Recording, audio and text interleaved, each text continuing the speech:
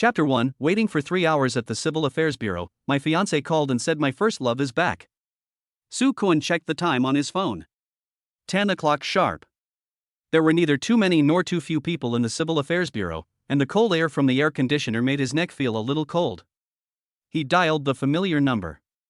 Hey, Lulu's mom, where are you? I'm waiting for you at the window. There was silence on the other end of the phone, and the background noise was a bit noisy, which didn't sound like they were on the road. Soo Kwon's son. Fong Lulu's voice was calm, so calm that it seemed strange. I'm not going. Soo Kwon's mind buzzed. Ah? Not coming? Are you tired from playing tiles with me last night? It's okay, I'll wait for you, no matter how long it takes. It's not that I'm tired, Soo Kwon. You only do it 7 or 8 times a night. It can't satisfy me. Let's break up. Separate? Soo Kwon felt like he had been punched in the face and was a little breathless. Why? Aren't we getting our marriage certificate today? I'm wearing the ring, don't make such a joke. I'm not kidding. There was a hint of impatience in Fong Lulu's voice. Nya Inian is back. Nya Inian. This name was like a needle, instantly piercing all of Soo Kwon's fantasies. That was Fong Lulu's first love, the one she always talked about, saying if he hadn't gone abroad. He's back, so what? What are these 3 years for us? We're getting married soon. 3 years? Fong Lulu laughed softly on the other end. Soo Kwon, ask yourself, how many days have you spent with me in these 3 years? You are either working overtime or on a business trip. I'm sick and you just tell me to drink more of your protein. I want you to watch a neon action movie with me, you never really satisfy my needs. Soo Kwon opened his mouth, but no sound came out. But Nya Inian is different. Fong Lulu's voice suddenly became sweet. He is back now and is with me every day. He drives me wherever I want to go. Whatever I wanted to eat, he would go all over the city to buy it for me. Soo Kwon's heart sank little by little. During these 2 months of wedding preparations, in order to earn more money to give Fong Lulu a grand wedding, I took on the company's most difficult and tiring project. It turned out that when he was tired like a dog, his fiancée was enjoying the moonlight with her first love. So, you're using the money I make to date him and be his mom? Soo Kwon, why are you talking so harshly? Fong Lulu's voice suddenly rose. What do you mean by using your money to be a mother? Can't I use my own money? Besides, I have only played tiles with you, and he has never even held my hand. I have been very good to you. I heard that Nya Inian is not good in that aspect, his movements are fast and short. But now he drives a Porsche and lives in a large flat by the river. Do you think I am worthy of your salary? We are not suitable. Although I like you, you have no money. How can you give me happiness? You have to understand that we are not from the same world. Soo Kwon suddenly calmed down, as if someone had poured a basin of ice water over him from head to toe, chilling him to the bone. Good. He only said one word. We break up. There was another silence on the other end of the phone. Fong Lulu seemed to have not expected that he would agree so readily, and was a little panicked. What do you mean? Soo Kwon, I'm telling you, don't try to keep me with this hard-to-get trick. It's useless. I'm telling you, Nya Inian is ready to propose to me. He will buy me a 5-carat diamond ring and give me the most grand wedding in the city. Can you afford these? She seemed to be showing off, but also to be cheering herself up. Soo Kwon didn't say anything else. He just hung up the phone silently. Returning to the home, he had decorated himself as his wedding home. The door is not locked. As soon as I opened the door, a strange smell mixed with takeout, perfume, and sweat hit me in the face. The living room was a mess. A woman's coat and stockings were thrown on the sofa, and leftover barbecue skewers and beer cans were on the coffee table. A pair of red high-heeled shoes that did not belong to Fong Lulu lay tilted at the entrance. The bedroom door was ajar, and bursts of suppressed and ambiguous sounds came from inside. It was the rhythmic creaking sound of the bed. There was also a woman's intermittent, kitten-like cry. And the man's heavy breathing. Soo Kwon's blood suddenly rushed to his head. Okay. Fong Lulu.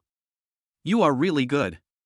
Not only was she fooling around with some strange man outside, but she also brought him back to our home? The anger burned away the last bit of his sanity. He kicked open the bedroom door. Bang! The door hit the wall with a loud bang. The two people on the bed were frightened by the sudden noise and screamed, rolling into a ball like two frightened quails. The bed was messy and the quilt had been kicked to the floor. The smooth skin was dazzling in the dim light. A pair of men's trousers was hanging on the head of the bed, and a pair of women's underwear was hooked on the desk lamp. The air was filled with an indescribable fishy and sweet smell. Soo Kwon saw clearly the face of the man on the bed. It's not Nia Inian. He is Fong Lulu's biological brother, Fong Liu. He didn't know the woman, and she looked terrified. He was frantically grabbing his shirt to cover his naked upper body, exposing a snow-white back. Fong Liu was not very panicked. He slowly pulled a thin blanket to cover his waist, and even had the leisure to raise an eyebrow at Soo Kwon. His face, flushed with excitement, was full of mockery and contempt. Hey, isn't this my future brother-in-law? He spoke lazily, his voice slightly hoarse from afterward. Oh no, now I should call him ex-brother-in-law? The girl under him chuckled in cooperation and rubbed her body against him restlessly. Fong Liu hummed comfortably, and one of his hands wandered dishonestly over the girl's smooth back, pinching it. What? My sister dumped you, and you came back crying? TSK, you look like a lost dog, so pitiful. Soo Kwon's fists were clenched so tightly that they made a crackling sound. In the past, because he was Fong Lulu's brother, Soo Kwon repeatedly tolerated him. He had no job, so he lived with Soo Kwon, eating and using his things, and often bossed Soo Kwon around. Soo Kwon endured it all. But now, what right does he have? Take your woman with you. Soo Kwon's voice was as cold as ice. Get out of my house. Fong Liu's expression changed instantly. He pushed the woman in his arms away and sat up straight. Hey! Soo Kwon, did you take the wrong medicine? How dare you talk to me like that? Who the hell do you think you are? A piece of trash that my sister kicked. Do you believe I can just call you and have my sister scold you like a clown? And make you look even more like a clown in her eyes? He seemed to find the threat powerful, and that smug smile appeared on his face again. But Soo Kwon smiled. It is a sneer of despair after extreme disappointment. I see. It turned out that in the eyes of his family, he had always been just a suck-up who came when summoned and dismissed when dismissed. A sucker who can be ordered around at will and have whatever he wants. Roll. Soo Kwon pointed at the door and spoke word by word. Or I can call the police and report you for trespassing. You. Fong Li's face turned purple with anger. You. Your sister and I have broken up. This is my home and has nothing to do with your Fong family. Soo Kwon interrupted him. Get out now, immediately, right now. Looking at Soo Kwon's cold eyes that were devoid of any emotion, Fong Liu shuddered for no reason. He climbed out of bed cursing and frantically searched for his clothes. The woman was also frightened and put on her skirt carelessly, forgetting even to put on her underwear. Everyone is welcome to put forward the character settings of the heroines in their minds. The author will try his best to meet your emotional needs in the text. Chapter 2, He's throwing a tantrum? He'll be begging me on his knees in a couple of days. Go away? You want me to go away? Fong Liu seemed to have heard a huge joke. He stepped barefoot on the cold floor. The pants he had just put on hung loosely around his waist, revealing half of his underwear. Soo Kwon, did you get kicked in the head by a donkey? My sister also owns this house. It's only natural for me to live in my sister's house. The woman in his arms also took courage and echoed him in a soft voice. That's right, brother Liu lives here, what does it have to do with you? Soo Kwon's gaze passed over them and fell on the bed that they had made a mess of.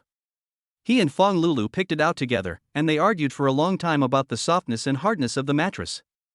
Now, there is a disgusting smell coming from it. This house is in my name. There was no trace of emotion in Soo Kwon's voice, but it made Fong Liu feel uneasy for no reason. So what if it's your name? I'm telling you, I've already discussed this with Lulu.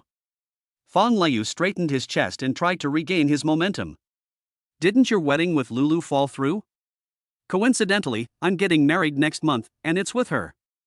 He pointed at the disheveled woman beside him. Haven't you already booked the wedding company and the hotel? I can use them, so we can save them from being wasted. And this house, transfer it to me as compensation for the emotional damage Lulu and I incurred from playing with you over the past few years. Soo Kwon finally showed some reaction. He smiled. The corners of his mouth were slightly raised, but there was no smile at all. You mean, I spent money, booked a venue, and decorated the wedding room, but ended up having a wedding for you? What else? Fong Liu looked as if it was a matter of course. What else do you want? My sister doesn't want you anymore, and you're still keeping these things for the new year? You're a piece of shit. You were able to marry my sister because of your ancestors' good deeds. Now she doesn't want you anymore. Isn't it your duty to make some contribution to me, your brother-in-law? Su Cohen didn't waste any more time talking to him. He took out his cell phone and dialed a number in front of Fong Liu. Hello, is this the property management? I'm in Building 17, Room 801. Someone is breaking into a private house. Please send 2 security guards over. The property customer service representative on the other end of the phone was stunned for a moment, then answered professionally. Okay, sir, we'll send someone over right away. Fong Liu's face instantly changed from smug to the color of liver. Su Kuan. How dare you? You called security? You actually called security for such a small matter. The woman next to him was also frightened and pulled his arm. Brother Liu, how about, we just go first? Why are you leaving? Fong Liu pushed her away. I'm not leaving today. I want to see what he can do to me. Su Kuan, let me tell you, if you dare let the security guard touch me today, I will call my sister immediately. I told her to throw all the things you gave her over the years into the trash. I asked her to call you a stingy person and a stalker in her circle of friends. Su Cohen seemed not to hear his shouting. He walked to the bedroom door where a suitcase was piled. It belongs to Fong Liu. He picked up the box and walked to the living room, then bent down to pick up the barbecue skewers, beer cans, and the pair of red high heels on the ground. All of it was stuffed into a big black garbage bag. Then he dragged the garbage bag and suitcase to the door. The security guard's hurried footsteps were heard outside the door. Knock, knock, knock. Sir, we are property security. Are you inside? Su Cohen opened the door. 2 uniformed security guards stood at the door with serious expressions. That's him. Su Cohen pointed at Fong Liu, who was stunned in the room. He's trespassing and refusing to leave. Please ask him to leave. You. Su Cohen. You bastard. Fong Liu rushed over angrily, but was held by 2 security guards on his arms, one on each side. Sir, please cooperate and come out with us. Let me go. Do you know who I am? My sister is Fong Lulu. Fong Liu was still struggling. Su Cohen put the bag full of garbage and the suitcase in the bag with an expressionless face. They pushed the door out together and fell right at Fong Liu's feet. Some barbecue grease and beer foam splashed onto the back of his bare feet, making them sticky. And these, your trash, take them with you. Su Cohen. Just wait for me. I won't let you go. Fong Liu's curses gradually faded away as his body was dragged away. The woman was so frightened that she crawled out. The whole world is finally quiet. Su Cohen closed the door, leaned his back against the cold door panel, and slowly slid down to the ground. He took out his cell phone and found the familiar avatar, the one he had pinned to the top of his WeChat account. The chat history still stops at this morning. He sent, "Wife, I'm leaving. See you at the Civil Affairs Bureau." Fong Lulu replied with a hum. Su Cohen stared at the word hum for a long time, then pressed the red delete button. The world seems to be quieter. On the other side, Fong Liu was so angry that she was shaking all over after being asked to leave the community by the security guard. He immediately took out his cell phone and called Fong Lulu, his voice filled with tears. Lulu. You need to take care of your ex-boyfriend. He's crazy. Fong Lulu was drinking afternoon tea with Nia Inian and frowned when she heard this. Brother? What's wrong? Did Su Cohen give you trouble? He's more than just causing trouble for me. He kicked me out of his house. He even asked the security guard to drag me out. He threw all my stuff into the trash can. Fong Liu cried with exaggeration. He also said that from now on, everyone in our Fong family will be trash, and he'll beat us up every time he sees us. Fong Lulu's face darkened. He really said that? Why would I lie to you? Lulu, he's just angry and embarrassed. He thought he could force you to turn back by using this method. You must not be soft-hearted. Fong Lulu sneered. Look back? He wishes. She took a sip of coffee, her tone full of contempt. Okay, brother, I get it. Just find a place to stay first, and I'll give you the money later. He's just trying to play hard to get with me, but I'm ignoring him.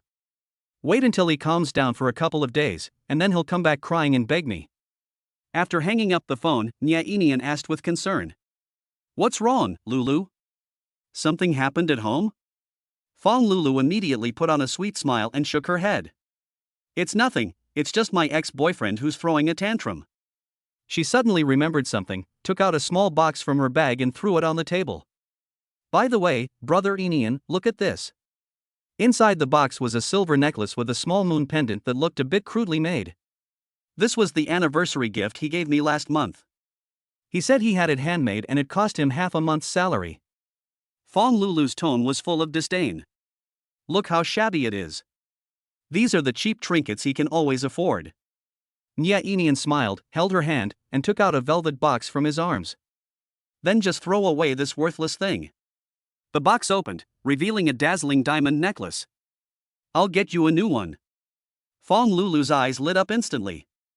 Su Koen did not go home. He didn't want to stay in that house that was filled with the smell of betrayal and filth for even a second. He found a bar and ordered a glass of the strongest whiskey.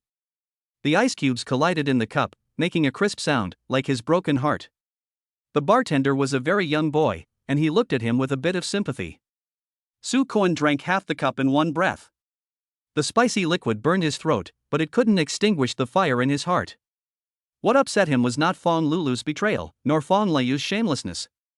He was thinking about how to tell his mother, who was far away in his hometown, that this wedding could not take place. His mother was in poor health, and she was so happy about his marriage that she couldn't sleep for several nights. My phone vibrated. It was a message from the company's project group. He clicked it, took a look, and then closed it in annoyance. Just then, out of the corner of his eye, he caught a glimpse of a woman in a tight black miniskirt at the other end of the bar. The woman had her back to him, her figure slim and slender, revealing a large, smooth and delicate back. Her long black hair fell to her waist like a waterfall, swaying gently as she shook her wineglass. A faint fragrance wafted through the air.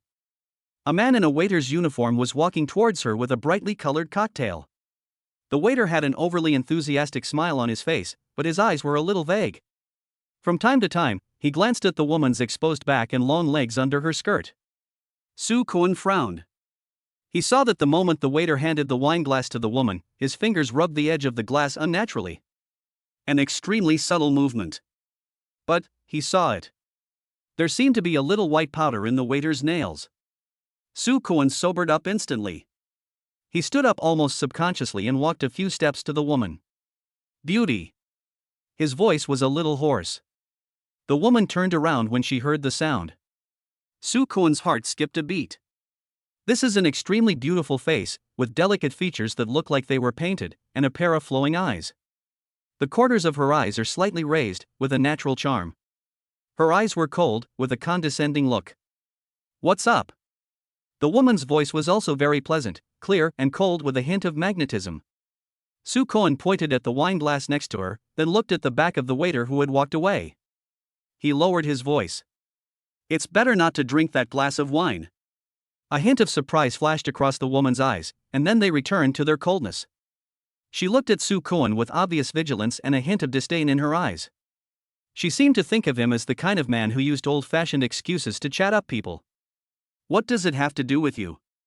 Su Koen felt helpless. He knew that he looked so dispirited now, just like a person on the side of the road. He didn't want to meddle in other people's business. But those eyes looked too much like a kitten he once raised, stubborn and fragile. That waiter just now had dirty hands.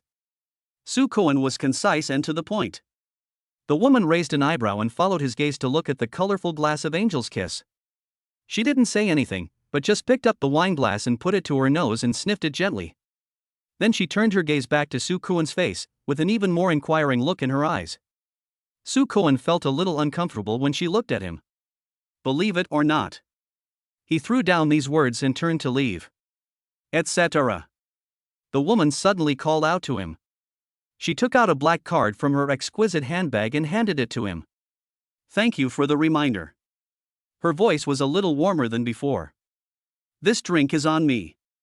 Her fingers accidentally brushed against the back of Soo Kwon's hand. Warm and smooth. Like fine silk. Everyone is welcome to put forward the character settings of the heroines in their minds. The author will try his best to meet your emotional needs in the text. Chapter 3, Mr. Shin ordered, check the color of his underwear. Soo Kwon stared at the black card. The card has gold-stamped edges and a simple design, yet it exudes an indescribable elegance. The woman's fingers were very white, her nails were neatly trimmed and painted a light nude color. They sit so lightly on the card, displaying a piece of art. No. Soo Kwon's voice was still hoarse. He took a half step back, widening the distance between them that was a little too close. He refused. There was a hint of genuine surprise in the woman's alluring eyes. It didn't seem to occur to her that anyone would reject her. Soo Kwon's gaze lingered on her face for a moment. This face is so beautiful that it seems unreal. Especially the small teardrop mole under her eye, like a bit of cinnabar. It falls perfectly on the snow-white rice paper, making the whole face come alive. For some reason, he felt that it looked familiar. It seems like I've seen it somewhere. But I can't remember. I'm just passing through. After Soo Kwon finished speaking, he turned around and walked towards the bar door without looking back. The back of his white shirt was stained with sweat from all the running around. Under the dim and ambiguous light of the bar, it pressed tightly against his back, outlining the firm lines of his muscles.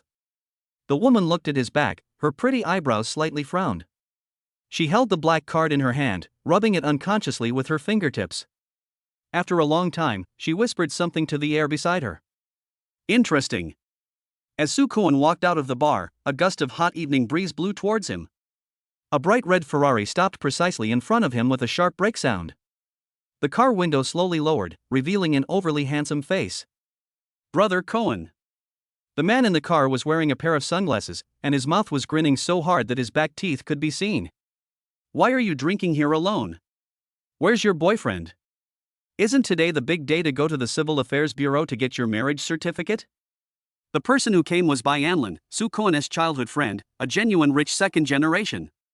Soo Kwon opened the car door and sat in the passenger seat. The air conditioning in the car was turned up high, and there was a sweet smell of perfume. We've split up. Soo Kwon's voice was very soft, but it was like a bomb, exploding in the narrow carriage. The smile on Bai Anlin's face froze instantly. Divided? Holy shit. No way. Is that woman Fong Lulu crazy? Did she kick you out? Soo Kwon leaned back in his chair, closed his eyes, and looked a little tired. Bai Anlin was so angry that he punched the steering wheel. Damn it. Why does she have the right? I've been disgusted with her and her useless brother for a long time. All they do is exploit you. Brother Cohen, tell me, has she made any excessive demands again? Are you going to get a bigger diamond ring? Or a new bag? Soo Kwon shook his head. Neither. He opened his eyes, and there was no sadness in them anymore, only a calmness that saw through everything. Her first love is back. Bai Anlin was stunned and then started cursing. Damn it. That pretty boy Nya Inian? Didn't he go abroad a long time ago? This woman is such a jerk. Is she treating you as a backup? No, I'll find someone to break that kid's legs. Never mind. Soo Kwon interrupted him calmly. It just so happens that I don't want to stay at that crappy company called Lonely Seeker anymore. I'm going to quit my job and start my own business.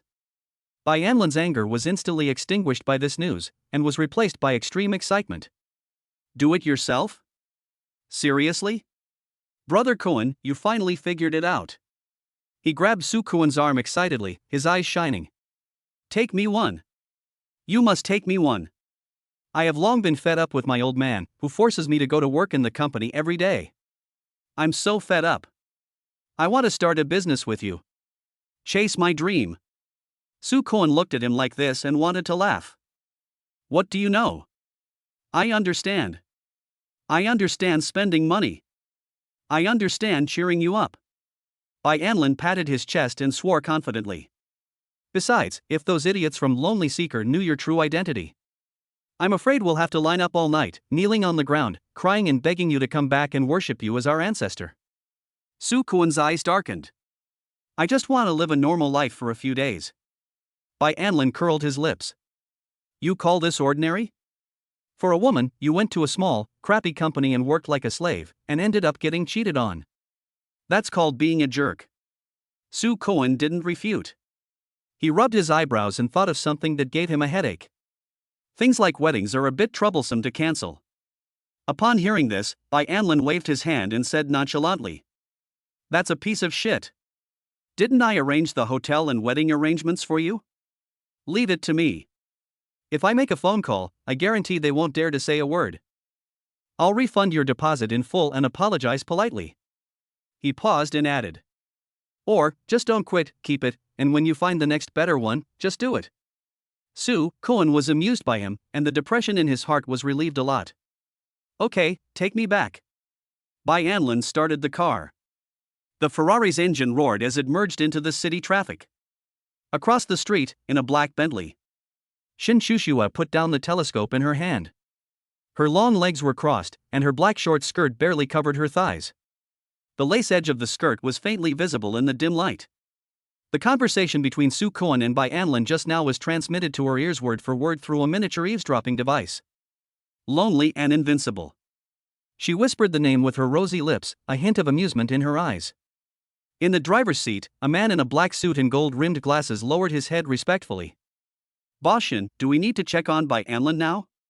Shin Shushue shook her head. Need not. She tapped her fingers on her knees, again and again. Go, find me all the information about this man named Su Cohen from birth to the present. I want to know everything about him, including the color of his underwear he was wearing last night. The man's body stiffened for a moment, but he responded immediately. Yes, Mr. Shen. Shin Shushue looked out the window again, and the bright red Ferrari had disappeared into the night. The corners of her mouth curled up in a cold arc. Also, notify them. It's time to let Mr. Lee from 666 Company know what living a life worse than death means. Yes. After the man finished speaking, he quietly took out his cell phone and began to edit the message.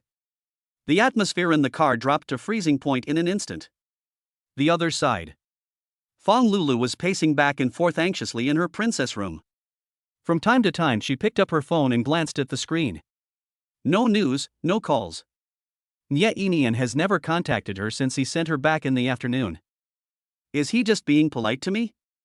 Did he never think about getting back together with me? Was it just a gentlemanly gesture that he gave me that diamond necklace? A series of questions made her feel upset. The diamond necklace around her neck also became cold at this moment, hurting her skin. No, we can't just sit there and wait for death. Fong Lulu gritted her teeth, picked up her phone, and clicked on Nye Inian's WeChat profile picture. Her fingers quickly typed the next line of words. Brother Inian, I'm really sorry today. My brother doesn't think before he speaks. I'm sorry to bother you. I'll have him move the things he left at Su Cohen's place tomorrow and return them to Su Cohen. Send. Then she sent another one. Oops, sorry, I sent it to the wrong person.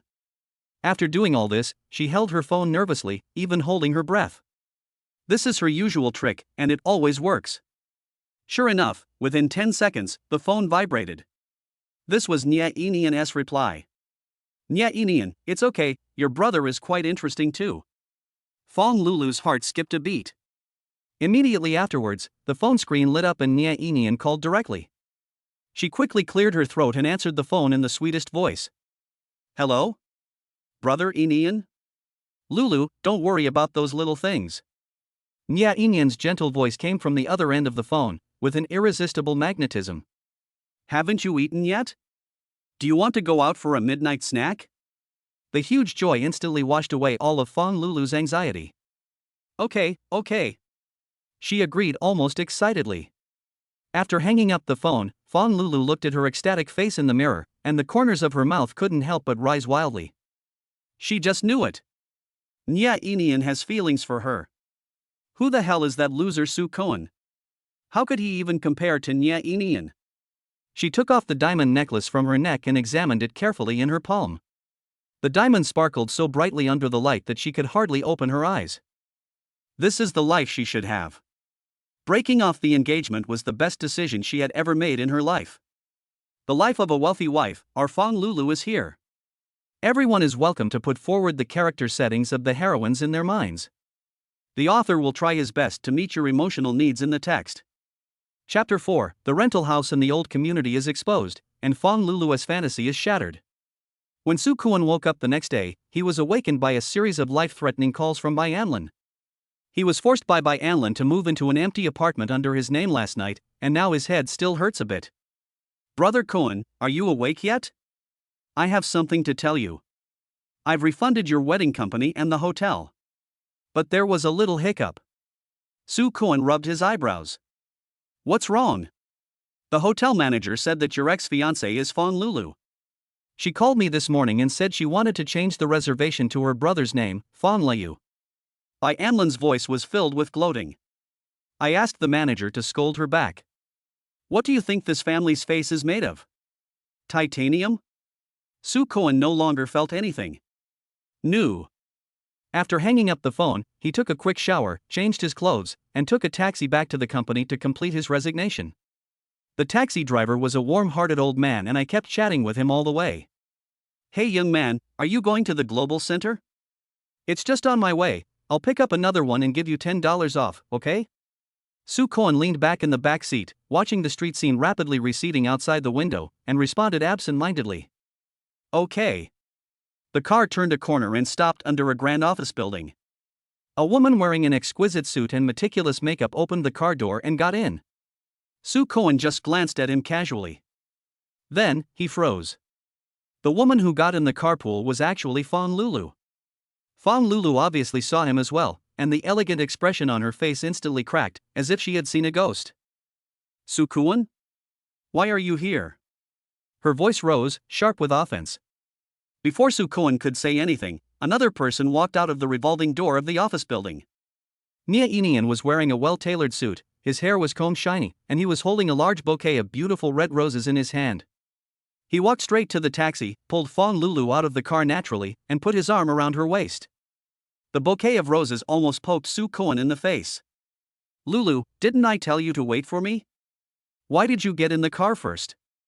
Nia Inian's voice was so gentle that it could squeeze water out of it, but his eyes were like knives, scraping across Soo Kwon's face. He saw Soo Kwon and a provocative smile appeared on his lips.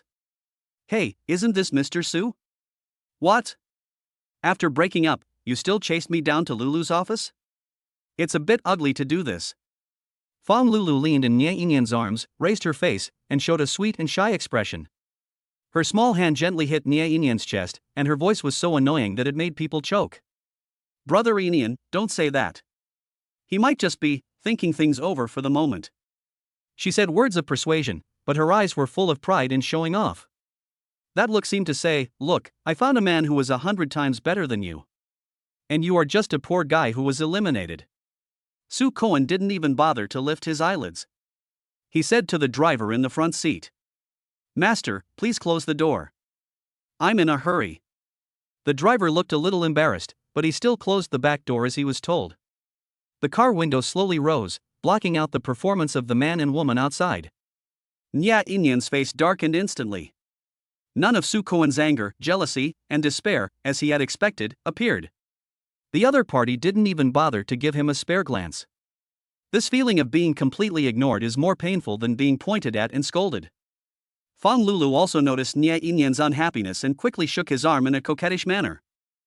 "Brother Inyan, ignore him, let's go. Didn't you say you were going to take me to a surprise place?" Nia Inyan took a deep breath and forced a smile. "Okay, let's go." He hugged Fong Lulu and turned to walk towards a white BMW parked on the side of the road. Fong Lulu got into the car, her heart filled with endless imagination about the future. A large riverside apartment, a grand proposal, a 5-carat diamond ring. Her life was about to reach its peak from then on. However, the car did not go to any of the wealthy areas she had imagined. Instead, it drove further and further off the road, and finally stopped at the gate of an old residential complex that looked quite old. The paint on the walls of the community is mottled and peeling, revealing the gray cement underneath. Colorful sheets and underpants were hung out to dry at the entrance of the corridor. The smile on Fong Lulu's face stiffened a little. "Brother Inian, this is. Here we are." Nia Inian parked the car and took her into a residential building. The corridor was dimly lit, and the air was filled with a damp, musty smell mixed with an indescribable smell of food. The voice-controlled light was broken, so Nya Inian walked to the third floor in the dark, took out his key and opened a paint chip security door. "Come in, my little princess." The door opened. Fong Lulu looked at the scene in front of her, her head buzzed, and she almost stopped thinking. There are no crystal chandeliers, no leather sofas, and no floor-to-ceiling windows with river views. There is only an open space of less than 40 square meters. A small single bed was against the wall, with the quilt piled in a mess. On the small table beside the bed, there was a bucket of half-eaten instant noodles, and the packaging of a few sausages was scattered beside it. The entire room was filled with the unique smell of a geek's dormitory, a mixture of foot odor and the sour smell of instant noodle seasoning. Is this what he meant by a surprise? You live here? Fong Lulu's voice was trembling. Yes. Nya Inian was quite comfortable. He took off his suit jacket and threw it on the bed, revealing the yellowed white shirt underneath. He walked over and hugged Fong Lulu in his arms. The smell of cheap cologne mixed with sweat on his body made Fong Lulu feel nauseous. "Lulu, I miss you so much." His mouth came closer, with a hint of garlic. His rough palm began to wander dishonestly on her smooth back. Even tried to reach under the hem of her skirt. He rubbed the lace edge of the skirt roughly, causing waves of uncomfortable itchiness. "Don't touch me." Fong Lulu pushed him away as if she had been electrocuted.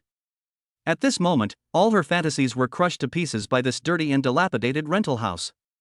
"Nya Inian. What do you mean? Don't you drive a Porsche and live in a riverside apartment? Is this your apartment?" Nya Inian staggered after being pushed by her, and the mask of kindness on his face could no longer be maintained. He sneered, took out a cigarette from his pocket and lit it in a frivolous manner. "The Porsche is rented and the house belongs to a friend." "What's wrong? Baby, you don't really think I'm still the rich second generation I was back then, do you? My family went bankrupt a long time ago."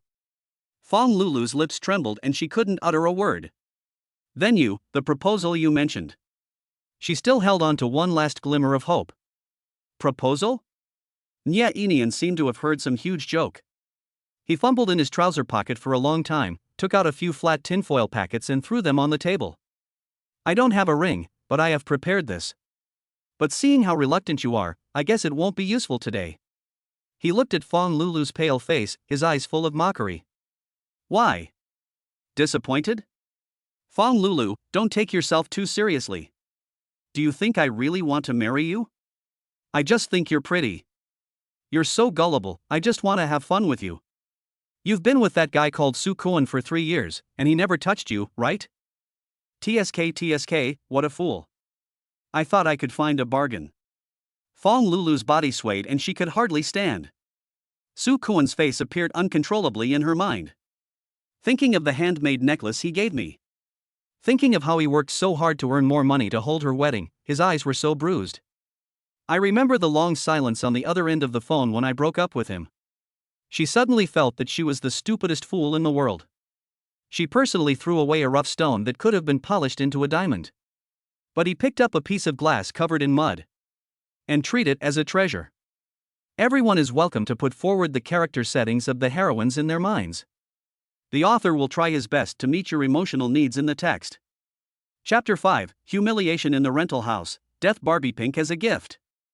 Nya Inian looked at Fong Lulu's pale face, and instead of feeling any pity, he found it even more amusing. "What's wrong, my little princess?"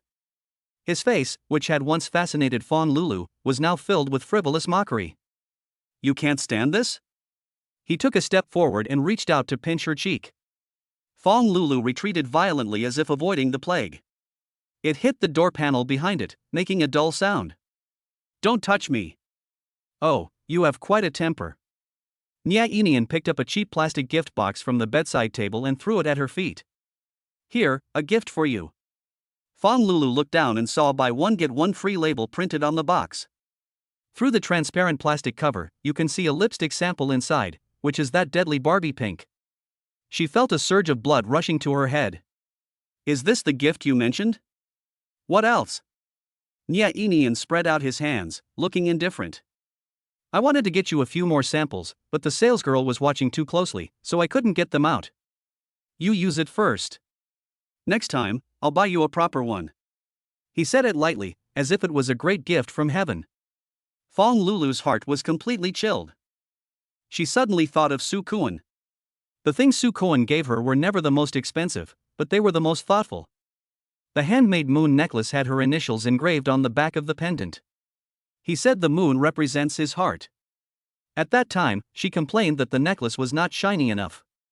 Now that I think about it, I was really blind. I want to go home. There was a cry in Fong Lulu's voice. What home are you going back to? Nya Inian frowned impatiently. He walked over, grabbed her wrist and dragged her into the room. Since you're here, why rush? He was very strong, and his fingers gripped her like a pair of iron pliers. Fong Lulu struggled, and her high heels made a harsh sound on the floor. Let me go. Nya Inian threw her on the bed. The single bed that smelled sour became thicker because of her weight. He let out a groan of being overwhelmed. He pressed forward with his whole body. Don't move. His warm breath sprayed on her ear, with a strong smell of garlic, which made her feel nauseous. Lulu, be good. He rubbed his palm over her flat belly through the thin fabric of her skirt. The lace edge of the skirt was hooked by his other hand and slowly lifted up. A hint of coolness came from the base of the thigh. Fong Lulu's whole body was stiff. Her mind was blank, with only one thought screaming wildly. Call Su Kuan. Let him come and save me. She didn't know why this thought came to her mind, as this was obviously the man she despised the most. But at this moment, she missed the smell of him so much.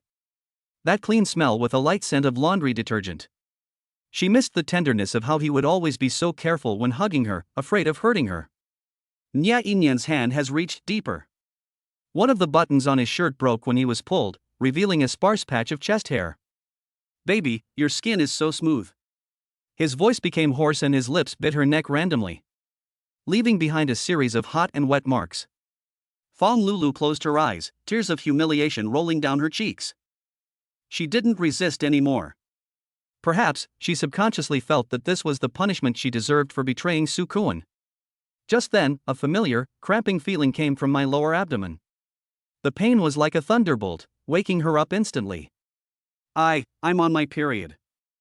She pushed the man away, her voice weak from the pain. Nya Inian paused, the desire on his face instantly faded, replaced by an expression of disgust. What a bummer. He climbed off her and scratched his hair irritably. All right, then hurry up and go. Fong Lulu felt as if she had been pardoned. She crawled out of the bed, grabbed her bag and rushed out. She didn't even dare to look back at the man. Back to my bedroom, which was decorated like a princess room.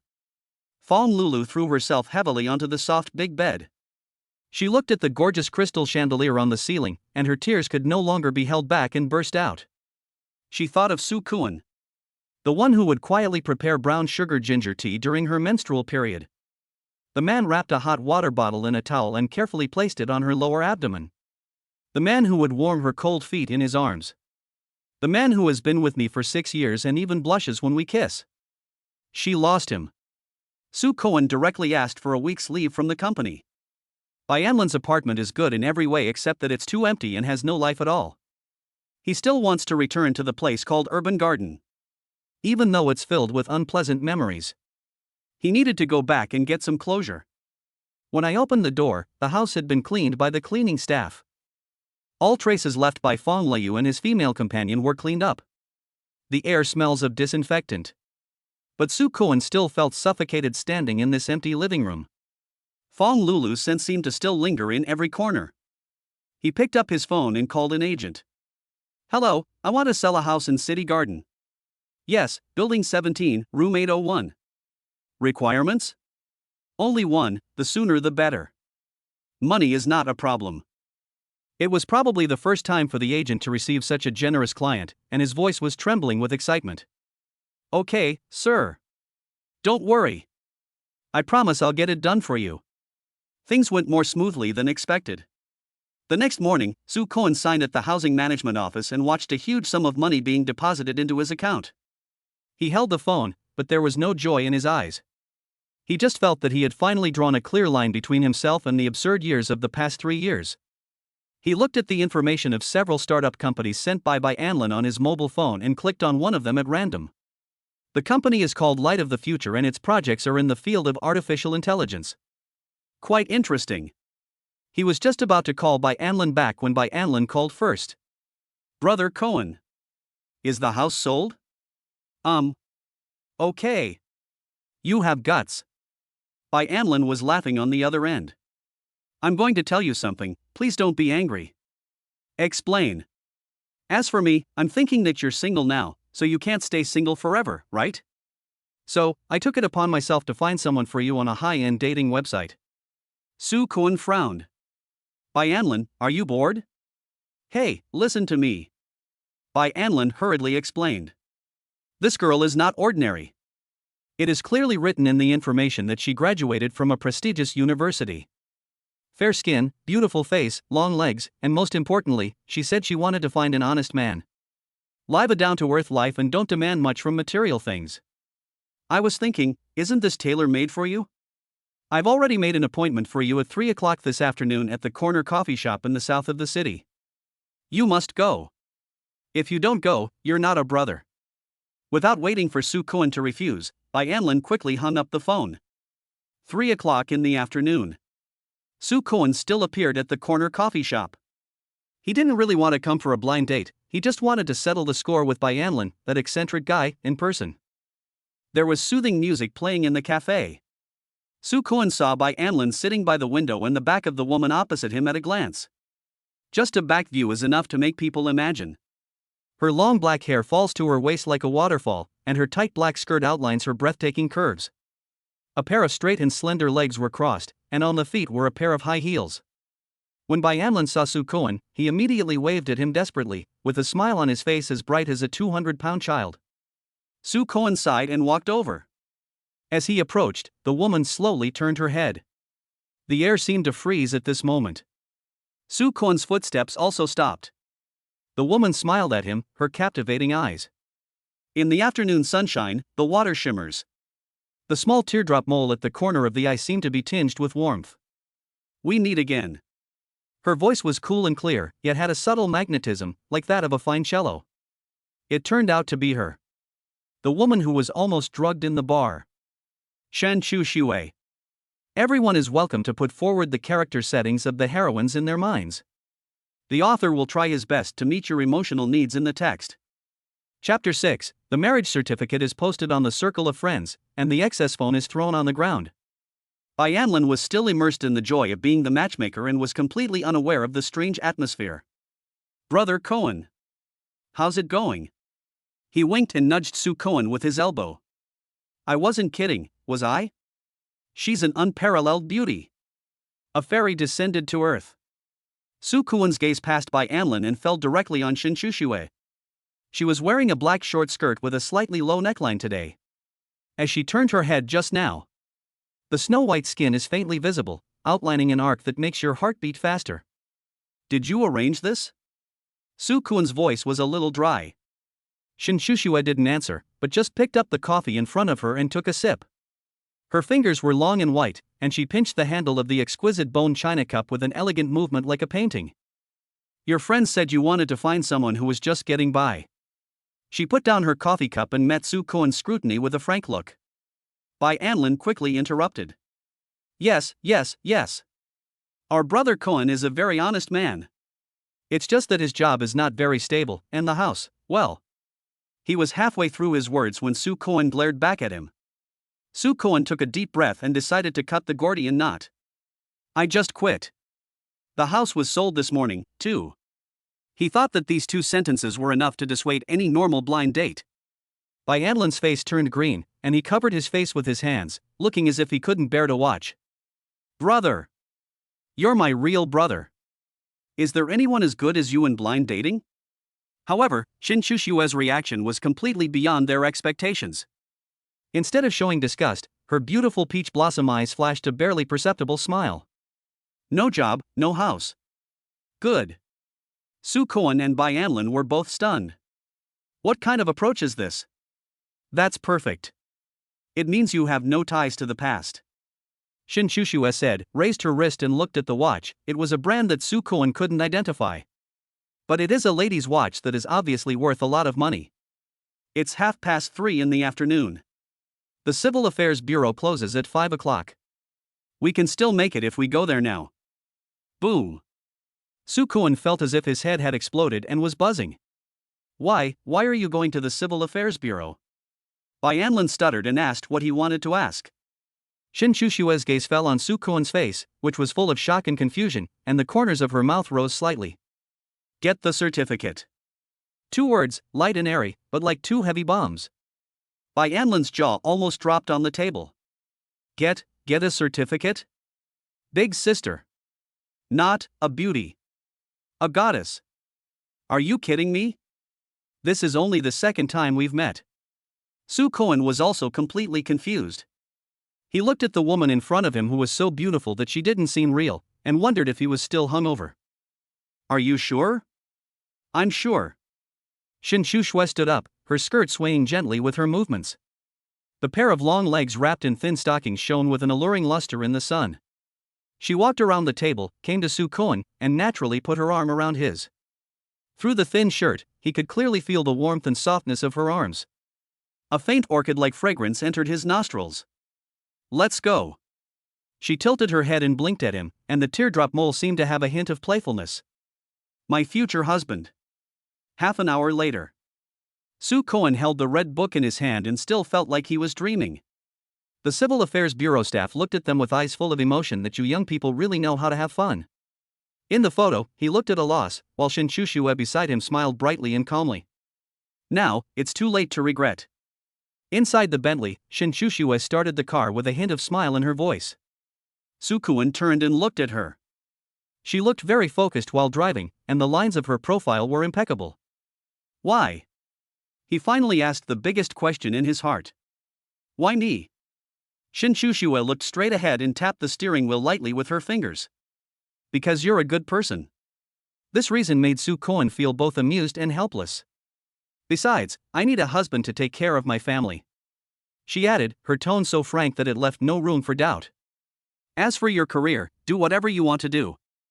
I can support myself, and if necessary, I can support you. These words shocked Soo-kwon more than any love words. He thought of Fong Lulu's face that looked down on him for being poor, and felt mixed emotions. Send me your current address. Shin Shushue's voice interrupted his thoughts. I'll have my things delivered. Soo-kwon was stunned for a moment before he reacted. They are now husband and wife. We are going to live together. On the other side, in a black business car. The assistant wearing gold-rimmed glasses was petrified when he saw the photo of the marriage certificate sent by Shin Shushue on his mobile phone. Boss Shin, isn't this too hasty? His voice was trembling. Shin Shushue's calm voice came from the other end of the phone. Not rash. Go and clean up the top-floor duplex in Tianyue mansion that I own. Also, call my family and tell them I'm getting married. Ask them to stop arranging those messy blind dates for me. The assistant pushed up his glasses, feeling that his worldview had been greatly impacted. Yes, Mr. Shin. After hanging up the phone, Shin Shushue looked at the address Soo-kwon had just sent on her phone, and a playful smile appeared at the corner of her mouth. Bai Anlin's apartment. Quite interesting. Soo-kwon sat in Bai Anlin's red Ferrari. Looking at the night scene rapidly receding outside the window, he still held the red book tightly in his hand.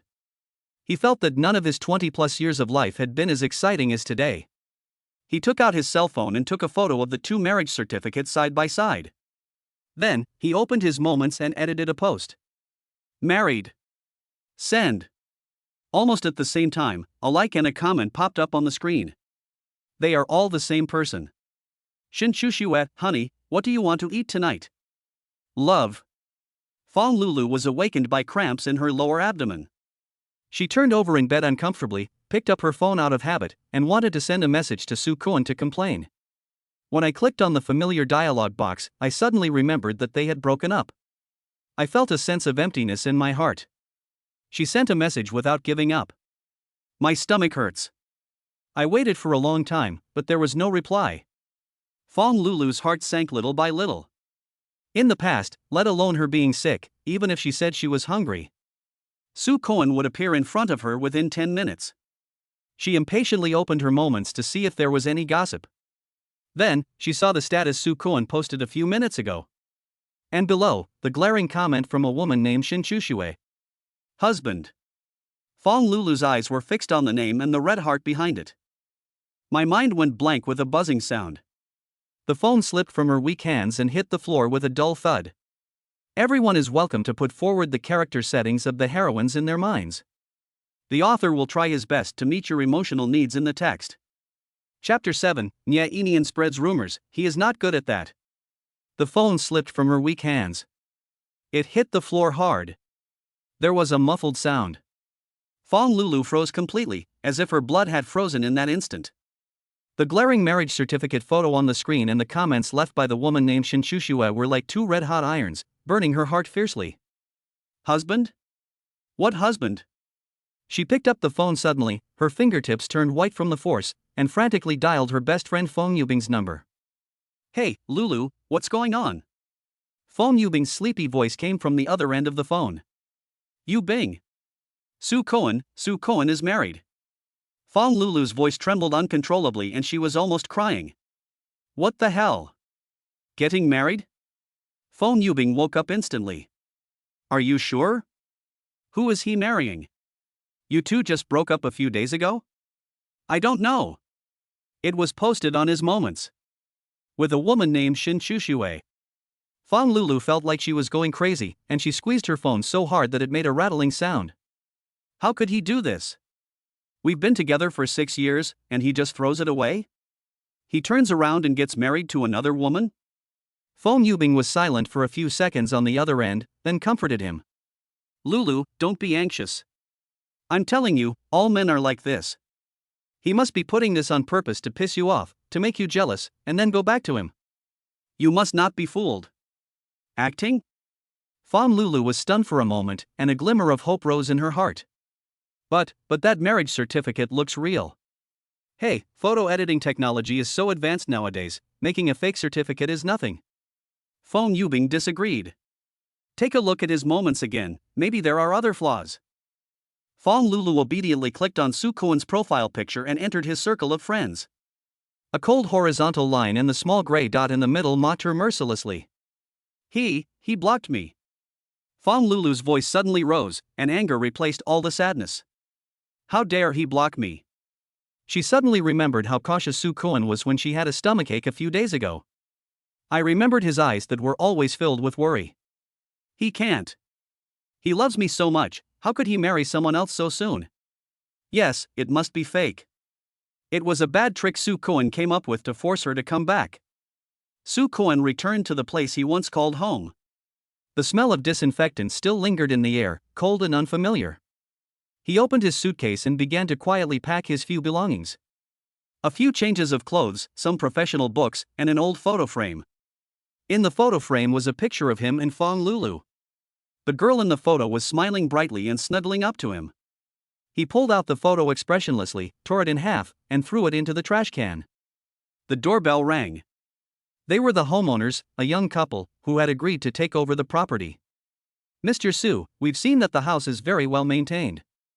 The woman said with a smile. It's nothing, as long as you like it. Su Cohen responded calmly and handed the key to them. Just then, his cell phone started vibrating wildly. A name that was very familiar to him was jumping on the screen. Duguchobai. It was the boss of his former company, Mr. Lee. Su Cohen walked to the balcony and pressed the answer button. Su Cohen. Where have you been? As soon as the call was connected, Mr. Lee's roar exploded. The server is down, didn't you know that? Now. Immediately. Get back to the company. Su Cohen held the phone a little further away, his tone as calm as a pool of stagnant water. Mr. Lee, I've asked for a week's leave. You signed the handover form. I don't care what kind of leave you're taking. The company is paying you to take a vacation. Mr. Lee was furious. I'm telling you, if this project fails, you won't get a single cent of the bonus. Oh. Su Cohen responded nonchalantly. Then I won't take it. I resign.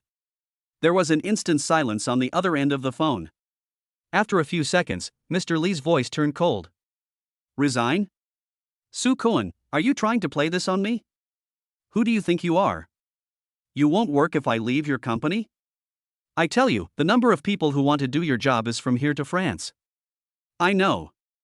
Sukuan even chuckled. Then I wish Mr. Lee to recruit more useful talents as soon as possible. After saying that, he hung up the phone and added Mr. Lee's number to the blacklist. Then, he opened his email, found the resignation letter he had written long ago, and clicked send. The whole world became a little quieter. In the office, Mr. Lee looked at the hung-up phone and his face turned purple with anger. He thought about it, opened the address book, and found Fong Lulu's number. Humph, you're willing to die for a woman, what a loser.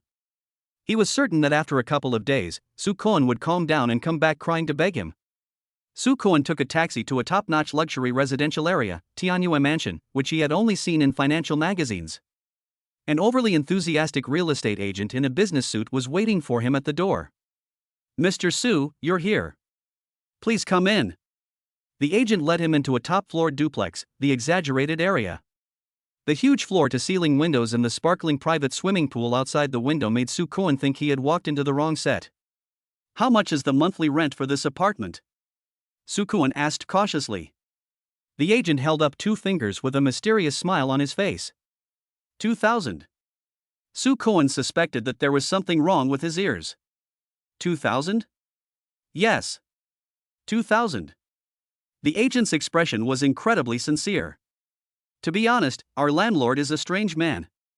He said that this house can only be occupied by the right person. Money is nothing but clouds. When he first saw your photo, he said you had amazing bones and an auspicious face, and that you were exactly the person he was looking for. The corners of Su Koan's mouth twitched, and he felt that his IQ was insulted. But he still took the contract and read it carefully. It's clearly written in black and white that it is indeed 2,000 a month. He took out his cell phone and took a video of this ridiculously luxurious house. The living room is big enough for a party, and the spiral staircase seems to lead to heaven. He even got a close-up of the jacuzzi that could fit 2 people. He sent the video to the woman who had just become his legal wife. Su Koan, is this okay for our future home? Almost an instant reply. Shin Chushue, very good. I'll have someone deliver the stuff over later. Su Koan looked at his phone, took a deep breath, and signed his name.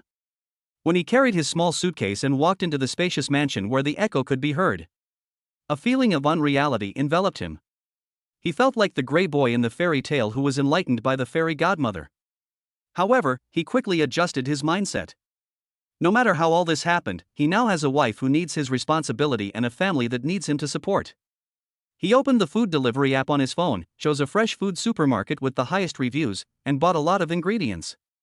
Then, he sent a message to Shin Chushue. Su Koan, what do you want to eat? I'll make it for you. Come home for dinner tonight.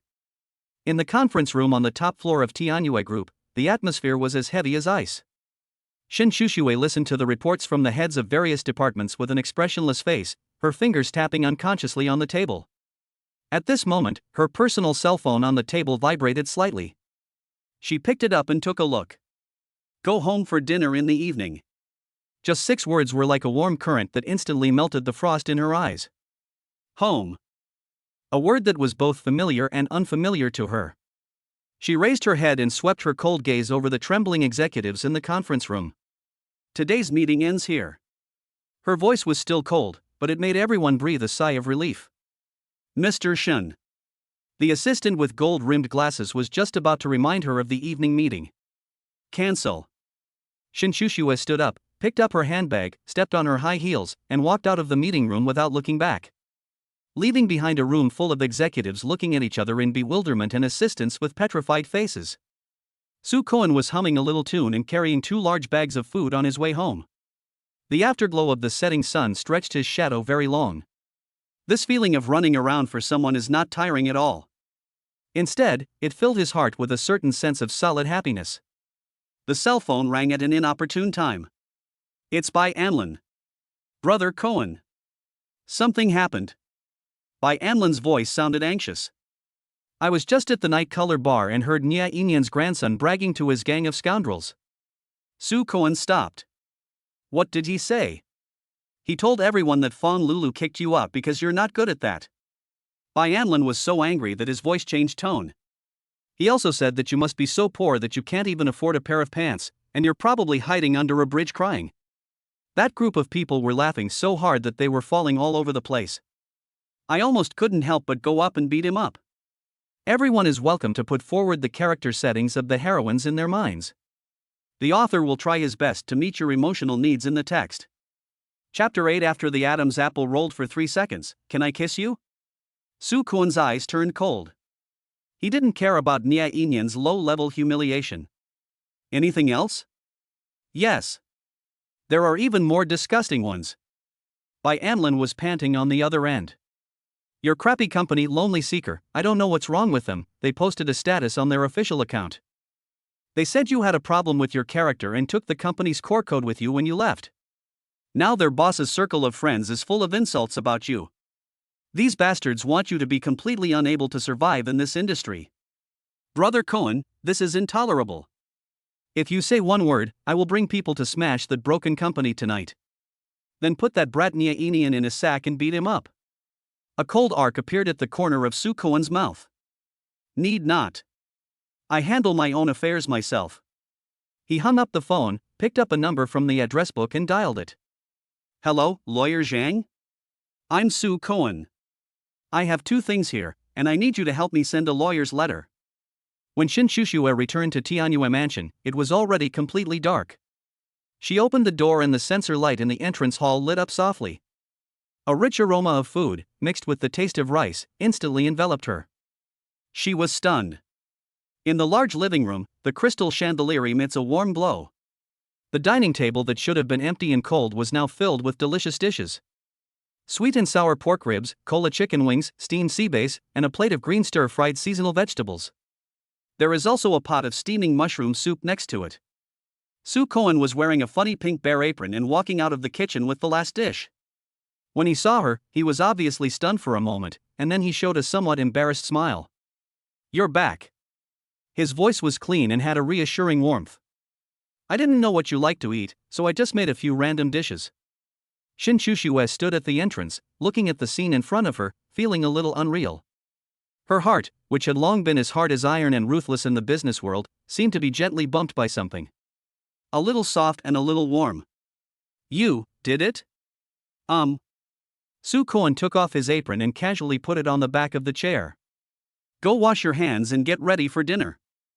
His tone was so natural, as if they had been married for many years. Shin Shushue changed her shoes and walked to the dining table. She looked at Soo Kwon's face with a gentle smile. Suddenly I felt that this man who got married after only meeting twice. It seems, not that annoying. Even, it's a bit pleasing to the eye. Why don't you sit down? Soo Kwon had already pulled out a chair for her. Shin Shushue came to her senses and sat down. Soo Kwon poured her a bowl of soup and pushed it in front of her. Have some soup to warm your stomach first. Shin Shushue picked up the spoon and took a small sip. The soup was fresh and the temperature was just right. A warm current slid down her throat into her stomach, dispelling her fatigue from the whole day. Is it tasty? Soo Kwon looked at her expectantly. Shin Shushue raised her head, met his sparkling eyes, and nodded as if possessed. Delicious. Soo Kwon smiled. It wasn't a fake smile, but one that came from the heart, with a smile in the corners of the eyes. Like the warmest ray of sunshine in winter. Shin Shushue looked at his smile and suddenly felt dazed. The meal was unusually quiet, but not awkward at all. Neither of them spoke, only the occasional crisp sound of dishes and chopsticks colliding could be heard. After finishing the meal, Soo Kwon was about to get up to clean up the dishes. Let me do it. Shin Shushue stood up first. Soo Kwon was stunned. You? Shin Shushue has already started to clear the dishes on the table. Soo Kwon looked at her well-maintained hands, even her nails were shining with health. I was about to touch those greasy dishes, but I subconsciously wanted to stop myself. Let me do it, don't get your hands dirty. He thought of the past. He did the same at Fong Lulu's house, never letting her do any housework. Shin Shushue paused. She turned her head and looked at Soo Kwon, with an indescribable emotion in her eyes. We are husband and wife. Housework is a 2-person job. Soo Kwon's heart was stabbed again. He didn't insist anymore. However, when Shin Shushue turned around and walked towards the kitchen with the plate. Her long black hair, which was like a waterfall, had a few strands hanging down unruly, almost falling into the soup and the plate. Etc. Su Koen stepped forward quickly. Shin Shushue felt someone approaching from behind, but she hadn't reacted yet. Su Koen was already standing behind her, his hands around her shoulders, reaching towards her ears. A clean and refreshing masculine scent instantly surrounded her. Shin Shushue's body suddenly froze. She could clearly feel the man's warm chest, vaguely pressed against her back through the thin fabric. His fingers were very flexible, with a few calluses on them, and he gently gathered her scattered hair. His fingertips accidentally brushed against her sensitive earlobe and then across her smooth neck. It brings a subtle, heart-pounding itch. Shin Shushue's breathing became irregular. She could even hear her own heartbeat like a drum. My cheeks started to heat up uncontrollably. All right. Su Koen's voice sounded above her head, with a barely perceptible hoarseness. He quickly stepped away, widening the overly ambiguous distance between them. Shin Shushue finally breathed a sigh of relief, but inexplicably felt a sense of loss. She turned around and wanted to say thank you. But he saw that Su Koen had turned around, and the tips of his ears were so red that they seemed to be bleeding. He was pretending to be calm as he cleaned up the remaining things on the table, but his movements seemed a little flustered. Shin Shushue looked at his panic and couldn't help but raise the corners of her mouth slightly. This man seemed much more innocent than she had imagined. A bold idea suddenly emerged from her mind. She walked into the kitchen and looked at the room filled with buttons. The dishwasher, which looks very high-tech, has a distressed expression. How do I use this? Her voice was soft, with just the right hint of helplessness. Su Koen was washing the foam off his hands at the sink. He turned around when he heard the sound. I'll teach you. He walked up to her, his tall figure almost covering her. The kitchen space is not big to begin with, and two people standing together seem a bit crowded. The air was filled with the lemon scent of dishwashing liquid and the faint orchid fragrance of her body. Look, press this power button first. Su Koen leaned over and pointed his finger at a button on the dishwasher panel. He was very close to her. He was so close that when Shin Shushue tilted her head, she could see his clear jawline and the sexy curve of his Adam's apple as it moved up and down. Her heartbeat began to speed up again. Then put the bowl in and press this. Su Koen said this and naturally held her hand on the operating table. His palms were large, dry, and warm. So gently, he wrapped around her slightly cool fingers. Shin Shushue's hand trembled. Su Koen also felt the softness and delicacy in his palm. Like a piece of fine warm jade. An electric current instantly ran through the body from the point where the two people touched. Su Koen's Adam's apple rolled uncontrollably. He held her hand, led her, and pressed the start button. The dishwasher made a soft humming sound. But he didn't let go of her hand. In the kitchen, it was so quiet for a while that all we could hear was each other's breathing and the increasingly rapid heartbeats. The ambiguous atmosphere continued to ferment and heat up in the small space.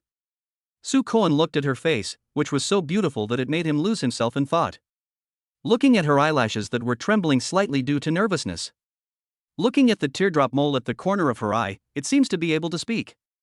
Look at her rosy and plump lips, which seemed to be inviting people to taste them. A thought was clamoring wildly in his mind. He took a deep breath, his voice low and hoarse, with a hint of nervousness that he himself was not even aware of. Shen Shushue. He called her by her full name. Can I kiss you? Everyone is welcome to put forward the character settings of the heroines in their minds. The author will try his best to meet your emotional needs in the text. Chapter 9. The master bedroom bed was empty, she called softly, "Husband." The air seemed to freeze. Su Koen's heartbeat was infinitely amplified in the small kitchen, boom, boom, boom, like the beating of a drum. He looked at Shin Shushue's bright eyes and the small teardrop mole at the corner of her eyes. It seemed to be covered with a layer of moisture, which made his mouth dry. He thought he must be crazy. That's why he asked such a shocking question. Shin Shushue didn't say anything. She just raised her chin slightly, and her graceful swan neck formed a perfect arc. The long eyelashes, like two small fans, trembled gently. This silent acquiescence is more deadly than any words. Su Koen felt his mind go blank, and his body slowly moved forward uncontrollably. Just before his lips were about to touch that soft spot, Shin Shushue suddenly stretched out her index finger and gently touched his lips. The fingertips are slightly cool, with a faint fragrance. Su Koen froze. What's the rush? There was a hint of smile in her voice, and a kind of seductive charm in her cold voice. Then, under Soo Koon's astonished gaze, she took the initiative to stand on tiptoe. Soft lips with a hint of sweetness were pressed against my lips. Like a dragonfly skimming the water. Instantly separate. There was a loud bang in Soo Koon's mind, and brilliant fireworks exploded. He didn't even have time to feel the softness before she pulled away. Your skills need to be improved. Shin Shushue licked her lips, with a sly smile in her eyes, like a cat that had eaten something fishy. After she finished speaking, she turned and walked out of the kitchen, leaving Soo Koon alone there, his hair disheveled in the wind. Fong Lulu's bedroom was a mess. She threw brand-name bags and clothes all over the floor. She sat on the bed, hugging her knees, her eyes red. The bedroom door was pushed open. Yang Lingling, wearing silk pajamas, walked in and frowned immediately when she saw the mess on the floor. What are you crazy about? Mom! When Fong Lulu saw her mother, tears suddenly welled up in her eyes and she threw herself into Yang Lingling's arms. Soo Koon doesn't want me anymore. He married another woman. Yang Lingling was stunned for a moment, then patted her daughter on the back. What marriage? Don't listen to his nonsense. As a man, I'm just being a little bit stubborn, trying to make you submit. But I saw it with my own eyes. He posted the marriage certificate on his WeChat Moments. Fong Lulu cried so hard that she was out of breath. Yang Lingling's face darkened. When you broke up with him, did you take the 500,000 yuan betrothal gift he gave you? Fong Lulu stopped crying. I didn't want it. What did you say? Yang Lingling's voice suddenly rose and she pushed her away. Is your head filled with mush? We can break up, but why don't you want the money? That's what he should give you. Fong Lulu was stunned by her mother's yelling. Mom, we broke up. You should get it even more after breaking up. Yang Lingling poked her forehead in frustration. You've been dating him for 6 years and gave him your best years. What happened to 500,000? Did he lose a penny? What are you going to do now? What about Nya Inian? Didn't I say I wanted to propose to you? Where is he? When Nya Inian was mentioned, Fong Lulu's face turned even paler. She didn't dare tell her mother that the so-called rich second generation. In fact, he is a con man who lives in a rented house and drives a rented Porsche. He said he would give me a surprise on May 20th. She had no choice but to lie. Surprise? Can surprise be eaten? Yang Lingling was furious. I'm telling you, Fong Lulu, you need to call Soo Koon right now. Apologize to him, give in to him, and tell him you're sorry. Mom! I'm not going. Fong Lulu screamed. Why should I apologize to him? He's the one who wronged me. He was the one who married another woman first. You. Yang Lingling pointed at her, so angry that she couldn't speak. You're really going to piss me off. Do you think you're still an 18-year-old girl? Can you be so picky? Although Soo Koon is a little dull, he is sincere to you. You lost him, you'll regret it someday. Soo Koon felt like a puppet. Shin Shushue said she wanted to take a shower. He stared at her blankly, as if he didn't know the way. He walked up to the second floor as if he knew the way and pushed open the door of the master bedroom. She walked inside that valuable house. Like a queen patrolling her territory. A strange feeling arose in Soo Koon's heart. The words of the real estate agent rang in his ears again. The landlord is a strange man. When I first saw your photo, I said you had amazing bones. He shook his head, thinking he was overthinking. He walked into the guest bathroom and turned on the shower. The cold water poured down from above his head cleared his confused mind a little. He thought of the 3 years he spent with Fong Lulu. Not to mention kissing, even holding hands, he had to be cautious, for fear of offending her. He thought it was respect and care. Now that I think about it, it was just my wishful thinking. And Shen Shushue. That strong kiss with a hint of sweetness came to his mind again. Soo Koon scratched his hair irritably. After taking a shower, he came out wrapped in a bath towel. When I looked up, I saw Shin Shushue standing in front of the floor-to-ceiling window in the living room. She also finished her bath. She was wearing a black silk suspender nightgown, the hem of which just covered her thighs. Under the soft light, those two straight and slender legs. It had an ivory-like sheen that made him dizzy. She seemed to have heard the voice and slowly turned around. Her wet long hair was casually draped over her shoulders. A few strands of hair playfully clung to her delicate collarbone. That face without makeup has a more pure and seductive look than the one with makeup on. Soo-kwon felt his breathing stagnate again.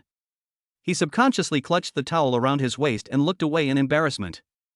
I'll go get dressed. Shin Shushua responded with a barely perceptible smile in her voice. She walked to the refrigerator and took out a carton of milk. Is there a cup of hot milk at home? I usually drink a cup before going to bed. Her tone was so natural, as if she was asking something very ordinary. Yes. Soo-kwon rushed into the kitchen as if he had found a life-saving straw. He hurriedly found a cup, poured milk into it, and put it in the microwave. When he came out with the warm milk, Shin Shushua was already sitting on the sofa. She crossed her legs and the hem of her nightgown slid up a little, revealing a larger area of snow-white skin. Soo-kwon's eyes were wandering and he didn't dare to look down. He handed over the milk. Give. Thanks. Shin Shushua took the cup and drank it in small sips with an elegant posture.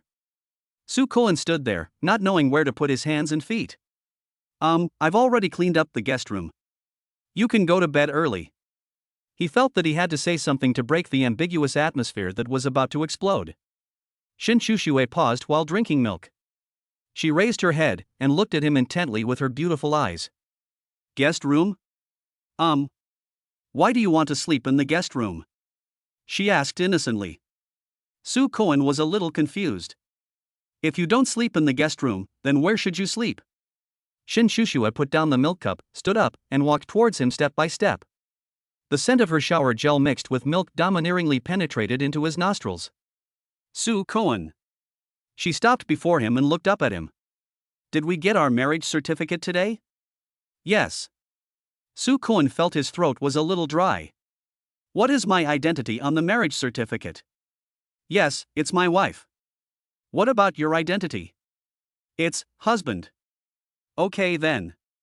Shin Shushua nodded with satisfaction, a playful smile on her lips. I've lived for over 20 years, and I've never heard of a newlywed couple sleeping in separate rooms on their first night. Her voice was not loud, but it was like a thunderclap, exploding in Soo-kwon's mind. He was completely petrified. What do you mean? My meaning is obvious. Shin Shushua stretched out her slender fingers and gently poked his strong chest. The touch made him shudder as if an electric shock passed through his whole body. The bed in the master bedroom is very big, more than enough for 2 people to sleep in. She blinked at him, and the teardrop mole at the corner of her eye looked particularly seductive under the light. I'm tired today, so I won't bring anything here. You go up first, I'll be there in a moment. Husband. Everyone is welcome to put forward the character settings of the heroines in their minds. The author will try his best to meet your emotional needs in the text. Chapter 10, The landline phone was blocked. Fong Lulu smashed the microphone. Husband. The last 2 words were like a feather carrying an electric current, gently sweeping across Soo-kwon's eardrums and numb all the way to his heart. He seemed to be acupunctured, and froze in place, watching Shin Shushua twisting her slender waist. Kwon walked up the spiral staircase leading to the 2nd floor. The black silk nightgown outlined a thrilling arc as she moved. The scenery under the skirt made Soo-kwon's mouth dry. His brain completely shut down. The next morning, Fong Lulu climbed out of her princess bed with 2 huge dark circles under her eyes. On the bedside table, there is a photo of her and Soo-kwon. In the photo, Soo-kwon smiled shyly, but his eyes were always gently on her. A nameless anger rose from the bottom of my heart. She grabbed the picture frame and smashed it to the ground. With a bang, the glass shattered. Cry. All you do is cry. Can crying get back the 500,000 yuan betrothal gift? The bedroom door was pushed open suddenly, and Yang Lingling, wearing a silk pajamas, walked in with an impatient look on her face. Mom! Can you please stop talking about money? Fong Lulu's eyes turned red again. If I don't talk about money, what should I talk about? About feelings? Can feelings make you swipe your credit card to buy a bag? Yang Lingling sat down on the edge of the bed and poked her forehead with a look of disappointment. I'm telling you, Fong Lulu, go get that 500,000 yuan back now. That's 500,000. Not 500. Why wouldn't he give it to me? You've been with him for 6 years and you've given him your best years. Fong Lulu was stunned by her mother's yelling. Although she felt aggrieved, she still couldn't bring herself to ask for a breakup fee. Mom, we've broken up. It would be so embarrassing to ask for money again. Ugly? Truly ugly only when you have no money. Yang Lingling's voice became sharp. Where's your Nya Inian? Didn't they say they were going to take you to meet his parents? Where's he? When Nya Inian was mentioned, Fong Lulu's face turned pale instantly. She subconsciously clutched the quilt. His company is busy lately. Busy? I think he's a liar. Yang Lingling snorted coldly. Fong Lulu's heart skipped a beat, but she still pretended to be strong. Mom! Don't talk nonsense. She took a deep breath, her mind racing. Su Koen loved her so much that as long as she found an excuse and beckoned him, he would definitely give her the money. Yes, that must be it. A confident smile returned to her face. Mom, don't worry. Don't you know what kind of person Su Koen is? He's just a bootlicker. I've had him for 6 years. If I just shed a few tears, he would have to give me 1 million, not to mention 500,000. I can also make him willingly do it, without being able to catch him with anything. Yang Lingling looked at her doubtfully. Real? Of course it's true. Fong Lulu raised her chin like a proud peacock. We'll see. Half an hour later, Fong Lulu rushed into the company's time clock, panting. Ding, late. The cold, mechanical female voice seemed to be mocking her mercilessly. Fong Lulu. A greasy voice came from not far away. Department manager Wang Dahai, with a beer belly and a thermos cup of soaked wolfberries in his hand, was glaring at her with a dark face. What time is it now? Ha? Do you think the company is owned by your family? Fong Lulu felt aggrieved. In the past, Su Koen drove her to and from school every day, so she had never been late. I'm sorry, Manager Wang, I don't want to hear your explanation. Wang Dahai waved his hands impatiently, his small eyes darting around at the tight dress she was wearing. Have you finished the project for the golf course? Fong Lulu's heart skipped a beat. Project book? What project book? She looked at Wang Dahai's face, which was full of the words I'll tell you to get out if I'm not satisfied, and her mind went blank. She remembered. This is the task assigned last week. She casually forwarded it to Su Koen and then completely forgot about it. The client will be in the meeting room in half an hour. Wang Dahai's voice was like a death warrant. If you can't take it out, you know the consequences. There was a hint of ill intent in his eyes. You're a smart girl, don't let me down. After saying this, he walked away slowly with his belly bulging. Fong Lulu's back was instantly soaked with cold sweat. She rushed back to her workstation and searched through her computer frantically. Nothing. She had only one thought in her mind. Su Koen. Yes, find Su Koen. He must have done it. She took out her cell phone and wanted to dial the familiar number, but her finger stopped in mid-air. He blocked himself. A feeling of humiliation and anger surged in my heart. How dare he? She gritted her teeth and picked up the landline phone on the desk. She just couldn't believe that he even dared to block the company's landline number. The phone rang a few times and was connected. Hello? Su Koen's cold voice came from the other end of the phone, with a hint of hoarseness from just waking up, but inexplicably it felt a little strange to Fong Lulu. Su Koen, it's me. Fong Lulu tried hard to make her voice sound weak and helpless. Lulu? The voice on the other end of the phone seemed a little more sober, but still no emotion could be heard. Su Koen, I'm in trouble. She said with tears in her eyes. Where did you put the golf course project you helped me with? I can't find it. Manager Wang is coming soon. I'm so anxious. She thought that Su Koen would immediately and nervously comfort her as he did before, and then send the documents to her. However, there was silence on the other end of the phone. There was a long silence. Fong Lulu's heart sank little by little. Fong Lulu. Su Koen finally spoke, his voice as calm as a pool of stagnant water. First, I've already resigned from that company. Second, that's your job, not mine. Fong Lulu was completely stunned. She suspected there was something wrong with her ears. What did you say? I said, that's your job. There was no trace of emotion in Sukuan's voice. You do it yourself. Fan Lulu felt a surge of blood rushing to her head, and all her disguises were torn to pieces. Sukuan! What do you mean? She screamed. Do you really have to go against me? I'm telling you, I'm giving you one last chance now. 20 minutes. If I don't see the project document in my mailbox within 20 minutes. Don't even think about me forgiving you again in this life.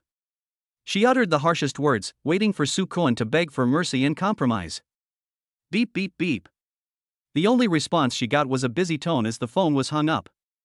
Fan Lulu held the microphone, completely stunned. How dared he hang up on her? He actually dared. The anger burned away the last bit of her sanity. She didn't give up and called again. Sorry, the number you dialed is busy. Please try again later. He also blocked the landline number. Ah! Fan Lulu was so angry that she slammed the microphone on the table. The colleagues next to him gave him strange looks. She ignored it and refreshed her email like crazy. 5 minutes passed. 10 minutes passed. Manager Wang appeared at the office door, looking towards her. Fan Lulu's heart was beating in her throat.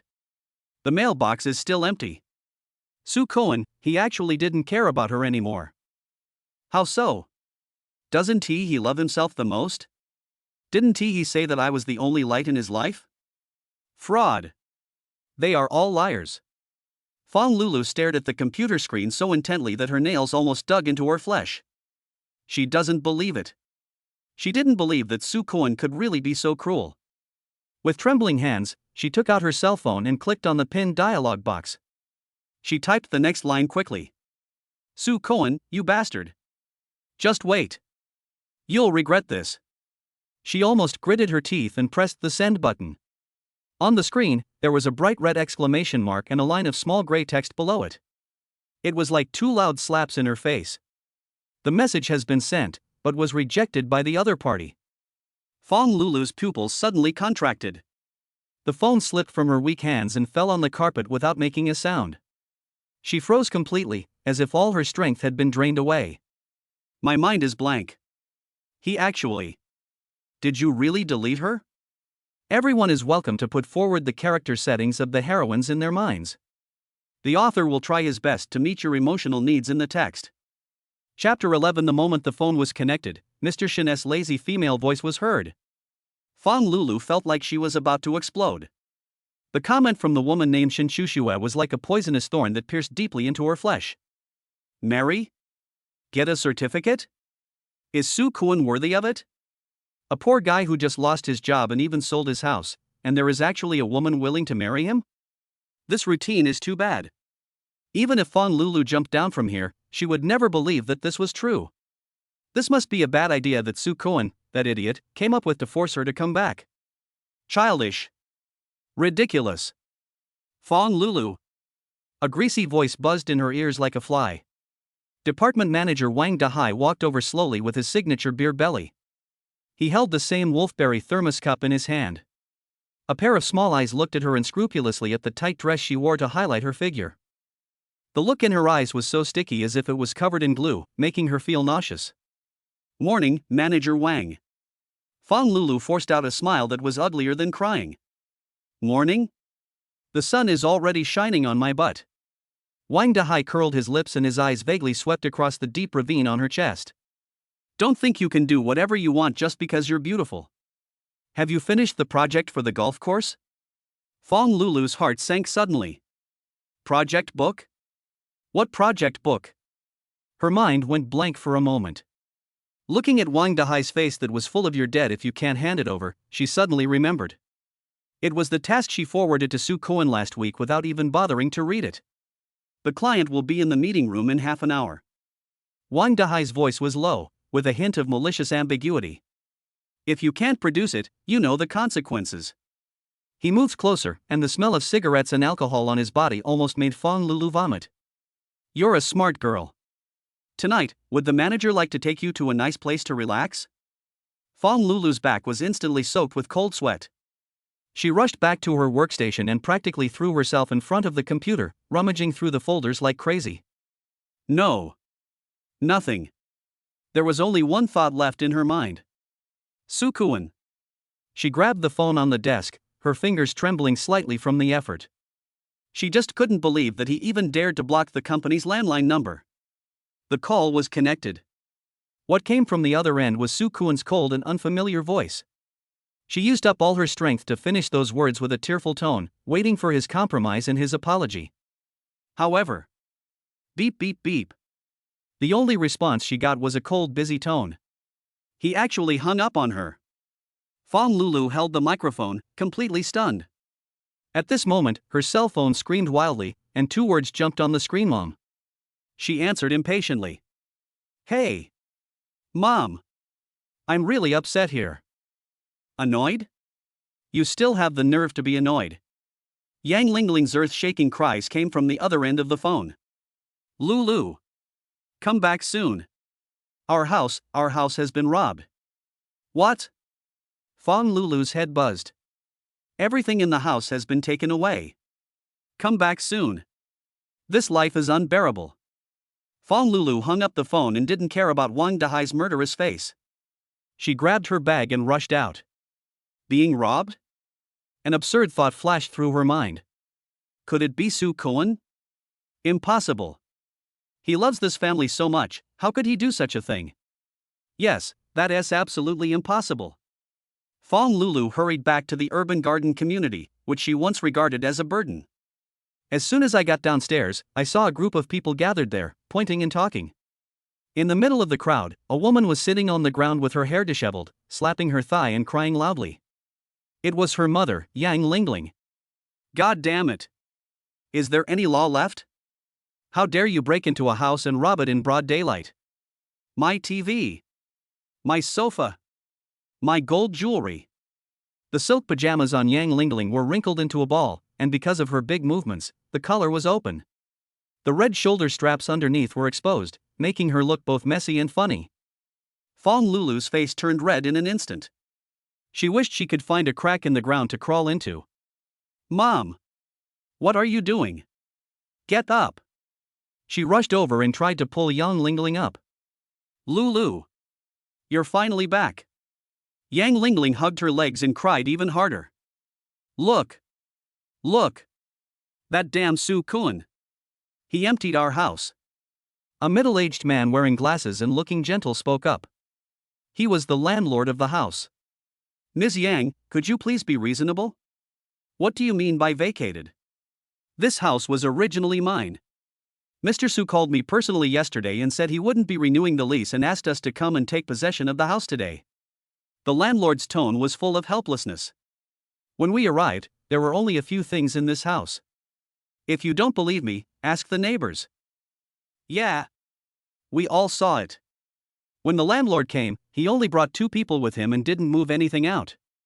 An old lady who was coming back from buying groceries nearby couldn't help but interrupt. Why are you still spilling it, old lady? That's right, Su Koan is such a nice guy, he pays the rent on time every month. She even helped us fix the sewers several times. How could I have a mother-in-law like you?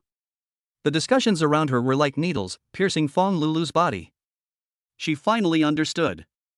It wasn't a thief. It was Su Koan who stopped paying their rent. Mom! Stop it! Get up! Fong Lulu was angry and anxious, her face flushed red. I won't get up. Yang Lingling hugged her thighs tightly like a scoundrel. Call that bastard Su Koan now. Immediately. Right now. Tell him to get back here. Explain what he said. Make him spit out my TV. My sofa. My 500,000 yuan betrothal gift. All of it. Yang Lingling's voice was sharp and piercing. I won't fight. Fong Lulu screamed, her last bit of self-esteem prevented her from bowing her head at this moment. You don't want to fight? Fine. If you don't fight, I will. Yang Lingling snatched her phone and was about to dial. Mom! Give it back to me. Fong Lulu tried to grab it, and the phone fell to the ground during the struggle. She picked up the phone and looked at the familiar number on the screen. Humiliation and anger surged in her heart. She gritted her teeth and dialed the number. She wanted to ask Su Koan in person what he wanted to do. However, what came from the receiver was a mechanical female voice. Sorry, the user you dialed is busy. Please try again later. Fong Lulu was stunned. She didn't believe it and called again. It was the same sound. He actually blocked her? This realization was like a basin of ice water poured over her head, chilling her whole body. What's wrong? Can't get through? Yang Lingling looked at her expression and realized something. He blocked me. Fong Lulu's voice was trembling. What? Yang Lingling's voice suddenly rose in unbelievable tone. This ungrateful bastard. He's such a rebel. The landlord couldn't bear to watch it anymore. He sighed and took out his cell phone. Ms. Yang, please stop being unreasonable. Since you don't believe me, I'll call Mr. Su in front of everyone. I'll put it on speakerphone so you can hear clearly who is lying. The landlord had already pressed the dial button as he spoke. The surroundings suddenly became quiet. Everyone's eyes were focused on the small mobile phone. Fong Lulu's heart suddenly rose to her throat. Her pupils suddenly contracted and she stared at the screen intently. The phone is connected. A cold and lazy female voice came out clearly from the receiver. Like a thunderclap, it exploded in everyone's ears. Hello? Chapter 12, the suitcase was rolled out of the community, and Fong Lulu finally died socially. Hello? A cold and lazy female voice came clearly from the landlord's cell phone, which was on speakerphone. The sound was like a thunder, exploding in everyone's ears. The entire noisy downstairs suddenly became quiet. Everyone's eyes were fixed on the tiny cell phone like iron filings attracted by a magnet. Fong Lulu's pupils suddenly contracted, and she felt as if her heart was being gripped by an invisible hand, making it impossible to breathe. Yang Lingling's action of slapping her thigh froze, her mouth open, a look of disbelief on her face. The woman on the other end of the phone didn't seem to wait for a response and asked again, with a slight nasal sound in her voice, as if she had just woken up. Who is it? If you don't say anything, I'll hang up. The landlord finally reacted and stammered. Ah, is it? Miss Shun? I'm looking for Mr. Su. I'm Lao Wang, the landlord of City Garden. Oh, Uncle Wang. The laziness in the woman's voice faded a little. He's making breakfast and his hands are not convenient. Please wait a moment. Do what? Breakfast? Fong Lulu's head buzzed. Then, there was a faint sound of footsteps coming from the phone, followed by the woman's smiling voice. Honey, your phone number. The next second, Su Kuan's familiar yet cold voice came from the receiver. Uncle Wang, what's wrong? The landlord looked at young Lingling, who was throwing a tantrum on the ground, then looked at Fong Lulu, who was pale, and sighed. Mr. Su, your ex-mother-in-law and your ex-fiancé are making a scene downstairs, saying that you emptied their house. Look at this. There was no ripple in Su Kuan's voice. Uncle Wang, I've already given up the house and given you the key. Naturally, the things inside have nothing to do with me anymore. As for them, if they've affected you, I suggest you call the police directly. What? Yang Lingling screamed and snatched the landlord's cell phone. Su Kuan. You little ungrateful bastard. You've grown up, haven't you? You still dare to call the police to arrest me? Get back here right now. Explain your situation clearly. Who is that vixen? There was silence on the other end of the phone for 2 seconds. Then, Su Kuan chuckled. The laughter, coming through the speakerphone, was cold and harsh. Aunt Yang, let me correct you. That is my legally licensed wife. He paused, his voice sharper. Also, your daughter Fong Lulu lives in my house, spends my money, but has an affair with another man outside.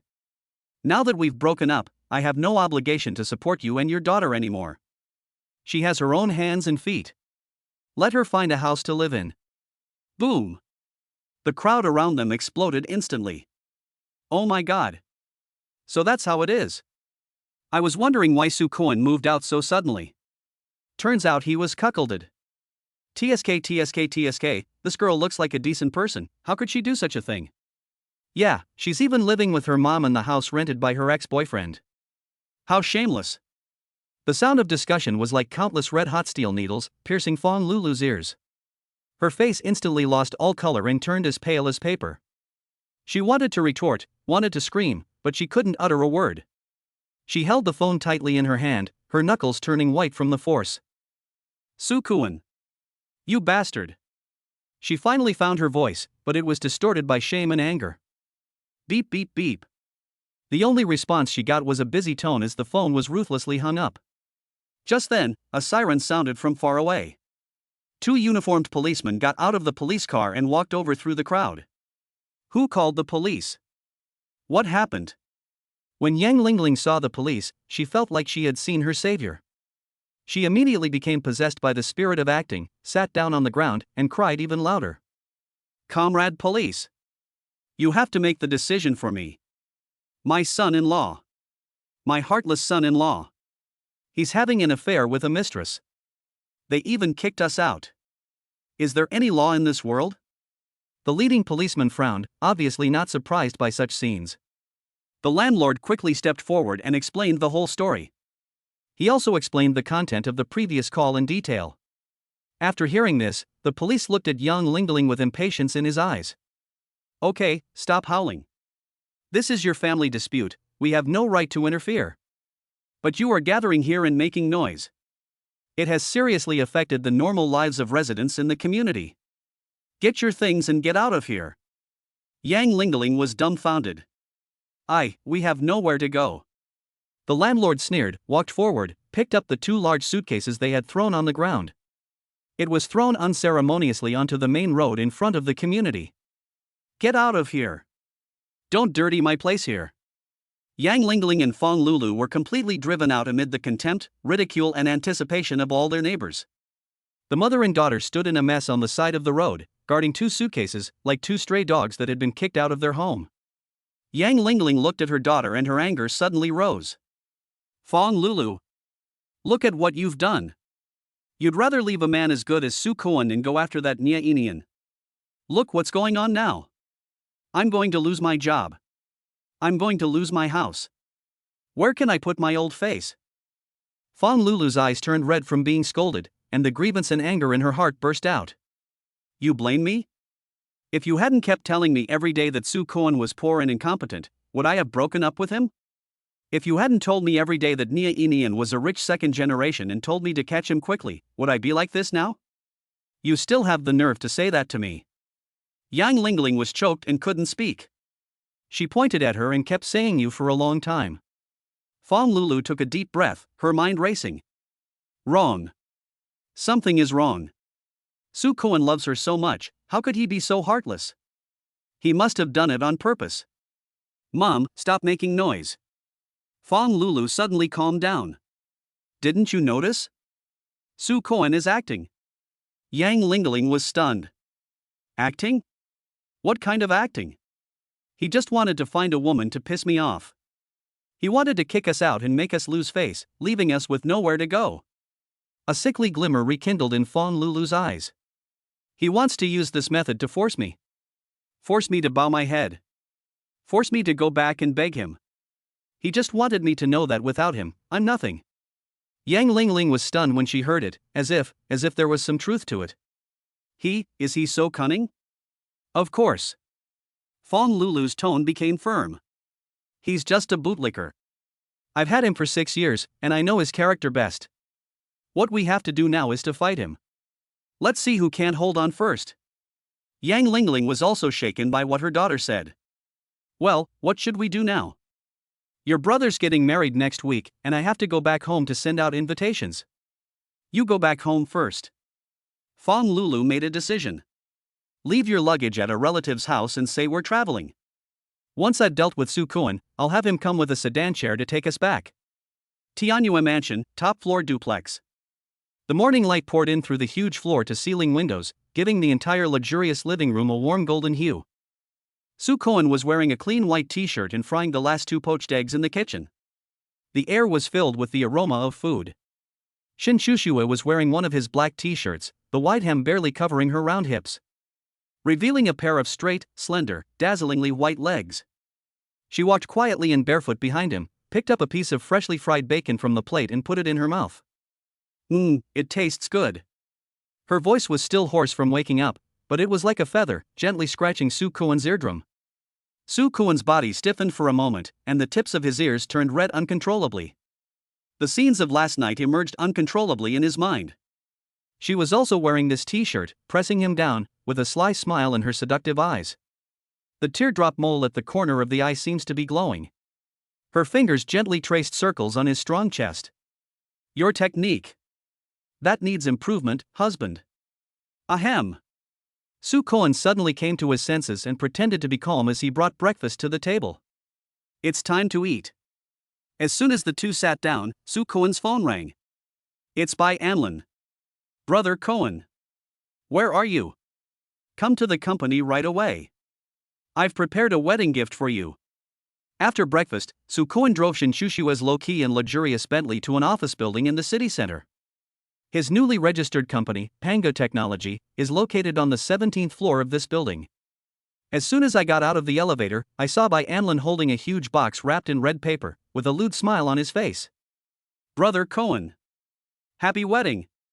Bai Anlin stuffed the box into his arms. Open it and take a look. I prepared it especially for you. When Soo-Kwon opened it, his face instantly turned dark. Inside the box was a pile of colorful bottles and jars, as well as some pieces of fabric made of questionable materials and bold styles. Bai Anlin came over with a wink. How is it? Brother Cohen. They are all good things. What kind of magic oil, tiger whip? And this, let me tell you, if your sister-in-law wears this, I can. Roll. Soo-Kwon kicked him. Bai Anlin dodged nimbly and laughed. Don't be shy. He put his arms around Soo-Kwon's neck and lowered his voice. Honestly, Brother Cohen, my sister-in-law is so hot, are you still okay? Last night, how was the battle? Did they surrender? Soo-Kwon's face was so red that it seemed like blood was about to drip out. Shin Shushua's face with a playful smile appeared in his mind again. And the few words she whispered into his ear with that cold yet charming voice. Not bad. Just barely pass. Chapter 13, Breakdown and Crying in the Bathroom. Nya Inian hides a woman in the bathroom. Bai Anlin looked at his absent-minded appearance and smiled even more obscenely. He put his arms around Soo-Kwon's neck, and the two of them were almost stuck together. Bai Anlin lowered his voice, and his hot breath sprayed on Soo-Kwon's earlobe. Dude, seriously, are you good enough in that area? Sister-in-law was so proactive last night, did you surrender in 3 seconds? Roll. Soo-Kwon pushed him away, and the tips of his ears were so red that blood seemed to be dripping out. Bai Anlin dodged nimbly and took out another thing from the big red box. It was a piece of black lace material, so small that it barely covered anything. Look at this, I picked it out specially, it's called One Line of Sky. Bai Anlin winked and shook the cloth. Just think about it, if my sister-in-law wears this with black stockings on her long legs. Before he could finish his words, Soo-Kwon's phone started ringing frantically. A name that was very familiar to him was jumping on the screen. Dogu Chiobai. It was his weird former boss, Mr. Lee. Soo-Kwon took a look, pressed the hands-free button directly, and then threw the phone on the desk. He sat down slowly and poured himself a glass of water. As soon as the phone was connected, Mr. Lee's pig-slaughtering roar burst out. Soo-Kwon. You little traitorous bastard. Are you fucking tired of living? How dare you report me to the Labor Bureau? Not paying Social Security? Illegal dismissal? I'm telling you, I'm going to make you disappear from this industry completely. Bai Anlin was stunned for a moment, then came over with a gloating look on his face. Soo-Kwon picked up the water cup and blew gently to remove the hot steam from it. He took a sip of water before speaking slowly. Oh, Mr. Lee. His voice was as calm as a frozen lake. It seems you have received the first notice. The first one? Mr. Lee was stunned for a moment on the other end, then yelled in frustration. What the hell do you mean? What else do you want? I'm telling you, Soo-Kwon, don't be so shameless. Withdraw your complaint immediately. Otherwise I will make you pay for it. Soo-Kwon chuckled. Mr. Lee, did you forget something? He put down the water cup and tapped his fingers lightly on the table, making a knock-knock sound. By the way, I also sent some interesting stuff to my friends at the tax bureau. Those books of your internal and external accounts that you were so proud of, and your little tricks for tax evasion. Oh, by the way, there are also those screenshots of you and Nia Inian slandering me on the company's official account. My lawyer said the evidence is strong enough to get you into trouble. There was a sudden deathly silence on the other end of the phone. Bai Anlin's eyes widened as he listened. He gave Su Koan a silent thumbs up. Awesome. After more than 10 seconds, Mr. Lee's voice sounded again, but this time, it was full of coldness and threats. Su Koan, do you think you'll have a good ending if you do this? He seemed to have grasped the last straw. I'll tell you a secret. Fong Lulu, is she your ex-girlfriend? She is my niece. If you dare to offend me today, it would be equivalent to offending her entire family. Don't even think about seeing her again in your life. Don't even think about her forgiving you. When Su Koan heard this, he felt like he had heard a huge joke. He couldn't help laughing out loud. The laughter came through the speakerphone and sounded particularly harsh. Mr. Lee, I have to say that your information is really too behind the times. He picked up his phone, stood up and walked to the floor-to-ceiling window. Outside the window was a bustling city with heavy traffic. Who is Fong Lulu? Oh, I remember now. She's the ex who cheated on me. Why should I want her to forgive me? There was a hint of undisguised mockery in Su Koan's voice. Besides, I just got married yesterday. So, your ridiculous threats are worthless to me. Now, let's talk about compensation. Compensation for illegal dismissal, overtime pay for the past few years, and compensation for mental distress. My lawyer has already calculated it for you, and the list will be sent to your email later. You can choose to lose money to avoid disaster, or you can choose to spend the rest of your life in prison. After saying that, he hung up the phone without even waiting for the other party to respond. The entire office returned to silence. Bianlin kept his mouth open for a long time. He looked at Su Koan's calm profile and felt that he had never really known this brother. Brother Koan, when did you become so wolfish? Su Koan turned around, a faint smile on his lips. I'm not a wolf. He looked at Bianlin. I just don't want to be a dog anymore. Fong Lulu felt like she was going crazy. As soon as she returned to the company, Wang Dahai called her into his office and scolded her for more than half an hour. Spit sprayed all over her face. She lowered her head, her fingers tightly clenched the corner of her clothes, tears welling up in her eyes. When she finally came out of the office, she was greeted by the gloating eyes of her colleagues. There was also a huge pile of miscellaneous chores on the table. Fong Lulu, go make some copies of these documents. Lulu, please help me send this express. Xiao Fong, the coffee in the conference room is out. Go make some. In the past, Su Koan helped her do these tasks. As long as she acted coquettishly or frowned, Su Koan would handle everything properly. But now, Su Koan is gone. She felt like a clown stripped of her gorgeous coat, thrown in the center of the stage, and laughed at by everyone. Grievance, unwillingness, and anger. All kinds of emotions bit her heart like poisonous snakes. She rushed into the bathroom, locked the door, and finally couldn't bear it anymore. She leaned against the cold door, squatted on the ground and cried. She took out her cell phone and dialed Nia Inian's number with trembling fingers. Now, only Nia Inian can comfort her. The phone rang for a long time before it was connected. Hello? What's up? Nia Inian's impatient voice came from the receiver. Anian. Fong Lulu's voice was choked with tears. My manager scolded me. I feel so bad. Can you come and keep me company? She waited for Nia Inian's comfort and for him to say, baby, don't cry, I'll be there soon. However, a delicate female voice came from the other end of the phone, a voice she had never heard before. Honey, who's calling? Hurry up, the water's getting cold. The voice had a hint of lazy charm, accompanied by the sound of rushing water. Fong Lulu's crying stopped abruptly. She froze completely. Who? Who's talking? No one. Nia Inian's voice suddenly became flustered. It's TV. I'm watching TV. That, costume drama. Yes, a costume drama. He stammered as he explained. I'm busy here, the client is still waiting for me, let's not talk about it for now, I'm hanging up. Beep beep beep. Hearing the busy tone coming from the phone, Fong Lulu's mind went blank. She is not a fool. That voice, the sound of water, and Nia Inian's panicked tone. Everything was like a loud slap in her face. Fraud. He is a liar too. The phone slipped from her weak hands and fell on the cold floor tiles, and the screen shattered instantly.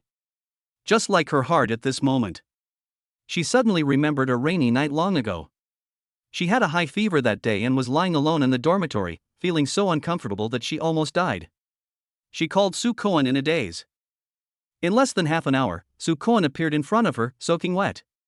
He was holding a thermos filled with boiling hot ginger cola. He didn't say a word, but just silently wrung out the towel and wiped her hot forehead over and over again. His hands were large, warm, and covered with a thin layer of calluses. When it brushed across her cheek, it felt a little itchy, but it made her feel incredibly at ease. She remembered that she fell asleep in his arms that night. His chest was not broad, but it was like the strongest harbor, shielding her from all the wind and rain. At that time, she thought that kind of plain warmth would last a lifetime. However, she pushed that warmth away with her own hands. What is it for? For Nya Inian's worthless sweet words? For his rented luxury car? For the future he promised, which is impossible to achieve. The huge regret, like a tide, instantly drowned her. She hugged her knees, buried her head deeply in them, and let out a suppressed and desperate whimper like a beast. Chapter 14. The assistant with gold-rimmed glasses was shocked. Mr. Shen personally called him husband. In the bathroom, the cold floor tiles brought a biting chill through the thin clothes. Fawn Lulu's crying changed from loud sobs at the beginning to sobs suppressed deep in her throat. The spider web-like cracks on the phone screen were just like her broken heart at the moment. Nya Inian, that liar. The woman's sweet laughter on the phone and the sound of rushing water. Like a red-hot iron, the word stupid was repeatedly branded into her mind. How could she be so stupid? She picked up the broken phone, and with trembling fingers, she clicked on the number that had been blocked long ago. No. We can't just give up like that. Who is she, Fawn Lulu? Soo Koan raised her for 6 years. He was just a dog that she could call and send away at will. Everything he did now was just to force her to surrender. Yes, that must be it. She took a deep breath, wiped away her tears, and called her best friend Fong Yubing on the landline. Hey, Lulu, what's wrong? Why are you crying? Yubing, I'm fine. Fong Lulu's voice still had a strong nasal tone. I just suddenly figured it out. Soo Koan is a pervert. He deliberately found a woman to act out to irritate me. He wanted me to regret it and go back to beg him. Fong Yubing on the other end of the phone was silent for a few seconds. Lulu, have you ever thought about what if it's true? Impossible. Fong Lulu screamed as if her tail was stepped on. He's a newly unemployed pauper, who would care about him? I've decided. I won't look for him. I'll just fight him to the bitter end and see who gives up first. She hung up the phone and looked in the mirror at her red and swollen eyes. A sickly, twisted confidence returned to his face. In the afternoon, Soo Koan drove the low-key Bentley and parked it under a skyscraper in the most prosperous area of the city center. Tianyue Group. The 4 large gilded characters sparkle in the sun, demonstrating the owner's wealth and status. Soo Koan stood downstairs, looking up at the building that seemed to pierce the sky. I felt a very unreal feeling in my heart. His wife, who lives on the top floor of this building, controls a huge business empire. Not long ago, he was just an ordinary programmer who was worried about the 500,000 yuan dowry. As soon as he entered the magnificent hall, a figure in a suit with shiny hair stopped him. Soo Koan? Is it really you? There was a hint of exaggerated surprise on the man's face. Soo Koan was stunned for a moment before he found this face from the corner of his memory. Luo Ziming. His college classmate was also the one who liked to take advantage of others and bragged the most in the dormitory. Luo Ziming? Oh, it's really you, kid. Luo Ziming patted his shoulder enthusiastically, but his small eyes looked back and forth at the ordinary t-shirt and casual pants he was wearing. There was a hint of undisguised contempt in his eyes. Why are you here? For an interview? Or to deliver food? Soo Koan frowned slightly. I'm here to find someone. Looking for someone? Who are you looking for? This place is not for ordinary people to enter. As Luo Ziming spoke, he deliberately straightened his beer belly, which had not yet developed, and pointed to the work badge on his chest. I am currently the deputy manager of the Tianyue Group project department. How's it going? Isn't it great? Soo Koan nodded lightly. Oh, that's pretty impressive. His indifferent attitude made Luo Ziming, who originally wanted to show off, feel like he had punched cotton. Luo Ziming's eyes rolled around, and suddenly he put on a more enthusiastic smile. By the way, Soo Koan, our college classmates are having a reunion next Saturday, you must come. We haven't seen each other for several years, let's get together. He said this, but he was sneering in his heart. He had heard a long time ago that Soo Kwon was dumped by his girlfriend, the campus beauty, and lost his job. He must be living like a dog now. At the party, in front of all the classmates, I will humiliate him. Let him know that the insignificant self of the past has now left him far behind. Soo Kwon wanted to refuse. But when he saw the flash of malice in Luo Ziming's eyes, he suddenly changed his mind. Okay. I will definitely be there when the time comes. After seeing Soo Kwon off, Luo Ziming immediately hid in a corner and made a phone call. Hey, bro, I just ran into that kid Soo Kwon. I've already invited him to the class reunion. Yes, that's the guy who robbed Fong Lulu. Don't worry, I'll make sure he pays you back tenfold or 100-fold for the shame he caused you back then. He hung up the phone with a smug smile on his face, completely oblivious to the. Not far away, a cleaning lady was pushing a cleaning cart and slowly passed by. The miniature earphones on her ears flashed a red light. Top floor, President's office. Shin Shushua was listening to the report from the assistant with gold-rimmed glasses. Mr. Shin, according to the news just reported, Luo Ziming has already spoken with his brother Luo Zihao on the phone and confirmed their plan. Does it need to be disposed of? The assistant's tone was calm, as if he was talking about a trivial matter. Need not. Shin Shushua's fingers tapped lightly on the smooth mahogany table. Send someone to monitor them and compile all their conversations and plans into a document. The corners of her mouth curled up in a cold arc. I'd like to see how they plan to embarrass my husband. A hint of surprise flashed across the assistant's eyes, but he quickly regained his composure. Yes, Mr. Shen. Just then, there was a knock on the office door. Soo Kwon pushed the door open and walked in. Shin Shushua immediately waved her hand and signaled her assistant to go out. There were only two of them left in the office. Why did you come here suddenly? Shin Shushua stood up and walked towards him. The cool orchid fragrance on her body instantly surrounded him. I missed you, so I came here. Soo Kwon's answer was very direct. Shin Shushua was stunned for a moment, then the frost in her eyes melted instantly and a smile appeared on her face. She walked up to him, naturally reached out her hand, and helped him straighten his crooked collar. Her fingertips were cool, carrying a hint of electricity, and gently brushed across the sensitive skin below his Adam's apple. Soo Kwon's body suddenly stiffened. A heat instantly spread from the neck to the whole body. I just ran into a college classmate downstairs. In order to cover up his gaffe, Soo Kwon quickly changed the subject. My name is Luo Ziming. Shin Shushue paused while helping him straighten his collar. Yeah, I know. Her voice was calm. He also invited me to the class reunion. Soo Kwon looked at her eyes that seemed to see through everything. Shin Shushue raised her hand and gently touched his lips with her slender index finger. Want to go? Her voice was soft, with a subtle hint of temptation. Chapter 15, A Kiss on the Forehead. Fong Lulu bites her lip. Soo Kwon felt his heartbeat begin to accelerate uncontrollably again. He grabbed her restless hand and wrapped her slightly cold fingers in his palm. I just feel a little annoyed. Then ignore it.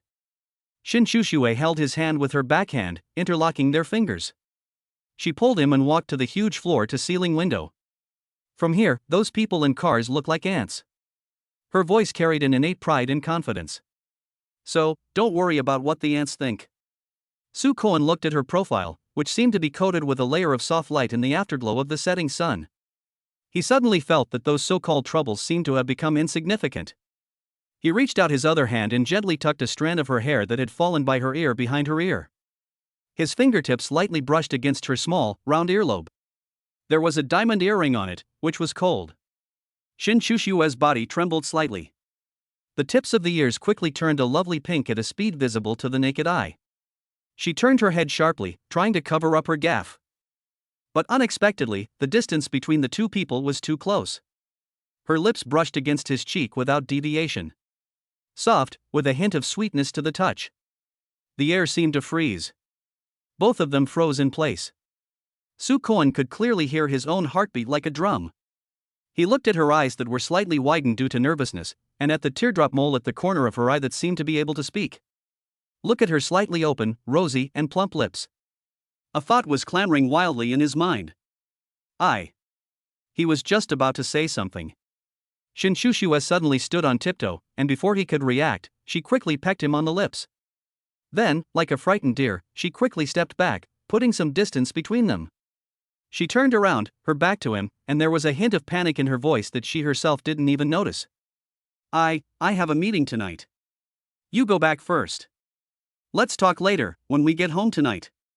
Sukoan looked at the tip of her ear, which was so red that it seemed to be dripping with blood, and couldn't help but chuckle. This queen who was so decisive in the business world, turns out, also has such a lovely side. He walked forward and gently put his arms around her slender waist from behind. Rest your chin on her shoulder. Warm breath sprayed on her ears. Good. His voice was low and hoarse, with a hint of fondness in his smile. I'll go home and wait for you. Husband. The lights are coming on. Fong Lulu held her best friend Fong Yubing's hand and walked aimlessly on the most prosperous commercial street. Surrounding it are a wide array of luxury stores and handsome men and beautiful women coming and going. All of this seemed to be mocking her embarrassment mercilessly. Lulu, don't think so much. Fong Yubing comforted. That's just how it is with men. If the old doesn't go, the new won't come. Let's go shopping today. Use my card and buy whatever you like. Fong Lulu forced out a smile that was uglier than crying. At this moment, her footsteps suddenly stopped. Her pupils suddenly contracted and she stared at the entrance of a high-end restaurant not far away. A black Bentley slowly stopped. A doorman in a neat suit respectfully opened the back door of the car. The first thing that stepped out was a pair of slender and straight legs wrapped in black stockings. Then, a man in a well-tailored Chanel suit. A woman with noble and elegant temperament got out of the car. Fong Lulu's breathing stopped instantly. It's that woman. The woman in Su Koan's circle of friends who has a marriage certificate with him. She hasn't recovered from the shock yet. The driver's door also opened. A tall and straight figure walked down from the car. He walked around the front of the car and came to the woman's side naturally. He stretched out his hand and put his arm around her slender waist. The woman also leaned into his arms, raised her face, and gave him a sweet smile. The man lowered his head and placed a gentle kiss on her forehead. That face. That face she had seen for 6 years, a face so familiar that it couldn't be more familiar. It's Su Koan.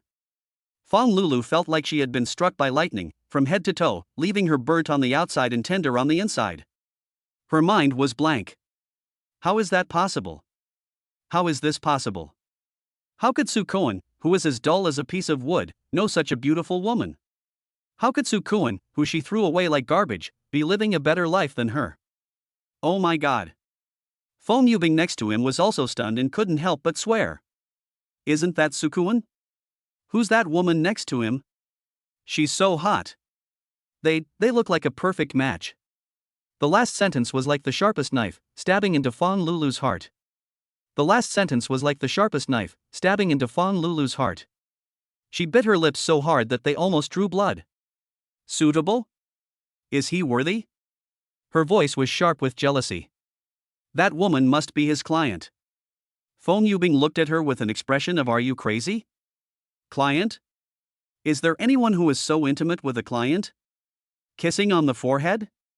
Didn't you see that car? It's a Bentley. There's no way Su Koan could afford it. It must be that woman's. He's just a driver for rich women." Fong Lulu's mind raced, and she found a seemingly reasonable explanation for herself. Yes, that must be it. Su Koan is just a gigolo. He did all this just to put on a show for himself. Fong Yubing sighed and patted her shoulder. Lulu, stop lying to yourself. How about you just go over and ask clearly? Ask? Why should I ask him? Fong Lulu suddenly shook her hand away with a twisted look of pride on her face. I'm not going. I want to see how long he can keep acting. Although she said this, her steps were uncontrollable. Followed towards the luxury goods mall that Su Koan and the others had just entered. She doesn't believe it. She must see with her own eyes what Su Koan is up to. However, when she angrily ran to the door of the Versace store, she was stopped by a uniformed salesperson. I'm sorry, miss, our store is booked out this afternoon and is temporarily closed. The salesgirl had a professional smile on her face, but there was a hint of scrutiny in her eyes. Everyone is welcome to put forward the character settings of the heroines in their minds. The author will try his best to meet your emotional needs in the text. Chapter 16, Diamond Ring Engraving Revealed. SS stings Fawn Lulu's eyes. Fawn Lulu's makeup was a little smudged from crying, and a flash of contempt flashed across her eyes. Private room? Who booked it? Fawn Lulu reluctantly stood on tiptoe and tried to look inside. Sorry, this is the guest's privacy. The shopping guide covered her body more tightly. Fawn Lulu stomped her feet in anger. She became more and more certain of her guess. Sue Cohen must be shopping with that rich female client inside. This shameless man. In the store. In the spacious and bright VIP lounge, Sue Cohen had just changed into a brand new suit. The well-tailored black suit makes his already tall figure even more perfect. Broad shoulders, narrow waist, long legs. Especially the pair of legs wrapped in trousers, straight and slender, full of power. He tugged at his tie uncomfortably. How about it? Shin Shushue leaned on the sofa with her legs crossed, holding a glass of champagne in her hand, and was looking at him with interest. Her eyes, like hooks, roamed back and forth over the most crucial parts of his body without any hesitation. That gaze was so hot that it made Sue Cohen feel uncomfortable all over. Handsome. Shin Shushue put down her wineglass, stood up, and walked towards him step by step. High heels made crisp sounds as they stepped on the smooth marble floor. Every blow felt like stepping on Sue Cohen's heart. She walked up to him, stretched out her slender fingers, and helped him adjust his tie. Her fingertips were cold, lightly brushing against his hot Adam's apple. Sue Cohen's body suddenly stiffened.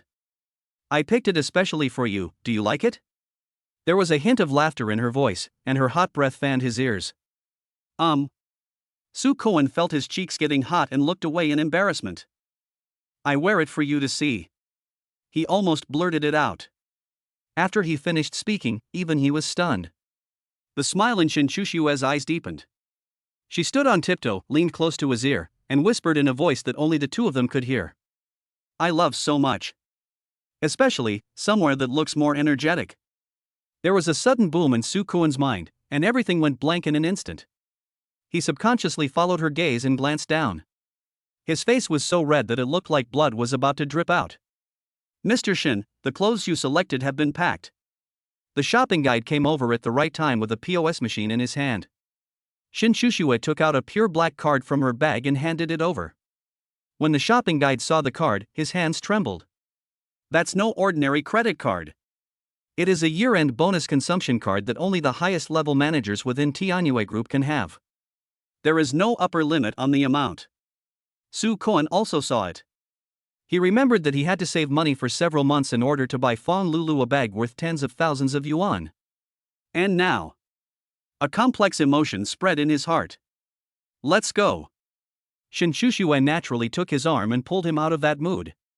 When the two people walked out of the store, several shopping guides at the door bowed in unison. Welcome Mr. Shin to visit us next time.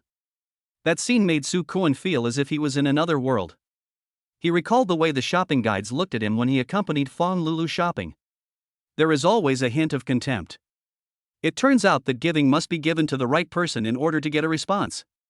When passing by the jewelry counter on the first floor, Shin Shushue's pace slowed down unconsciously. Her eyes fell on a pair of sparkling diamond rings in the window. Sue Cohen noticed. He saw a flash of longing in her eyes. But he said nothing. Shin Shushue quickly looked away. She knew it wasn't the right time yet. She didn't want him to think that she was measuring this relationship by money. She didn't want to hurt his pitiful self-esteem. When they arrived at the underground garage, Sue Cohen had just put all the bags into the trunk. He slapped his head. Broken. What's wrong? Shin Shushue was about to get in the car when she turned around when she heard the sound. When she bent down, the hem of her hip skirt slid up a little, revealing a larger area of snow-white and delicate skin, and the sexy lace edge at the top of the black stockings. Sue Cohen's Adam's apple rolled uncontrollably. He forced himself to look away. I think I left my wallet in the store. Wait for me in the car first, I'll go up and get it. Good. Shin Shushue had no doubts and nodded obediently. Sue Cohen watched her get into the car before turning around and walking quickly towards the elevator. He wasn't reaching for his wallet. He was going to pick up something he had already ordered. In front of the jewelry counter. Mr. Sue, you are here. When the jewelry salesperson saw him, she immediately smiled knowingly. She took out an exquisite blue velvet box from under the counter. Everything is ready according to your request. She opened the box. Lying quietly inside was a pair of simple yet dazzling diamond rings. Under the light, it reflects dazzling light. Look, the inside of the ring has been engraved with your and your wife's initials. The salesperson pointed to the two small but extremely clear letters on the inside of the ring. SS. Soo-kwon looked at the pair of rings and a smile from the heart appeared on his face. At this moment, a sharp and unbelievable voice sounded behind him. Soo-kwon? The smile on Soo-kwon's face froze instantly. He turned his head sharply. I saw Fong Lulu standing not far away, her eyes red, staring at the ring box in his hand. Next to her stood Fong Yubing, who looked shocked. Why is Fong Lulu here? Soo-kwon's brows were tightly furrowed. Fong Lulu walked towards him step by step. The sound of her high heels was particularly harsh in the empty hall. Her eyes were like two poisoned knives, piercing him fiercely. She saw it. She saw everything. That ring. The ring with the letters engraved on it. SC. Soo-kwon and that bitch. An unprecedented surge of humiliation and anger exploded in her chest like a volcano. The dog she had worked so hard to raise for 6 years was actually buying a wedding ring for another woman. She doesn't allow it. She absolutely won't allow it. Fong Lulu rushed to him and snatched the ring box from his hand. She looked at the pair of dazzling diamond rings, and the jealousy in her heart grew wildly like poison ivy. An absurd and morbid thought emerged from her mind. She raised her head and spoke to Soo-kwon in a condescending and superior tone. This ring looks pretty good. She stretched out her hand with bright red nail polish, and her eyes and eyebrows were filled with her usual self-righteous arrogance. Let me try. Chapter 17. You don't deserve it. She looked at Soo-kwon proudly, as if waiting for him to immediately offer the things to her like he did before. Fong Yubing, who was looking confused, and the jewelry salesperson who was smiling professionally were both stunned. The shopping guide reacted the fastest.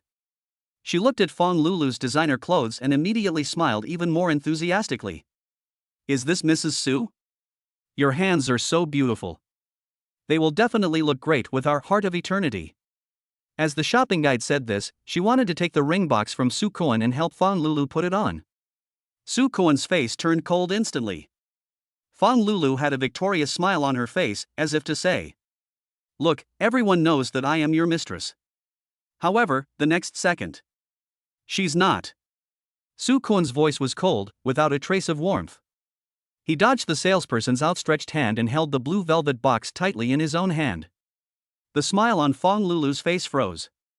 She screamed almost simultaneously. I'm not. Her words seemed to be commenting on Soo-kwon's words, which was extremely funny. The smile on the shopping guide's face completely froze. She looked at Soo-kwon, then at Fong Lulu, and didn't know what to say for a moment. Fong Lulu's face turned red and white. She forced herself to suppress the humiliation in her heart, put on that condescending attitude again, and raised her chin towards Soo-kwon. Why are you still standing there like an idiot? Do you still need me to teach you about proposing? Shouldn't you kneel on one knee? Is that a gesture? Her words gave Fong Yubing, who was standing next to her, goosebumps. She secretly pulled at the corner of Fong Lulu's clothes, signaling her to stop going crazy. Soo-kwon looked at her as if he was looking at an unreasonable lunatic. He suddenly laughed. It was a smile filled with extreme sarcasm and contempt. Fong Lulu. Do you think the whole world should revolve around you? He took a step forward, got closer to her, and spoke word by word in a voice that only the two of them could hear. This ring is for my wife. Not you. We have broken up. Also, stop talking to me in that self-righteous tone. You don't deserve it. Boom. Fong Lulu felt like her brain was blown apart. She stared at Soo-kwon blankly, looking at his face full of disgust and coldness, and was speechless for a moment. How dare he talk to himself like that? Soo-kwon stopped looking at her and turned to the shopping guide. Wrap it up and swipe the card. He took out the black card that Shin Chushue gave him with quick and decisive movements. Looking at the card, Fong Lulu's pupils suddenly contracted. She didn't recognize the card, but the pure black texture made it clear that it was not an ordinary thing. A strong jealousy, like a poisonous snake, bit her heart. She looked at Su Koen's tall back, and an absurd thought once again occupied her mind. To play hard to get. Yes, he must be playing hard to get. He deliberately found a woman, deliberately bought a ring, and deliberately treated me with such a cold attitude. He just wants to make me anxious, make me regret, and make me bow my head and beg him. This man is so scheming. The more she thought about it, the more she felt that her guess was right. The expression on her face gradually changed from shock and humiliation at the beginning to a sick, knowing sneer. She turned around and spoke to Feng Yubing, who was also stunned. Yubing, look. He's anxious.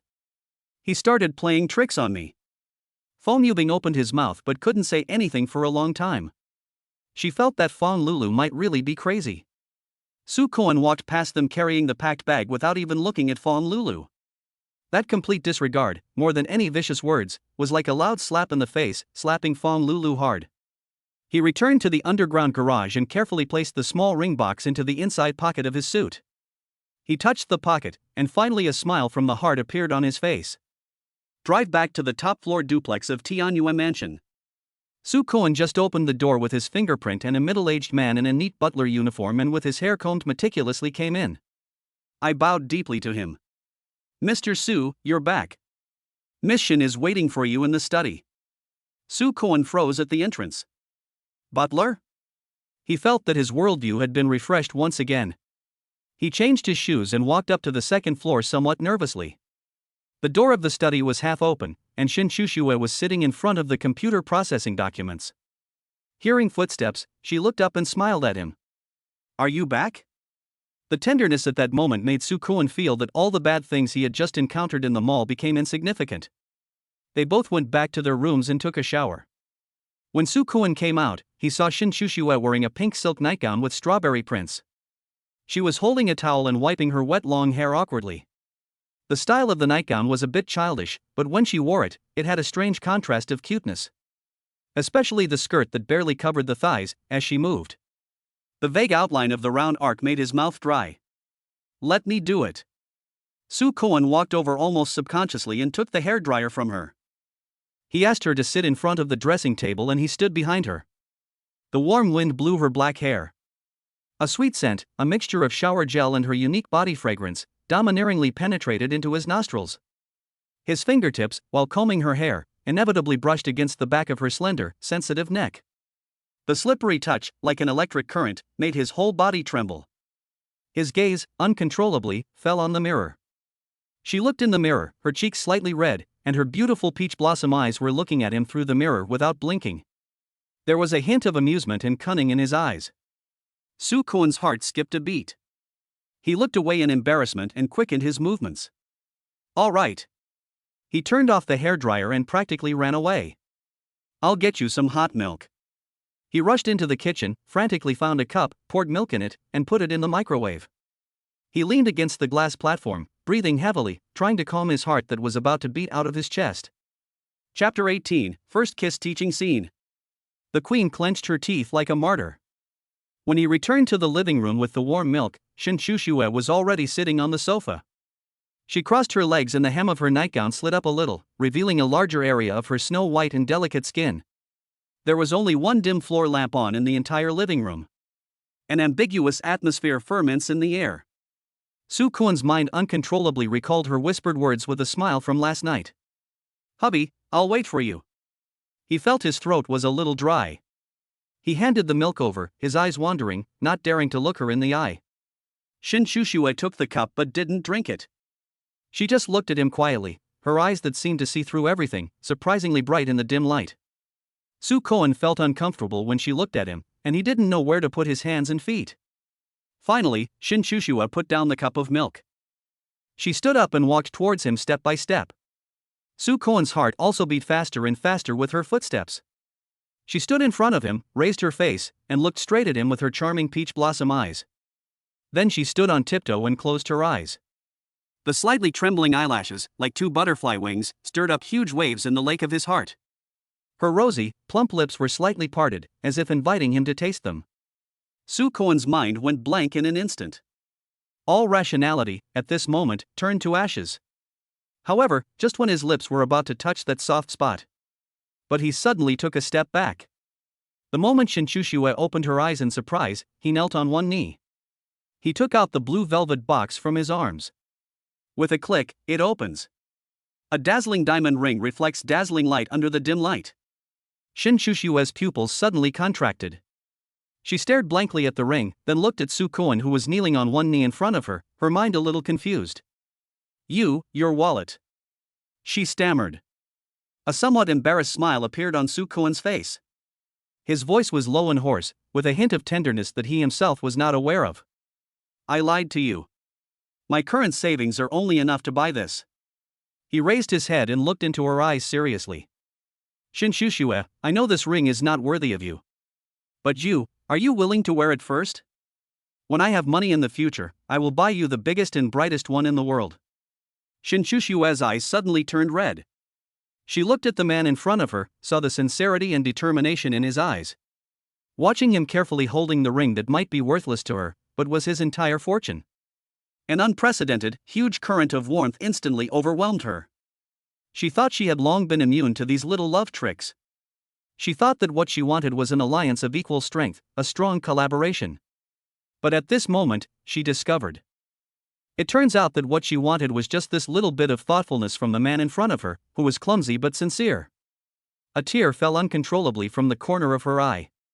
She shook her head violently, her voice nasal but firm. No need to change. This is very good. She stretched out her slightly trembling, white, slender hand. Sukoan's heart began to beat wildly. He carefully took the ring out of the box and gently put it on her ring finger. Not too big, not too small, just right. At the moment when the ring was put on, Sukoan's mind was filled with. Suddenly, Fawn Lulu's face, full of arrogance and disdain, flashed by. He suddenly felt that the past 6 years had really been a joke. He thought he had given everything, but he never gave the other person what they really wanted. But the woman in front of him, who has everything, would be moved to tears by his insignificant contribution. A huge sense of satisfaction and pity filled his chest. He stood up, stretched out his hands, and gently held her tearful face. He used his fingertips to gently wipe away the tears on her face bit by bit. Then he lowered his head. Kissed her. He lowered his head. At first, it was just a gentle, tentative touch. Like a dragonfly skimming across the water, creating ripples. Shinchushue's body instantly stiffened like a stone.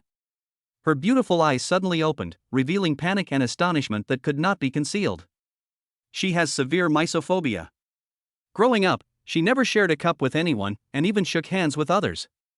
For her, kissing, an act of exchanging saliva, was simply a fantasy. But this kiss seemed completely different from what she had imagined. No nausea. Instead, I felt a tingling sensation, like an electric current. Starting from the lips, it spread to every part of the body in an instant. His lips were warm and soft, with a faint, pleasant smell of tobacco. Sukoan felt her stiffness. I also felt her clumsy and almost ridiculous response. Her teeth were clenched tightly, like a martyr about to be executed heroically. He couldn't help but chuckle. The laughter was so deep and hoarse that it made her chest numb. This woman. This queen is decisive in the business world and controls a multi-billion-dollar empire. It turned out to be our first kiss. An idea was growing wildly in his heart. He wanted to teach her. He wanted to let her know what a real kiss that could make people fall in love was. He didn't go deep, but used the tip of his tongue to gently trace the shape of her perfect lips. It's like tasting a top-notch work of art. Shinchushue's body began to tremble slightly. She felt that her defenses were being broken down bit by bit. The big hand that was holding her face had quietly slid to the back of her neck without her knowing when. The warm palm touched her most sensitive skin. The fingertips gently caressed. Relax. His voice, like poison mixed with honey, rang in her ears. There was a sudden boom in Shinchushue's mind, and everything went blank in an instant. Finally, her tightly clenched teeth were pried open a little. Next second, he marched straight in. Domineeringly and madly, he plundered all the air and sweetness from her mouth. Shinchushue felt like she was about to suffocate. Like a drowning person, she could only instinctively grab the collar of his shirt tightly. The pink strawberry nightgown slid up a lot because of her movement. Large areas of snow-white and delicate skin were exposed to the air defenselessly. Sukoan's breathing became heavy. His other hand slid down her slender waist. My palms are burning hot. Through the thin silk nightgown, he could clearly feel the amazing elasticity and smoothness of her skin. Just as his hand was about to touch the round and perky forbidden area. But he suddenly stopped. He forced himself to pull himself away from the softness and sweetness. When the two people's lips parted, an ambiguous and loud sound came out. A crystal silver thread connects them. Shin Shushue was breathing heavily, her cheeks flushed, and her beautiful eyes were. At this moment, the water is shimmering and covered with a layer of misty fog. She looked at him, with a hint of lingering desire in her eyes that she herself hadn't noticed. Su Kuan's Adam's apple rolled violently. He knew that if he continued like this, things would get completely out of control. No, I can't. His voice was incredibly hoarse. Not here. He couldn't be so careless as to take this clumsy yet lovely woman right there on the sofa in the living room. Their first time should be on a soft big bed, with flowers and candles. It should be more perfect. Chapter 19, Second-hand Volkswagen breaks down. Turn around and win SU7. Early the next morning, Shin Shushue was awakened by a sudden ringing of the phone. Mr. Shen. Did you forget the 9 o'clock board meeting? It was the voice of Assistant Hua Pei. Shin Shushue suddenly sat up from the bed and glanced at the time. 8:30. It's over. She turned off the alarm last night. She rushed into the bathroom in a hurry, and 15 minutes later, she turned back into the icy female president with full aura. However, a high-neck shirt used to cover the suspicious red marks on her neck made her feel a little uncomfortable. Hubby, I'm leaving first. She grabbed her bag, gave Su Kuan a quick kiss on the cheek, and hurried out the door. Su Kuan looked at her fleeing back, smiled and shook his head. He finished his breakfast slowly and prepared to go to the company. However, when he got into his second-hand Volkswagen which he had been driving for almost 10 years. Thump thump thump. The car struggled for a few times and then stopped moving completely. Anchored. Su Kuan sighed helplessly and could only get off the car and take a taxi. Sitting in the taxi, he took out his cell phone and found that he had several missed calls. They all have the same name. Dogu Chiobai. It was his weird former boss, Mr. Lee. A sneer appeared on Su Kuan's lips. He didn't even bother to check his voicemail and just opened the address book. I found the name and added it to the blacklist without hesitation. Just then, Shin Shushue's WeChat popped up. Honey, can you help me go to Wanda Plaza after get off work? I have something at the service desk over there. It's a small box. Please help me get it and bring it back tonight. Su Kuan replied with an okay emoticon. At 5:30 in the afternoon, Su Kuan appeared at the service desk of Wanda Plaza on time. Hello, sir. Are you here to pick up something that Miss Shen left with you? The lady at the service desk has a sweet smile. She took out a small, plainly wrapped brown paper box from under the counter. As soon as Su Kuan took the box, a girl in promotional clothes came over enthusiastically. Handsome. Our mall is having a raffle. Just fill out the form and you'll win. 100% chance of winning. Su Kuan originally wanted to refuse. But the girl was so enthusiastic that she kept pulling at his arm. Handsome guy, I'll just take up 1 minute of your time. Please help me complete today's mission. Su Kuan had no choice but to pick up a pen and casually write down his name and phone number on the form. Okay, handsome, just drop this ticket into this raffle box.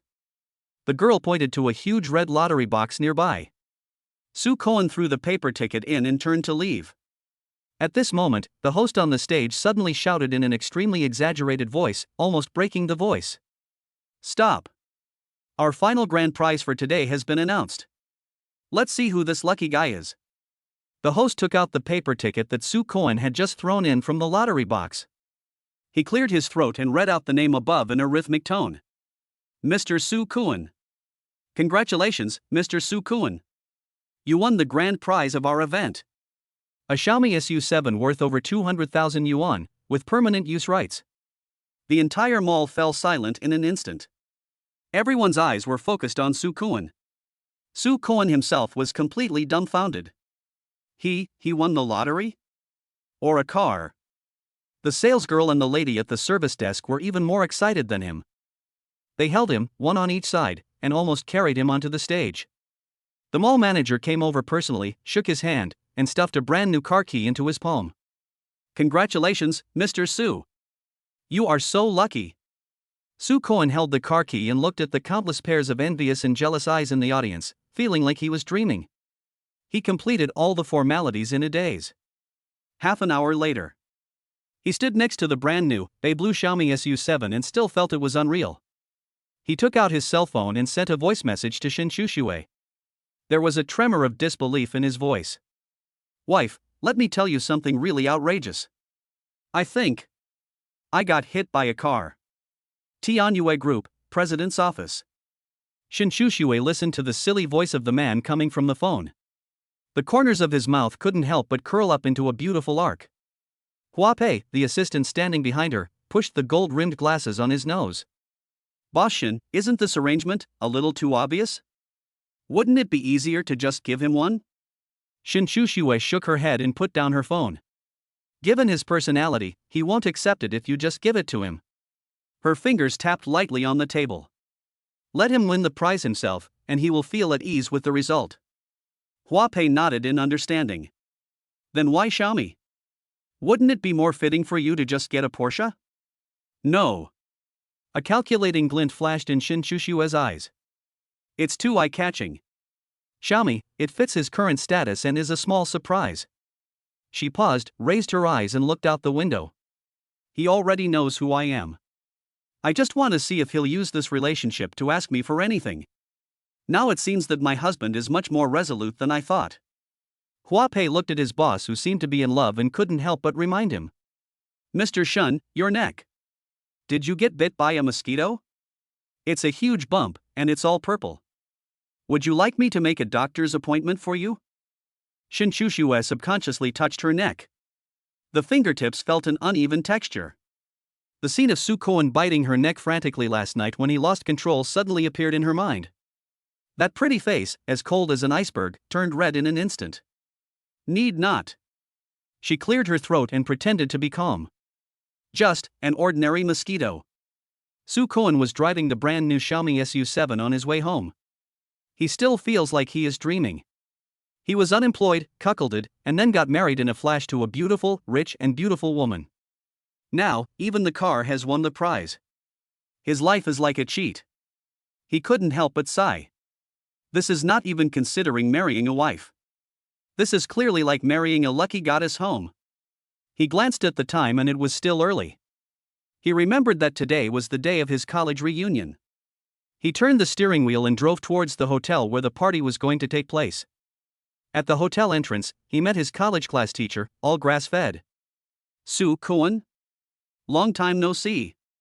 Tong Tong is still grass-fed, the same as always, wearing a pair of black-framed glasses, looking gentle and refined. Hello, teacher. Su Cohen handed over a box of high-quality Longjing tea. This is for you. You kid, just come, what else do you bring? Although he said so, he still took it with a smile. The two found a quiet corner and started chatting. I heard that you resigned from your previous company? Any plans? Do you want me to find you a job? Tong Tong Grass-Fed has always admired Su Cohen and knows that he is a capable, hard-working and good student. Thank you, teacher. No thanks. Su Cohen smiled. I started a small company myself. Oh? A hint of surprise flashed in Tong Tong's grass-fed eyes. That's great. Young people should have their own careers. If you need any help in the future, just ask. At this moment, a sarcastic voice sounded behind them. Hey, isn't this our great talent from back then, Su Cohen?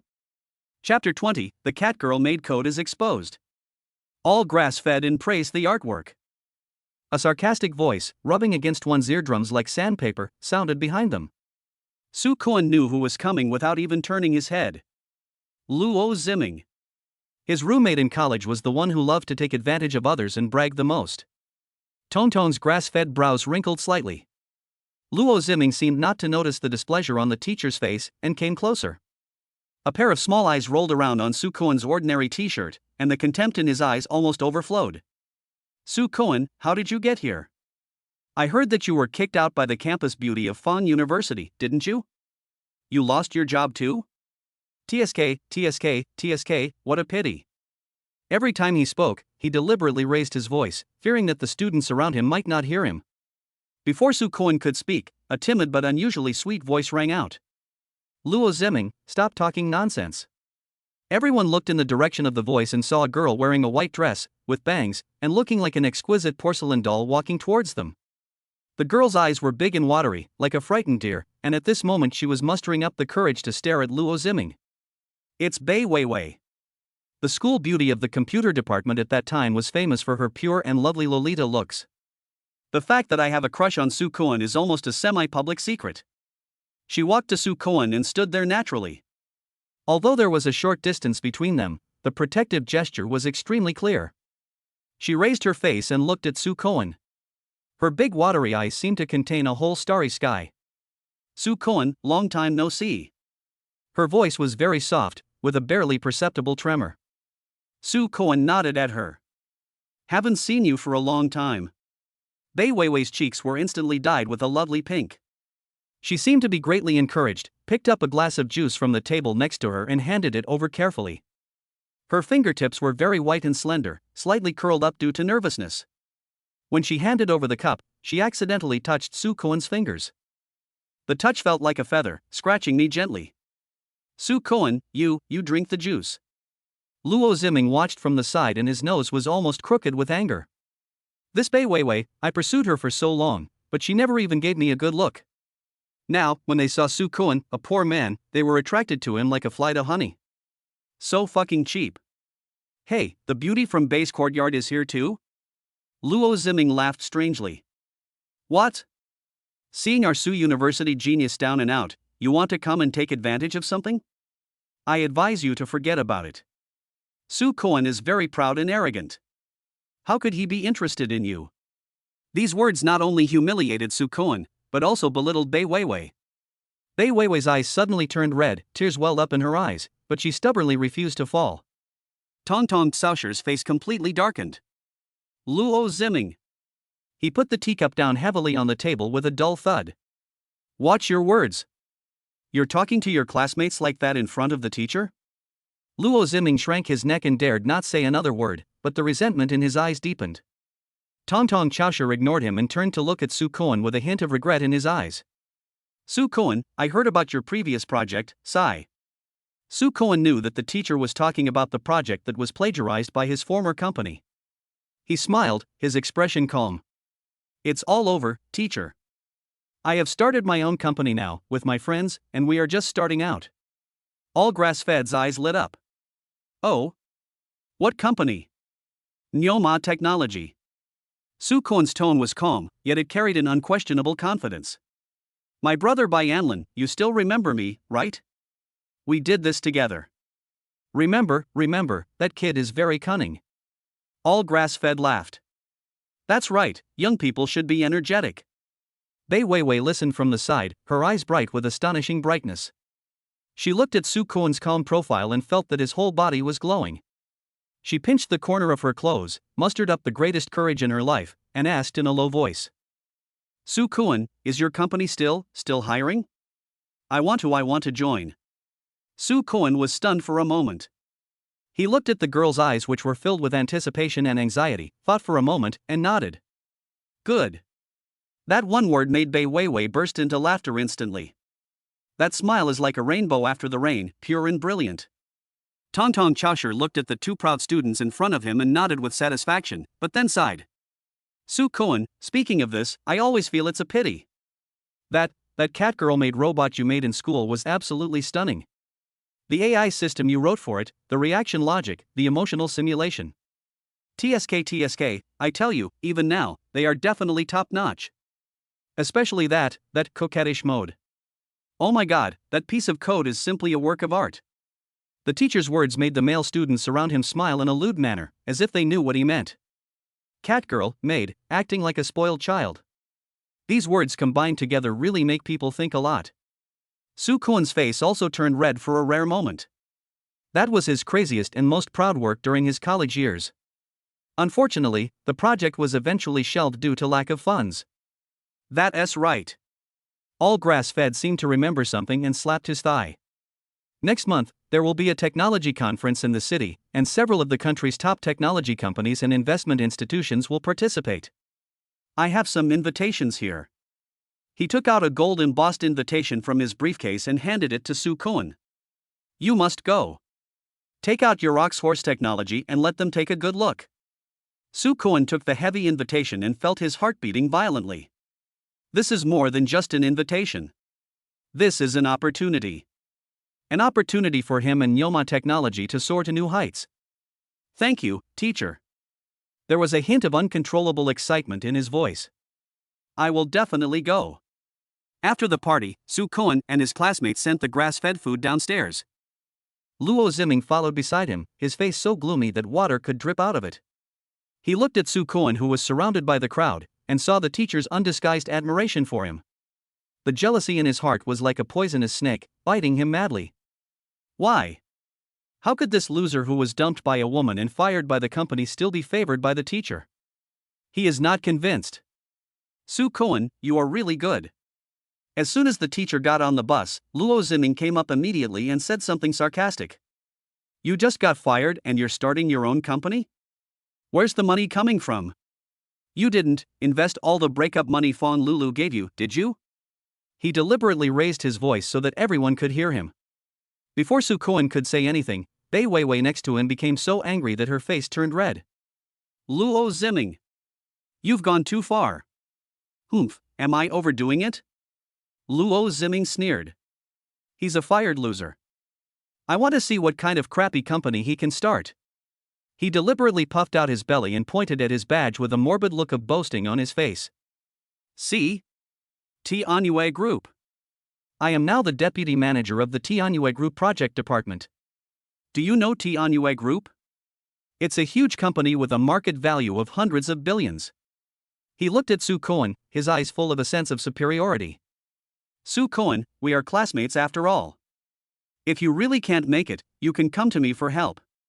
For the sake of our friendship, I might be able to arrange a job for you, sweeping the toilets. The students around him all showed embarrassed expressions. Tongtong was in the car and heard the noise. He rolled down the window. He frowned and looked at Luo Ziming, his eyes full of disdain and disappointment. Luo Ziming thought the teacher was looking at him and puffed out his chest proudly. He felt that the teacher must not know about the scandal of Soo-kwon being expelled. Soo-kwon looked at his smug face and suddenly laughed. Tianyue Group? He spoke lightly. Oh, what a coincidence. My wife also works in this company. As soon as these words were spoken, the whole place fell into deathly silence. The smug look on Luo Ziming's face froze in an instant. He seemed to have heard a huge joke. He was stunned for 3 full seconds before he burst into exaggerated laughter. Ha ha ha ha. Your wife? Soo-kwon, are you awake? You? Can you find a wife? Even if you really find it, can you join Tianyue Group? What do you think Tianyue Group is? A scrap dealer? Stop being funny. He laughed so hard that tears came out. He pointed at Soo-kwon and spoke to the students around him. Listen. Listen. This guy is so poor that he's crazy and starts talking nonsense. Soo-kwon's expression didn't change at all. He just looked at Luo Ziming quietly, his eyes as if he was looking at a clown. What? Don't believe it? Nonsense. Of course I don't believe it. Luo Ziming wiped away the tears from laughing, his face full of contempt. Okay, you said your wife works at Tianyue Group, so what's her name? Which department? I'm the deputy manager of the project department. I know almost everyone in our company. Tell me, I'll see if I recognize you. He was certain that Soo-kwon was lying. Today, he will tear off Soo-kwon's fig leaf in front of everyone. Let him lose face.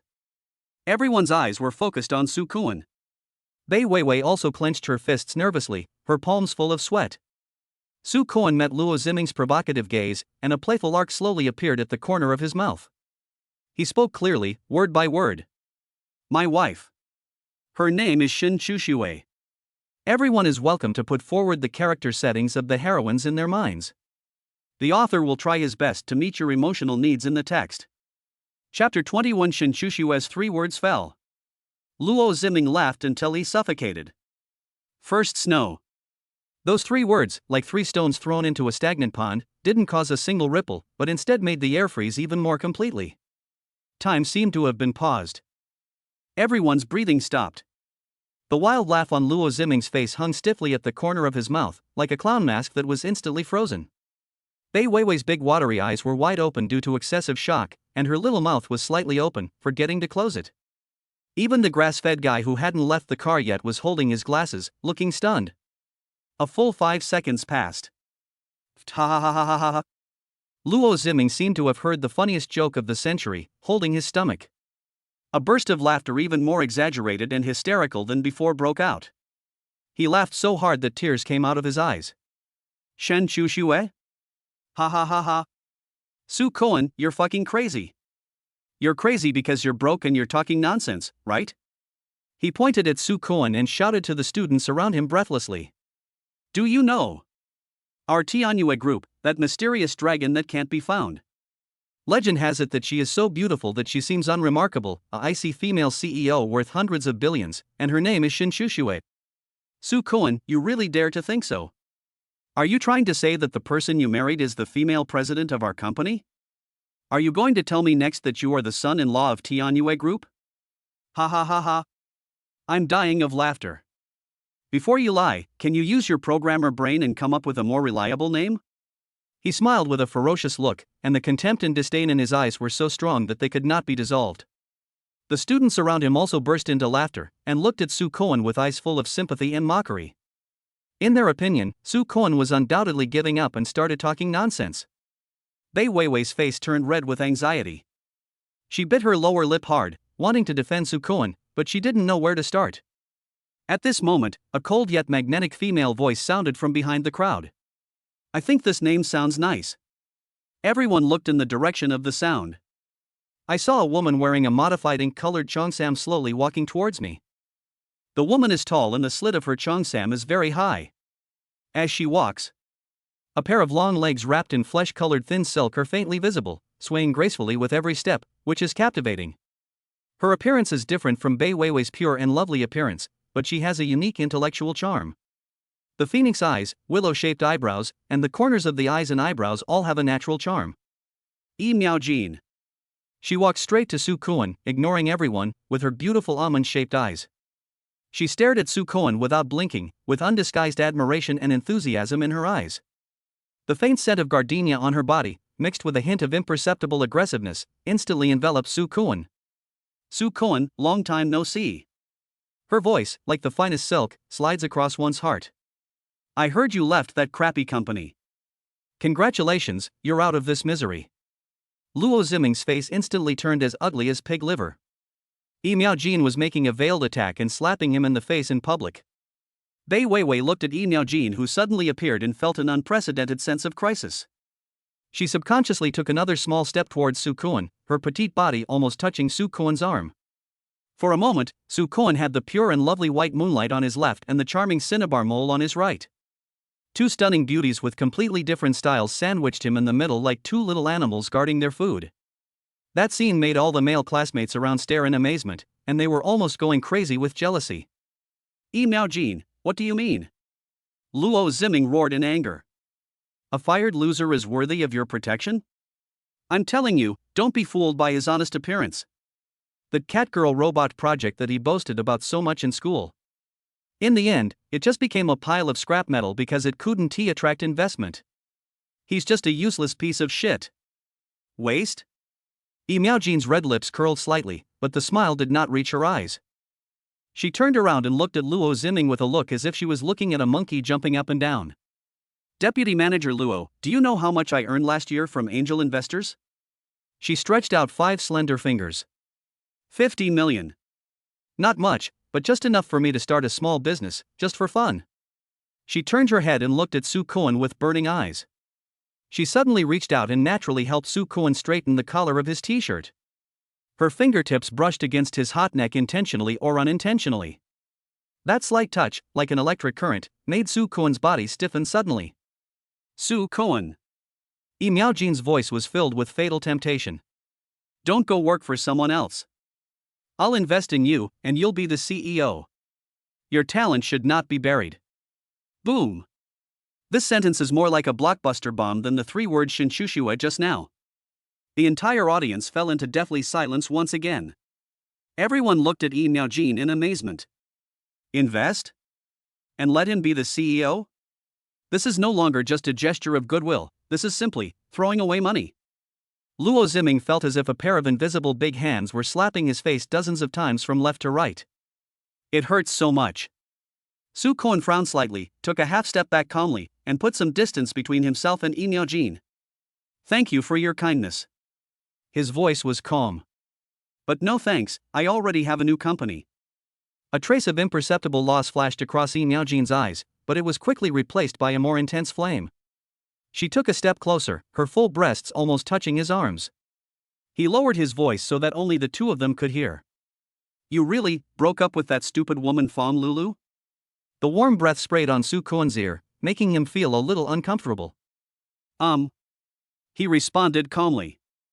After receiving a positive answer, Yi Miaojin and Bai Weiwei on the other side lit up their eyes at the same time. The look in their eyes was like that of two female leopards that had found their prey, filled with a determination to win. Opposite the hotel, in a black nanny car, a woman wearing gold-rimmed glasses and a smart business suit was holding a high-powered telescope with a serious expression. Hiss. Hua Pei took a breath and felt that things were developing in an uncontrollable direction. She picked up the encrypted satellite phone and quickly dialed. Mr. Shen. There was an unprecedented urgency in her voice. The situation has changed. It's urgent. My uncle, he's been entangled by two women. One is a pure Lolita type, the other is an intellectual queen type, both are very powerful in combat. They all seem to want to snatch my son-in-law. In the city center, in a private room of a top-class club with extremely high privacy. Shin Shushua was holding a glass of red wine and looking at the restless man opposite her with an elegant posture. Mr. Zhang, regarding the land in the south of the city, my conditions have been made very clear. Her voice was cold and emotionless. If you don't eat the plate of cilantro in front of you, I'm leaving. Mr. Zhang, a real estate tycoon worth billions, looked at the plate of green coriander with a pale face. The thing he hates most in his life is coriander. At this moment, Shin Shushua's cell phone suddenly rang. She glanced at the caller ID, frowned slightly, and answered the phone. Listening to Hua Pei's urgent report on the other end of the phone, Shin Shushua's expression did not change at all. But the temperature in the box seemed to drop to freezing point in an instant. Mr. Zhang opposite even shivered uncontrollably. No. Shin Shushua hung up the phone. She slowly stood up and looked down at Mr. Zhang opposite her, with a cold and sickly arc at the corner of her mouth. My stuff. Do others dare to touch it? She picked up her handbag, turned around and left, leaving Mr. Zhang with a cold and resolute back. Mr. Shin. That piece of land. I'm not selling it anymore. Chapter 22. Luo Ziming's face was as pale as death. Mercedes-Benz turned into a toy car. At the hotel entrance, the air seemed to have solidified into glass, shattering at the slightest knock. Everyone's eyes were like iron filings attracted by a magnet, fixed on Su Kuan. On his left was Bai Weiwei, who was wearing a white dress and was as pure as a dewy lily. To his right was Yi Miaojin, who was wearing an ink-and-wash cheongsam and was as charming as a midnight rose. Two stunning beauties with completely different styles, like two door gods, sandwiched him tightly in the middle. That scene made the eyes of the single male classmates around them widen, and the sour taste in their hearts bubble up. Luo Ziming felt the muscles on his face twitching and burning with pain. Invest? Still a CEO? He almost squeezed out these words from between his teeth, and his voice was as sharp as nails scratching on a blackboard. Yi Miaojin, do you have too much money to burn? Vote for such a loser? Yi Miaojin didn't even bother to glance at him. Her beautiful phoenix eyes just looked at Su Kuan intently and passionately. It was as if this man was the only one left in her world. Su Kuan felt the burning gazes from both sides that almost melted him, and his brows frowned slightly. He calmly took half a step back, just enough to distance himself from the ambiguous distance that was almost close. Thank you for your kindness. His voice was calm, like a bucket of cold water poured on the scorching atmosphere. The expressions on Yi Miaojin and Bai Weiwei's faces froze at the same time. Su Kuan looked at them, a polite but distant smile on his lips. But I'm married. Boom. It was as if a depth bomb had been dropped on the crowd. Get married? For the first time, a look of surprise appeared in Miaojin's smiling almond-shaped eyes. Bai Weiwei's big watery eyes were instantly filled with tears, and she was on the verge of collapse, which was heartbreaking to see. Su Koan seemed not to notice their reactions and continued. Speaking of which, I'm getting married next month. If you two don't mind, you can come over for a drink. This time, it's not just a bomb. This is like dropping an atomic bomb into the crowd. Ha ha ha ha ha ha. The dead silence was broken by a burst of earth-shaking laughter. Luo Ziming held his stomach and laughed so hard that tears came out, as if he had heard the funniest joke since the creation of the universe. Marriage? Wedding? He pointed at Su Koan and shouted to the people around him breathlessly. With whom? With that imaginary female CEO Shin Chushua? Su Koan, can you change your tactics when pretending to be awesome? Now that we've exposed you, you want to use marriage as an excuse? You are such a little genius. The students around him also burst into laughter, and the look they gave Su Koan was full of undisguised mockery. Bai Weiwei couldn't hold it in any longer, and tears rolled down her cheeks like beads from a broken string. She choked up, but still mustered up the courage to defend him. He's not pretending. Su Koan is not that kind of person. Miaojin also came back to her senses from her initial shock. She put away her charming smile and her eyes became cold. Luo Ziming, shut your stinky mouth. Even if Su Koan is pretending, he is still 100 times better than a clown like you. 100 times stronger? Luo Ziming jumped up suddenly as if his tail was stepped on. He pointed to his brand new Mercedes-Benz E-Class not far away with a morbid look of boasting on his face. See? Mercedes. I just bought a new car, it's over $500,000. He turned his head and looked Su Koan up and down with an extremely contemptuous look. And you?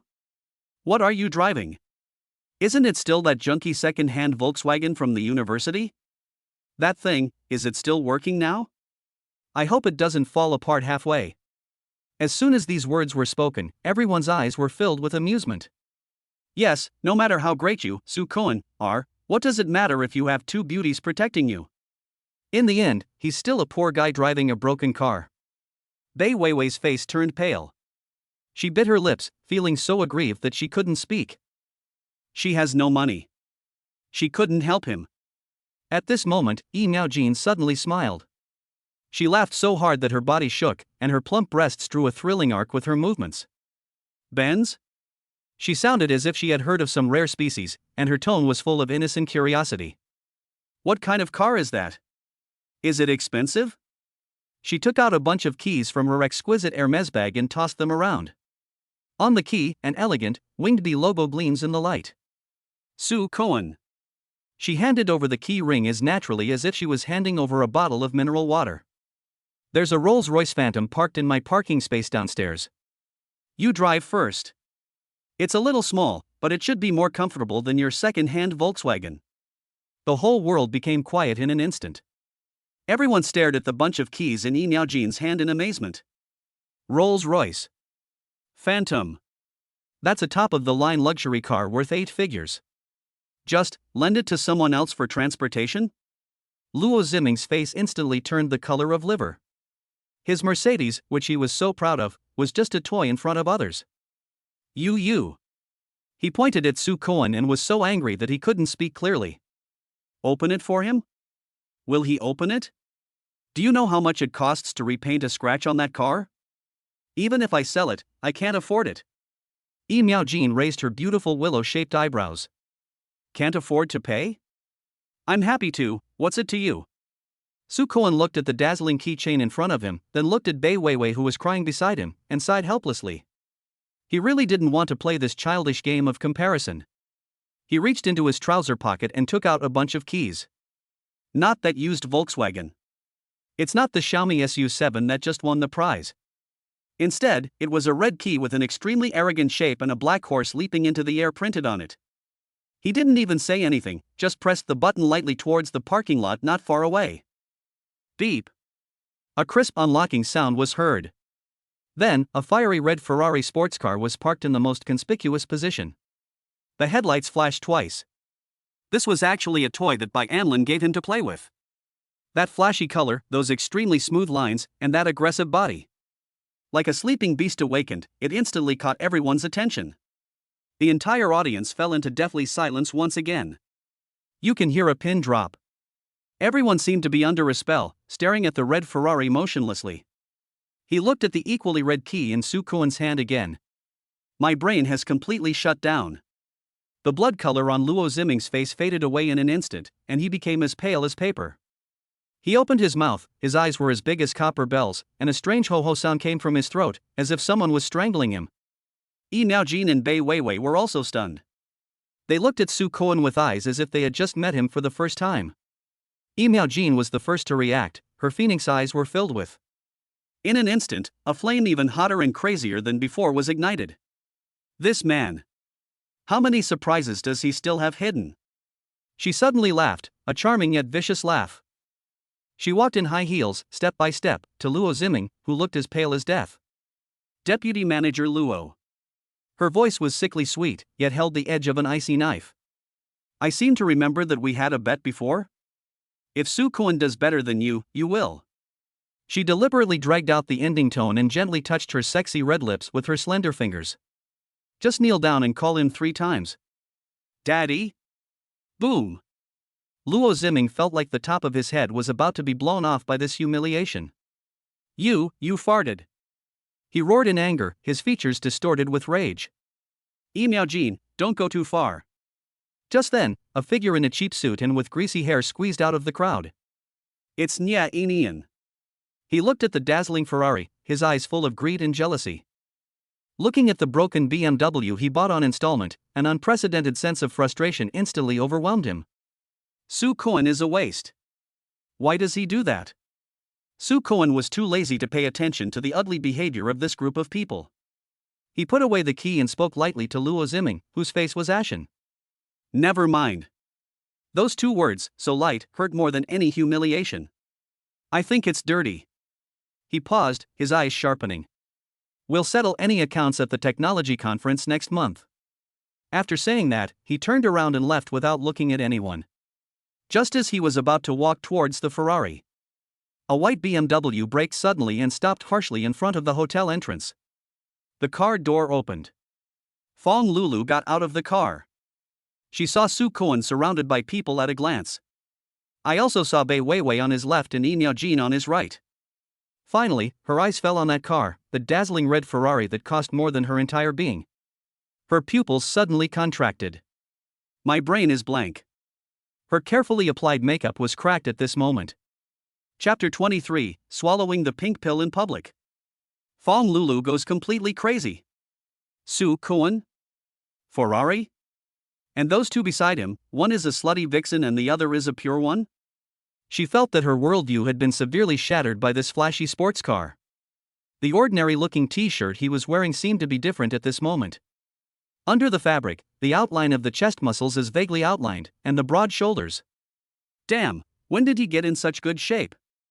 Soo Kwon. Fong Lulu's voice was so sharp that it seemed to cut through the air. Are you crazy? To rent a car like this? How much does it cost per day? Do you know that we need to make a living and save money in the future? She stopped talking halfway, her face turning pale and blue. She forgot that they were no longer us. But she immediately found a reason for herself. He rented such an expensive car and made such a big scene, wasn't it just to put on a show for himself, to try to get him to change his mind? This man still loves himself.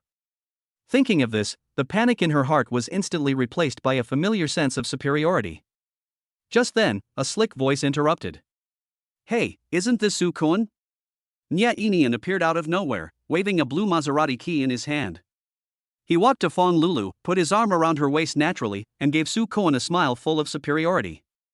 Lulu, don't bother with this kind of person. Renting a car is just a loser pretending to be rich. It's cheap.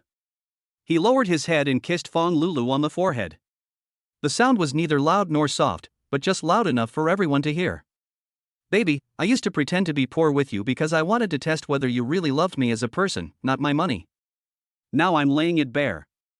My family's business only has a few small goals a year. As soon as these words were spoken, Luo Ziming next to him immediately came over like a pug. Master Nya.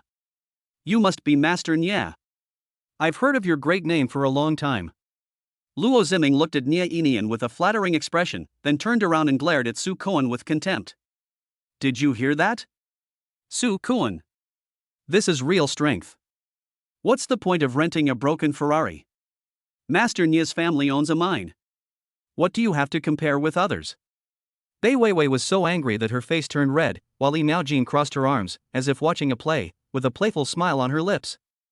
Su Koan's eyes never stayed on Nia Inian for more than a second from beginning to end. He just looked at Fong Lulu.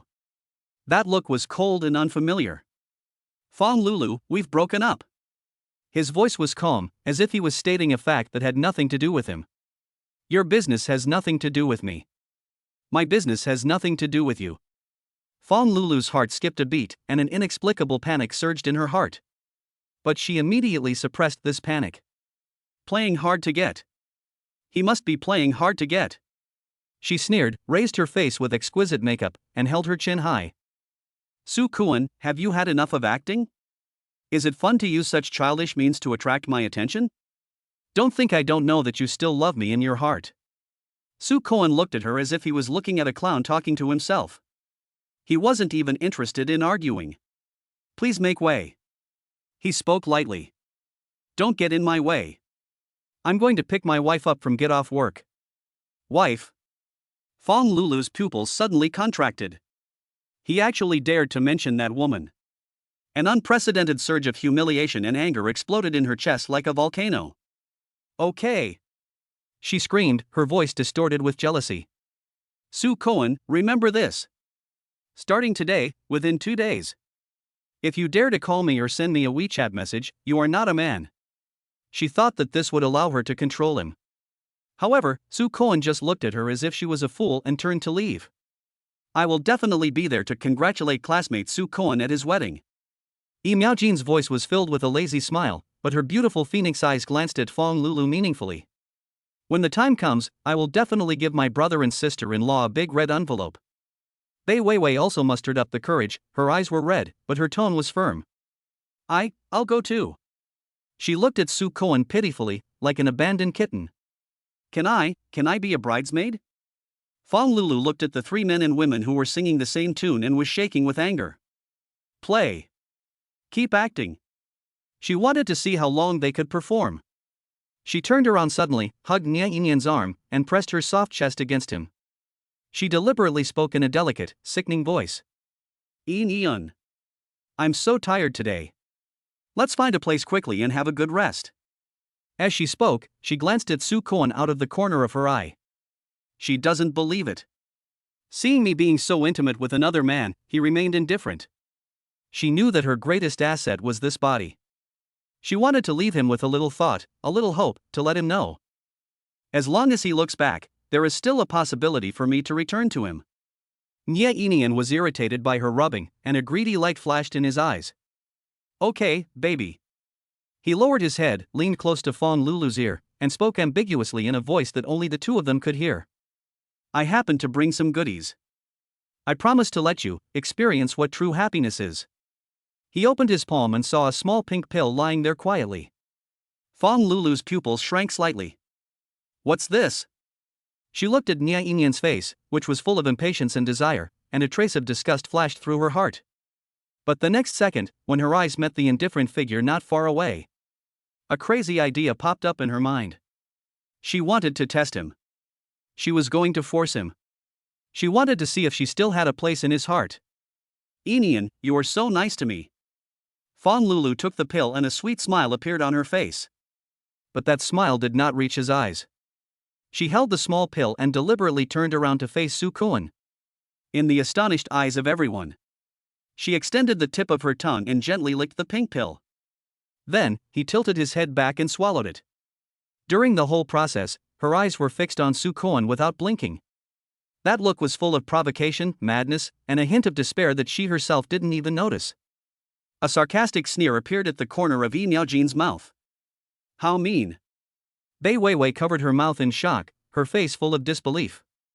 Su Koan's brows finally furrowed. He wasn't jealous or angry. He just felt that this woman seemed really crazy. When Nia Inian saw Fong Lulu's cooperation, his eyes lit up with excitement. He put his arms around Fong Lulu's waist and began to knead her round buttocks dishonestly with his big hands. Baby, let's go. I can't wait to have a good rest with you. He pulled Fong Lulu, whose body was beginning to weaken, and walked towards the hotel. Just then, a cold voice, with an unquestionable powerful aura, sounded from behind them. The sound was not loud, but it was like an ice-hardened sword, instantly piercing through all the noisy atmosphere on the scene. Stop. Everyone looked in the direction of the sound. I saw a woman wearing a high-end custom-made white suit and skirt, with a temperament as cool as the top of a snow-capped mountain, walking slowly towards me. She was wearing a pair of 10 cm silver high heels, and every step she took seemed to be stepping on everyone's heart. Her facial features are too delicate to be real, and her skin is as white as fine mutton fat jade. The small teardrop mole under the corner of the eye not only does not destroy the coldness, but adds a touch of fatal charm. As soon as she appeared, all the light around her seemed to be sucked away by her alone. Bai Weiwei's purity, Yi Miaojin's charm, Fong Lulu's sweetness. In front of her, they all instantly paled in comparison and became vulgar background boards. The woman's eyes swept across the entire audience. Finally, it fell on Fong Lulu, who was in Nie Yinyan's arms with a flushed face. The corners of her mouth slowly curled up into a cold, slightly sick arc. She walked step by step to Su Koan, naturally reached out and held his arm. Then, she raised her eyes and looked at Nie Yinyan and Fong Lulu, who were already stunned, and her red lips parted slightly. My man. You dare to touch it? Chapter 24, The Drug Takes Effect. Fong Lulu asks for sex in public. The corners of her mouth slowly curled up into a cold, slightly sick arc. When Luo Ziming saw who was coming, his calves instantly went weak. Mr. Shen, Mr. Shen. His voice was trembling. This is the real king of Tianyue Group. As a deputy project manager, he doesn't even have the qualifications to see her. Shin Shushue didn't even look at him. She walked step by step to Su Koan, and naturally stretched out her white jade-like hand and held his arm. The soft touch and the warmth against his arm made Su Koan's heart skip a beat. Then, she raised her eyes, looked at Nie Yinyan and Fong Lulu, who were already stunned, and repeated it with her red lips slightly opened. I ask you, do you dare to touch my man? Fong Lulu felt her head buzz and explode. This woman. Is this woman the wife Su Koan mentioned? The woman who asked Su Koan to use his black card to buy a diamond ring in the mall? An indescribable fear and jealousy instantly gripped her heart. When Nie Yinyan saw Shin Shushue, his eyes widened. He quickly pushed Fong Lulu away from his arms, as if he was throwing away a hot potato. Ah! Fong Lulu staggered after being pushed by him, her high heels tilted, and she fell to the ground in a mess. Because of this action, the hem of the beautiful skirt was lifted up. A large part of the white thigh was exposed, and the lace safety pants were faintly visible. She felt her body getting hotter and softer. The little pink pill seemed to be taking effect. A strong feeling of helplessness came over me. Out of an animal-like instinct, she subconsciously pounced on the figure that once made her feel the most secure. Su Koan, save me. Her voice was soft and charming, with a tearful tone. She was like a boneless octopus, tightly wrapped around Su Koan's body, hanging on him with her whole body. The soft and hot breasts, through the thin t-shirt, pressed tightly against his chest, rubbing against him constantly. I'm so hot. Su Koan, help me. Her little face was arched randomly in his neck. The warm breath sprayed on his skin, carrying a deadly teasing feeling. Su Koan's body stiffened instantly. He wanted to push her away. But this woman was the one he had loved for 6 years after all. Even if he had no feelings for her anymore, he couldn't be completely indifferent when he saw her like this. Don't touch him. Shin Shushue's voice was as cold as ice. She reached out and pinched Fong Lulu's chin, forcing her to lift her tearful face. Don't you understand what people are saying? Nie Yinyan completely ignored the farce on the ground. He walked quickly to Shin Shushue with a flattering smile on his face. Mr. Shen. Why are you here? This is all a misunderstanding. A misunderstanding. I don't know this woman well. I really don't know her well. He secretly admired it in his heart. He had heard that the female president of Tianyue Group was as beautiful as a fairy. After seeing it today, I realized that the rumors were not even 1/10,000th of the truth. That temperament and figure are simply the best of the best. A strong possessive desire was growing wildly in his heart. Shin Shushue didn't even bother to give him a glance. Mr. Nye. Her voice was cold and distant. I remember I just spoke on the phone with your fiancé, Zhou. Your engagement party is next week, right? Boom. Fong Lulu felt that her last nerve was broken. Fiancé? Engagement party? So, this bastard Nia Inian has been lying to her all along. The immense humiliation and anger of being deceived made her eyes go dark and her consciousness began to become truly blurred. Nia Inian's expression instantly turned extremely ugly.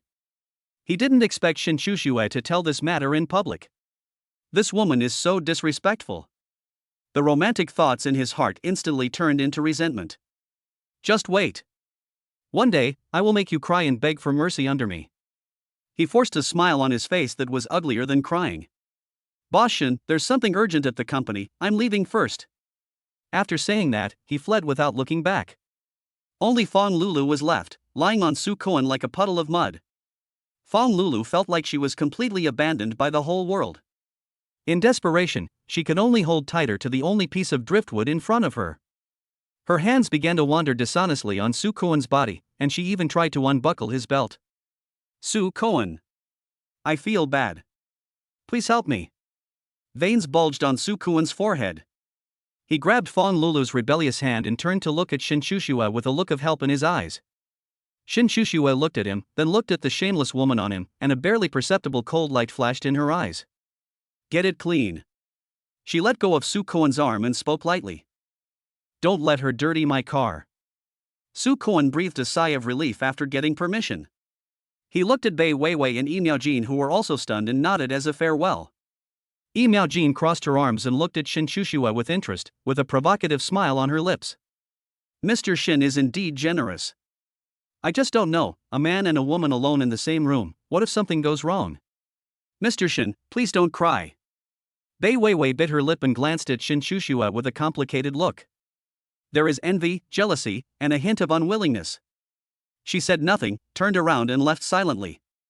Su Koan no longer hesitated, half hugged, half dragged, and started talking nonsense. Fong Lulu tore her clothes and walked into the hotel next door. In the hotel room, Su Koan threw Fong Lulu on the soft big bed and turned to leave. At this moment, a soft hand suddenly grabbed the corner of his clothes from behind. Don't go. Fong Lulu opened her eyes at some point, and her beautiful almond-shaped eyes were covered with a layer of mist, making her look pitiful. She exerted force suddenly, pulling Su Koan so hard that he staggered and fell on her. Next second, she tilted her head back and, using all her strength, kissed his lips. It was a kiss full of despair and unwillingness, with a hint of vengeful madness. Su Koan's head buzzed. Almost subconsciously, he pushed her away. Fong Lulu. His voice was cold and disgusted. You still have no shame. Fong Lulu was pushed by him and hit the headboard, tears instantly welling up in her eyes. She looked at Su Koan's face full of disgust, and her heart felt like it was torn open. At this moment, consciousness was completely clear. She knew she had lost. A complete defeat. But she was unwilling to give up. Why? How was he able to find his next partner so quickly, and with such an outstanding woman? Why should I be deceived by such a scumbag? She looked at Su Koan, and a thought popped up in her mind again. He took himself to the hotel instead of just dumping him on the street. This shows that he still has feelings for me. Right. He must still love me. He was just sulking. Su Koan stood in the shadow of the hotel entrance, lit a cigarette and took a deep puff. A fiery red Ferrari slowly stopped in front of him. The car window rolled down, revealing Shin Shushue's breathtakingly beautiful face. Su Koan put out his cigarette, opened the car door and got in. The atmosphere in the car was a bit depressing. I just... He wanted to explain, but didn't know where to start. I've had a few drinks. Shin Shushue suddenly spoke and interrupted him. There was a subtle hint of grievance in her voice. They touched you. She touched you too. I'm not happy. Su Koan's heart seemed to be hit hard by something. He turned his head and looked at the woman beside him. Under the dim light, her cheeks were slightly red, and her cold eyes were now covered with a layer of mist. It turns out that this queen who was so decisive and ruthless outside also has such a cute side. He suddenly laughed. He reached out and gently held her face. Then he lowered his head and kissed her. It was a gentle, soothing kiss. Shin Shushua's body stiffened for a moment, but soon relaxed. She closed her eyes and responded to him awkwardly. A faint aroma of red wine, mixed with her unique body fragrance, spread between his lips and teeth. Su-Koen felt like he was getting drunk. After the kiss, he looked at her big, sparkling eyes and slightly swollen lips, and his Adam's apple rolled uncontrollably. However, the next second, Shin Shushue suddenly opened her eyes and took the initiative to kiss him again. This time, it was no longer the gentle temptation just now. Instead, it carries a hint of domineering, unquestionable possession. She pried open his teeth and thrust her tongue in, madly snatching all the air from his mouth. It was as if he wanted to use this method to completely eliminate all the auras belonging to others. Su-Koen's mind went blank in an instant. He took the initiative, pressing her firmly against the seat and deepening the kiss. The Ferrari's body began to shake slightly. A thin layer of mist gradually formed on the car window. The ambiguous atmosphere heated up rapidly in the small space.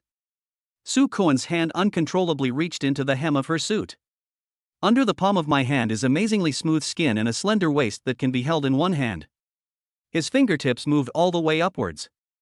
Just when he was about to touch it. Knock. Knock. Knock. There was a sudden and rapid knock on the window. The two of them suddenly separated as if they had been electrocuted. They turned their heads and looked outside through the foggy car windows. The expression on his face froze instantly.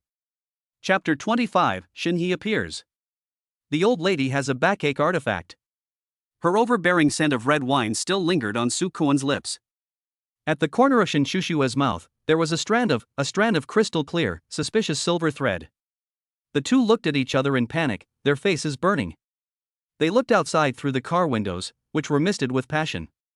An expressionless face wearing gold-rimmed glasses was quietly pressed against the window. It's Hua Pei. Shin Shushue's face turned from crimson to pale in an instant. She felt that all the authority she had built up over 20 years as a president was shattered at this moment. She was busy adjusting her haute couture suit. 2 buttons on the collar were ripped open, revealing a large area of snow-white and delicate skin. There was also a new, purple-red mark below the collarbone. Su-Koen also turned his head away awkwardly, pretending to look at the scenery. He felt his lips were numb and swollen, as if he had eaten 2 kilograms of spicy hot pot. Shin Shushue took a deep breath and forced the car window closed. A gust of cold wind blew in, making her instantly sober. What's up? Her voice, trying to regain its usual coolness, had a hoarse tremor that she herself was not even aware of. Huapei pushed the gold-rimmed glasses on his nose and quickly scanned the car with his eyes like X-rays. When her gaze fell on Shin Shushue's messy collar and swollen lips, a hint of understanding flashed in her eyes behind the lenses. But her expression remained the same poker face. Mr. Shin, there's a call from the old house. The old lady, she's sick again. Shin Shushue's brows instantly twisted into the shape of a character. What happened again? The old lady said she had chest pain, a stuffy feeling in her heart, and couldn't breathe. She felt like she was dying. Huapei's tone was calm, as if he was reciting a boring report. She also said that if you don't go back, you might not be able to see her for the last time. Shen Shushue. Su-Koen listened at the side and felt a tightness in his heart. How about I go back with you? He looked at her with concern. Shin Shushue subconsciously nodded. But when she glanced at Huapei's expressionless face and thought of her grandmother who did not play by the rules, she shook her head. No. You go back first. She paused and softened her voice. I can go there by myself.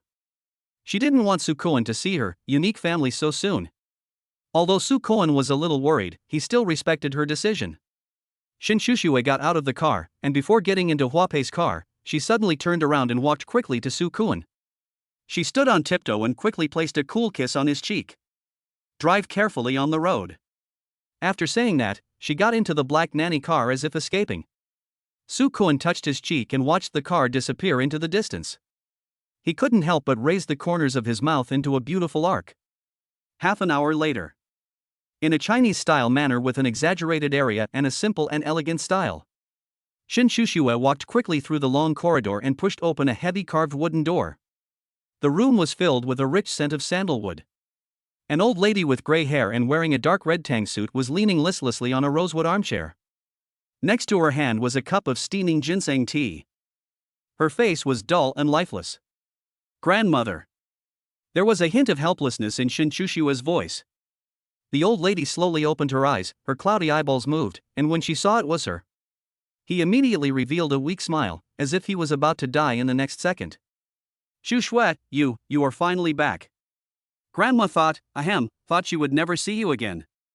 As she spoke, she began to cough violently, her whole body shaking in her chair. Shinshushu sighed, walked over, picked up a small hammer on the table naturally, and started to massage the old lady's back. Grandma, next time you miss me, just tell me directly. There's no need to perform this kind of life and death drama every time. The old lady's cough stopped instantly. She straightened up, and the expression of despair on her face disappeared instantly. Instead, there was a look of gossip and shrewdness. I heard that you found a man? Shinshushua's hand that was massaging her back paused for a moment. Have you got the certificate? The old lady's eyes suddenly widened into bells. She grabbed Shinshushua's hand with such strength that she didn't show any sign of weakness from a patient. You're crazy. Who are you? The queen of Tianyue Group. How can you just pick a man off the street and marry him? Who is he? How many people are there in his family? How many acres of land does he have? How many cows and horses are there in the land? Are the cows male? Are the horses female? Shinshushu was overwhelmed by her questions. Grandma, his name is Su Koen, and he's a very good man.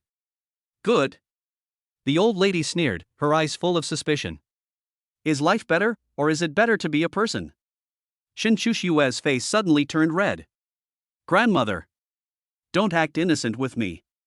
Shen He is in high spirits. Shen He. Shen He was filled with a strange and ambiguous sound. The old lady took the shinha and rolled it around her old waist with a look of enjoyment on her face. Hiss, comfortable. I'm old, and my waist isn't as good as it used to be. This kind of high-tech stuff is still useful. Shen Shushui. She felt that her 3 views were once again being pressed to the ground and rubbed repeatedly by her grandmother. Grandma, the doctor said that your waist is not in good condition and you can't use shinha. Fart. The old lady glared. The doctor knows nothing. Does he know my own waist as well as I do? She turned off the switch, stuffed Shinhi back under the cushion, and looked at Shinshushu seriously. Let's get down to business. I'm worried about that guy named Su Kuan. Unless. The old lady's eyes rolled around, and a cunning gleam flashed in them.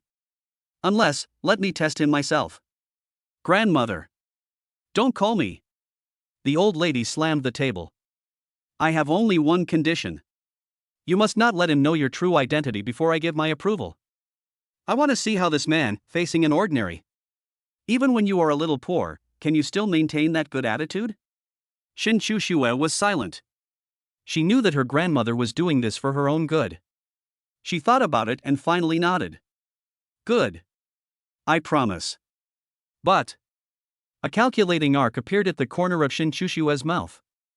You have to promise me one thing, too. What's up? From now on, you should play less with these weird toys. At most, once a week. The old lady's face fell instantly. Once? Wouldn't that kill me? Those 2 times. Shinshushu took a step back. Make a deal. The old lady immediately smiled. The grandfather and grandson reached an agreement, and Shinshushu's mood also improved. She took out her cell phone and sent a WeChat message to Su Koen. Hubby, I'm not going home tonight. I'm staying at Grandma's house. The other side. Fong Lulu's best friend, Fong Yubing, was holding her cell phone, looking embarrassed. Lulu, is this really okay? How do you want me to tell him? Fong Lulu was lying on the bed, her face pale, but her eyes held a sickly stubborn look. She had just returned from the hotel, and all she could think of was Shinshushu's condescending face and Su Koen's cold eyes. She was unwilling to accept it. Just tell him. Just say I'm having my period, my stomach hurts, and I feel uncomfortable all over. I just want him to hug me and kiss me. Fong Yubing got goosebumps when he heard this. Lulu, you two broke up. What are you breaking up?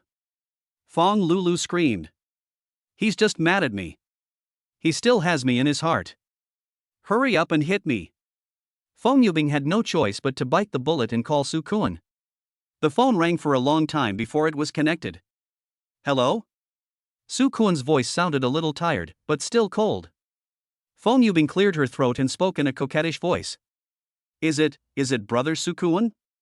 I'm Yubing. Soo Kwon frowned. What's up? Lulu, she's not feeling well.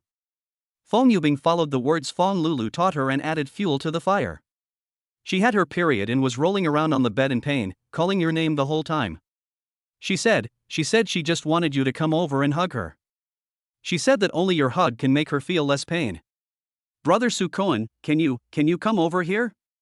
Lulu is so pitiful. There was a dead silence on the other end of the phone. Fong Lulu held her breath nervously, her ear pressed tightly against the phone. She believed that Soo Kwon would soften his heart when he heard how pitiful she was. However, the next second, Soo Kwon's cold and emotionless voice came from the receiver. Like a sharp knife, it stabbed into her heart. She has a stomachache. She can take painkillers. If you're rolling around in pain, you can call 120. She might be hallucinating before she died by calling my name. As for the hug. Soo Kwon paused, and there was a hint of undisguised sarcasm in his voice. Tell her I already have a wife. My wife has severe mysophobia. She doesn't like me touching anything dirty. After saying that, he hung up the phone. Beep beep beep. Hearing the busy tone coming from the phone, Fong Lulu's body began to tremble violently and uncontrollably. Dirty things? He said he was an unclean thing? An unprecedented fear, like an icy tide, instantly overwhelmed her. For the first time, she truly felt it. Soo Kwon really doesn't want her anymore. Everyone is welcome to put forward the character settings of the heroines in their minds. The author will try his best to meet your emotional needs in the text. Chapter 26, Online Teaching by Mr. Shin with Cat Ears, Practice of Human Anatomy. Bang! She slammed her phone onto the bed, her chest heaving violently. How dare he? Fong Lulu's voice was sharp, with a hint of hysteria. How dare he talk to me like that? Her best friend Fong Yubing, who was standing next to her, carefully picked up the phone, her face full of embarrassment. Lulu, why not? Forget it. Soo Kwon, he seems really angry. Angry? Fong Lulu suddenly sat up from the bed and grabbed Fong Yubing's wrist, with a morbid paranoia in her eyes. He's not angry. He's jealous. He's envious. He couldn't stand seeing me and Nia Inian together. He wanted to use this method to force me to surrender first. The inexplicable heat in her body surged up again due to her emotional excitement. The effect of that little pink pill was much greater than she had imagined. Her skin was an abnormally pink color and her breathing became rapid. She looked at Fong Yubing in front of her, her eyes suddenly became a little strange, and her throat became a little dry. Yubing. Her voice was sticky and had an abnormal desire. I feel so bad.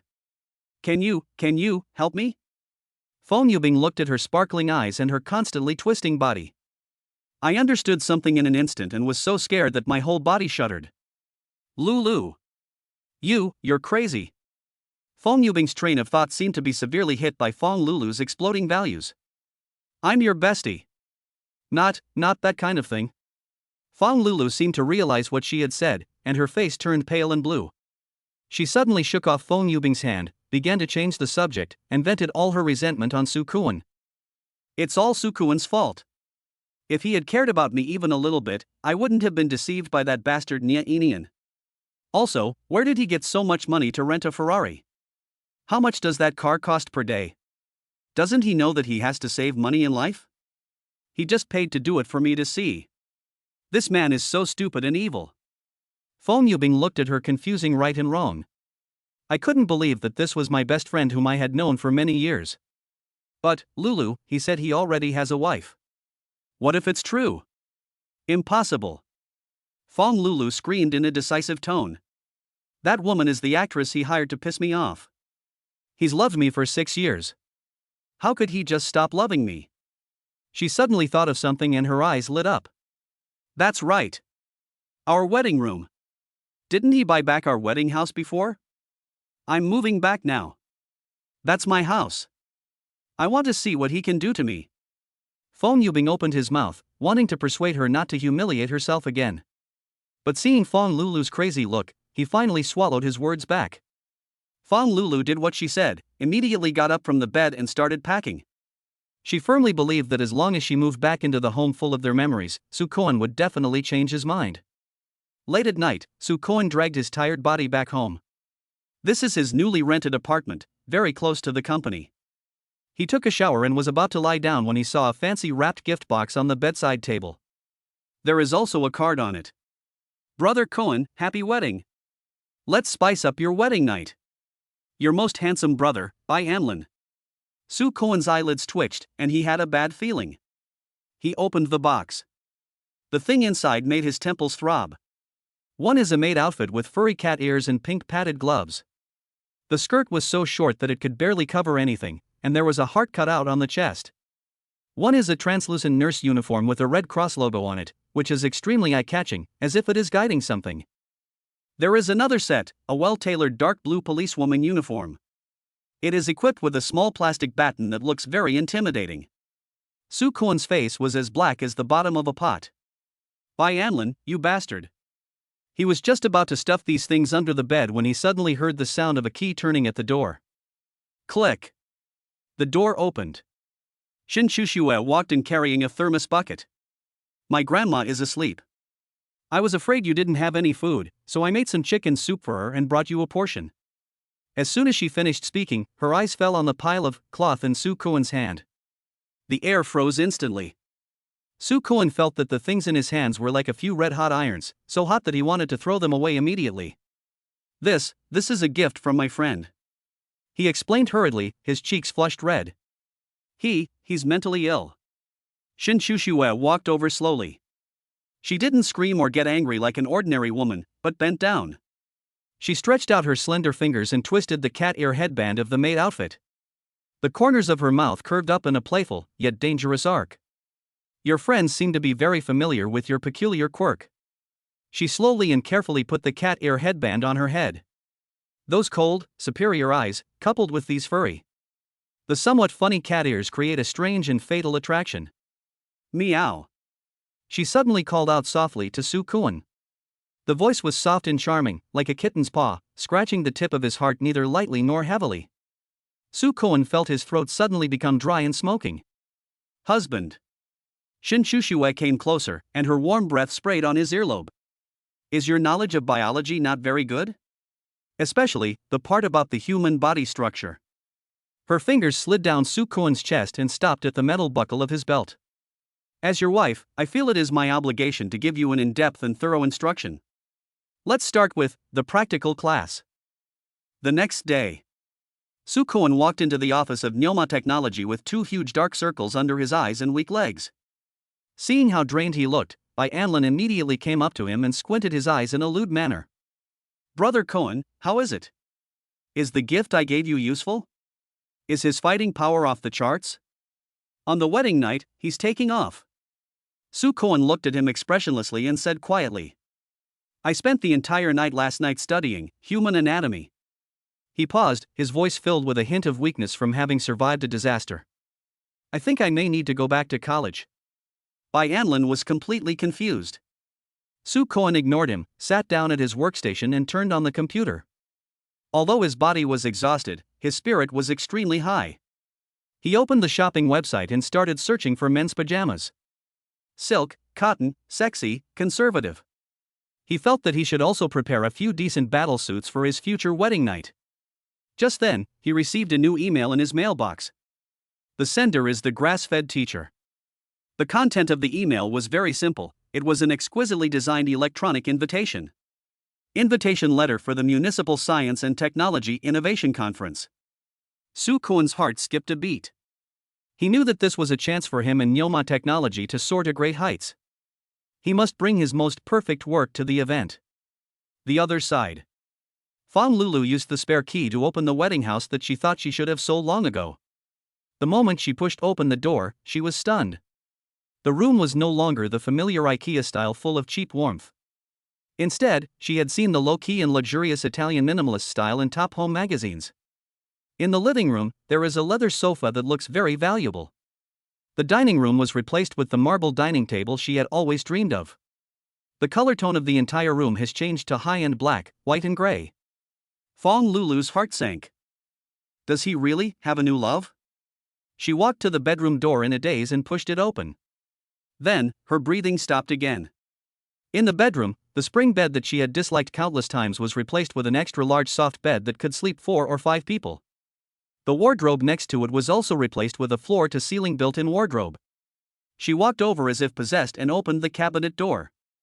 Half of the cabinets were filled with brand-new men's shirts and suits that looked very valuable.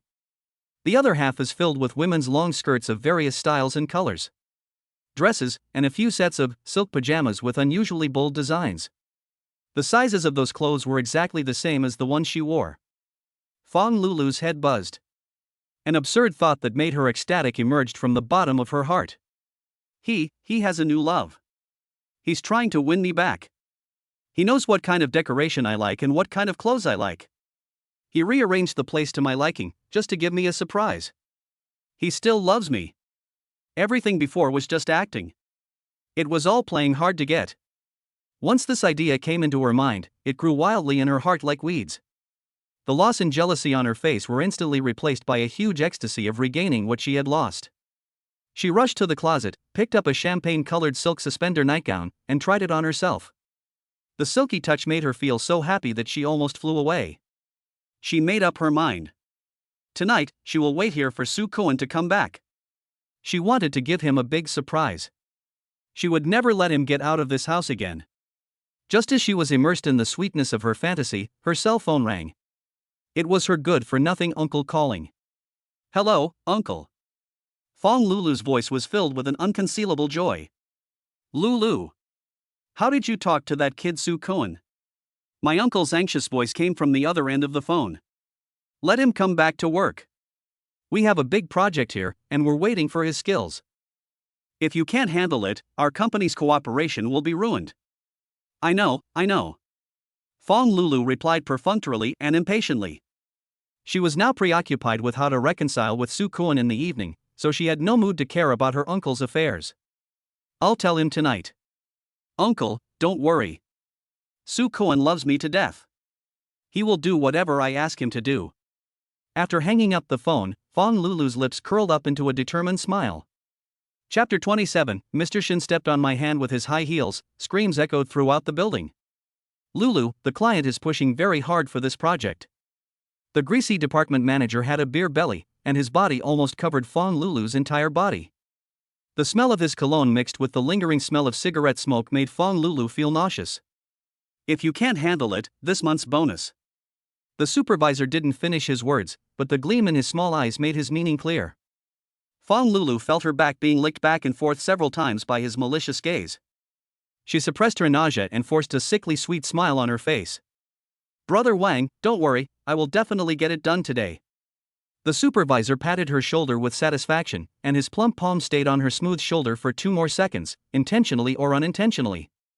When the disgusting smell finally left, the smile on Fong Lulu's face instantly disappeared. Instead, there was a cold irritability. Project book? She knows nothing about project documents. Wasn't this kind of brain-burning work always done by that bootlicker Soo Kwon? A thought naturally emerged from her mind. Yes, find Soo Kwon. He must help me. Downstairs of Nyoma Technology Company. Fong Lulu leaned against a sycamore tree, impatiently scrolling through her phone. Just when she was about to lose her patience, a familiar yet somewhat unfamiliar figure walked out of the glass revolving door of the building. It's Soo Kwon. Today, he was not wearing the plaid shirt that she was tired of seeing. A pure black slim-fit t-shirt outlines his broad shoulders and strong chest muscles. He seemed taller and more upright than before. The face is still that handsome face, but the gentle and honest look in the eyes is gone. Instead, there was an indescribable, cold sharpness. Damn it! How come this man becomes more handsome after leaving me? An inexplicable regret, like a needle, gently pierced Fong Lulu's heart. But she immediately suppressed this emotion. She ran forward quickly, putting on that coquettish and angry gesture that she was best at. Soo Kwon. You still remember to come out. My legs are sore from waiting. She pouted deliberately, hoping that he would come up to comfort her immediately like he used to. However, Soo Kwon just glanced at her lightly, as if he was looking at a stranger he was not very familiar with. "Oh. What's up?" With just one "oh," all the 100 lines of coquettish words that Fong Lulu had prepared were blocked in her throat. He actually walked past her without even stopping. Fong Lulu stood there in a daze, unable to believe her ears. She vaguely heard Su Kuan talking on the phone. "Hello, Anlon. Yeah, I just got off work and was on my way over. It's the wedding dress shop that Shushua liked last time. The design draft has been revised. I'll go pick it up." "Bridal shop? First Snow? Is that the woman's name?" Fong Lulu's head buzzed as if it was hit hard by something. She no longer cared about pretending, and rushed forward with open arms, blocking Su Kuan's way. "Su Kuan. You have to help me." Her voice became a little sharp because of her urgency. "That project proposal for our department is super urgent. You have to help me write it tonight." Su Kuan finally stopped and looked at the delicately made-up woman in front of him. But the woman had an anxious look on her face, with a hint of undisguised mockery in her eyes. "Why should I help you?" Because we." Fong Lulu's confidence inexplicably weakened under his gaze. "We've broken up, Fong Lulu." Su Kuan's voice was calm, as if he was stating a very simple fact. These words were like a bucket of cold water poured over my head. Fong Lulu was completely panicked. She frantically pulled out her phone, clicked on a photo, and almost thrust it into Su Kuan's face. "Don't be so heartless. Look. Look at this. I prepared a surprise especially for you." The photo shows a set of pink, lace, couple cat underwear. The men's version is a thong with very little fabric and a furry cat tail hanging from the back. The women's version is even more exaggerated, with 2 hearts hollowed out on the chest. The scene was full of cheap and vulgar provocation. I wanted to give you a surprise." Fong Lulu's cheeks flushed, and she couldn't tell if it was because of embarrassment or anxiety. "I've already softened my stance, can't you help me just this once? Just this once." Her voice became lower and lower, with a hint of coaxing. She thought that no man could resist such a suggestion. However, Su Kuan's expression did not change at all. He didn't even show a ripple, just looked at her quietly as if she was a clown. Just then, Fong Lulu's cell phone rang. She glanced at the caller ID, her eyes lit up, and she immediately pressed the hands-free button. "Hey, bro." From the other end of the phone came the noisy voice of her brother Fong Liu. "Lulu. Are you with Su Kuan? My old problem has come back again. I'm rolling around on the bed with a headache." She said that Su Kuan, who has been writing code for 10 years, must massage her temples to heal her. "Get to the hospital right now." Fong Lulu looked at Su Kuan expectantly. She has always been successful in using family ties to kidnap people. Su Kuan sighed, as if he had finally exhausted his last bit of patience. "Your mother has a headache. You should take her to see a neurologist." His voice was as cold as ice. "I'm a programmer, not a masseur." He walked around the stunned Fong Lulu and walked forward without looking back. "Besides." He paused, but did not look back. "Fong Lulu, I suggest you also go and make an appointment. Look at the brain. Tianyue Group, top floor president's office." Luo Ziming was kneeling on the ground, his face covered with snot and tears, holding Shen Shushua's calves tightly. "Boss Shen. I was wrong. I was really wrong. I forged my resume because I admired Tianyue Group's corporate culture so much." Shen Shushua sat on the office chair worth $1 million, slowly and methodically using a piece of velvet cloth in her hand. Wiping a sterling silver, classically shaped letter opener. She was wearing a neatly tailored white suit and skirt today, with her legs crossed elegantly. Under the skirt, a white and slender ankle was revealed, and a pair of silver high heels with heels so sharp that they could kill people. Luo Ziming's face, twisted from crying, was pressed right next to her high heels. "Mr. Shen, please give me another chance." Seeing that she was unmoved, Luo Ziming thought quickly and played his last trump card. "Besides. And Su Kuan and I are good brothers. We grew up wearing the same pants. For his sake." Swish. Shin Shushua stopped wiping the letter opener. She slowly raised her eyes, and for the first time, her beautiful eyes with a teardrop mole at the corner looked directly at the man on the ground. "Su Kuan?" Her voice was very light and soft. "You said you are my husband's brother?" Luo Ziming was stunned, then overjoyed. "There's hope." Yes, yes, yes.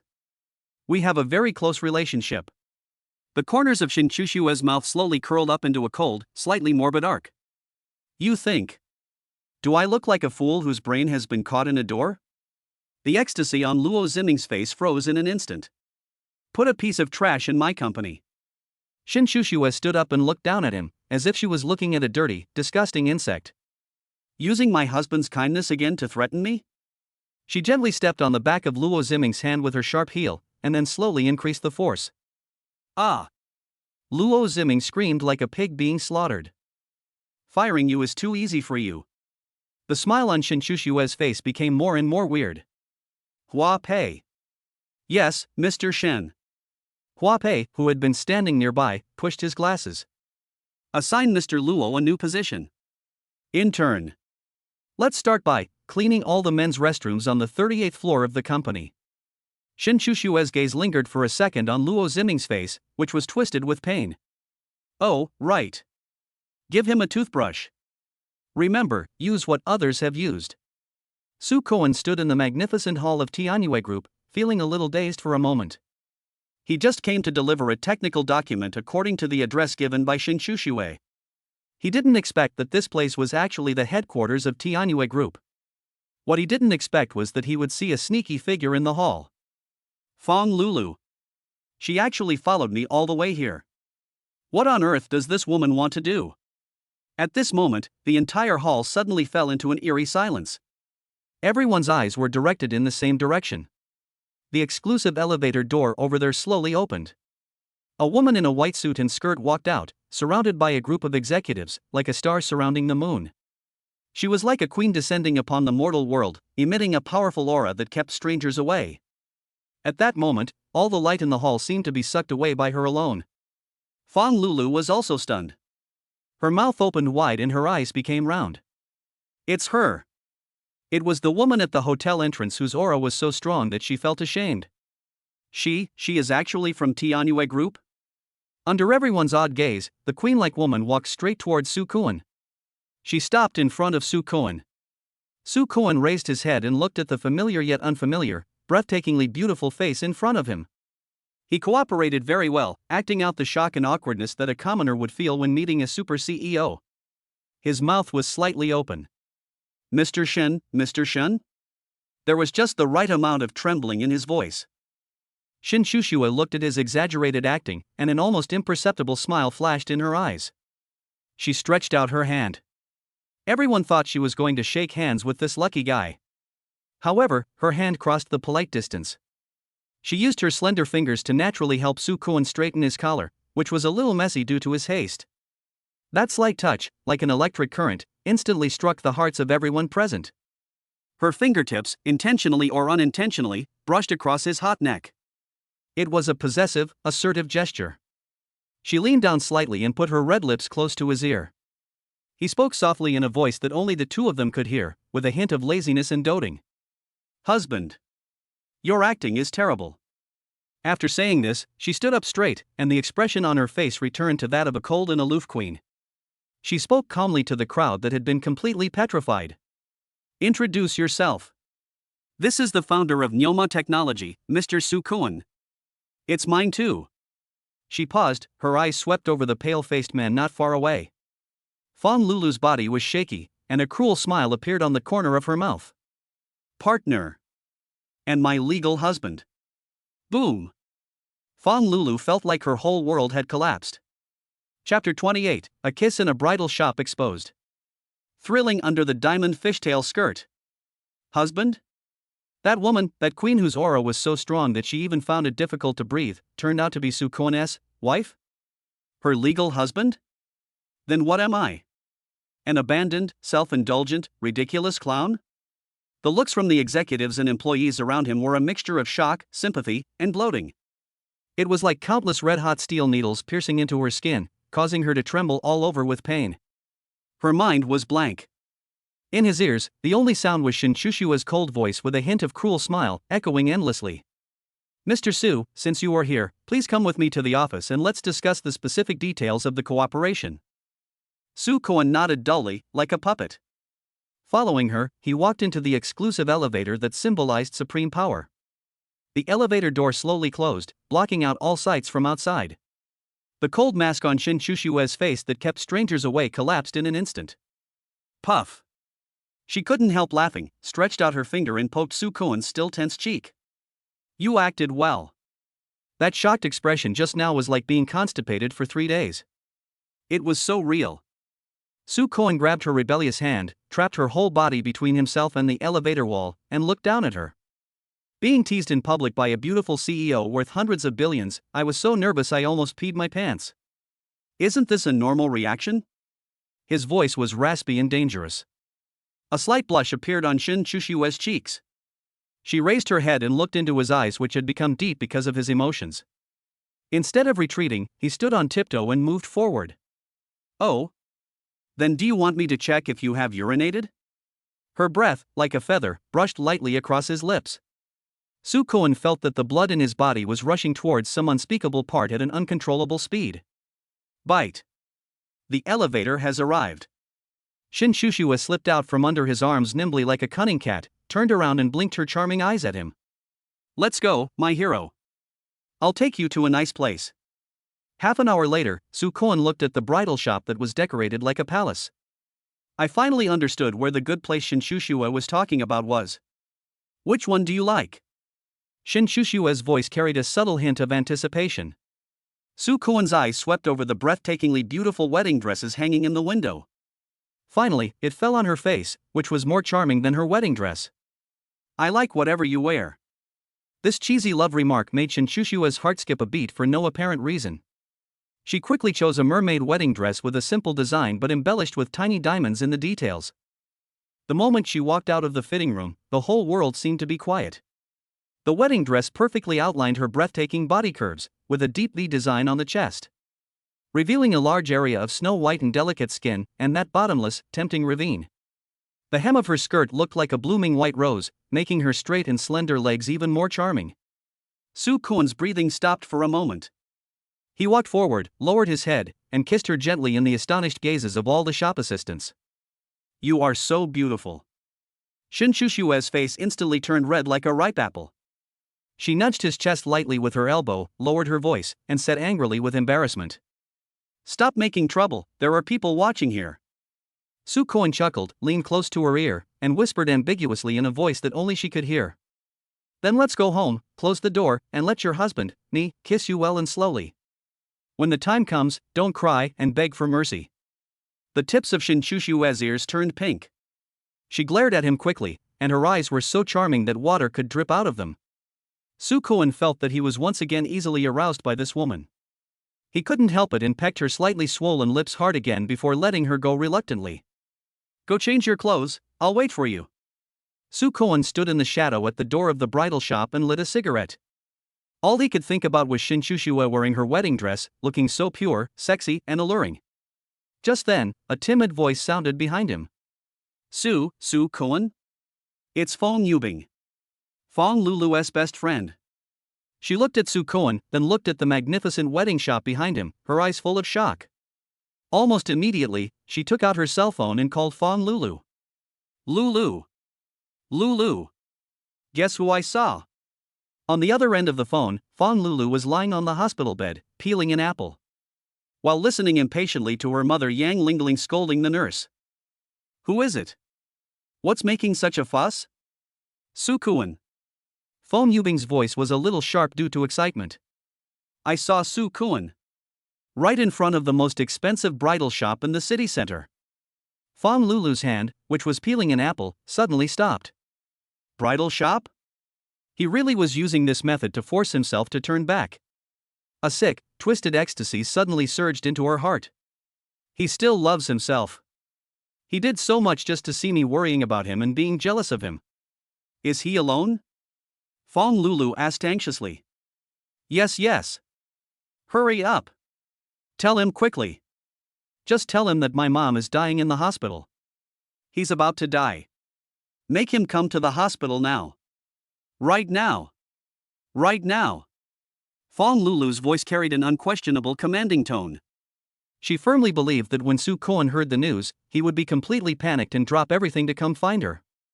Fong Yubing gritted her teeth, walked up to Su Koan, and forced a pitiful expression on her face. Su Koan, that.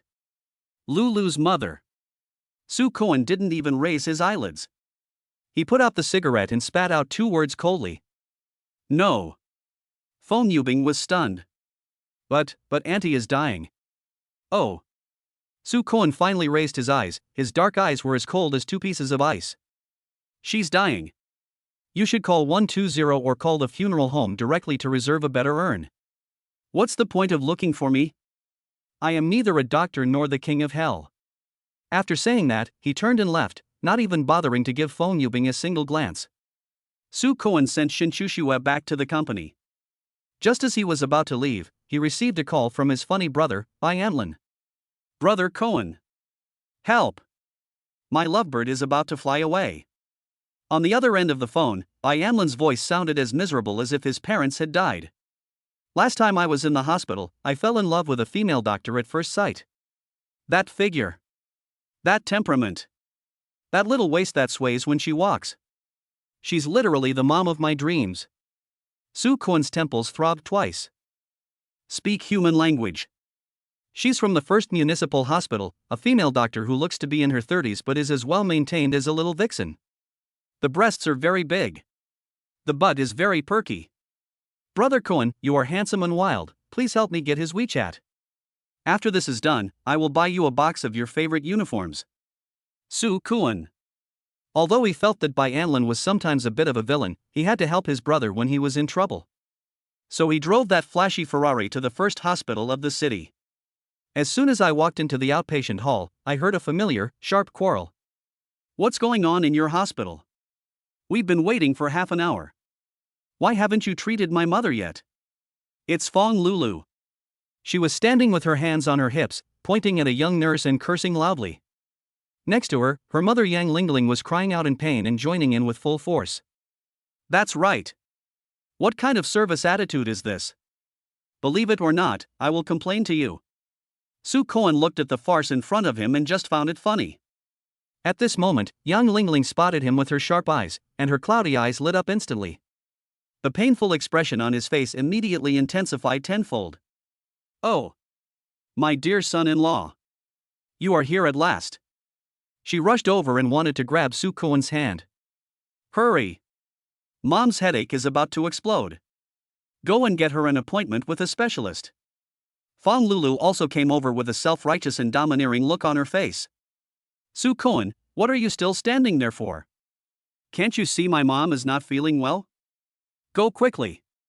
Su Koan looked at the poor acting of the mother and daughter, and a mocking arc slowly appeared at the corner of his mouth. Aunt! His voice was not loud, but it carried clearly throughout the noisy hall. First, Fong Lulu and I have broken up, so I am not your son-in-law. Second, the registration office is over there. If you want to register, go and queue up yourself. Third. He looked Yang Lingling up and down. You seem to be full of energy, your cursing voice is louder than the broadcast at the nurse's station, your face is rosy and you look energetic.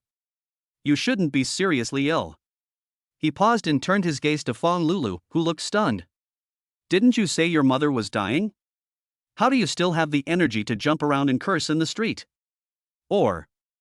Su Koan's eyes became cold and sharp. Your no doesn't mean the same thing as what we normal people understand as no? Chapter 29, The Temptation of White Coat. The beautiful legs in black stockings stunned the whole audience. Humiliation, anger, and a hint of panic that she herself was not even aware of instantly gripped her heart. She opened her mouth, wanting to scream, wanting to protest. At this moment, a female voice with a lazy smile, like a feather, gently scratched everyone's eardrums. Wow, it's so lively. Everyone looked in the direction of the sound. I saw a woman in a white doctor's coat leaning against the wall not far away. The white coat that should have been formal was worn by her in a loose manner with a very low neckline, revealing the edge of the black lace suspenders inside and a bottomless, snow-white ravine. She tied the hem of her white coat around her waist, just enough to cover her hips. 2 straight and slender legs wrapped in black stockings were exposed to the air. On her feet, she wore a pair of purple high heels. A fox-like charming face with delicate makeup, slightly upturned corners of the eyes, and a moving look in the eyes, full of seductive charm. She was none other than the dream mom that Bai Anlin mentioned, Gu Xian, the ace doctor in the men's department of the first hospital of the city. When Fong Lulu saw her, she inexplicably felt threatened. This woman's coquettishness is ingrained in her bones, and is completely different from my sweetness that is supported by makeup. Gu Xian's gaze swept through the crowd and finally landed accurately on Su Kuan. Her beautiful fox eyes lit up instantly. She walked over in her purple high heels, twisting her body with every step, and every step seemed to be stepping on the man's heart. A strong and high-end perfume scent instantly invaded Su Kuan's nostrils. Little Kunkin? Gu Xian walked up to Su Kuan, stretched out the finger with bright red nail polish, and gently lifted his chin. Her fingertips were cold, with a hint of unmistakable teasing. When did you finish the business with our Weiwei? Su Kuan was completely stunned. Slight? Bei Weiwei? He and Bei Weiwei have never even held hands, so what is there to do? Gu Xian looked at his dull and stupid expression, and the smile on his face deepened. She thought it was a new game among young people and pretended not to be familiar with it. Okay, stop pretending. She leaned close to Su Kuan's ear, and her warm breath sprayed on his skin, making it itchy. My daughter told me that you two are already pregnant. Boom! Su Kuan felt as if his brain was struck by a bolt of lightning. Child? He and Bei Weiwei? What the hell is going on? Fong Lulu's eyes turned red instantly. She rushed forward and pushed Gu Xian away. Who are you? Stay away from him. Gu Xian staggered after being pushed by her, but he was not angry. Instead, he looked Fong Lulu up and down with interest. That look was like looking at an unreasonable clown. Little sister, you are so angry, is your endocrine system out of balance? She stretched out her hand and naturally took Su Kuan's arm, pressing her soft and plump breasts tightly against him. The amazing elasticity was clearly transmitted to Su Kuan's arm through the thin t-shirt. As for me, I am his future mother-in-law. As Gu Xian spoke, he gave Fong Lulu a charming smile with the attitude of a winner. So, who are you? You. Fong Lulu was so angry that she was shaking all over, but she couldn't say a word. She turned her head and glared at Su Kuan fiercely. Su Kuan. Explain to me clearly. Who is this vixen? Veins bulged on Su Kuan's forehead. He felt that his head hurt more than Yang Lingling's, who was pretending to be sick. I don't know her. He wanted to pull his arm free, but Gu Xian held him even tighter. Hey, little Kunkin, why are you still shy? Gu Xian said coquettishly in that annoying voice. Do you feel embarrassed to call me mom in front of outsiders? It's okay, you can call me honey. Or, call me Uzumaki baby, that's fine too.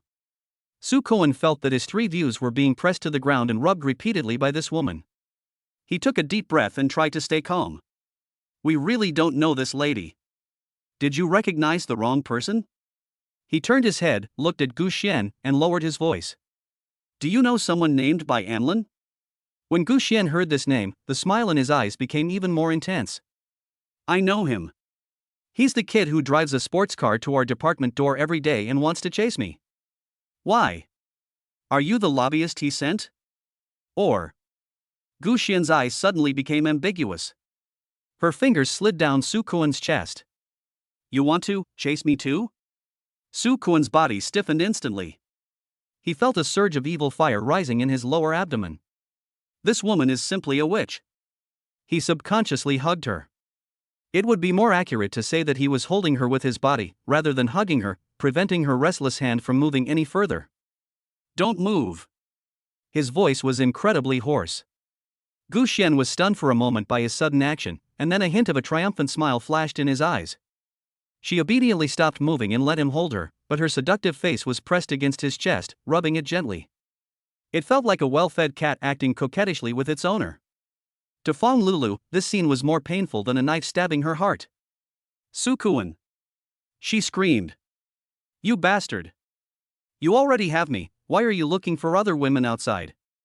The people around watching the excitement started talking even louder. Hey, isn't this the school beauty who was previously exposed for cheating? Yeah, I heard she dumped this honest man for some fake rich second-generation guy. Now that she's doing well, you're thinking of going back to her? You're really shameless. Her mother is not a good person either. She was just throwing a tantrum here. When Yang Lingling heard these words, her face turned pale and blue. She rushed up, pointed at Su Kuan's nose and cursed. Su Kuan. You ungrateful bastard. Our Lulu has been with you for 6 years. Now that you're rich, you want to kick her out, right? I'm telling you. No way. You can break up if you want. But give me $500,000. No. 1 million as a betrothal gift. Otherwise, don't even think about being with this vixen. Gu Xian couldn't help but burst out laughing when he heard her loud and vigorous scolding. She raised her head from Su Kuan's arms and spoke lazily. 1 million? Auntie, are you selling your daughter or pork? Pork isn't that expensive now, is it? She paused, changed the subject, and her eyes fell back on Su Kuan's face, full of undisguised temptation. Xiao Kunkin, don't listen to her. If you marry our Weiwei, not only will we not ask for a betrothal gift, we'll even give you a villa in the city center as a dowry. In addition, she stood on tiptoe, leaned close to Su Kuan's ear, and spoke in a voice that only the two of them could hear, her breath as sweet as orchid. Your mother-in-law, will also be given to you for free. From now on, no matter what tricks you want to play, we, mother and daughter, will accompany you. Su Kuan felt that all the blood in his body rushed to his head. Mother and daughter, rice bowl? This word exploded in his mind like a bomb. He looked at the charming face in front of him, and his Adam's apple rolled uncontrollably. Although his reason told him that this was ridiculous and perverted. But, damn, why am I so moved? He didn't have time to recover from the huge shock. An angry voice came from outside the crowd. Su Kuan! How dare you touch my mom and my sister? I'll kill you. It's Fong Liu. He appeared out of nowhere, like a mad bull, with red eyes, and rushed towards Su Kuan. Su Kuan's eyes turned cold in an instant. He almost subconsciously pulled Gu Xian behind him. Just a second before Fong Liu's clenched fist was about to hit him in the face. Su Kuan turned sideways, raised his foot, and gave Fong Liu's knee a clean and sharp whip kick. Ouch! Fong Liu let out a scream and fell to the ground like a puddle of mud, hugging her legs and rolling around in pain. The entire hall fell silent in an instant. Everyone was stunned by this sudden scene. Son! Yang Lingling reacted, let out a shrill scream, and rushed over. My son! How are you? She checked Fong Liu's legs, then suddenly raised her head and stared at Su Kuan with her poisonous eyes. Su Kuan! You beast! How dare you hit my son? I'm going to fight you. She was about to rush forward with her teeth bared. Su Kuan stood there without moving. I was acting in self-defense. His voice was as cold as ice. He started it first, and everyone present can testify to that. Yang Lingling froze in her tracks. Fong Lulu was also panicked. She didn't expect things to get to this point. She walked over quickly, grabbed Su Kuan's arm, and there was a hint of pleading in her voice. Su Kuan, please, quickly apologize to my brother. Look how much pain he's in. What apology? Fong Liu on the ground suddenly raised his head and roared ferociously. Make him kneel down in front of me. If he doesn't kneel down and kowtow to me today and admit his mistake, forget about marrying my sister. He thought that by saying this, he could control Su Kuan. However, Su Kuan just looked at their family as if they were fools. He slowly put on a very sarcastic smile. Marry your sister? Where do you get the confidence to think I still want to marry her? Or has everyone in your family's brain been stuck in the door? Gu Xian stood aside, hugging her arms and laughing so hard that her body shook. She looked at Fong Liu rolling on the ground, then looked at Yang Lingling who was throwing a tantrum and Fong Lulu who looked flustered. Finally, his gaze fell on Su Kuan's face, which was filled with disgust. Oh, I've really learned something new. Her voice was neither too loud nor too soft, but just loud enough for everyone to hear. It seems that a family's family tradition really affects the IQ level of the entire family. She twisted her waist, walked to Su Kuan, stretched out her fingers and poked his strong chest muscles. That look was filled with undisguised, naked admiration and desire. Xiao Kunkin, don't be angry with these people with holes in their brains. Let's go to a nice place with my sister. Sister will give you a full men's health checkup for free. Let me take a closer look. She leaned close to his ear and lowered her voice. The tone was so ambiguous that it could drip water. Can you make us, mother and daughter, both happy? Everyone is welcome to put forward the character settings of the heroines in their minds. The author will try his best to meet your emotional needs in the text. Chapter 30, The men's examination room is locked. The metal probe is buzzing. Fong Liyu's face, distorted by pain, instantly turned towards Fong Lulu. Listen! Listen! He pointed at Sukuan, his voice breaking with anger. This ungrateful bastard. He just wants to climb up the social ladder. What's wrong with our Lulu? He is now going to look for this woman who is obviously not from a decent family. Yang Lingling also immediately found a new direction of attack, got up from the ground and echoed. That's right. My son is right. Lulu, you can't marry this kind of person. Look at him, he dares to find a mother like this now. What will happen in the future? She looked up and down at Gu Xian's shocking outfit, her eyes full of contempt. It's obvious he's a prostitute. And he's paying for me? He must be a liar. Fong Lulu's mind was in a mess.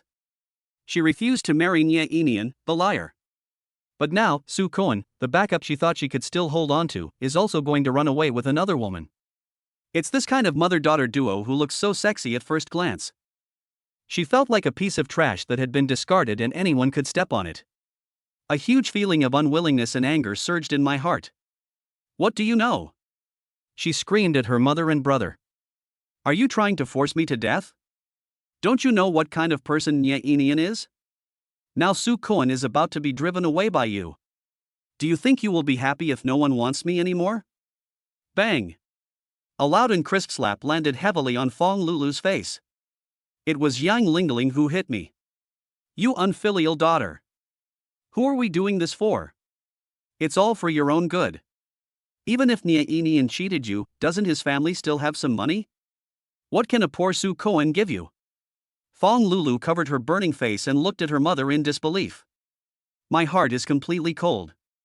Su Koan watched the family ethics farce in front of him quietly, and the last trace of his heart's attachment to the past was completely broken. He turned around and looked at Gu Xian beside him. Although this woman looks like a vixen, at least she lives a real life, unlike the family in front of her, who are hypocritical and disgusting. Can you give me your contact information? He spoke, his voice a little dry. I'm a brother, and I'm interested in you. Gu Xian's fox eyes blinked cunningly. Just for your brother? She stuck out her tongue and gently licked her lips, which were painted with bright lipstick. The action was full of fatal temptation. Don't you have any thoughts about me at all? Su Koan felt his throat was so dry that it was about to smoke.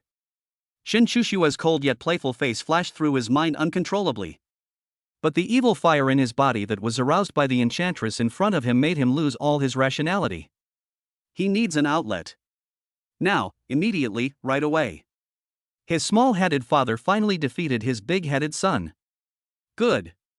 He heard his own voice, which was extremely hoarse. I'll go with you for the checkup. The door of the men's examination room clicked and was locked from the inside. The light in the room was of a cold, pale color, making every pore on the skin clearly visible. The air was filled with a strong smell of disinfectant, mixed with the cloyingly sweet perfume on Gu Xian's body, forming a strange and ambiguous atmosphere. Take off your pants and lie down. Gu Xian's voice lost its previous laziness and teasing, and gained a touch of unquestionable professionalism that belonged to a doctor. But her eyes still scanned Su Koan's body unscrupulously like X-rays. Su Koan's body was a little stiff. Do I have to take them all off?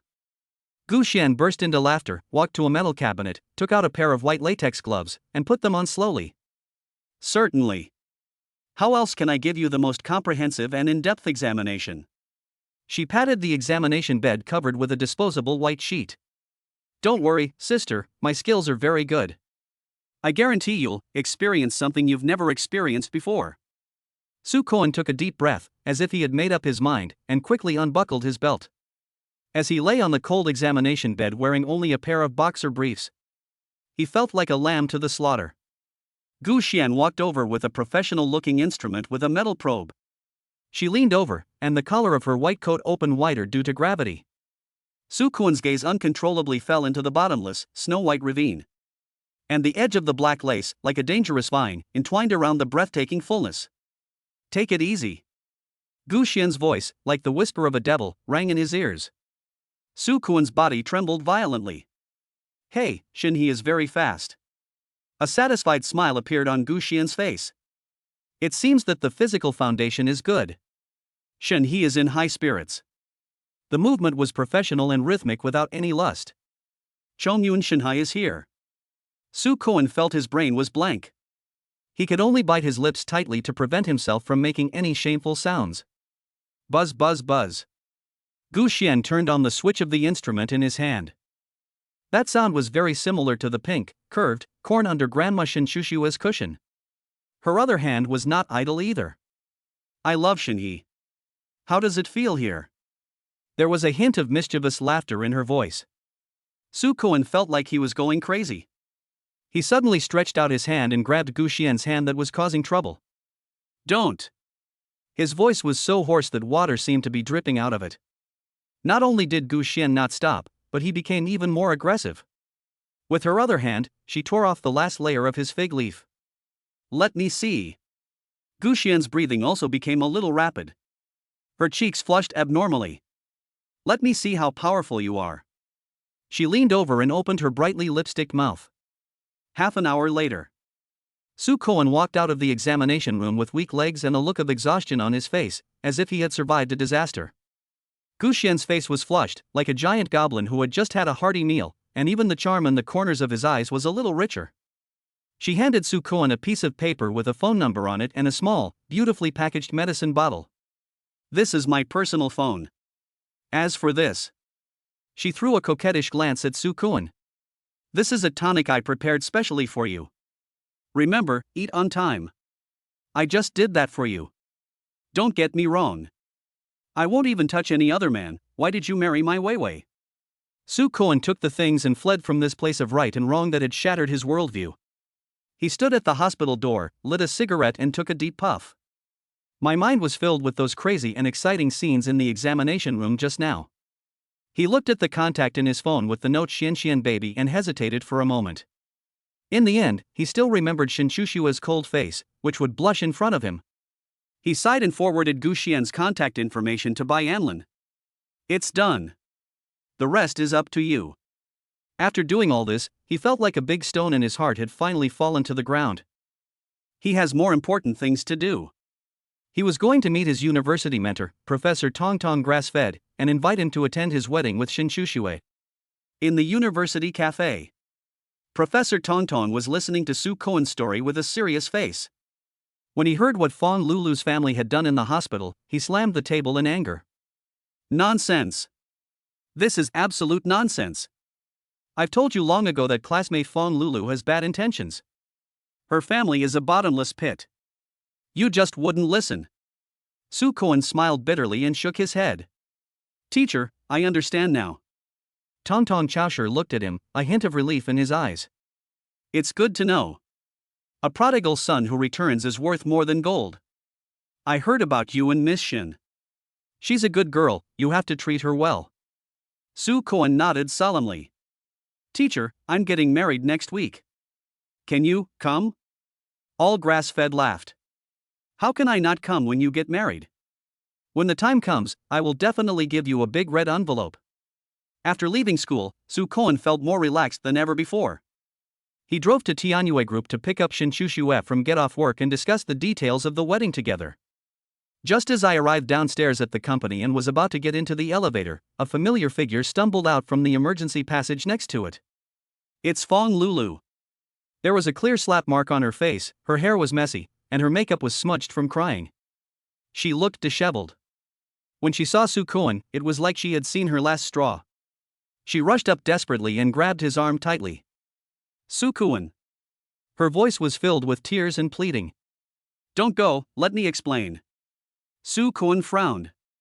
He tried hard to shake her hand off. There's nothing to explain between us. No.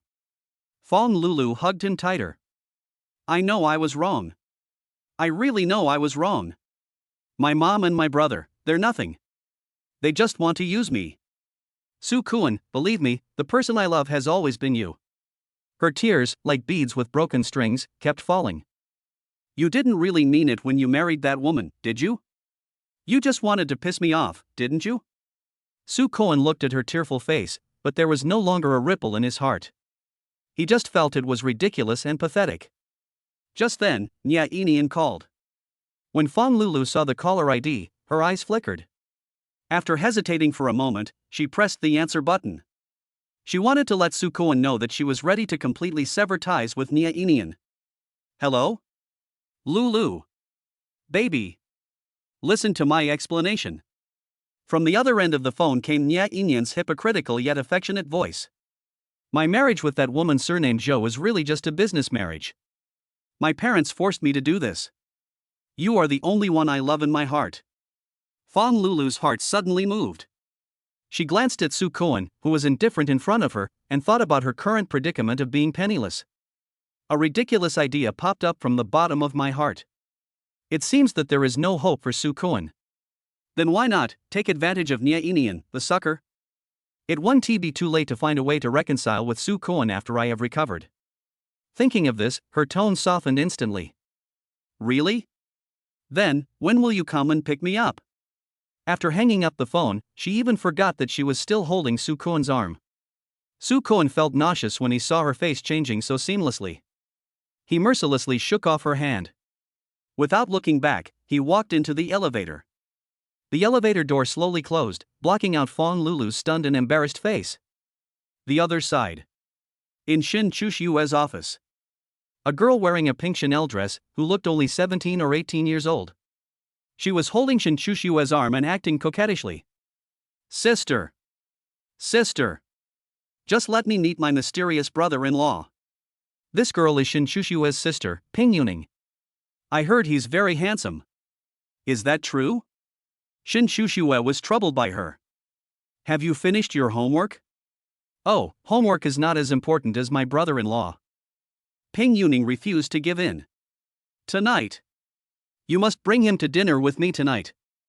Otherwise, I'll live in your office and never leave. Shin Chushue sighed helplessly and was about to agree. Her cell phone rang. It's Su Koan calling. Hello, husband. Her voice instantly became gentle as water. Su Koan on the other end of the phone felt his heart melt when he heard her call him husband so sweetly. Honey, are you done? I'm here to take you home. Let's prepare for our wedding together. Chapter 31, Ferrari windows fogged up. Black stockings and beautiful legs wrapped around the waist. When did I hide your brother-in-law? Shin Chushue's voice was as cold as ice falling into a glass. Without even looking up, she continued to look through the documents in her hand. Ping Yuning kept shaking her arms, and the pink Chanel dress swayed with her movements like a ball of cotton candy. Sister, please let me see you. I'm just curious about what kind of divine man could marry my sister, who is so otherworldly. Her voice was sweet and greasy, like milk tea with 10 spoons of sugar.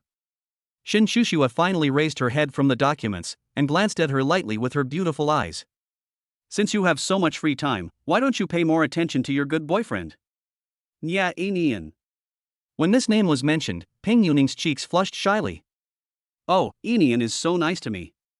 He said that he and Fong Lulu were just ordinary friends, and it was all a misunderstanding. Shin Chushue felt a pain in her temples when she saw her sister who was so obsessed with love. She knew what kind of person Nia Inian was. A fake rich second generation who was packaged by his parents, and a top Aquaman who was juggling between several women at the same time. But she also knew that no matter how many times others said something about this kind of thing, it would not be as good as experiencing it yourself. Some falls you have to make on your own. Only after falling and getting hurt can you learn your lesson. I hope so. Shin Chushue didn't want to argue with her anymore, and there was a barely perceptible hint of fatigue in her tone. Just then, Ping Yuning's cell phone rang. When she saw the caller ID, her eyes lit up instantly like two little stars. It's Inian. She made a hushed gesture to Shin Chushue, and then spoke sweetly in a voice that could kill a fly. Hello, dear. Are you here? I'll be down soon, wait for me a moment. After hanging up the phone, she grabbed her little bag like a happy little bird. Sister, I'm leaving first. Remember, you must bring your brother-in-law out to show me next time. She skipped towards the door, then suddenly turned back and asked with some confusion. By the way, isn't your brother-in-law coming to pick you up from get off work? Shin Chushue said lightly. He's busy. Ping Yuning curled her lips, seeming a little disappointed. She fantasized that the man who could match her sister must be a domineering CEO who would drive a limited edition sports car. Holding 999 roses, he gave his sister a loving hug under the gaze of everyone in the company. Instead of letting my sister work overtime alone like now. Ping Yuning ran downstairs to Tianyue Group and saw the familiar white BMW at a glance. Nye Inian was leaning against the car door, holding a bouquet of champagne roses in his hand, smiling at her gently. She immediately flew over like a little butterfly. Inian, you've been waiting for a long time. Nye Inian handed her the flowers and kissed her on the cheek. I'm willing to wait for you as long as it takes. His eyes unconsciously drifted towards a car not far away. It was a bright red Ferrari. The lines are smooth and the shape is bold, like a beast ready to pounce. Parking in the company's exclusive parking space is filled with a strong sense of oppression. Nye Inian's heart skipped a beat. This car. He recognized it. It's the car driven by that poor guy Su Kuan. Why did he park his car here? Just when he was wondering, the glass revolving door of Tianyue Group slowly opened. Shin Chushue came out. She was wearing a black hip skirt today, with a very high slit on the hem. As she walked, the pair of slender and straight thighs wrapped in stockings were faintly visible. Her waist is so thin that it seems like it can be held in one hand. The curve of her buttocks is surprisingly straight and perky, like a plump and juicy peach. Nye Inian's throat rolled uncontrollably. This woman is simply a stunner. Then, he watched as this stunning woman walked straight to the bright red Ferrari. She opened the car door skillfully and got in. There was not a single hesitation during the entire process. It was as if the car was supposed to be hers. Nye Inian's mind went blank in an instant. What's going on? How could that high and mighty queen get into the car of that poor Su Kuan? Could it be? An absurd and jealous thought emerged from the bottom of his heart. Subconsciously, he looked towards the Ferrari's window. The car windows were covered with dark film, so it was difficult to see what was inside from the outside. But he still vaguely saw the outline of a man in the driver's seat. The man reached out and pulled Shin Chushue, who had just gotten into the car, into his arms. Then he lowered his head and kissed her fiercely. The car body began to shake slightly and rhythmically. A thin, ambiguous layer of mist soon formed on the car window glass. Through the mist, he seemed to see two figures entangled with each other madly. The woman's skirt was lifted to her waist, and her legs in black stockings were tightly wrapped around the man's waist. The man's hands roamed and kneaded her body wantonly. One could even faintly hear the suppressed, broken, and blushing sound coming from the car. Boom! Nye Inian's entire world exploded. His eyes turned red with jealousy. In that car was Su Kuan, the man whom he looked down upon and thrown away like garbage by Fong Lulu. Now, he was doing this in the car while holding the goddess he had never dared to even think about. Inian? Inian? What's wrong with you? Ping Yuning's voice pulled him back from his overwhelming jealousy. He turned his head stiffly and looked at the innocent little white rabbit beside him. Suddenly, a nameless evil fire rose in his heart. Inside the car, Su Kuan finally moved his lips away from Shin Chushue's already swollen lips. He used his fingers to gently stroke the lipstick mark at the corner of her lips, his voice unusually hoarse. Your lipstick smells good. Sweet. Shin Chushue's face was as red as blood. She was panting, her chest heaving violently, and her seductive eyes were covered with a layer of watery light, making her look pure and lustful. Are you born in the year of the dog? You almost ate me just now. Su Kuan chuckled, his hand still on her thigh. Through the thin layer of stockings, I can feel the amazing elasticity and smoothness. His fingers slid gently along the sensitive base of her legs. No way. Who made you so delicious? He lowered his head and gently bit her small earlobe again. Especially after putting on this black stocking. Shin Chushue's body trembled uncontrollably. Stop it. Her voice was as soft as a pool of spring water. This is downstairs of the company. People will see. A malicious smile flashed in Su Kuan's eyes. So what if I saw it? Is it illegal for me to kiss my own wife? His hands began to feel dissatisfied with just lingering on her thighs. Instead, it goes all the way up along the slit of the skirt. Shin Chushue couldn't help but let out a broken groan. Her body softened instantly, like a boneless vine, tightly wrapped around Su Kuan. Husband. Her voice was filled with tears and pleading. Let's go home, okay? Go home, whatever you want, is up to you. Su Kuan looked at her with tears in her eyes because of being bullied by him, and the perverted sense of satisfaction in his heart instantly exploded. Good. He finally let her go and started the car. The Ferrari let out a low roar and sped away like a well-fed beast.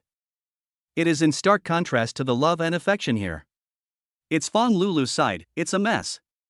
She returned to the apartment in a daze, thinking it was the wedding room Soo Kwon had prepared for her, full of surprises. As a result, when she opened the door, she saw her good-for-nothing brother, Fong Liu, shirtless. He hugged a woman he didn't know and rolled around on the expensive leather sofa in the living room. "Brother! What are you doing?" Fong Lulu screamed. Fong Liu was startled and climbed up from the woman impatiently. "What the hell are you yelling about? This is my home, I can do whatever I want." He pointed to the second bedroom next to him. "I've moved all your things over for you. From now on, this master bedroom belongs to me." Fong Lulu couldn't believe her ears. "This is my house." "Your house?" Fong Liu felt like she had heard some huge joke. "Soo Kwon's name is on the property deed. Soo Kwon is my brother-in-law now. His house is my house. Who do you think you are?" Yang Lingling, who was standing next to her, came out of the kitchen carrying a plate of cut fruit.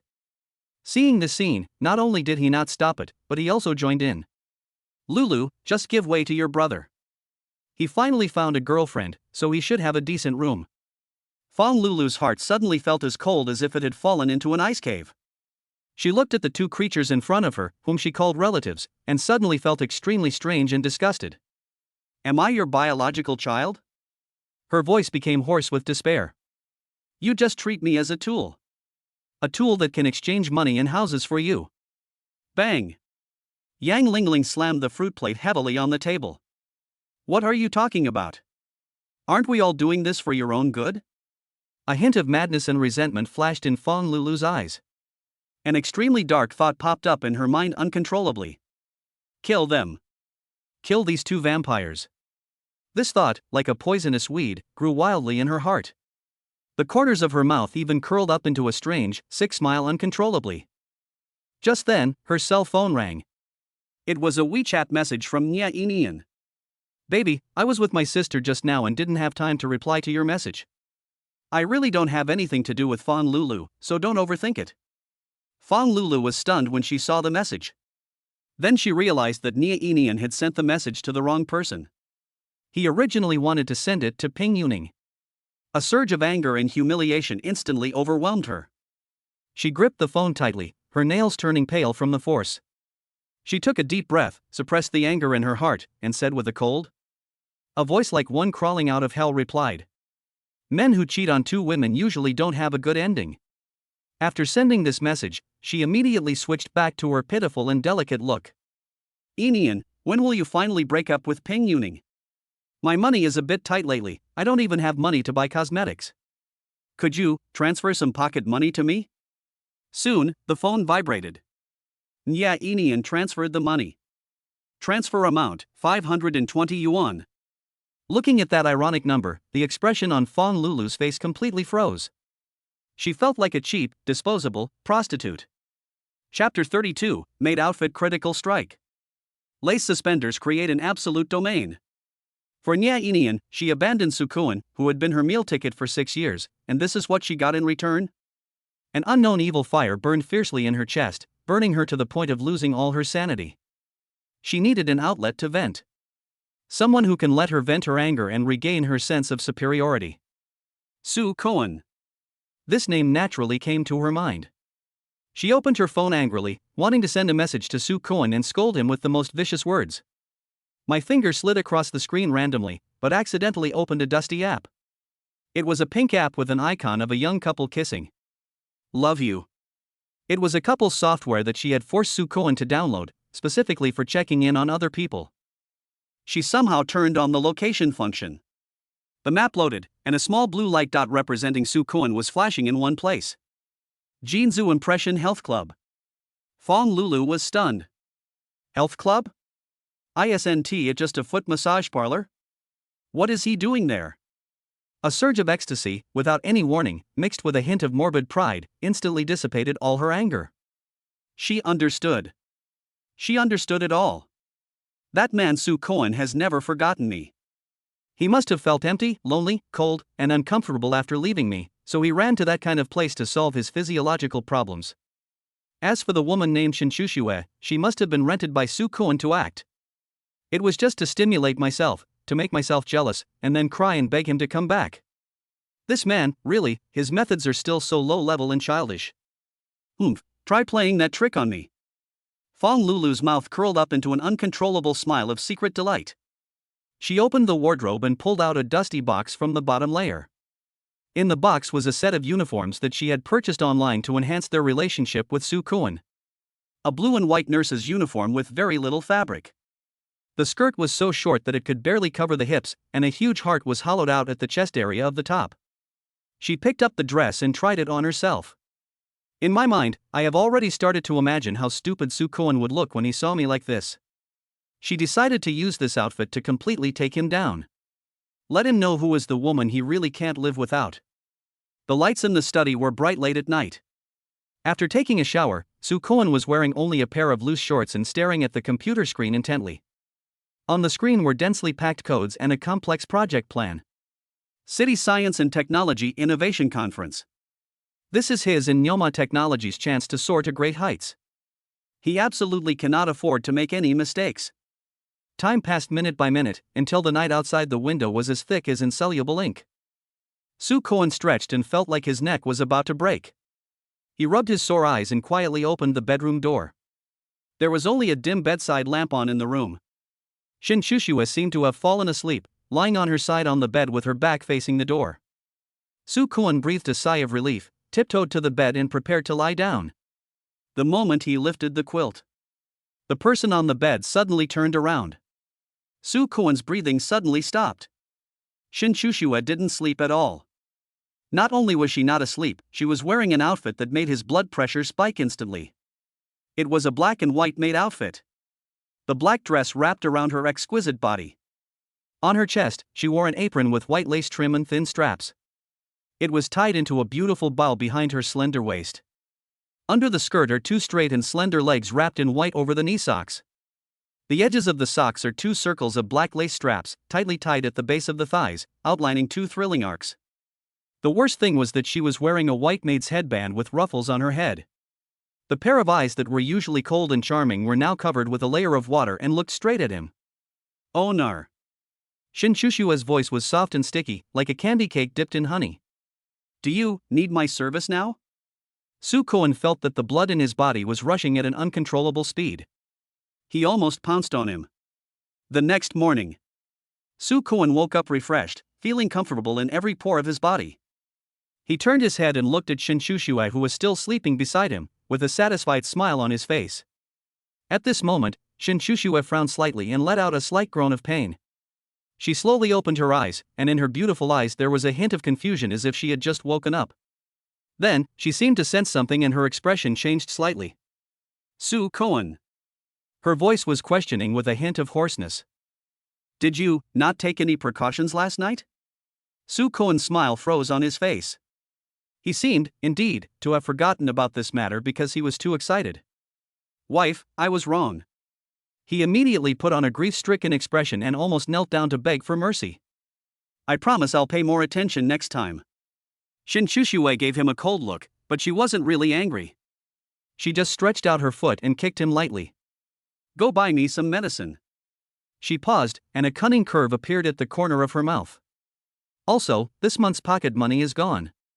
As an apology, I'll give you that limited edition bag from that newly opened luxury store in the east of the city." "Clear." Su-kun immediately stood at attention, like a soldier waiting for inspection. "Make sure the mission is completed."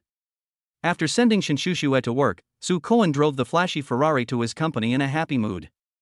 Just as he parked the car, a greasy voice sounded behind him. "Su-kun?" Su-kun turned around and saw a face he never wanted to see again in his life. The boss of his previous company was a lone warrior. "Su-kun, it's really you." Lonely Chobai walked up quickly with a beer belly and a hypocritical smile on his face. "Let's find a place to talk?" "About your non-compete agreement." Su-kun didn't even raise his eyelids. "I have nothing to talk to you about." His voice was as cold as ice. "My lawyer will contact you." The smile on Gudu Chobai's face froze in an instant. Don't be like this, Sukuan. He tried to play the emotional card. You've worked in my company for so many years, why do we have to make things so awkward? If you're willing to come back, I'll give you a raise and a promotion, how about that? Sukuan finally looked him in the eye, with a hint of undisguised mockery in his eyes. No need. He walked around Lonely Seeker and headed straight for the company gate. Besides, I'm married. These words, like a bomb, exploded in Lonely Chobai's mind. Get married? With whom? Could it be Fong Lulu, the school beauty? Gudu Chobai looked at Sukuan's back, his mind working rapidly. He immediately took out his cell phone and called Fong Lulu. The phone rang for a long time before it was connected. Fong Lulu's extremely impatient voice came from the other end, mixed with a man's rough roar. Who is it? Are you annoying so early in the morning? Fong Lulu. You're half an hour late. All your bonuses for this month will be deducted. You get out of here now. Right now. Gudu Chobai was stunned for a moment before he spoke cautiously. That is Lulu? It's me, who are you? Fong Lulu's voice sounded like someone had just pulled her out of bed. Lonely and Defeated asked anxiously. I heard, Sukuan is married? There was silence on the other end of the phone for a moment. Then, Fong Lulu sneered. Marry? Who will he marry? We are doing well, and we love each other very much. We spend every day and night together. Oh, by the way, I was fired. It's just right. I didn't want to do this anymore. After she finished speaking, she hung up the phone. Lonely Chobai stood there holding his phone, completely stunned. What is going on? Sukuan said he was married. Fong Lulu also said that they were doing well. Which of these two people is telling the truth? Chapter 33, Ferrari's passenger door opens. Overhead gauntlet kills critical hit. Lonely Chobai hung up the phone and stood downstairs of Nyoma Technology Company, his fat face full of confusion. Sukuan said he was married. Fong Lulu said it was fine. Are these two people playing some kind of hard-to-get game with him? His brain, filled with alcohol and fat, started working rapidly. Got it. Gudu Chobai slapped his thigh, and all the fat on his body trembled 3 times. This kid Sukuan must have grown wings and wants to fly. However, he couldn't bear to part with Lulu, the school beauty who had been with him for 6 years. So, he deliberately said he was getting married just to make Lulu jealous, and then as her uncle. Then he stepped forward to act as a peacemaker and put Lulu back to his side. By then, he will not only be able to control Sukuan, but also let Lulu be a spy in his company. Kill 2 birds with 1 stone. The more he thought about it, the more he felt that his plan was flawless, and the smile on Gudu Chobai's face became more and more greasy. He immediately called Fong Lulu again. Hello? What's up again? Fong Lulu's extremely impatient voice came from the other end of the phone. My dear niece, your uncle, am here to give you some good news. The voice of Lonely Chobai is full of the kindness of an elder. Weren't you fired? It's okay, come to work at my uncle's company. How about I give you 1,000 yuan a day? Fong Lulu's mind suddenly became clear. 1,000 a day? She immediately adopted a tone that sounded like she was about to cry. Uncle, you are still good to me. Sukuan, he's just a jerk. Now that he's rich, he wants to dump me. But don't worry, uncle. He can't leave me. There was a sick confidence in her voice. When I coax him back, I will make him kneel down and apologize to you and me. Okay. Lonely Chobai was overjoyed to hear this. Don't worry, Lulu. With your uncle here, that brat Sukuan won't be able to cause any trouble. The next day, Fong Lulu wore a new tight dress with a neckline that was so low that it almost reached her belly button. Wearing a pair of 10-centimeter high heels, she came to the company of Lonely and Invincible in a gorgeous manner. She thought she was about to start an easy life of lying down and counting money. As a result, the first task she was assigned was to compile a project cooperation document as thick as a brick. Reformat this document, check for typos, and then send it to Tianyue Group and give it to Mr. Shin. A middle-aged female manager with black-framed glasses and a mean look slammed a stack of documents onto her desk. Fong Lulu felt overwhelmed when she saw the densely packed words. So many? She complained subconsciously. The female manager's brows immediately furrowed, and her eyes. It scraped across Fawn Lulu's exposed, snow-white chest like a knife. Why? Too much? If you think it's too much, you can leave now. The company is not a nightclub. Who are you trying to seduce by dressing like this? Fawn Lulu's face instantly turned the color of liver. She had never been treated like this in her life. She resisted the urge to throw the document in the other person's face, gritted her teeth, and forced a smile that was uglier than crying. I understand, manager. She sat at her workstation, holding the stack of documents, but in her heart she cursed the female manager 1,000 times. However, when she thought of Sukoan, the unhappiness in her heart quickly disappeared. She firmly believed that the grievances she suffered were temporary. She used her charm to completely conquer Sukoan and made him willingly hand over all his property to her. Fawn Lulu walked into the magnificent hall of Tianue Group with documents in her arms, looking very proud. She put on some exquisite makeup today and sprayed half a bottle of perfume, feeling like she was the focus of the whole audience. Just as she was about to go to the front desk to register, a familiar figure walked out of the exclusive elevator. It's Shin Chushue. A neatly tailored white suit with a silky black shirt underneath. 2 buttons on the collar were casually undone. The vaguely exposed collarbone and a small piece of delicate skin are more sexy than any naked exposure. When Fawn Lulu saw her, she felt an inexplicable hostility in her heart. She subconsciously puffed out her chest, stepped on her high heels, and walked straight over. Mr. Shun, what a coincidence. Her voice is sickeningly sweet. Shin Shushue glanced at her indifferently, with a look as if she was looking at a buzzing fly, with a hint of impatience. What's up? Fawn Lulu was choked by her cold attitude. But she quickly adjusted her mindset. She handed over the documents in her arms with a victorious, smile on her face. I'm here to deliver some documents. She deliberately moved closer and lowered her voice, her tone full of boasting and provocation. Mr. Shin, I advise you to stay away from Sukoan. Shin Shushue raised her eyebrows slightly, as if she found it a little funny. Oh? Why? Fawn Lulu looked at her calm and composed appearance, and her anger grew even greater. She felt that Shin Shushue must be pretending to be calm. Because the person Sukoan loves is me. Fawn Lulu spoke word by word, as if declaring an indisputable truth. He's with you just to piss me off and make me change my mind. You are nothing to him. You are just a pathetic tool he uses to win me back. The expression on Shin Shushue's face finally changed slightly. It was a look of shock, disbelief, and a hint of pity when looking at a mentally retarded person. She really couldn't understand what kind of earth-shattering structure a person's brain had to have to produce such a unique circuit. Seeing that she didn't say anything, Fawn Lulu thought that she had hit the nail on the head, and the expression on her face became more and more proud. What? Did I get it right? I tell you, Sukoan. Just then, Shin Chushue's cell phone rang. She glanced at the screen and a gentle smile appeared on the corner of her mouth. That smile was one Fawn Lulu had never seen on her face before. I'm leaving first. Shin Chushue didn't even bother to look at her again. She turned around and walked towards the door. Don't go. Stop right there. Fawn Lulu chased after him in frustration, like a clown whose lies had been exposed. She wanted to see with her own eyes who could make this high and mighty queen show such an expression. She followed Shin Chushue and ran out of the gate of Tianue Group. Then, she saw it. A bright red Ferrari was parked quietly on the side of the road. A tall man in a white shirt was leaning against the car door. The afternoon sun fell on him, giving him a golden halo. His profile has clear lines and a high-nose bridge, and his whole body exudes a lazy and charming temperament. It's Sukoan. Fawn Lulu's breathing stopped for a moment. She had to admit that the man she abandoned seemed to have become more handsome and attractive than before. But so what? You still have to come back to yourself obediently. She stood there with her arms folded, a cold smile on her face, as if she was waiting for something interesting to happen.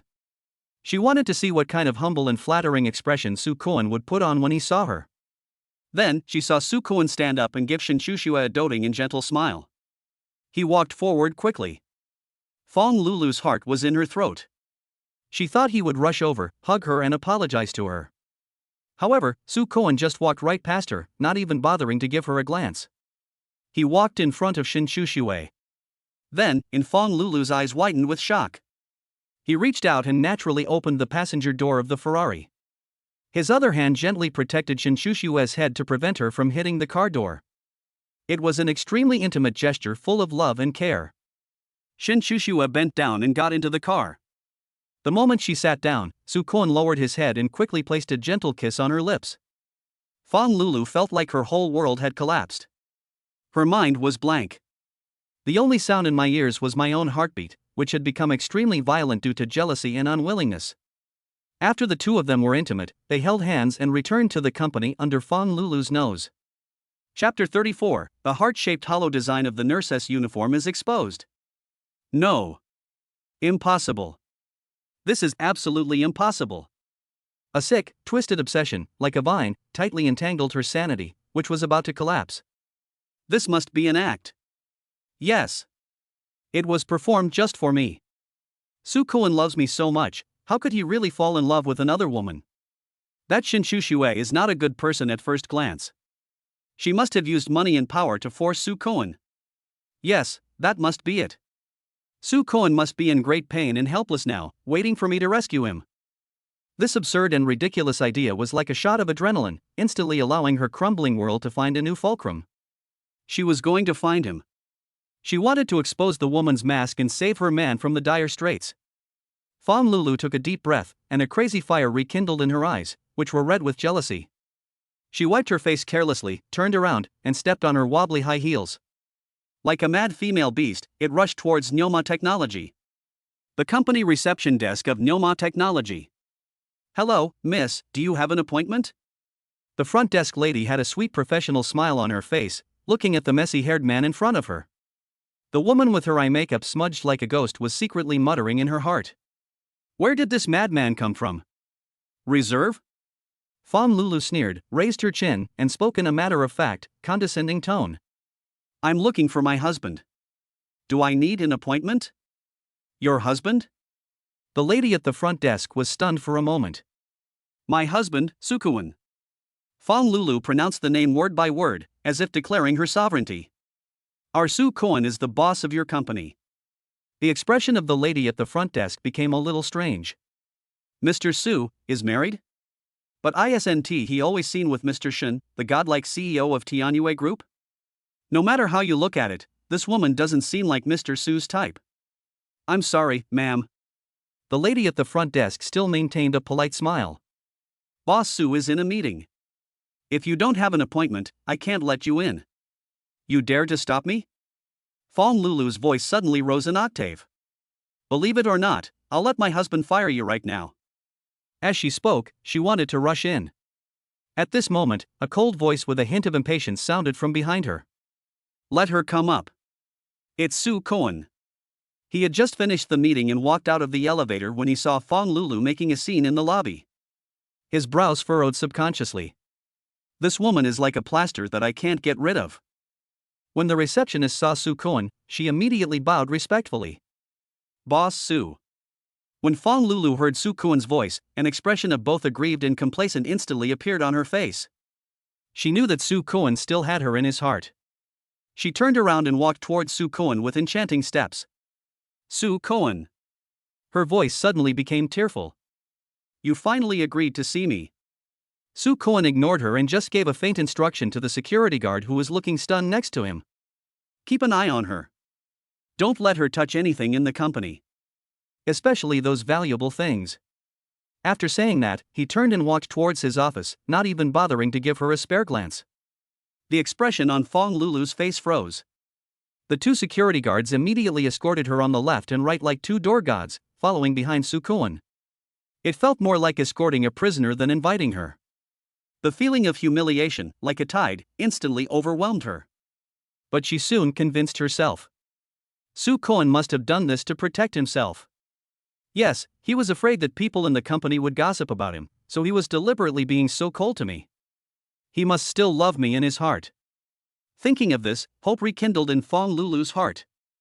The office door was closed with a bang. Su Cohen sat in the large boss chair and looked at her expressionlessly. Go ahead. What tricks are you trying to play? Fong Lulu's tears came suddenly, like beads from a broken string, falling continuously. Su Cohen, I know everything. Her voice was tearful and full of grievances of knowing the big picture. That woman's surname Shin, did she force you? Don't be afraid, tell me and I'll help you. Even if it costs me my life, I will save you from that female devil. Soo Cohen just found it funny to see her poor self-indulgent acting. He didn't even bother to open his mouth to refute. Seeing that he was silent, Fong Lulu thought she had hit the nail on the head and cried even harder. While crying, she moved towards Soo Cohen's desk. Soo Cohen, I know you have me in your heart. You did all this just to make me jealous and change my mind, didn't you? Now I'm back, and I forgive you. Let's make peace, okay? Her voice was as soft as mud, with a disgusting, self-righteous tolerance. Soo Cohen finally showed some reaction. He slowly put on a very sarcastic smile. Forgive me? How dare you say these 3 words? Fong Lulu's crying paused for a moment. She didn't expect Soo Cohen to react like this. In her opinion, since she had been so humble, Soo Cohen should not immediately rush over to her with gratitude. Hug your thighs and repent with tears? It must be that my sincerity is not enough. Yes, that must be it. Men just like that little bit of excitement. Thinking of this, a hint of madness and determination to go all out flashed in Fong Lulu's eyes. She raised her hands suddenly. Sizzle! There was a crisp sound of cloth tearing. The off-white windbreaker on her body was roughly torn off by her. Then, like a piece of rag, she threw it to the ground. Beneath the windbreaker, there is another thrilling scene. It was a pink and white nurse's uniform with very little fabric. The skirt is so short that it can only barely cover the most XX part. There was a huge heart hollowed out on the chest of the shirt. Chapter 35, Bai Weiwei joins the company. Her pure white skirt creates a refreshing breeze. Soo Cohen's pupils suddenly shrank. I have to admit that this scene is full of fatal impact for any normal man. Fong Lulu was very satisfied with his reaction. She knew that no man could resist her appearance. On her face, there was a smile that she thought was charming, but in fact it was full of cheap and worldly resentment. She stuck out the tip of her tongue and gently licked her lips, which were painted with bright lipstick. Then she bent down and placed her hands on Soo Cohen's valuable mahogany desk. This action made her already precarious neckline even lower. The bottomless ravine was revealed to Soo Cohen without reservation. Brother Cohen. Her voice was sharp and thin, like a cat's paw, scratching people's eardrums. I'm not feeling well today. Would you like to help me check it out? As she spoke, she twisted her waist. The tight skirt was stretched into seductive folds as she moved. Under the skirt, the pair of legs in flesh-colored stockings were rubbing against each other in a very suggestive way. I promise. She threw a coquettish glance at Soo Cohen, and the look in her eyes was so seductive that it could make water drip out of it. My service is 100 times better than those nurses in the hospital. Soo Cohen's Adam's apple rolled uncontrollably. His breathing also became a little heavy. However, just when the beast within him was about to break free from its cage, another picture flashed through his mind uncontrollably. Shen Chu Shui. The girl in black and white maid outfit, kneeling on the bed, with her usually cold and arrogant eyes covered with a layer of water, it called him master in a soft and tender voice. That woman, although wearing conservative clothes, could make people's blood boil more than anything else that was exposed. Every breath she takes, every look in her eyes, is like the best aphrodisiac, with an innate, advanced, and fatal temptation. That feeling came from the very bones, pure and blooming just for him. Look at this again. Trying to imitate others only adds to the joke. It's like trying to buy a plastic imitation for 9.9 yuan with free shipping at a street stall and trying to buy a priceless treasure in a museum. Ridiculous and sad. The trace of desire in Soo Cohen's eyes faded away in an instant. Instead, there was a bone-chilling coldness and undisguised, deep disgust. Examine? He slowly stood up from the chair. He was very tall, and when he stood up, he gave Fong Lulu a strong sense of oppression. He walked up to her and looked down at her. That look was like looking at a pile of disgusting garbage. Okay. He stretched out his hand. Fong Lulu's eyes lit up instantly. She thought Soo Cohen wanted to hug her and kiss her. She even closed her eyes and pursed her lips, preparing for the long-awaited kiss. However, Soo Cohen's hand went around her and picked up the intercom phone on the table. He dialed the number for the security office. Hello? His voice was as cold as ice in the coldest days of winter. Come to my office. There's a mentally unstable woman here, wearing strange clothes, behaving like a hooligan in my place. Give her to me and throw her out. Fong Lulu suddenly opened her eyes and looked at him in disbelief. Su Kuan. What did you say? Su Kuan hung up the phone and slammed the receiver back. I told you to get out. He pointed in the direction of the door and spoke word by word. Besides, he took out his cell phone and, in front of her, dialed the front desk number and pressed the speakerphone. From today on, this woman is forbidden from setting foot in Nyoma technology. Also, contact Tianyue Group's security department immediately and send them a photo of this woman. Tell them this is what I meant. From now on, wherever it is, it's my wife's place. Neither is welcome, this dog. Do you understand? On the other end of the phone, the receptionist's voice was a little stammering because of shock. I understand, Mr. Su. Boom. Fong Lulu felt like her whole world had exploded. All the blood in her body seemed to have solidified at that moment. My brain is blank. The only sound in his ears was his own heartbeat, which had become extremely violent due to extreme humiliation and anger. No. You can't do this to me. Her voice became hoarse with despair. Su Kuan. I even quit my job for you. Are you trying to kick me out now? You bastard. You ungrateful wolf. Just then, the office door was pushed open. Two tall security guards walked in. They looked at Fong Lulu, who was disheveled and looked like a madman, and then looked at Su Kuan with a cold face, and instantly understood what had happened. Boss Su. Throw her out. Su Kuan didn't even bother to look at her again. Yes. Two security guards held Fong Lulu's arms, one on the left and one on the right, like they were dragging a dead dog. Let me go. Let me go. Fong Lulu struggled and screamed frantically. Su Kuan. You're going to regret this. You're definitely going to regret this. I am the woman who loves you the most. You treated me like this for that vixen. You will die a miserable death. Her shouting and cursing echoed throughout the office, harsh and unpleasant. Su Kuan stood in front of the French window, watching her being dragged away and disappearing at the door. He took out his cell phone and dialed the familiar number. The call was connected almost immediately. Shin Shushua's soft voice with a lazy smile came from the other end. Hello, husband. Missed me? Hearing this voice, the last trace of irritation in Su Kuan's heart disappeared. His voice, unconsciously, became gentle.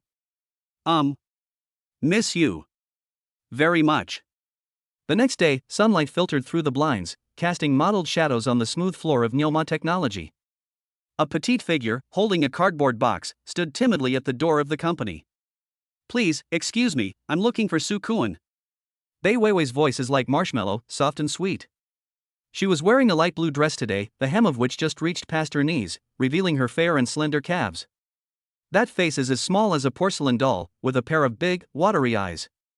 Like a frightened deer, full of innocence and purity. When the receptionist saw her, her heart almost melted. Are you Miss Bei Weiwei? President Su has already given instructions.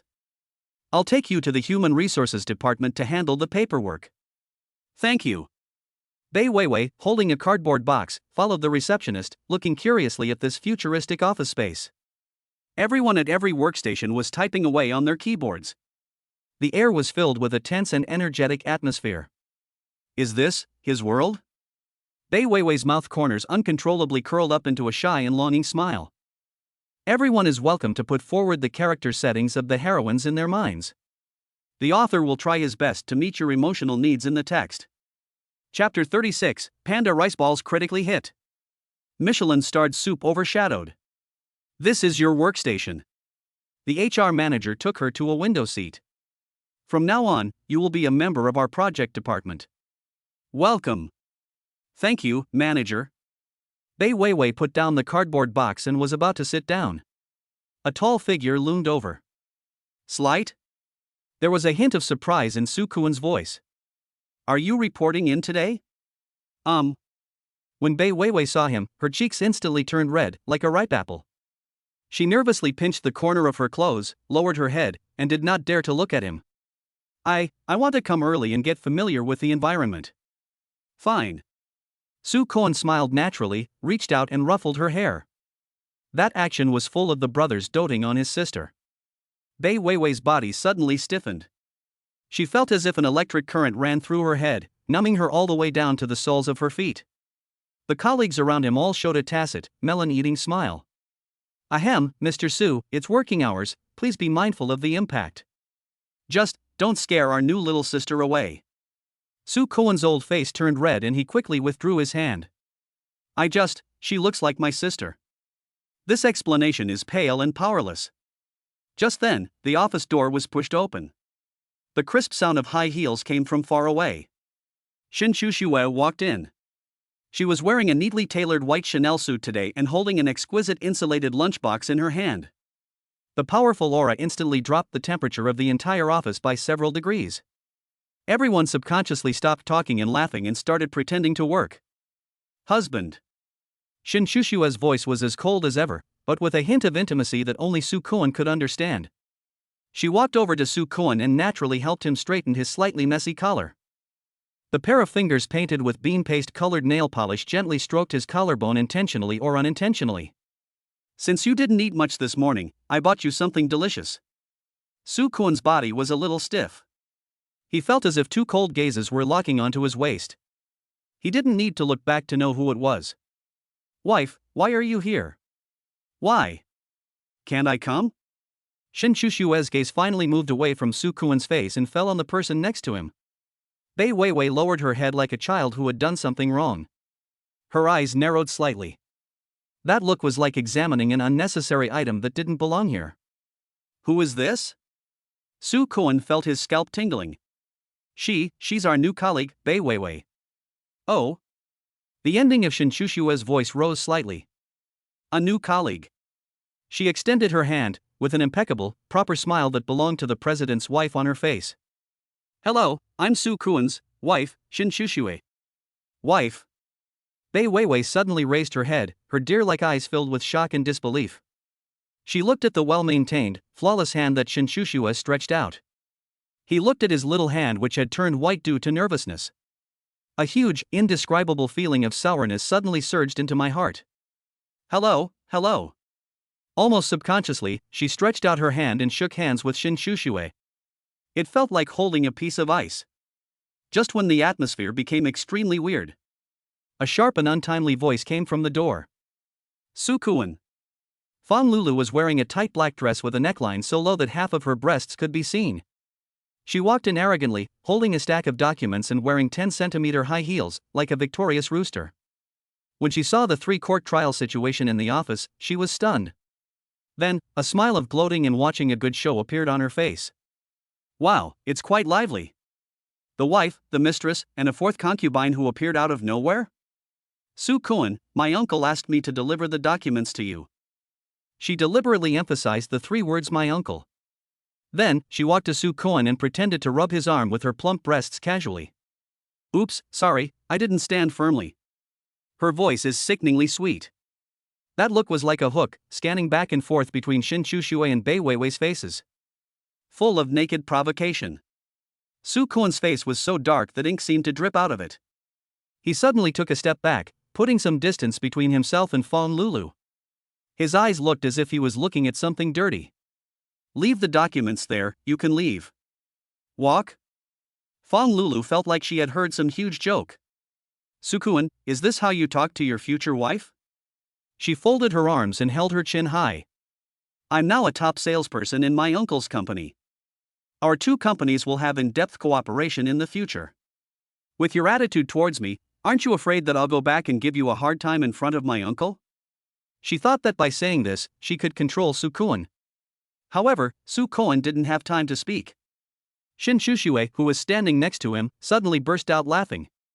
The laughter was crisp and pleasant, yet full of undisguised mockery. Deep cooperation? Shin Shushue walked up to Fang Lulu. She was half a head taller than Fang Lulu and looked down at her. That aura instantly crushed the opponent until nothing was left. As far as I know, your uncle's shell company, which is on the verge of bankruptcy, relies on our Tianhua group for all its business. She stretched out her finger and lightly tapped the stack of documents in Fang Lulu's hand. If I remember correctly, this cooperation proposal was rejected by our company's legal department yesterday. Because there are over 20 ridiculously low-level contract loopholes. She paused, then changed the subject, her eyes becoming as sharp as a knife. Or maybe your uncle asked you to come here not to discuss cooperation. But it's so that you can use these clothes you rented from the nightclub to talk to my man about something else? You. Fong Lulu's face instantly turned the color of liver. She didn't expect that Shin Shushue would be so disrespectful to her and take off her underwear in front of so many people. Just when she was so angry that she was about to explode. A soft and sticky voice suddenly sounded. That. Bai Weiwei took out a pink insulated lunchbox with a teddy bear pattern from her cardboard box. She opened the lunchbox, and the sweet smell of rice instantly filled the air.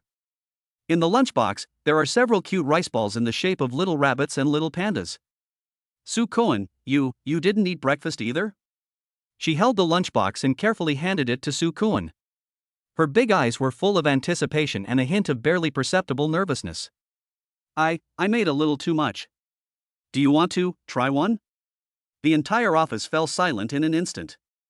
Everyone's eyes were focused on the small, cute, panda rice ball.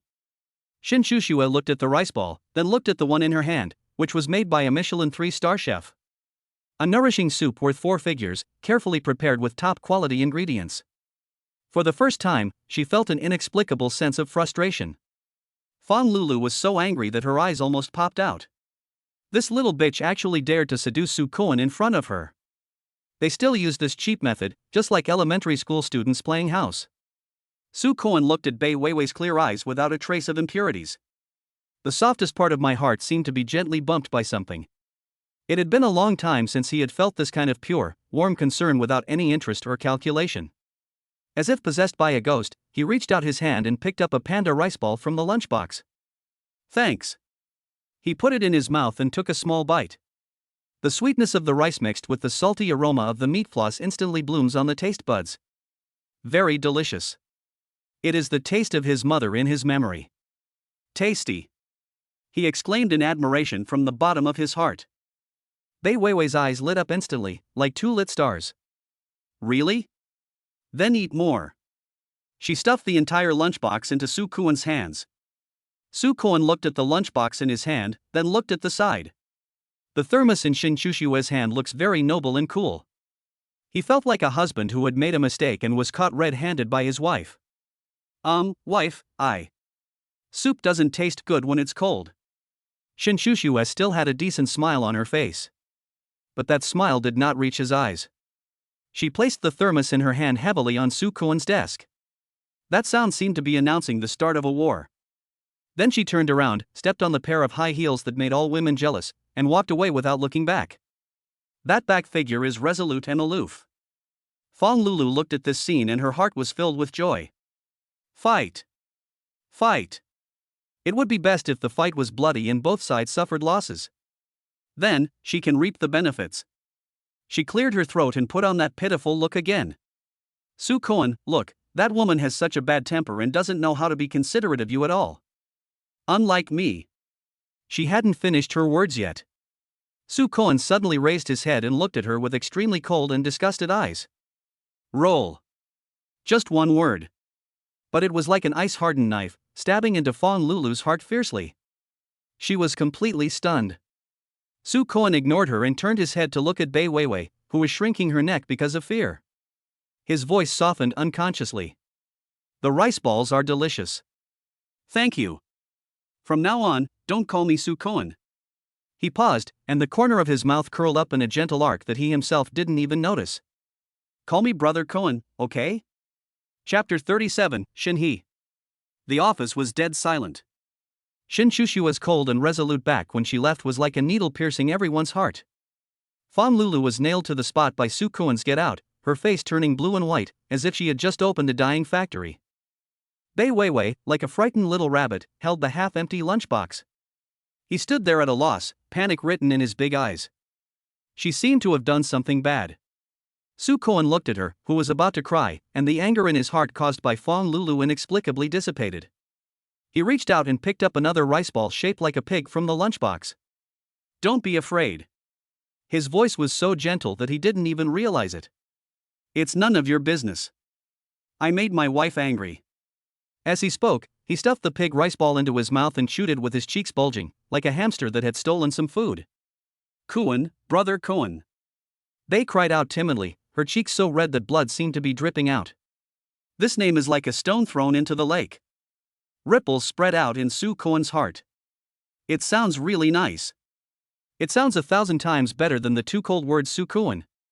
The colleagues around me had already pricked up their ears, stretched their necks, and pretended to be typing on the keyboard. In fact, the look of excitement in his eyes almost ignited the three of them. Ahem. Su Kuan cleared his throat, feeling that the atmosphere was a bit too ambiguous. He closed the pink bear lunchbox and handed it back to Bei Weiwei. The rice balls are delicious. Thank you, Weiwei. You should familiarize yourself with the working environment first. If you have any questions, feel free to ask me. His tone had regained the calmness that a boss should have, but it also carried a hint of intimacy that could not be concealed. Bei nodded obediently, holding her lunchbox, and returned to her workstation like an obedient kitten. But my heart is still beating wildly. He called me Weiwei. He also asked me to call him Brother Cohen. The farce in the office finally came to an end. Su Cohen sat down on his boss chair. Looking at the high-end thermos on the table that was still emitting a trace of steam, I felt overwhelmed. He picked up the phone, hesitated for a moment, and finally dialed the number that he both loved and feared. The phone rang for a long time, and just when Su Cohen thought she wouldn't answer, a voice finally came from the other end. What's up? Shin Shushua's voice was as cold as a Siberian cold wave. Wife, don't be angry. Su Cohen's tone softened instantly, with a hint of flattery. I was wrong. Oh? The ending tone of Shin Shushua's voice rose slightly, with a hint of playfulness. What did you do wrong? Su Cohen's mind was working rapidly. I shouldn't eat food given by another woman in front of you. Oh. A sneer of contempt came from the other end of the phone.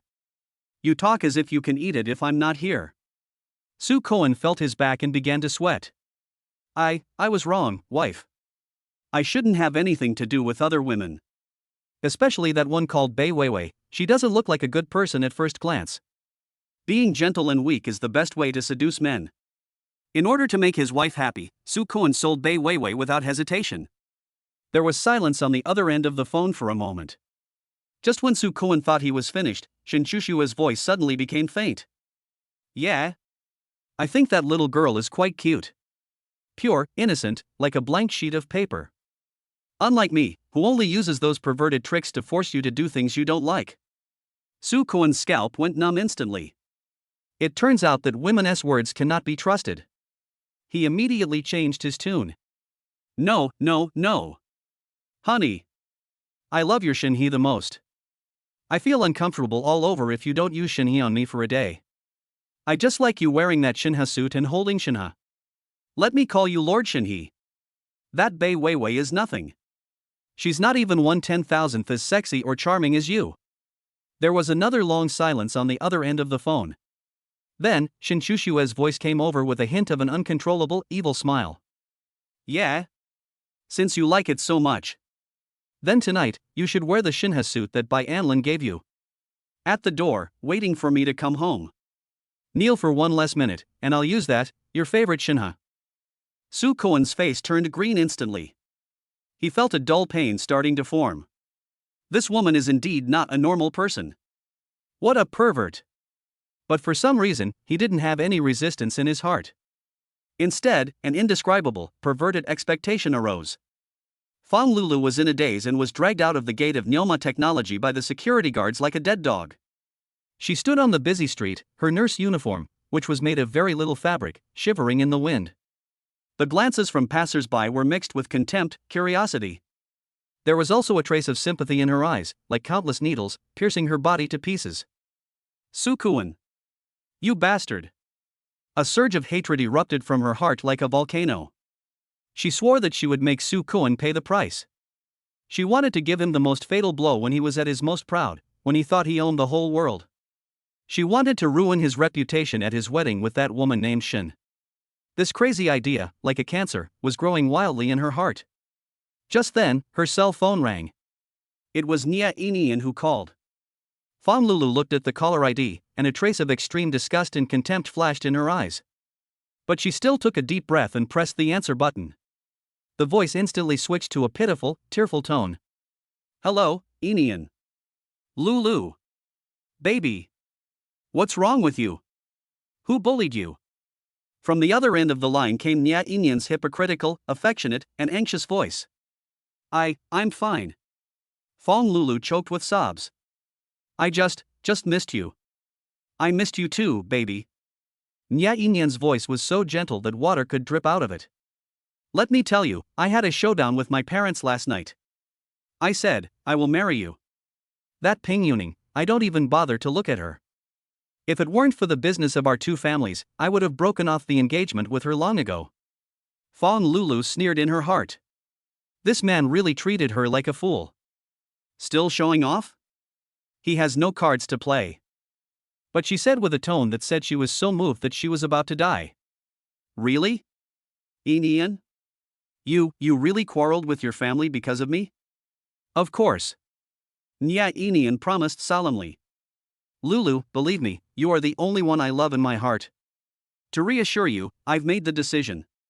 This weekend, I'll take you home to meet my parents.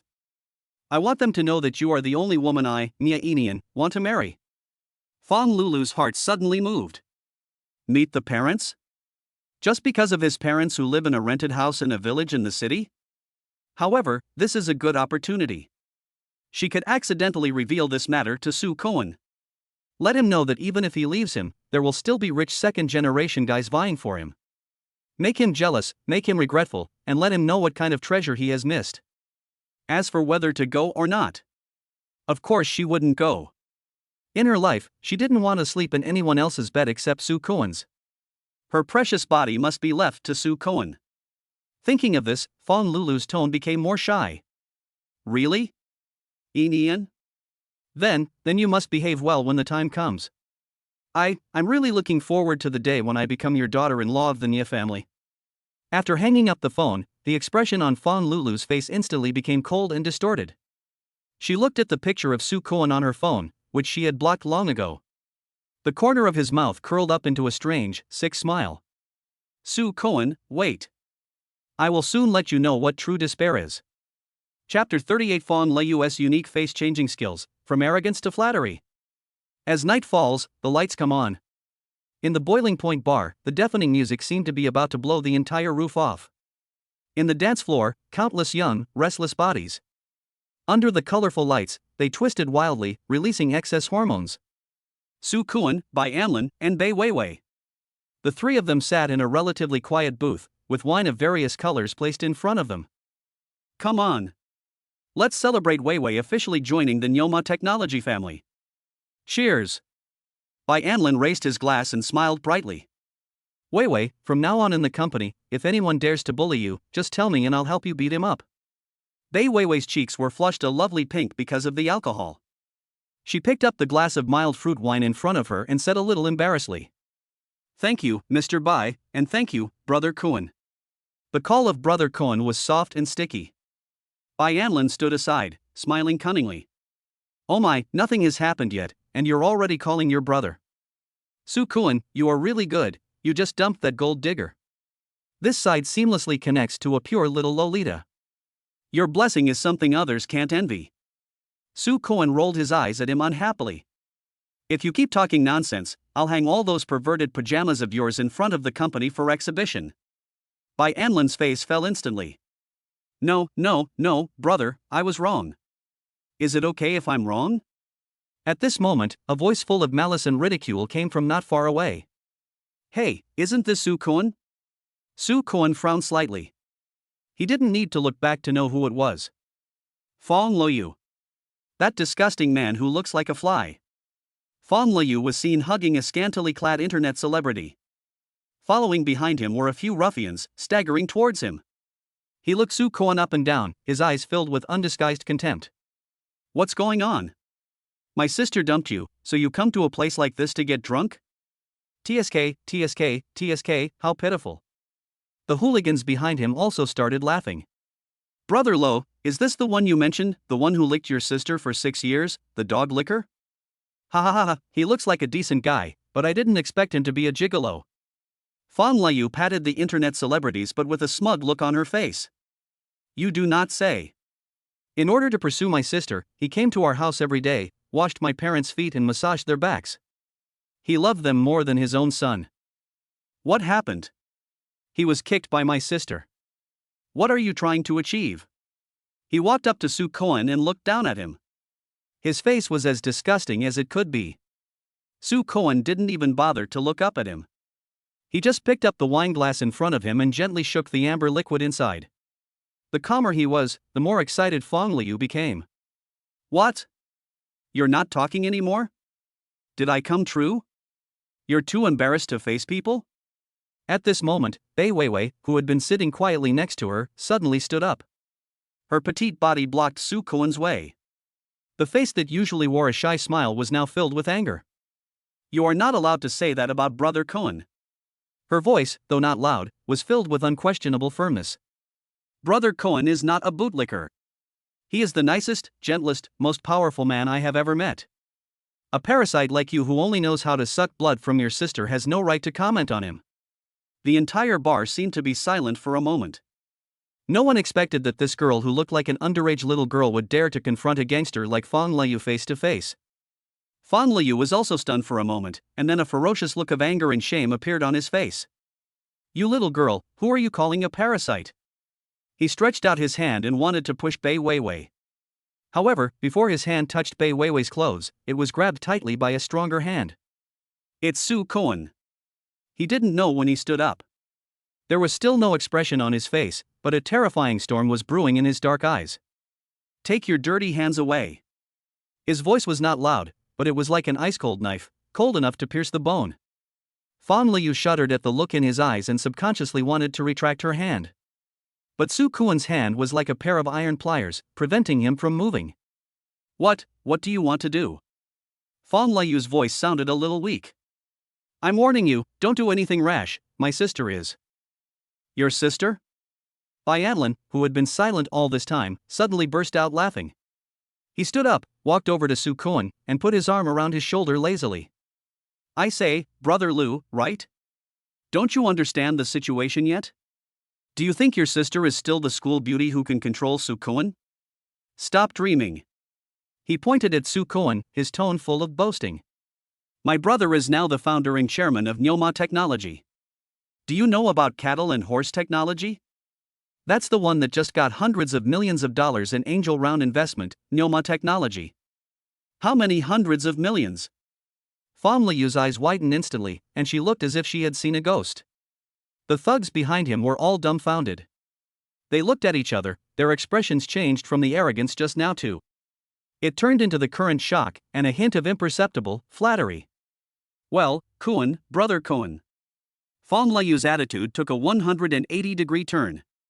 He had a flattering smile on his face, and he looked even more disgusting than before.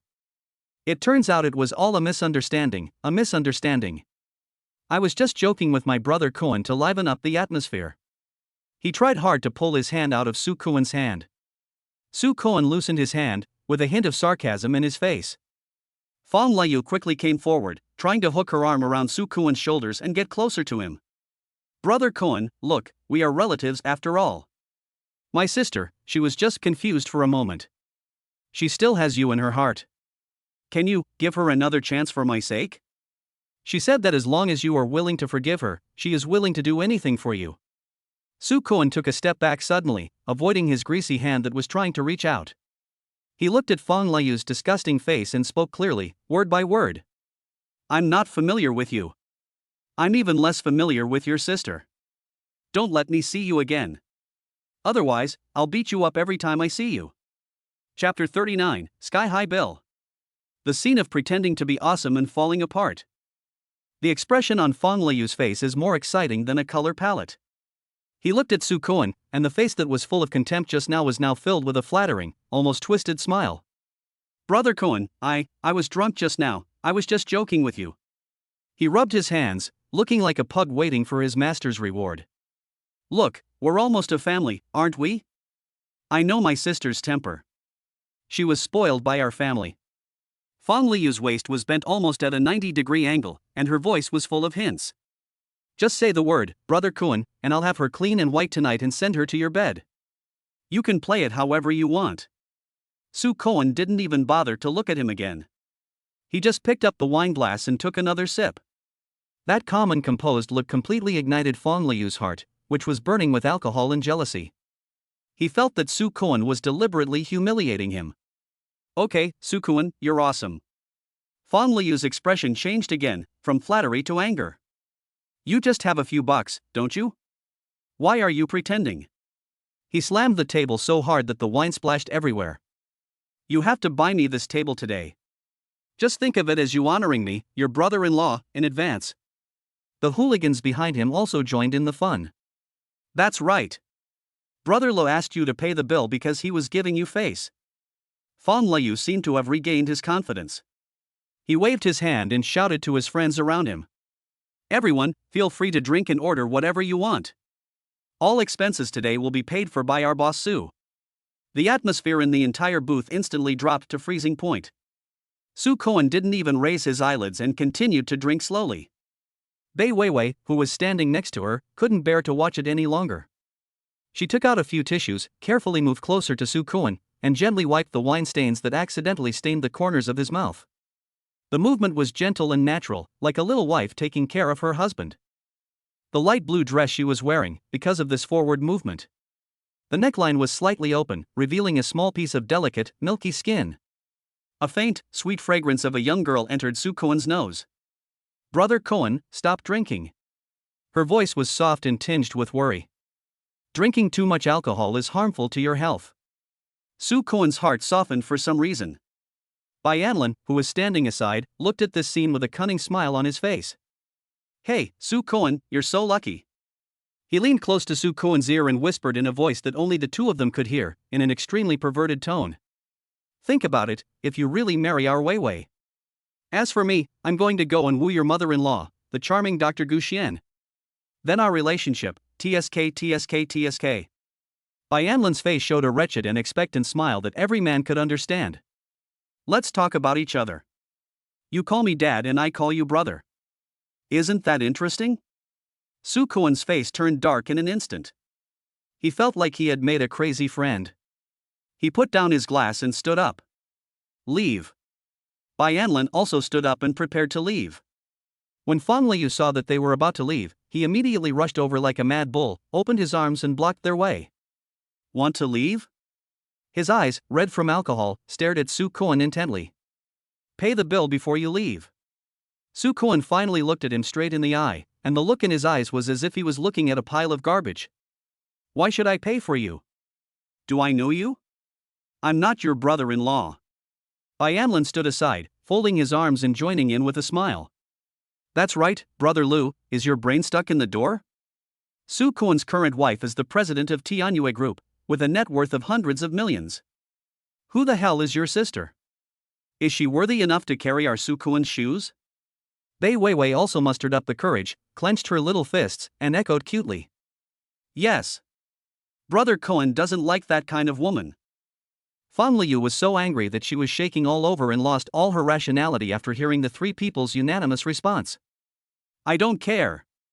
If you don't pay the bill today, don't even think about walking out of this door. As he yelled, he wanted to reach out and grab Su Kuan's collar. However, his hand had not yet touched Su Kuan. Two security guards in black uniforms, tall in stature and with stern expressions, appeared on his left and right. Hello, sir. One of the security guards said in an emotionless tone. Your friend has left. Please go to the front desk now and settle the bill. Fong Liu was stunned. He looked back and saw that there was no sign of Su Kuan and the others in the booth. Those three people had slipped away from another exit at some point in time. Bill, please? Fong Liu's brain short-circuited for a moment. Then, a cold fear, like a tide, instantly overwhelmed him. He remembered. This is the Boiling Point Bar. It is the top and most expensive place in the city. Just now, to show off, he ordered a few bottles of Louis XIII, and all those other foreign liquors, combined. He didn't dare to think about it. That was an astronomical figure that he couldn't afford even if he sold himself. No. It's not me. Fong Liu's legs went limp in an instant, and her voice became tearful. It's Su Kuan. He's the one who treated us. A cold, formal smile appeared on the security guard's face. I'm sorry, sir. We only recognize the last person who remains in the seat. If you can't check out now, we can only communicate with you in our own way. Another security guard clenched his fists, making a crackling sound that made your teeth ache. Fong Liu fell to his knees with a thud. Brother, I was wrong, I was really wrong. He hugged the security guard's thigh, tears and snot streaming down his face. I don't have any money. I'm just an unemployed vagrant. All I have on me is less than 200 yuan. Please, let me go. There was no emotion on the security guard's stern face. No money? You dare to come here and act like a big shot even though you don't have any money? With one kick, he knocked Fong Liu to the ground. It seems that if I don't teach you a lesson, you won't know how many eyes the Horse King has. Ah! A shrill, inhuman scream came from the corner of the bar. Then came the dull sound of fists hitting flesh and the crisp sound of bones breaking. Fong Liu felt like a torn sack, surrounded by several people and beaten madly. His consciousness gradually became blurred. Before he completely lost consciousness, he used up his last bit of strength to take out his cell phone. He dialed the number that was the only life-saving number he could think of. Chapter 40, 520 Sky-High Price List. 3-carat pink diamond warning. At the same time, in a luxury suite in a 5-star hotel in the city center. The atmosphere is ambiguous and tense. Fong Lulu, wrapped in a bath towel, had just walked out of the bathroom. Her wet hair was still dripping with water, flowing down her slender neck. It slid across the delicate collarbone and finally disappeared into the bottomless ravine. Nia Inian sat on the sofa, his eyes wide open. He felt his throat was so dry it was about to smoke. Baby, you're so beautiful. He stood up and pounced on Fong Lulu like a hungry wolf. Don't touch me. Fong Lulu, like a frightened rabbit, took a step back and dodged his malicious hands. She wrapped herself tighter with the towel. Even an inch of extra skin is not allowed to be exposed. A hint of impatience flashed across Nia Inian's face. What the hell is this woman doing? You've come to the hotel with me, why are you still pretending to be a chaste and heroic woman? Lulu, what are you doing? He patiently tried to melt the iceberg with a gentle tone. We are both getting married, why are you still shy? Marry? Fong Lulu sneered, walked to the window, looked at the dazzling night view downstairs, and her tone was full of unquestionable commands. If you want me to marry you, you can. Next week, it's 520. Her fingers gently drew circles on the glass. I want a 3-carat pink diamond ring. Also, didn't you say your family owns a company? I want 2 million in pocket money, not a penny less. By the way, I've been going out recently and I find it very inconvenient to squeeze into the subway. Buy me a car worth more than 1 million. A Ferrari is too flashy. A Porsche will do.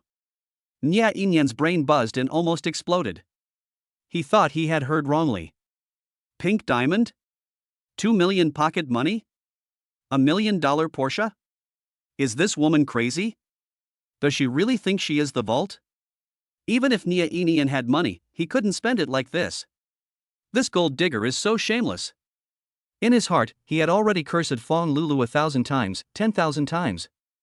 But he still had that affectionate, hypocritical smile on his face. Baby, as long as you like it, let alone a Porsche, I'll buy you even a plane. As he spoke, he moved closer to Fong Lulu. I was thinking to myself, once I get to sleep with you, I will kick you, this ignorant woman, away. Really? Fong Lulu turned around and looked at him, her beautiful eyes flashing with calculation. Of course she didn't believe Nia Inyan's lies. She said this just to deliberately make things difficult for him and make him give up. Then, she could go to Su Koan and cry to him with a clear conscience, saying that she had been cheated by a scumbag and that Su Koan was the best. That's not enough to just buy these. Fong Lulu stretched out a finger and gently tapped Nia Inyan's chest. There was a hint of coldness and provocation in those fingertips.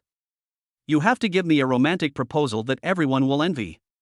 In the largest square in the city center, 999 roses were arranged in the shape of a heart. Then you got down on one knee and asked me to marry you. Also, after we get married, all your salary cards and bank cards must be handed over to me for safekeeping.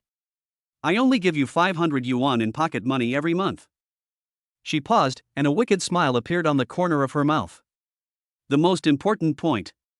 Don't even think about touching me before we get the marriage certificate. My body is very precious. Nia Inyan's face turned completely green.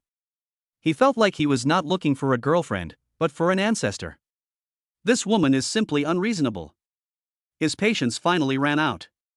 Fuck gentleness. I'm going to kill you right here today. Lulu, I promise you everything you said. He gritted his teeth and squeezed out these words. Then, he suddenly stretched out his hand, grabbed Fong Lulu's wrist, and pulled her into his arms. The other hand, like an iron clamp, tightly gripped her waist, making her unable to move.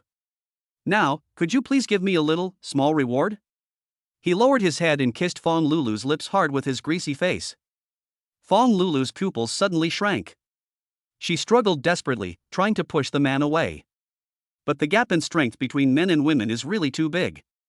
Just when she thought she was about to be defiled by this disgusting man. Buzz buzz buzz. A rapid vibration of the cell phone suddenly rang.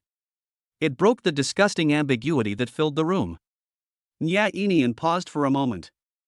Fong Lulu spoke quickly as if she had grabbed a life-saving straw. Your phone is ringing. Hurry, answer it. Nya Inian made an impatient TSK sound, but still let her go and took out his cell phone from his pocket. Fong Lulu took the opportunity and slipped out of his arms like a loach and hid in the corner of the room. She gasped for breath and looked at Nya Inian with eyes as if she was looking at something dirty. She picked up her phone and glanced at the caller ID. Fong Loyu. A strong feeling of disgust surged in her heart. This useless brother, every time he calls, it's always something bad. But now, she is extremely grateful for the call. Without hesitation, she pressed the answer button, just in time to find an excuse to escape from this hellish hotel. Hello? What's up again? Her voice was filled with impatience. From the other end of the line came a faint groan, mixed with great pain. Lulu, save me. It was Fong Liu's voice. It sounds like he's about to die. Brother? What's wrong with you? Fong Lulu's heart skipped a beat. Although she hated her brother, he was her biological son after all. I was at the boiling point bar. I was beaten. It's Su Kuan. It was that bastard who harmed me. He ordered someone to beat me. He wanted to beat me to death. You come and save me. Everyone is welcome to put forward the character settings of the heroines in their minds. The author will try his best to meet your emotional needs in the text. Chapter 41, The security guard coldly demands payment. The sky-high bill is overwhelming. Lulu, save me.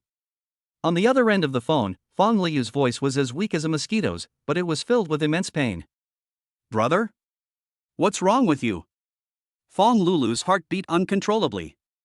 Although she wished that this useless brother would disappear from the earth immediately, he was still her biological brother from the same mother after all. I was at the boiling point bar. I was beaten. It's Su Kuan. It was that bastard who harmed me. He ordered someone to beat me. He wanted to beat me to death. You come and save me. Su Kuan? These two words were like a red-hot steel needle, piercing Fong Lulu's nerves. It's him again. A mixture of humiliation, jealousy and mad hatred instantly rushed to the top of her head. She turned around abruptly and looked at the man who had just tried to force himself on her. Inian, my brother is in trouble, please take me there quickly. Her tone was full of command. Nya Inian's interest had just been dampened, and he was so angry that he had no place to vent it, but he forced a hypocritical smile on his face. Baby, what's wrong? Don't worry. My brother got beaten up. At the boiling point bar. Get him there. Fong Lulu was so anxious that she was about to jump up and down. Nya Inian lazily lay down on the sofa and rubbed his temples. Oh, honey, what a coincidence. His eyes swept meaningfully over her undulating curves wrapped in a bath towel. Just now, the exercise was too intense. My head hurts now. Just take a taxi, dear. Fong Lulu felt like she had punched cotton and was so angry that she almost had a myocardial infarction. This man is such a good-looking but useless piece of trash. She was too lazy to say any more nonsense to him, so she grabbed her clothes, put them on carelessly, and rushed out of the hotel room without looking back. At the door of the boiling point bar, Fong Lulu was stunned by the scene in front of her as soon as she got out of the car. Her biological brother, Fong Liu, collapsed on the cold floor like a puddle of mud. The face that was usually presentable was now swollen like a pig's head, with blue and purple patches.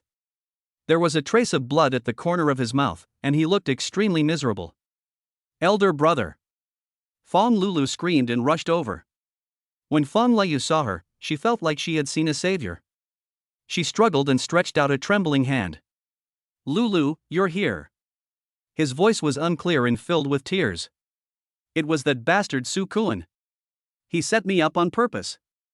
He just wanted to see me die. The anger in Fong Lulu's heart suddenly reached its peak. At this moment, two security guards in black uniforms with stern expressions came. He walked over and handed a bill to her. Miss, please settle the bill first. Fong Lulu's eyes fell on the string of numbers at the bottom of the bill, which were so long that they made her dizzy. Her mind went blank for a moment. So much money?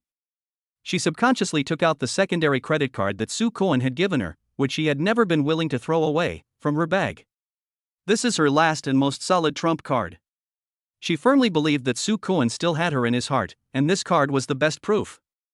She handed the card over with a hint of arrogance on her face that she herself didn't even notice. The security guard took the card and swiped it on the POS machine. Drop. A harsh, cold prompt sound. I'm sorry, miss. The security guard returned the card to her with an expressionless face. This card has been frozen. Boom. Fong Lulu felt like her whole world had collapsed. Frozen? He actually froze the card? How dare he? A cold panic, like a tide, instantly overwhelmed her. Does he really not care about the old times at all? Does he really not intend to redeem himself? Impossible. She screamed and snatched the card from the security guard as if it were a hot iron. Fong Liu was wailing beside him. Lulu. Call Su Kuan quickly. Let him pay. This is all his fault. Fong Lulu's hands were shaking uncontrollably. She opened her wallet, and the few pitiful, red bills inside seemed to be mocking her embarrassment mercilessly. Just when she was about to despair, a familiar yet hateful figure appeared at the door of the bar. It's Su Kuan. He was dressed casually, with a hint of impatience on his face, as if he was just passing by. That psychopath Bai Anlin actually left a pink rabbit ear headband here and insisted that he come back to get it. When Fong Lulu saw him, her eyes instantly turned red and she pounced on him like a she-wolf forced into a desperate situation. Su Kuan. How dare you show up? Her voice was sharp and piercing. Look at what you've done to my brother. Are you even human? Su Kuan stopped walking. He glanced indifferently at Fong Liu, who was like a puddle of mud on the ground, and then looked at the crazy woman in front of him. His eyes were as calm as a pool of stagnant water, without a single ripple. He asked for it. You. Fong Lulu was so angry at his cold attitude that she trembled all over. Fong Liu also struggled, pointing at Su Kuan and cursing. You bastard. You did it on purpose. You stopped the card on purpose. They just want me to be embarrassed here. They want me to be beaten to death. The corner of Su Kuan's mouth curled up into an extremely sarcastic arc. That card is what I prepared for my fiancé. His gaze, like a knife, gently scraped across Fong Lulu's face. Since you're no longer one, is there any problem with me stopping it? Fong Lulu's heart sank suddenly. Fiancé? What does he mean by this? An ominous premonition made her subconsciously think of the hotel room she had just left. Did he know something? Impossible. Absolutely impossible. The security guard's cold voice sounded again. You too, if you can't settle the bill, we'll have to call the police. Fong Lulu was forced to the edge of the cliff. She gritted her teeth, took out her cell phone and dialed the number that made her sick. The moment the phone was connected, she instantly switched modes, and her voice became sweet and sticky, as if covered with a layer of honey. Hello, Ian. Su Kuan stood aside, his arms folded, as if he was watching a clumsy, ridiculous one-man show. I'm in a little trouble outside, can you please? Before Fong Lulu could finish her words, Nye Inyan's extremely impatient voice came from the other end of the phone. What's wrong? Didn't I ask you to take a taxi? Are you annoying me? Then, a charming female voice was faintly heard from the receiver. The voice carried a hint of lazy panting that had just been satisfied. Chapter 42, A Slap in the Face. Brother and sister become enemies. Inian, who is this? Come back soon, I still want. The color on Fong Lulu's face disappeared in an instant. Her body was as stiff as a stone. My brain is blank. She could feel Soo Kwon's playful gaze falling on her. That look was like a whip, lashing her all over. No. Can't let him laugh at the joke. Absolutely not. A morbid obsession supported her and prevented her from hanging up the phone immediately. She forced a smile that was uglier than crying, and her voice was so coquettish that she almost vomited. Oh, Enian, are you meeting with your secretary again? I just want to borrow some money from you. My brother accidentally scratched someone's car and needs compensation. As she spoke, she glanced at Soo Kwon secretly out of the corner of her eye. Nya Enian on the other end of the phone was silent for a moment, as if he was weighing the pros and cons. How many? No. Not much, just give me whatever you want. Okay, I'll transfer 5,000 to you, just stop bothering me. Beep, beep, beep. The call was ruthlessly hung up. Fong Lulu held the phone tightly, her knuckles turning white from pinching it so hard. 5,000? Are you sending away beggars? This stingy bastard. In her heart, she cursed Nya Enian 1,000 times. But when she looked up and saw Soo Kwon's expressionless face, the resentment in her heart. But inexplicably, it turned into a twisted feeling of grievance. Soo Kwon is still the best. Soo Kwon had never treated her like this before. As long as she asked, let alone 5,000, even if it was 50,000 or 500,000, he would give it to her without hesitation. This thought gave her heart, which was about to collapse, a ridiculous fulcrum. She raised her chin, like a victorious rooster, and gave Soo Kwon a provocative smile. What are you looking at? Haven't you seen her boyfriend have money? Soo Kwon looked like he had heard a huge joke and was too lazy to even give her an extra expression. He turned around, picked up the pink bunny ear headband from the bar, and prepared to leave. Fong Lulu became anxious when she saw that he was about to leave. No. We can't just let him go like this. The humiliation I endure today cannot be in vain. She must see heartbreak, jealousy, and regret on his face. Soo Kwon. She called out to him. She straightened her chest and used all her strength to pretend to be happy and sweet. You don't have to pretend that you don't care anymore. I know that you still have me in your heart. But it's too late. There was a kind of almsgiving, victorious pride in her voice. My boyfriend, Enian, said so. Next week, on May 20th, he will propose to me in the biggest square in the city center. When the time comes, you should come to bless me, right? She stared at Soo Kwon's face, unwilling to miss any slight change in his expression. She was looking forward to seeing him shocked, in pain, or even kneeling down to beg her not to marry someone else. However, Soo Kwon just stopped. He turned around, and a polite, even sincere smile appeared on his face. Really? Congratulations then. The smile on Fong Lulu's face froze. This is not right. That's not how the script plays out. Soo Kwon looked at her face, which was distorted by surprise, and added slowly. But I may not be able to go to your wedding. Why? Fong Lulu asked subconsciously, still holding on to the last bit of fantasy in her heart. He must be afraid of making me sad, so he doesn't dare to come. The smile on Soo Kwon's lips became more obvious.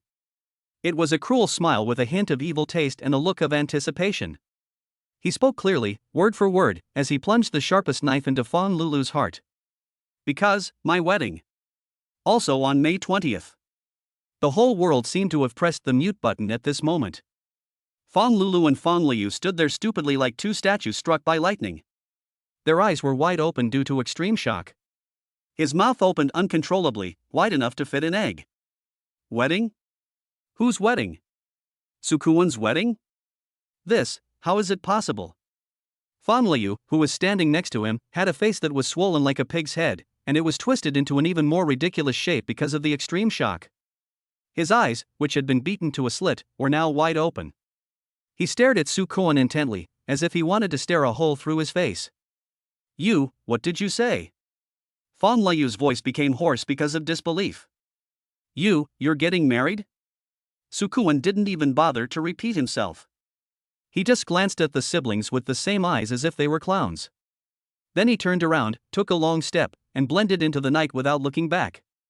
That back view was as resolute as a sword drawn from its sheath, cleanly and neatly cutting off the last trace of ridiculous thoughts in Fong Lulu's heart. No. Impossible. Fong Lulu was distraught and muttered to herself. He's lying to me. He must be lying to me. He just wanted to provoke me, to make me regret, to make me beg him. Lie to you? A loud shout rang in her ears like thunder. Fong Lulu struggled to get up from the ground, not caring about the pain all over her body, and rushed to her. He raised his hand and, with all his strength, slapped her hard in the face. Bang! The crisp sound of the slap seemed particularly loud in the silent night. Fong Lulu's face was knocked to one side, and 5 clear fingerprints instantly appeared on her fair cheek. The burning pain brought a brief moment of clarity to her brain, which was about to explode. You idiot! Fong Lulu pointed at her nose and cursed. I told you long ago to keep a close eye on that rich son-in-law Su Kuan. What about you? You insist on provoking that Nia Inian. It's all good now. Su Kuan is getting married. Are you satisfied? Are you happy? You've cut off my source of income. The humiliation, pain, and the embarrassment of being slapped in public by her closest relatives were like countless poisonous snakes, gnawing at Fong Lulu's heart frantically. She covered her face with her hands, and tears finally fell uncontrollably like beads from a broken string. Subconsciously, she wanted to turn around, to find that familiar embrace, to cry. I want to act like a spoiled child and want him to hold me in his arms and coax me with soft words like he used to. But that figure had disappeared long ago. This realization caused her 10,000 times more pain than that slap. She suddenly raised her head and stared at Fong Lulu with a poisonous and resentful look. You blame me? Her voice, hoarse from crying, had a hysterical edge to it. You're a loser who only knows how to ask me for money. What right do you have to blame me? You have to find a way to pay back the money you owe. She pushed Fong Lulu away, turned around and wanted to run. Stop. The security guard's cold voice was like an iron chain, locking her firmly in place. Miss, our boss said that today's account will be counted on your brother. As his relative, you have joint liability.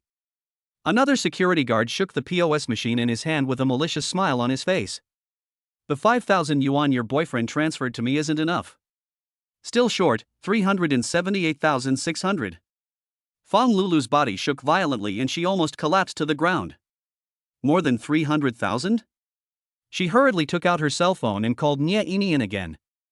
Sorry, the number you dialed is turned off. The cold, mechanical female voice was like the final hammer, completely shattering her hopes. Elder brother. Fong Lulu was also scared silly. He rolled and crawled over and hugged Fong Lulu's legs, like a real dead dog. Lulu, please find a solution. I don't want to die. You are my biological sister, you can't just stand by and watch her die. Fong Lulu felt like she was about to suffocate. She looked at her useless brother and thought of Nia Inian who made a fool of her. Finally, there was Su Kuan's extremely cold face. A huge, powerless despair completely swallowed her.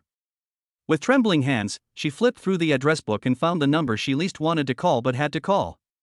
Chapter 43, Hacker Vulnerability Exposed. Repair in half an hour. Hello? Mom. There was a cry in her voice. Yang Lingling's sharp and impatient voice came from the other end of the phone. What's wrong? Why are you still awake in the middle of the night and fooling around outside again? Mom, my brother. Your brother, your brother. You only care about your brother. He caused trouble, why should we clean up his mess? Yang Lingling on the other end of the phone was like a lit firecracker. I'm telling you, Fong Lulu, your dad and I only have 3,000 yuan left for this month's living expenses. You don't have the money, you don't have the life. Mom, please, you must help me this time. Fong Lulu burst into tears. There was silence on the other end of the phone for a long time. Then, there was a heavy sigh full of disgust. Send me your card number. I'm telling you, this is the last time. Don't come to me again with your brother and sister's mess. Beep, beep, beep. The phone was ruthlessly hung up again. Soon, the phone received a bank transfer text message. Fong Lulu looked at the string of numbers without a trace of gratitude in her heart, only endless sadness of being abandoned by the whole world. She paid the money and dragged her useless brother who was still whining like a zombie. She left the place where she suffered such humiliation. Standing on the cold and empty street, the night wind made her shiver. After a period of confusion, her brain slowly sketched out a new picture. A twisted truth that she can accept. It's not my fault. It's Sue Cohen. He had a change of heart. He has wanted to get rid of me for a long time. That's why he designed all this on purpose. He deliberately let me meet that scumbag Nya Inian and watched me jump into the fire pit. He just wanted to find an excuse to break up with me legitimately. Then, he can make out with other women and roll around in bed. Yes. That must be it. This idea, like a black seed, took root and sprouted wildly in her heart. Her eyes, red and swollen from crying, were gradually filled with a morbid and crazy resentment. Sue Cohen, you wait. Do you think that once you get married, it's over? No. This is just the beginning. If I can't have the happiness, you can't have it either. A black Cullinan was driving smoothly on the way home. The atmosphere in the car was a little subtle. Shin Shushua leaned back in her chair, closing her eyes. Her face, which usually exuded a powerful aura. At this moment, there was a hint of barely perceptible fatigue. I'm sorry, husband. She suddenly spoke, a hint of apology in her voice. There's been so much going on at the company lately that I've neglected you. As she spoke, she reached out and gently held Sue Cohen's hand on the gear lever through his thin shirt. The cold fingertips painted with high-grade gray nail polish gently stroked the back of his hand. Cohen's heart was tickled by her. He turned his hand and wrapped her small hand in his palm. What nonsense! You are my wife. Your business is my business. The corners of Shinshushua's mouth rose slightly, and she opened her seductive eyes. Really? Her voice was tinged with teasing. Then I'm in a big trouble now.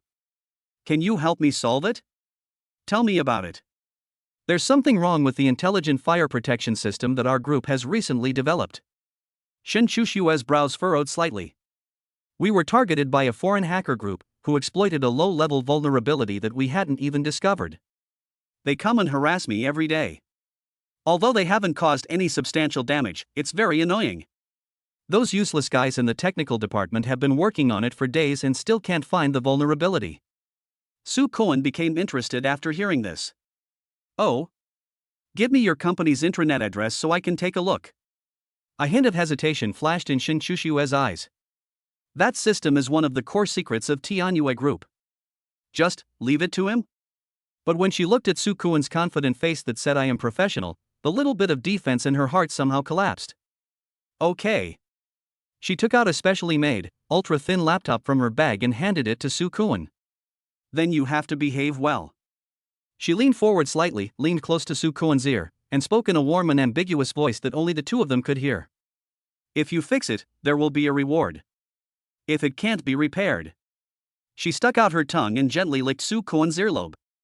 Then, there will be punishment too. Sue Cohen's body suddenly stiffened. This woman is simply a witch. He took a deep breath, threw away those messy thoughts in his mind, turned on the computer.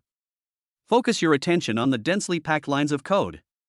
Shinshusua didn't disturb him anymore, but just looked at him quietly with her head tilted.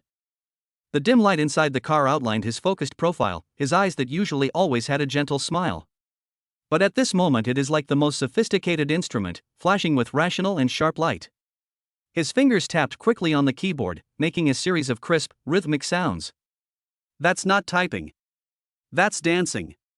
It is commanding a silent war composed of zeros and ones. Shinshushu has suddenly discovered that men who work hard seem really attractive. Especially since this man is her husband in the legal sense.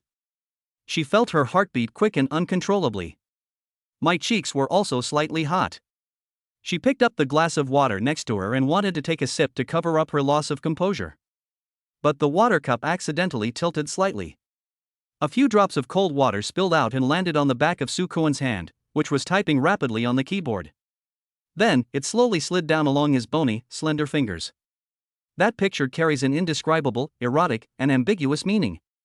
Shinshushua's breath missed a beat. Found it. At this moment, Sue Cohen suddenly spoke. His voice held a hint of a relaxed smile after solving a problem. A very hidden, logical paradox. The person who designed this system is a genius, but also a madman. He left a back door that only he could understand. Shinshushu was stunned. The dozens of top engineers in the technical department who earn millions a year couldn't find the vulnerability after working for a week. He found it in less than half an hour in this rickety car? Then can you fix it? There was a hint of nervousness and anticipation in her voice that she herself was not aware of. Sue Cohen didn't answer her. He simply turned his head and gave her a confident, even somewhat smug smile. Then, his fingers, once again, on the keyboard, set off a storm. This time, his movements were faster and more violent. Like an invincible general, he led thousands of troops and rushed into the heart of the enemy. Delete. Revise. Refactoring. Shin Shushue was sitting next to them and could no longer understand the rapidly scrolling codes on the screen. She could only see a layer of fine beads of sweat oozing out of Sue Cohen's forehead. His Adam's apple rolled up and down due to extreme concentration. The shirt that originally fit him well was stretched tight because of his large movements, outlining the smooth and strong muscle lines on his back. Full of masculine, primitive, and powerful feeling. Shin Shushue felt her throat was a little dry. She suddenly had a very strong, perverted urge. She wanted to reach out and hug him from behind. I want to use my body to feel his hot body temperature and listen to his heavy breathing due to concentration. She wanted to wrap her legs in black stockings around his waist at the most critical moment. Then, blow gently into his ear. Just when she was about to lose control of her dangerous and exciting thoughts. Done. Sue Cohen let out a long sigh and leaned back in his chair. He turned his head and looked at the woman next to him, whose eyes were a little blurry and her cheeks were abnormally flushed, and asked with a smile. Wife, what are you thinking about? I'm thinking. Shin Shushue spoke subconsciously, then suddenly realized what was going on and quickly changed her words. I'm thinking about how to reward you. She leaned over, stretched out her fingers, and gently wiped the sweat from his forehead. The fingertips, with a hint of coolness, were like a flame that instantly ignited the fire in Sue Cohen's body. Am I still qualified as a husband? Sue Cohen held her naughty little hand, put it to his mouth and kissed it gently. Shin Shushue looked at him, her eyes always filled with a hint of coldness and alienation. At this moment, it was filled with undisguised, burning admiration, and a hint of admiration that she herself was unwilling to admit. She didn't answer. Just give the answer through action. She suddenly raised her hand, hooked it around Sue Cohen's neck, and pulled him towards her. Then she kissed him. A deep kiss that was punishing, domineering, and undeniable. This man was even better and more unfathomable than she had imagined. She felt as if she had picked up an incredible treasure. Chapter 44, Red Lips Pressing Adam's Apple, Husband's Waist is in Danger After Being Exposed. A deep kiss, as if to suck each other's souls into the belly. The air inside the car became scalding hot due to lack of oxygen. It was not until Sue Cohen felt his lungs were about to explode that Shin Shushue let him go reluctantly. Her red lips were even more charming and attractive than before, with a hint of crystal on them. A pair of charming eyes, now sparkling with water, fell on Sue Cohen's face with a hint of scrutiny and a hint of amusement. Explain. Her voice was a little hoarse from being emotional. Who are you? Sue Cohen's breathing was still a little unstable. He looked at the incredibly beautiful face so close to him, and his heart beat like a drum. Didn't I tell you? He tried to make his voice sound calm, even a little innocent. I'm your husband. Shin Shushue burst out laughing. That smile was like a charming rose blooming on an iceberg. She stretched out a slender finger and gently touched Sue Cohen's lips with the high-grade gray on her fingertips. That action carried a hint of queenly dominance that brooked no room for questioning. No, husband. Her voice was light and charming, like a feather, gently scratching the tip of his heart, again and again. I'm not very satisfied with your answer. Those million-dollar losers in the technical department couldn't find the back door in a week. You figured it out for me in half an hour. Her fingertips slid down his chin, brushing against his Adam's apple that was rolling with nervousness. And he even refactored and optimized the underlying logic of the entire firewall for me. This doesn't seem like something an ordinary programmer, fired from his previous company after being despised by his ex-girlfriend for being incompetent, would do. Sue Cohen felt his throat was a little dry. This woman's sense of oppression is too strong. Especially in this kind of enclosed space where close contact has just occurred. He was about to explain. Shin Shushue's fingers suddenly pressed on his lips. Shoo.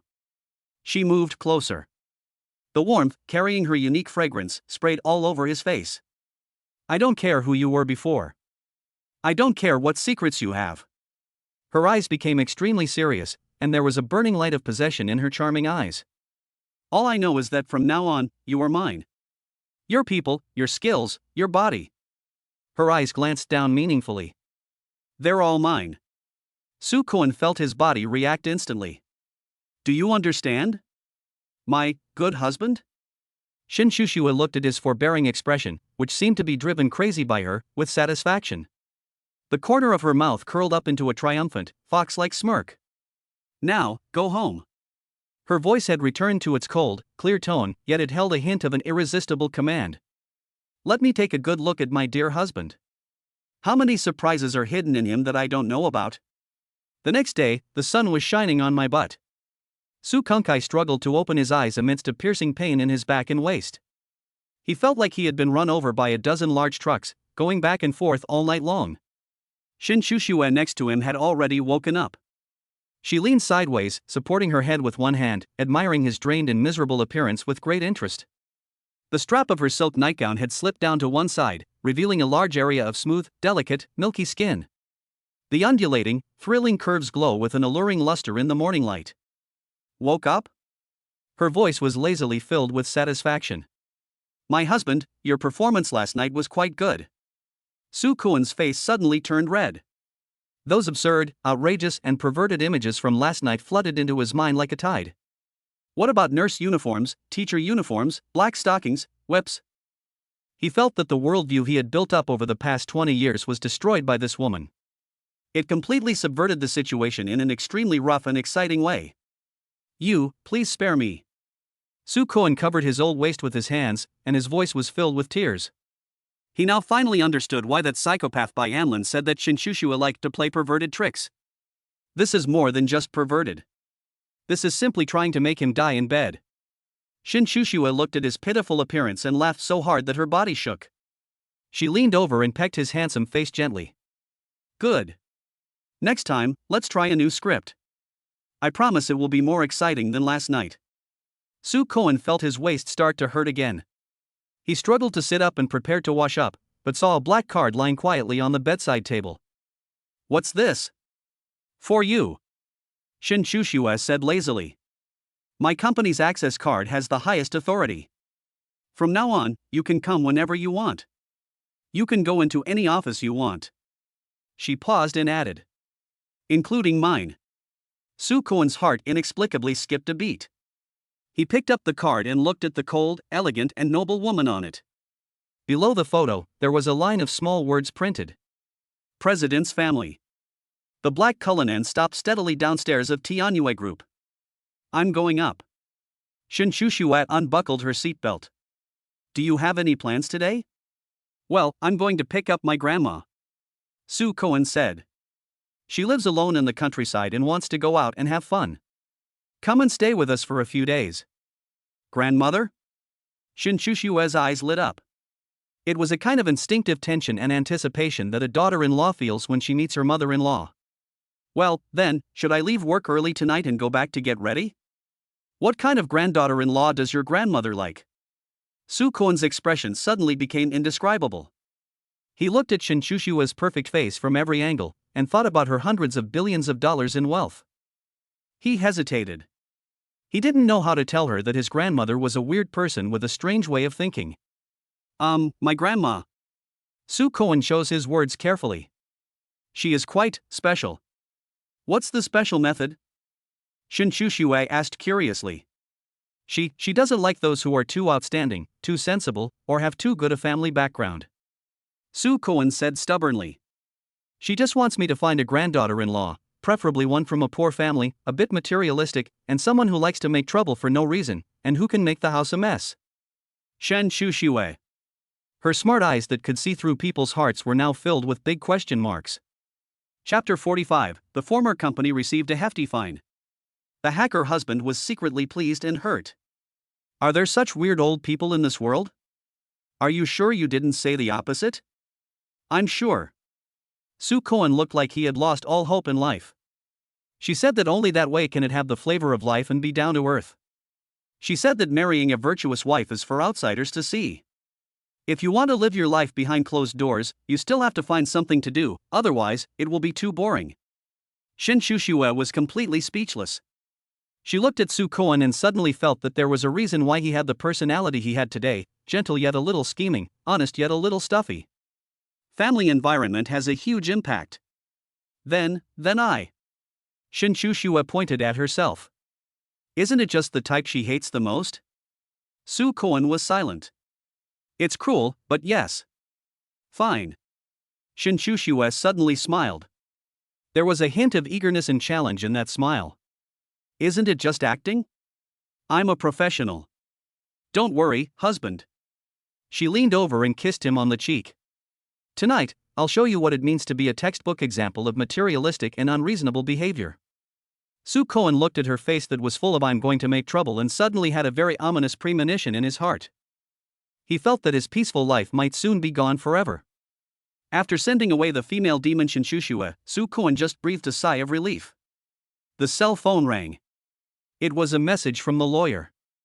Mr. Su, you previously entrusted us to report the Godachobai Network Technology Company, Limited. Suspected of tax evasion and failure to pay sufficient Social Security to employees. The tax and Social Security departments have already given preliminary feedback on the investigation. The situation is true and the evidence is conclusive.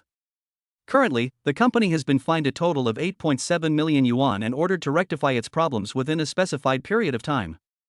The corners of Su Koan's mouth rose slightly. Lonely and invincible. You pushed me into a desperate situation just to save tens of thousands of dollars. Now, how does it feel to have to pay this nearly 10 million yuan fine? Oh my god. Su Koan. Did you go digging for fucking coal, or did someone suck you dry? In the office of Nyoma Technology, Yanlin looked at Su Koan's two eyes, which had dark circles as thick as smoky makeup, and let out a pig slaughtering howl. Your small body can't stand this kind of treatment. With a look of grief on his face, he took out a bunch of colorful bottles and jars from his drawer. Come, this is something I prepared especially for you. What about sea dog pills, cinnamorium pills, and 10 herb tonic wine? I'm telling you, this is my dad's treasured possession. I won't show it to anyone else. Yanlin's face showed a wretched and cunning smile that every man could understand. If that's not enough, I have a few more here, collector's edition tiger whips. I promise to make you vigorous and energetic, and enjoy music and dance every night. Su Koan's face turned dark in an instant. He felt that the most wrong decision he had made in his life was to marry Yanlin.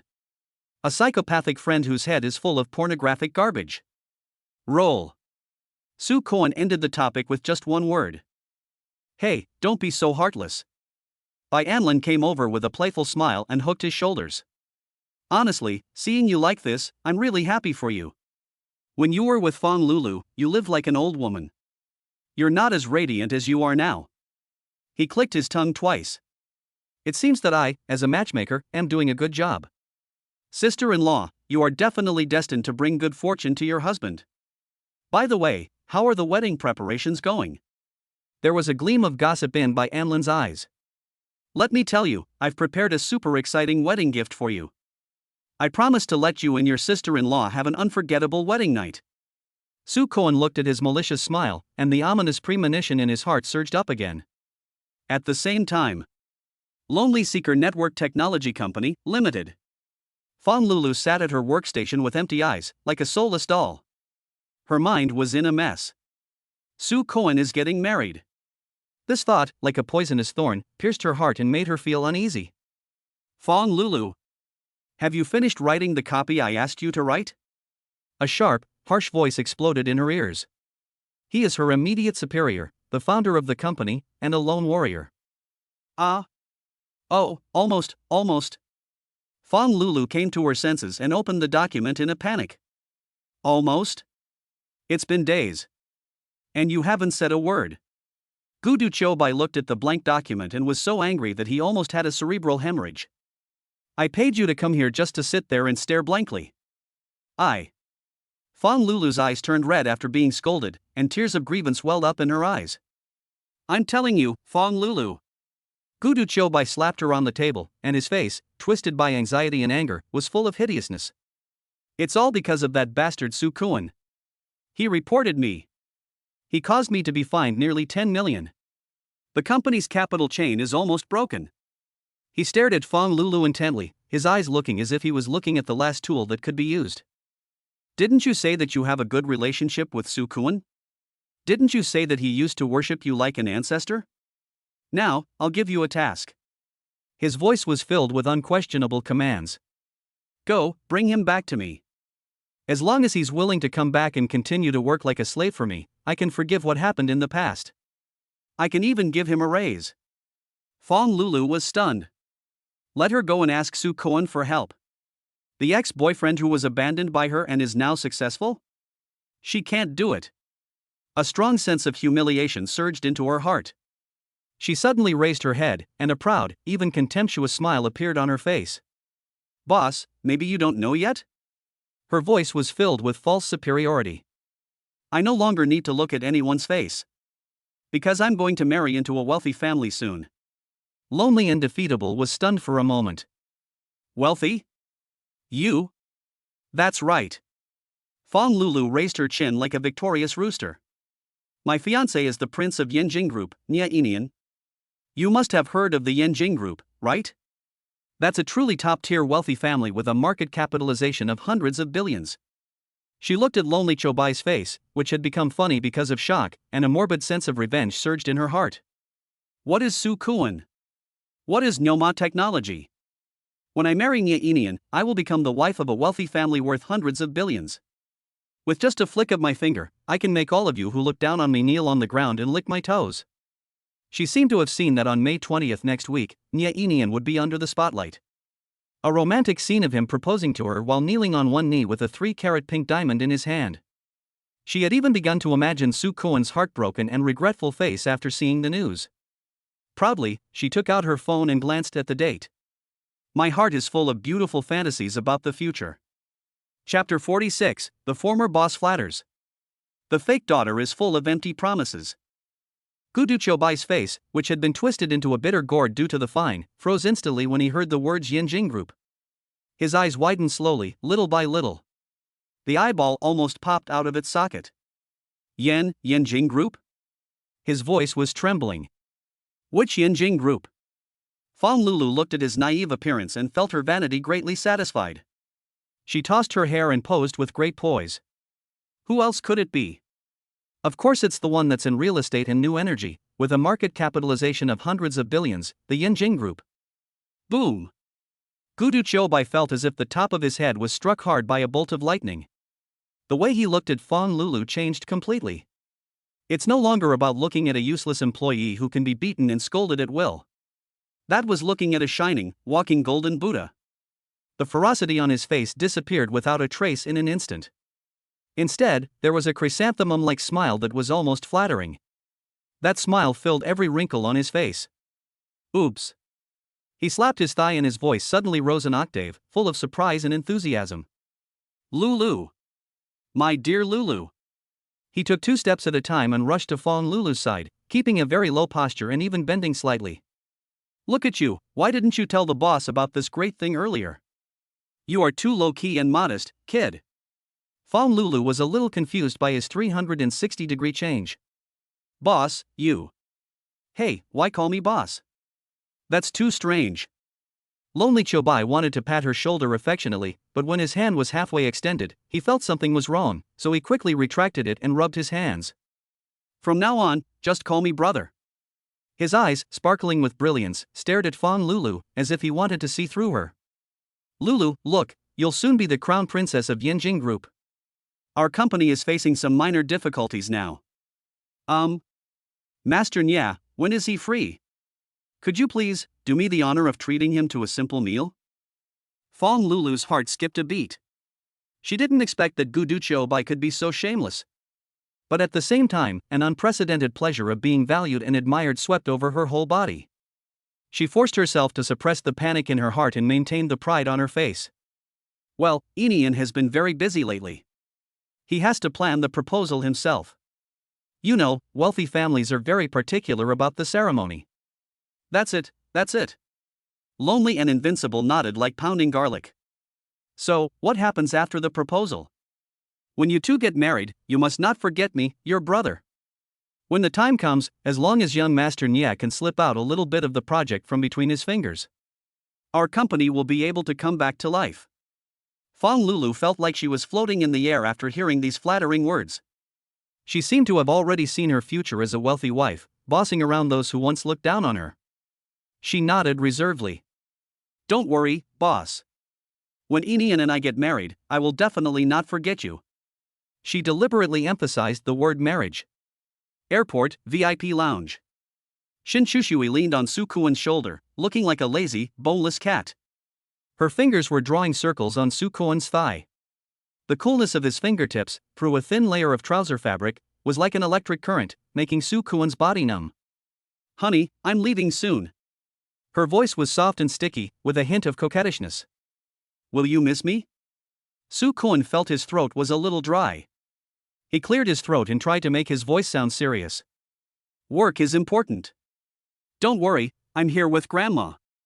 Shin Shushua pinched the soft flesh on his waist with dissatisfaction. Wrong answer. She raised her head and looked straight at him with her seductive eyes. You should have said that you would miss me so much that you couldn't eat or sleep. You should say that the night without me is so empty, lonely, and cold. Su Kuan's face turned red uncontrollably. This woman is really. You're so good. He didn't have time to speak. Shin Shushue had already come closer, her lips pressed against his ear. The warm breath, like a small brush, gently swept across his ear. His ears instantly turned red enough to seem to bleed. Or. Her voice lowered even more, with a hint of playful, malicious smile. Actually, you're eager for me to leave? So that you can secretly watch those videos of naked young ladies dancing at home alone? Su Kuan's body suddenly stiffened. I don't. He almost blurted it out. Shin Shushua burst out laughing. She reached out and pinched his face, which was flushed with embarrassment. Just kidding, idiot. She took out a pure black card from her bag and put it into Su Kuan's hand. What's this? Black gold card, no credit limit. Shin Shushua said it calmly. The password is your birthday. I'm taking Grandma to Henteing restaurant for dinner tonight. I've already reserved a table. The view there is good, Grandma will probably like it. Su Kuan held the card, which seemed light yet heavy as 1,000 pounds, and felt mixed emotions. Is this the feeling of being held at the top of someone's heart and pampered? Okay, I should go back to the company. Shin Shushua stood up and adjusted her windbreaker. That perfect, S-shaped curve swayed in front of Su Kuan's eyes. He didn't know where to put his eyes. Shin Shushua walked to the door and turned back. She hooked her finger at Su Kuan. Come over. Su Kuan walked over obediently like an obedient primary school student. Shin Shushua reached out and helped him straighten his collar, which was not messy at all. Her fingers were icy cold, yet seemed to be on fire. From his collar, across his neck, and finally, stopping at his sexy Adam's apple that rolled up and down. She pressed it gently. Su Kuan's breathing suddenly became disordered. Husband. Shin Shushua stood on tiptoe and leaned close to his ear. Wait for me to come back and check your body. If I find out that you've lost weight. Her voice was sweet with a hint of menace. I'll punish you. You're not allowed to get out of bed for 3 days.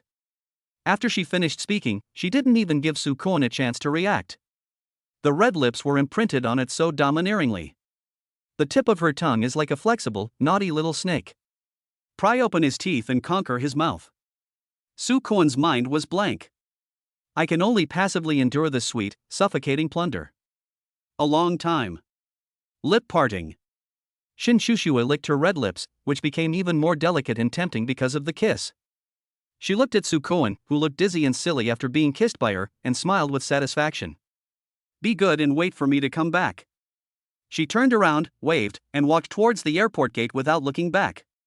Chapter 47, Grandma inspects the lace nightgown. This granddaughter-in-law is so coquettish. The tall and handsome figure soon disappeared in the crowd. Su Kuan stood there, raised his hand, and touched his still hot lips.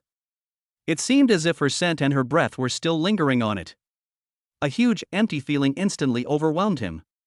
We just separated. He had already begun to miss her. My dear grandson. Let Grandma see it. A powerful voice full of joy rang out at the exit. When Su Kuan looked up, he saw the energetic old lady wearing a bright red and green flowered cotton jacket. It was his grandmother. Grandma rushed over like a gust of wind and hugged Su Kuan. Then, her hands started to become naughty. "Oh, my dear grandson, have you lost weight?" Her hands patted and hit Soo Kwon's back. "Let grandma feel it, is the kidney still there?" Her hand went down along Soo Kwon's spine. With a clear goal, he reached out to his lower back. Soo Kwon's face turned green instantly. "Grandma! What are you doing?" He quickly grabbed his grandmother's hand and prepared to continue committing the crime. The people around them looked at the grandparents and grandchildren with strange eyes. "Let me look at my grandson, what's wrong?" Grandma was justified. "Why is your face so pale, kid? Didn't you sleep well last night?" Her eyes, like X-rays, scanned back and forth on Soo Kwon's face. In particular, I paid special attention to his dark circles. "Tell me, are you playing poker with that girl called Lulu every night?" Soo Kwon. He felt his head starting to hurt. "Grandma, let's go home first." He took the red, blue and white plastic sheet from his grandmother's hand. She was carrying a huge suitcase and walked out with it. "Hey, don't walk so fast." Grandma followed him, chattering non-stop.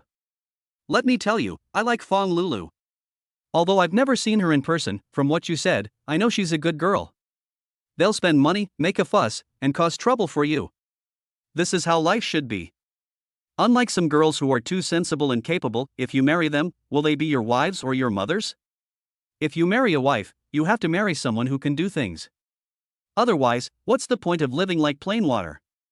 Soo Kwon stumbled and almost fell to the ground. He really couldn't imagine it.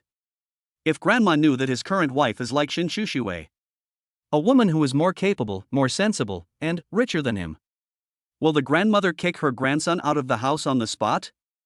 After a lot of effort, I got grandma back home. Soo Kwon just breathed a sigh of relief. Grandma started her abnormal operation again. She first inspected every corner of the house like a detective. Then, her eyes were fixed on a black lace nightgown hanging on the balcony. "That's Shin Shushui, who changed it yesterday." "Yo!" Grandma's eyes lit up instantly. She rushed over and took the nightgown off the hanger. He brought it under his nose and sniffed it hard. This smell." She closed her eyes, her face intoxicated. "Slutty. Slutty enough. I like." She turned her head and looked at Soo Kwon, with a lewd smile on her face that all men could understand. "Good grandson, it's okay. It seems that you play poker quite intensely. Even the equipment has been replaced with this kind of high-end stuff." Soo Kwon felt like he was about to have a myocardial infarction. He rushed over, snatched the nightgown from his grandmother's hand, and stuffed it into the closet. "Milk. That's not mine. That's what I prepared for your future granddaughter-in-law." "Oh?" Grandma's gossip fire is burning fiercely. "Prepared? Did it work? When will it be used? Do you need it tonight?" Soo Kwon fled in panic.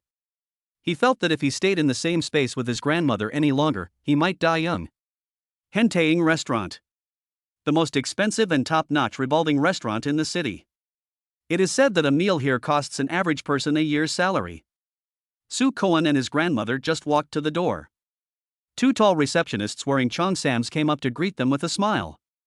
"Sir, do you have an appointment?" Soo Kwon hasn't spoken yet. Grandma spoke first. "Hey, do we need to make a reservation to eat here? Our eldest grandson is the big boss. Do you need to make a reservation to eat?" The receptionist still maintained a professional and polite smile on her face. But there was clearly a hint of contempt in his eyes. Soo Kwon sighed. He took out the black gold card that Shin Shushui gave him from his pocket. Handed it over. The moment the receptionist saw the card, the expression on her face changed. It was a kind of ultimate respect that came from the very bones. There was even a hint of panic. Her waist instantly bent to 90 degrees. The voice was trembling. "To your most distinguished guest, hello. I'm so sorry, I didn't recognize you. I'll notify our manager right away." She took out the walkie-talkie and shouted in a voice that was almost a scream. "Manager. Manager. The guest with the black and gold card is here. Less than 10 seconds." A middle-aged man wearing a suit and a bow tie, who looked like the restaurant's top manager. He jogged all the way and rushed over. His forehead was covered in sweat. He ran to Su Cohen and bowed deeply. "Good evening, Mr. Su. We have prepared the best viewing spot for you." He glanced at the grandmother next to him, and then looked at the guests around him who were having dinner. Then, he asked in a low voice in a tentative and flattering tone, "Mr. Su, look. Do you need us to help you clear the area?" Grandma was standing by, completely dumbfounded. At this moment, her eyes, which had seen a lot of the world, were filled with big question marks. Clear the area? Do we have to clear the place just to have a meal? What kind of big business did her grandson do outside? Could it be going to northern Myanmar? Are you committing fraud? No. Su Cohen said lightly. My grandma likes to be lively. Okay. The manager nodded repeatedly and personally led the way. The best view and the most central location in the entire restaurant. Just then, a sharp, sarcastic female voice suddenly rang out. Hey, isn't this Su Cohen? Su Cohen turned around. Then he saw two faces that he least wanted to see. Fong Lulu and Nya Inian. Fong Lulu was wearing a Chanel dress that was obviously fake. Her face was delicately made up. She held Nya Inian's arm, with her chin raised high, like a proud peacock. She looked at Su Cohen and the rustic old lady beside him who was wearing a flowery cotton jacket. His eyes were filled with undisguised contempt. What? You got dumped by a rich woman and you have no money to eat? Bring your grandma here and use the free air conditioning? Chapter 48, Fake Socialite? Grandma identifies the bitch on the spot. Fong Lulu's sarcastic voice, like a poisoned needle, pierced the momentary tranquility in the restaurant. Her entire body was almost hanging on Nya Inian's arm. The fake Chanel dress was tightly stretched on her body, and the pitiful amount of fabric on her chest was deliberately. A shallow, cheap-feeling groove was squeezed out, and it rubbed against Nya Inian's arm again and again with her breathing. Nya Inian really enjoyed this feeling. He glanced down at Su Cohen. The look in his eyes was as if he was looking at a disgusting cockroach that had accidentally climbed onto the dining table.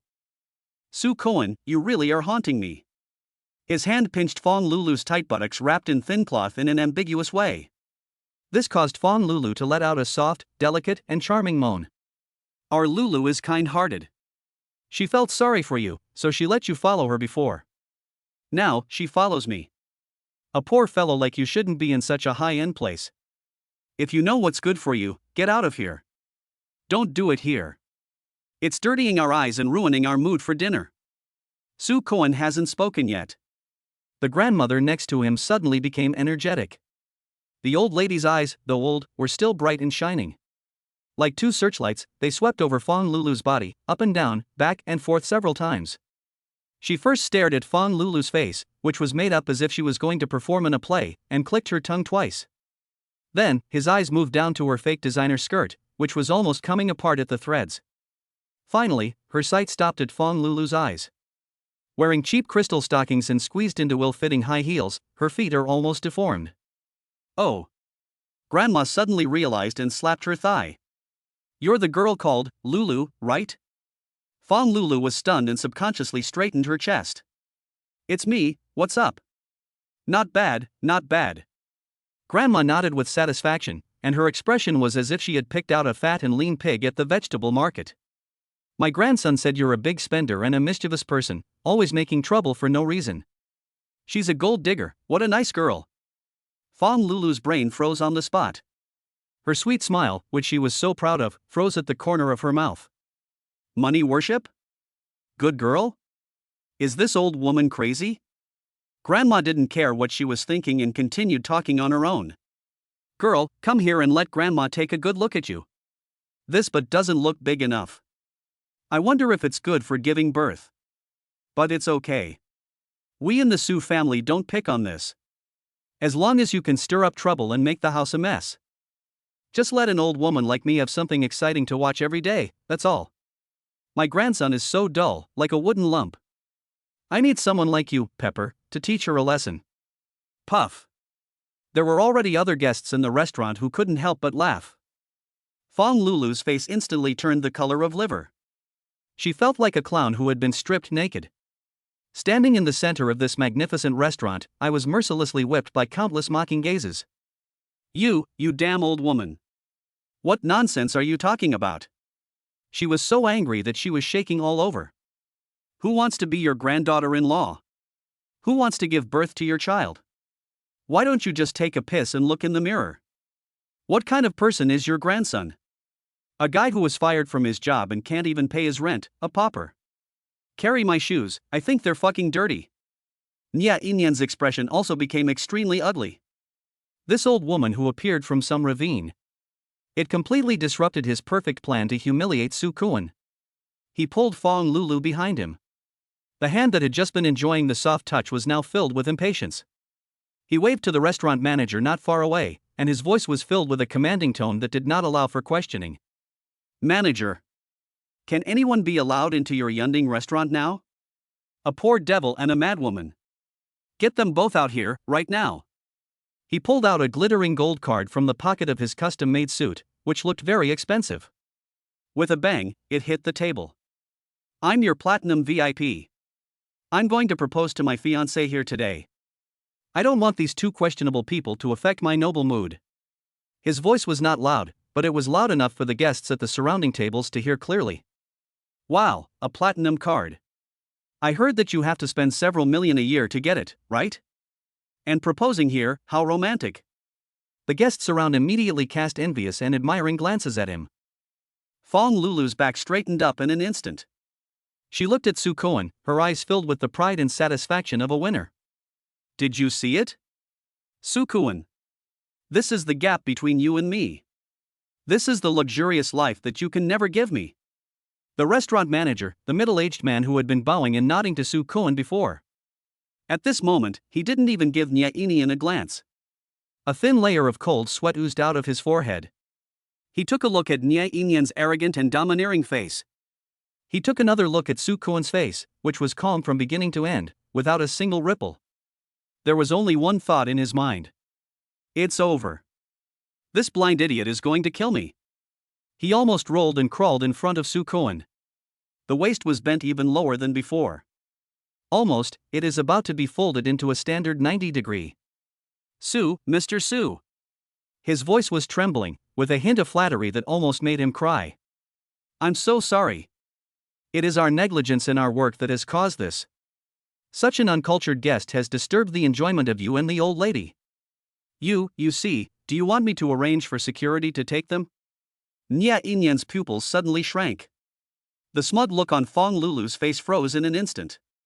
The guests around who were just whispering with envy. At this moment, everything was as silent as if the mute button had been pressed.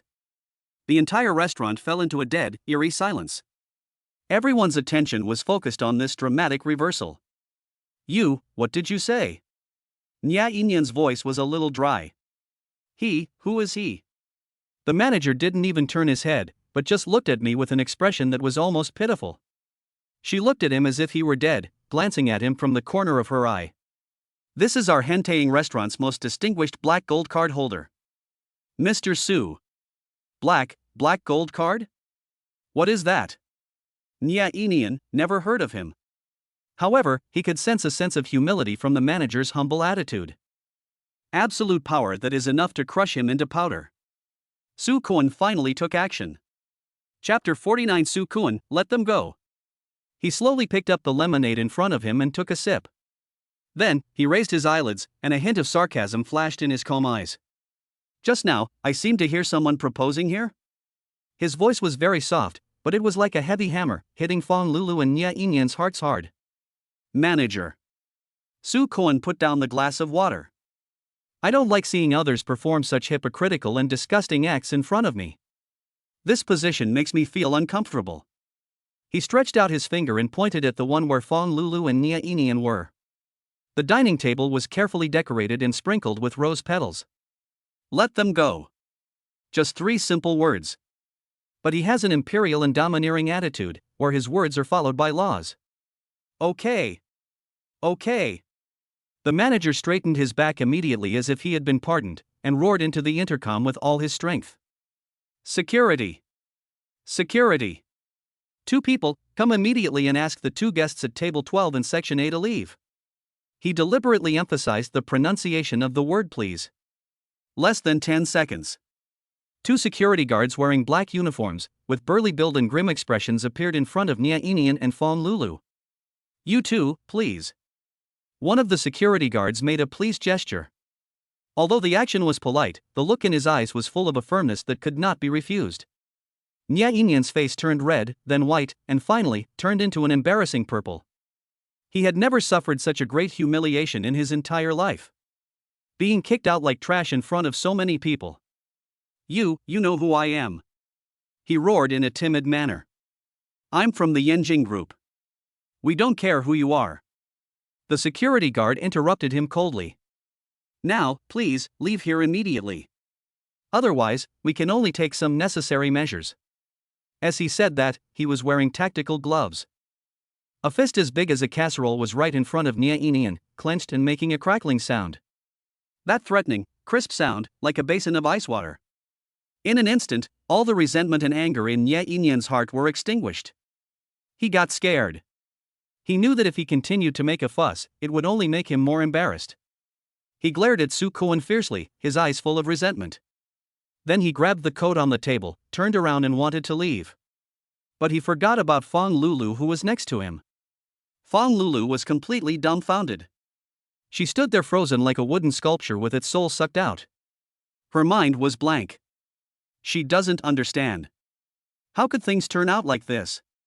A second ago, she was the princess consort of a wealthy family, the center of everyone's attention and about to be proposed to. The next second, she became a lost dog, hated by everyone. This huge gap is like a ruthless hammer. All her pride, vanity, and fantasies were smashed to pieces. No! She suddenly let out a shrill scream. She suddenly broke free from Nia Inian's hand and rushed to Su Kuan like a madman. Su Kuan. Her eyes were bloodshot, and her face, which was once sweet. At this moment, because of jealousy and unwillingness, it has become twisted and hideous. "It's you! It's all you! Why did you do this to me? Are you still in love with me? Can't you bear to see me marry someone else and live a better life than you? That's why you deliberately came to ruin my proposal." Her eyes, bloodshot from excessive excitement, stared at Su Kuan. "I'm telling you! Su Kuan! You coward! You mean guy! Even if you get the whole world, you can't get my heart." Su Kuan looked at the crazy woman in front of him. There was not a single ripple in his heart. Not even a little bit of sympathy. He just thought it was ridiculous. It's also very sad. He slowly stood up. He is a head taller than Fong Lulu. He lowered his head slightly and looked at her. That look was like looking at a stranger. Cold, distant, without the slightest emotion. "Proposal?" He uttered two words softly. There was a hint of extreme sarcasm in that voice. "Miss, have you made a mistake? Who will you marry? Will you be happy? Will you be proposed to? Does it have anything to do with me?" After saying that, he didn't even bother to look at her again. He turned around and gently held the arm of his grandmother, who was watching with great interest. "Grandma, let's change positions. The air here is not very good. It was contaminated by some unclean things." That back view was resolute, without a trace of nostalgia. Boom!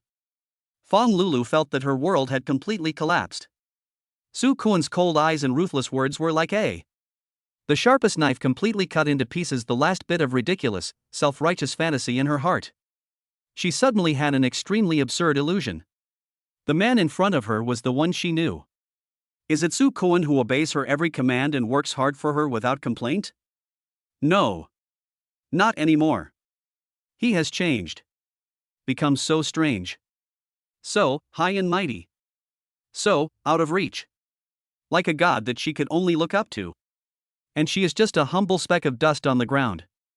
The restaurant quickly returned to calm. Su Kuan and his grandmother moved to a quieter seat by the window. Outside the window is the city, with thousands of lights shining like stars. Grandma, however, has no interest in these beautiful views. She was laboriously rolling up the spaghetti on the plate with a fork. At the same time, she looked at Su Kuan with eyes full of gossip. Good grandson. Finally, she couldn't bear it anymore. That girl, is that the one you mentioned before, Fong Lulu? Su Kuan nodded. Cut. Grandma curled her lips in disdain. I thought he was some powerful character. That's it? Isn't the combat capability too weak? In just a few moves, he was knocked down. Boring. The corner of Su Kuan's mouth twitched. Granny, she's already a thing of the past. Oh? Grandma's eyes suddenly lit up again. Past tense? What about present tense? She leaned forward slightly, lowered her voice, and her face was. She showed a lewd smile that all men understand. Is it that, the one that is so sexy? The black lace nightgown, the one I left at your house? Quick! Talk to Grandma. What does that girl look like? Does she have a good figure? How's her work, ahem, personality? When will you bring it back so that Grandma can check it for you? Su Kuan felt that his head started to hurt again. He looked at his grandmother's excited face, which was full of I want to hear perverted stories, and took a deep breath. He knows. Some things can't be hidden. He decided to confess to his grandmother. Milk. His expression suddenly became somewhat indescribable. I'm married. The fork in Grandma's hand fell onto the plate with a clang. What did you say? I said, I'm married. Su Kuan gritted his teeth and repeated it. With whom? Shen Chu Xue. Grandma's brows were tightly furrowed. Shen Chu Xue? Why does this name sound familiar? She thought for a long time, and suddenly, she slapped her forehead. Oh. I remember now. Isn't that the one who looks prettier than a fairy and richer than the queen? A few days ago, the female president of Tianyue Group made the front page of the financial news. Su Kuan, in despair, closed his eyes. Then, with difficulty, he nodded. Grandma looked at him and was silent. There was silence for a full minute. Just when Su Kuan thought that his grandmother was going to scold him for being unfilial. The grandson who violated the teachings of his ancestors was thrown down from the Hentang restaurant, which was 300 meters high. Grandma suddenly spoke. Her voice was filled with a solemnity that she had never heard of before. Good grandson. You tell Grandma. Are you being kept by her? Chapter 50, Su family motto, the stronger you are, the more likely you are to marry a spendthrift woman. Su Kuan's brain felt like it was stuffed into a high-speed spinning dehydrator. Support, keep? When these two words came out of his own mouth, they carried a sense of the absurdity of magical realism. But Grandma looked serious. She put down the poor fork she was using as a hoe. A pair of weather-beaten eyes were fixed on Su Kuan's face. His eyes were so sharp that they seemed to be able to see every hair on his body clearly. My dear grandson, tell Grandma the truth. It's not shameful. The men in our Su family are not bad-looking. Being favored by a wealthy woman shows that you have talent. As long as Shen Shushue, she is good at her job and in good health. It's not a strange disease, and it's not something Grandma can't accept. Su Kuan felt his temples throbbing wildly. He really wanted to pry open his grandmother's head and see what was inside. Nana, it's not what you think. He took a deep breath, trying not to sound like he was on the verge of collapse. I had a normal marriage with her. Then, what about Fong Lulu? Grandma changes topics faster than turning pages of a book. Aren't you both about to get married? Why did you break up? Did you dump him? Grandma's eyes lit up again in an instant. There was a glow of expected gossip in there. Just because you've married someone high up, do you really want to keep their wife? Su Kuan. He discovered that in his grandmother's magical logical world, he will always be the jerk who is not in the right. No. Su Kuan explained weakly. We parted ways peacefully. He didn't want to tell his grandmother about Fong Lulu's terrible deeds. After all, that was the person he had been blind for 6 years before he could see clearly. It is he who will be embarrassed if he says it out loud. Oh. Grandma drew out her voice, and her expression clearly said I don't believe it. Okay, since it's your own choice, Grandma won't say anything more. She picked up the napkin and wiped her mouth roughly. The movement was as heroic as if he was wiping a butcher's knife that had just been used to kill a pig. That girl named Shin Shushue looks too smart and capable, but she doesn't seem like someone who knows how to live. But as long as you like it, Grandma will support you. Live a good life and give Grandma a great grandson as soon as possible. Su Kuan just breathed a sigh of relief. His grandmother's next words made his breath stuck in his throat again. However, it's better to get a divorce. Su Kuan's expression froze. He looked at his grandmother's serious and even earnest face. For the first time, I began to wonder if I was dreaming. Grandma, what did you say? I say, this marriage needs to be divorced. Grandma said firmly. She pulled Su Kuan to the restaurant's panoramic floor-to-ceiling windows, pointing to the city night view outside that was as bright as a diamond galaxy. My dear grandson, did you see these? Su Kuan nodded blankly. What has our Su family relied on to be where we are today? Is it hard work? Is it struggle? Su Kuan answered tentatively. Fart. Grandma shattered Su Kuan's simple values with just one word. It depends on the balance of yin and yang. Tao follows nature. Your grandfather was a poor teacher back then. How could he develop the Su family from a small workshop into the international giant it is today? An unfathomable smile of pride appeared on Grandma's face. Because he married me. A spendthrift old woman who never touches the water, spends money like water, and spends every day trying to find ways to piss him off half to death. Su Kuan's mouth slowly opened into an O shape. He felt that the worldview he had built up over the past 20 years was crumbling and shattering inch by inch. Your father was also a blockhead who only knew how to do scientific research. Why was he able to take the company to new heights? Because he married your mother. He's more capable than me, spends more money than me, and almost ruined the results your father worked so hard to develop. A super spendthrift who sold it as scrap. So? Grandma turned her head, and her eyes were as bright as two 200-watt light bulbs. The more outstanding and capable the men in our Su family are, the more you want to marry a wife who can ruin the family, cause trouble, and poke a hole in the sky. This is called the harmony of yin and yang. Only then can the family thrive and prosper. That Shin Shushui is obviously a very strong woman. A powerful alliance will bring about divine punishment. Everything has its limits, understand? If you marry her, our Su family will be ruined within 3 generations. Grandma's face was filled with fear and solemnity. So, my dear grandson. She patted Su Kuan's shoulder earnestly. Listen to Grandma and divorce Shin Shushui right away. Go! Bring the Fong Lulu back to Grandma. I just saw that girl. Although her character is not very good. But he's definitely a good candidate for causing trouble and ruining the family. She is the destined granddaughter-in-law of our Su family. Su Kuan stood there, letting the cold wind outside the window mess up his hair.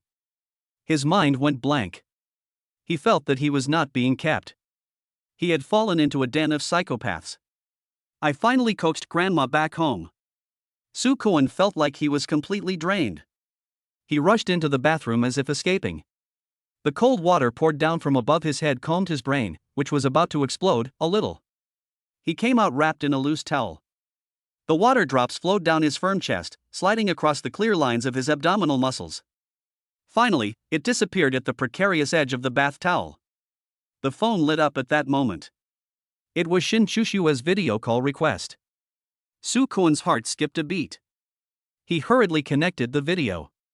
Shin Shushua's captivating face appeared on the screen. She seemed to be in a banquet hall with ambiguous lighting. There was a lot of noise around. Her cheeks were flushed with an abnormally attractive blush. Those seductive eyes were now even more shimmering, as if covered with a thin layer of mist. Husband. Her voice was soft and sticky, with a hint of drunken innocence. What are you doing? Su Kuan felt his throat suddenly dry up. Just finished taking a shower. Shin Shushua's eyes seemed to have hooks. It went down his neck and landed on his Adam's apple, which was rolling up and down due to nervousness. Then he swept unscrupulously over the large area of his wet skin exposed to the air. Oh. She licked her red lips, which were even more beautiful than usual. Have you washed it? Then, would you like to have some fun with yourself as well? Su Kuan's face suddenly turned red. His wife. He becomes even more lawless after drinking a little. Chapter 51, The Real Fiancé Arrives. Famous scene of being doused with dirty water. Have you been drinking? He tried hard to get the subject back on track. Shin Shushua responded lazily. She supported her chin with one hand, and her whole body was about to melt into a puddle of water. I was forced to drink a few cups by some old fools. I feel dizzy. As she spoke, she reached out with her other hand and unbuttoned the first button of her dress collar, revealing the delicate and graceful collarbone. There is also the looming and thrilling deep arc. It's so hot. Her fingers seemed to be unconsciously stroking her collarbone gently. That scene was full of fatal impact for any normal man. You should drink less. Soo Kwon's breathing was completely disordered. Be safe out there. Safety? Shin Shushua seemed to have heard some funny joke. She giggled. The laughter scratched Soo Kwon's heart like a kitten's claws. What am I insecure about? She leaned forward slightly. The dazzling white scenery in the camera became clearer and more dangerous. Isn't my most dangerous little wolf waiting obediently at home for me to come back and eat him? Her voice was very low. The voice was full of naked teasing and suggestion. Or, you little rascal, you were secretly watching other girls dance while I was not at home? I'm telling you. Her eyes suddenly became dangerous. If you dare to waste all your bullets secretly behind my back. Wait until I get back. She extended the tip of her pink tongue and slowly licked her lips. I'll drain you dry. Squeeze until there's not a drop left. Soo Kwon felt like he was about to combust. He ended this fatal video by almost running away. He lay on the bed, listening to Shin Shushua's even breathing with a hint of alcohol coming from the phone. But her vivid and seductive appearance just now kept replaying in his mind. An indescribable emptiness and heat instantly swept over his whole body. He seemed to have really turned into a little wolf crying for food. He was missing his beautiful and heroic queen master madly. At the same time, in a luxurious suite in a 5-star hotel on the other side of the city, the atmosphere dropped to freezing point. Bang! An expensive crystal glass was smashed hard onto the valuable wool carpet. Debris flew everywhere. Soo Kwon. Nya Inyan's rather handsome face was now distorted by anger and humiliation. That damn poor bastard. How dare he? How dare he do this to me? He paced back and forth across the room like a raging wild animal trapped in a cage. Fong Lulu sat on the edge of the bed with empty eyes. She had not yet recovered from the great humiliation she had just suffered. Her mind was in a mess. Black gold card. Soo Kwon. The good-for-nothing ex-boyfriend whom she abandoned. How could he suddenly become someone she wasn't even qualified to look up to? Ian.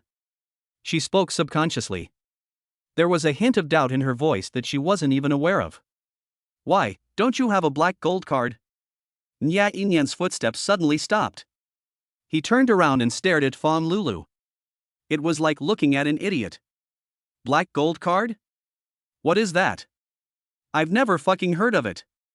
It must be that poor bastard. I don't know where he rented those props to show off. His words were firm and decisive. But the flickering look in his eyes revealed his inner guilt. Fong Lulu didn't say anything else. A strong seed of doubt quietly sprouted in her heart. Nya Inyan felt annoyed when he saw her distraught look. He walked over and pushed her down on the bed. The face that was twisted by jealousy was instantly replaced with a lustful expression. Okay, baby. His voice was so greasy that you could scrape off a layer of oil. Don't think about that spoil sport. Let us do something we love. His hand, like a sticky snake, reached out dishonestly to the bottom of Fong Lulu's cheap fake Chanel dress.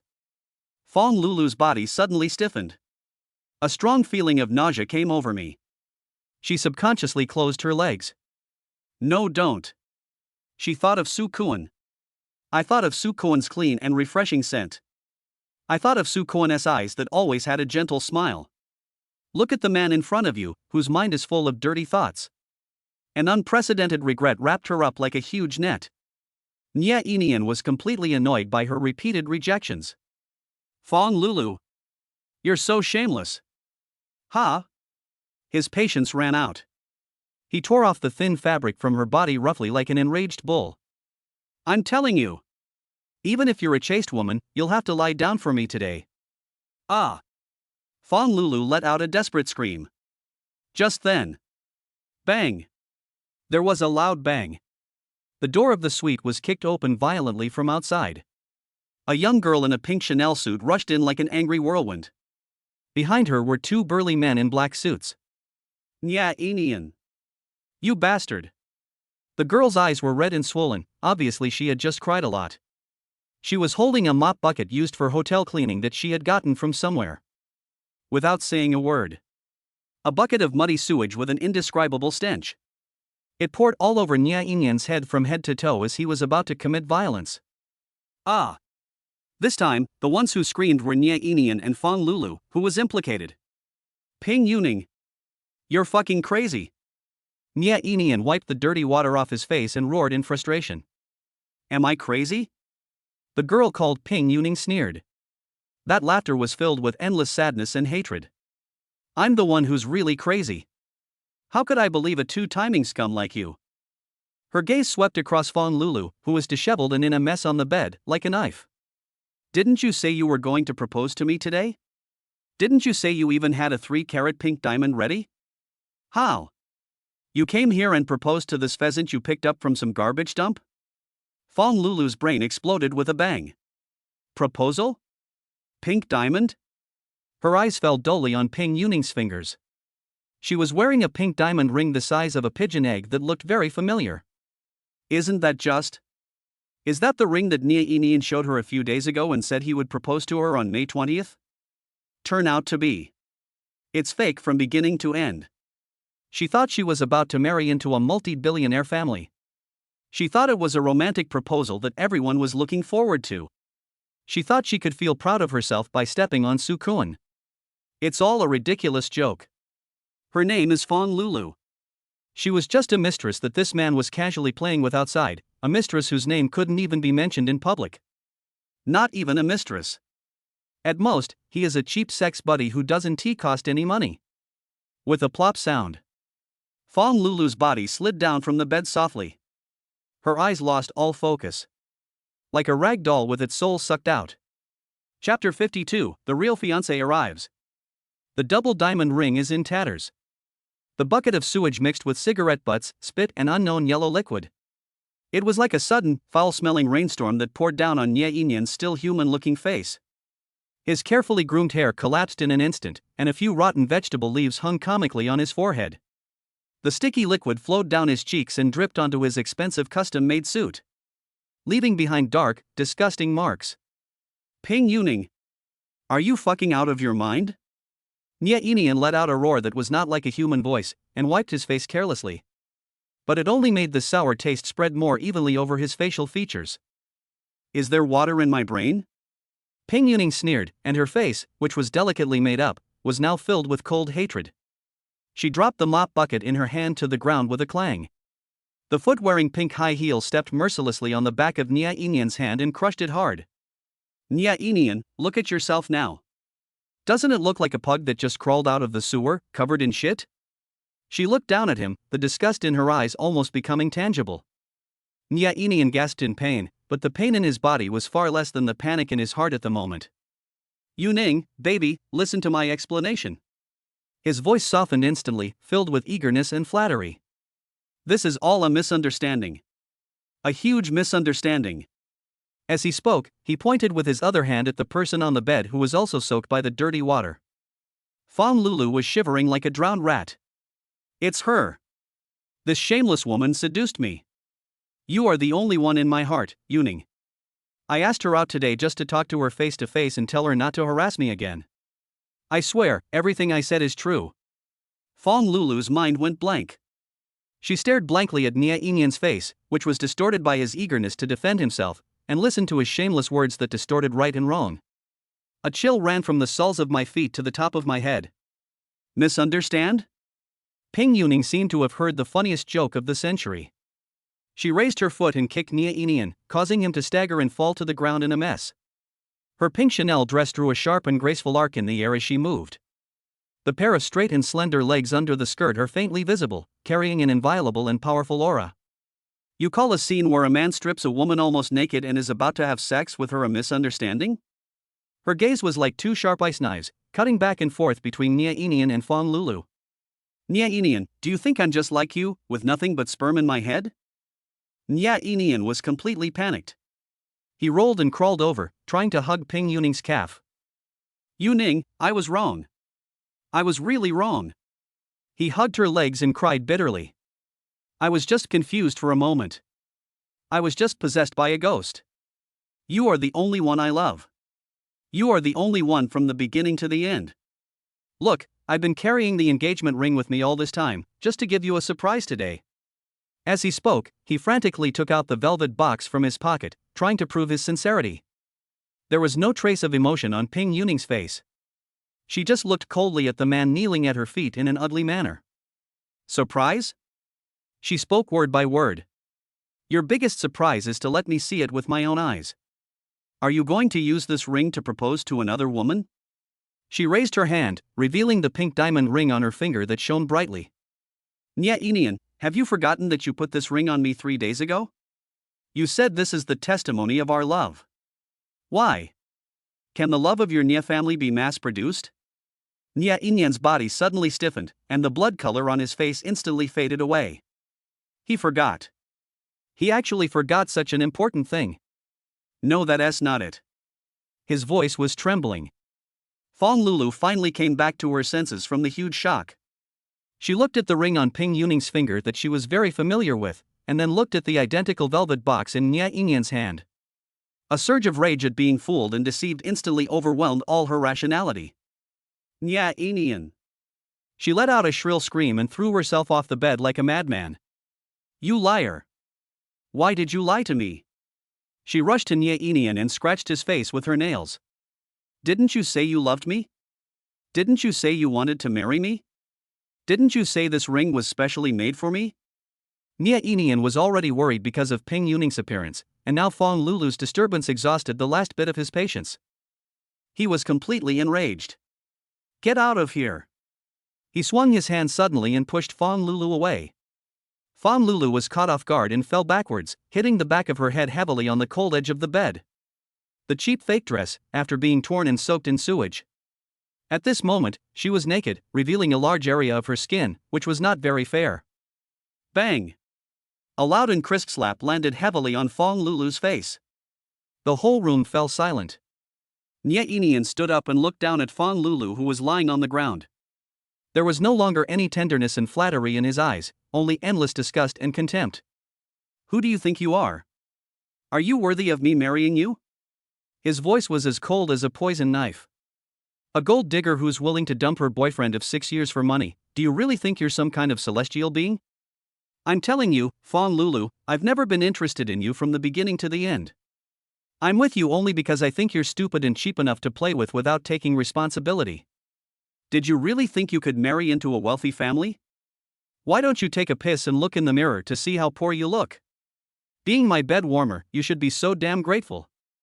These words, like red-hot irons, burned Fong Lulu's heart. She felt as if her soul was being tortured by these vicious words. Turn out to be. They're all fake.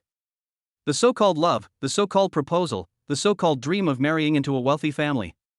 It was all a ridiculous joke that she directed and acted out herself. She is not some Cinderella who was about to change her fate. She was just a cheap piece of trash that was thrown away when people got tired of playing with her. She wasn't even worthy of a name. Chapter 53, Fong Liyu's calculation. If you sleep with me, you have to pay 1 million. Ping Yuning watched this farce coldly from the side, her expression not changing at all. She walked in front of Fong Lulu and slowly squatted down. She stretched out the hand wearing the pink diamond ring, gently pinched Fong Lulu's chin, and forced her to look up at her. Did you see that? Her voice was soft, yet it carried an arrogance that could crush anyone. That's the difference between you and me. You go to great lengths to sell your body and dignity for what you want. It's just some trash I didn't want anymore and threw away. After saying that, she let go of her hand, as if she had touched something dirty, took out a wet wipe, and wiped her fingers carefully. Then she took off the pink diamond ring, which symbolized betrayal and deception, from her finger. Just throw it away. The ring drew a cold parabola in the air, and with a ding sound, it fell at Nya Inian's feet. Nya Inian, from now on, we are finished. I will ask my father to withdraw all investments from your Yanjing group. Just hold on to this pheasant you picked up from some garbage dump and go out and starve. She turned around and walked out without looking back. The 2 burly men who had been guarding the door like door gods also followed her away. In the room, only the disheveled Nya Inian and Fong Lulu, who was lying on the ground like a puddle of mud, were left. The air was filled with a sickening smell of sewage and despair. Fong Lulu didn't know how she left the hotel. She was like a puppet with her soul taken away. She was wet all over, with a clear 5-finger mark on her face, and she walked on the street in a daze. Everyone around her pointed at her and gave her strange looks. But she felt nothing. In her mind, Nia Yinyan's hideous face and Ping Yuning's condescending look full of contempt replayed over and over again. Remorse. Endless regret completely drowned her like a tide. She thought of Su Kuan. She thought of the man who always did everything for her silently, held her in his hands, and was afraid that she would suffer any grievances. But she lost him. For a ridiculous dream of marrying into a wealthy family, she personally pushed away the person who treated her best in the world. Tears finally burst out. Bang! The door of Fong Lulu's house was pushed open heavily. The Fong family members who were anxiously waiting in the living room were all stunned when they saw Fong Lulu's grimacing appearance. Lulu!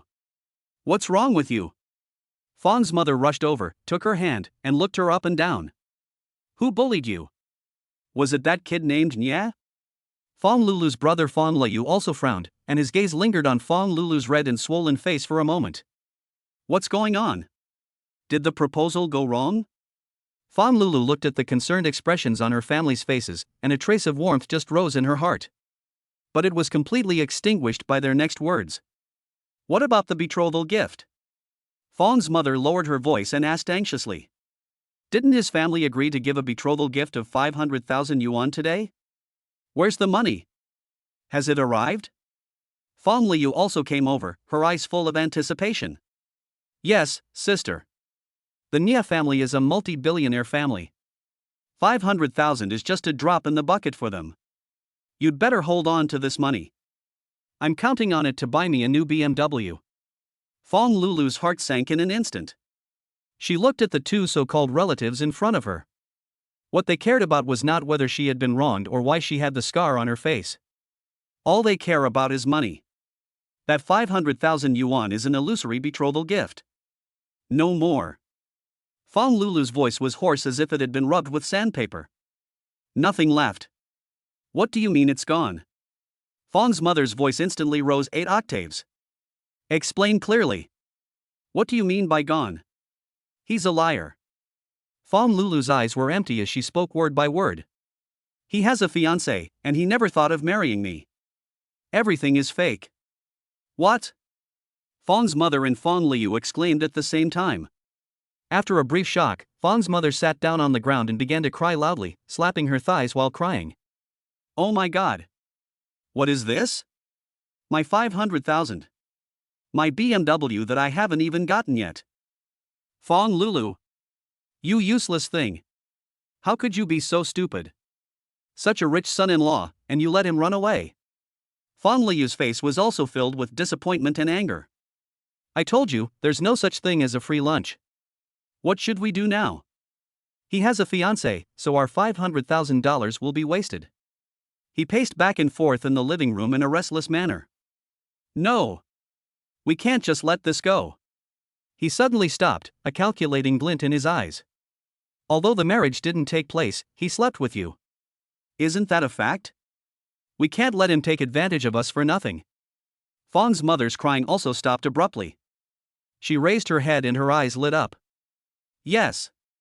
Your brother is right. He must compensate us. For mental damage. For loss of youth. Lulu, don't be afraid, Mom will take care of it for you.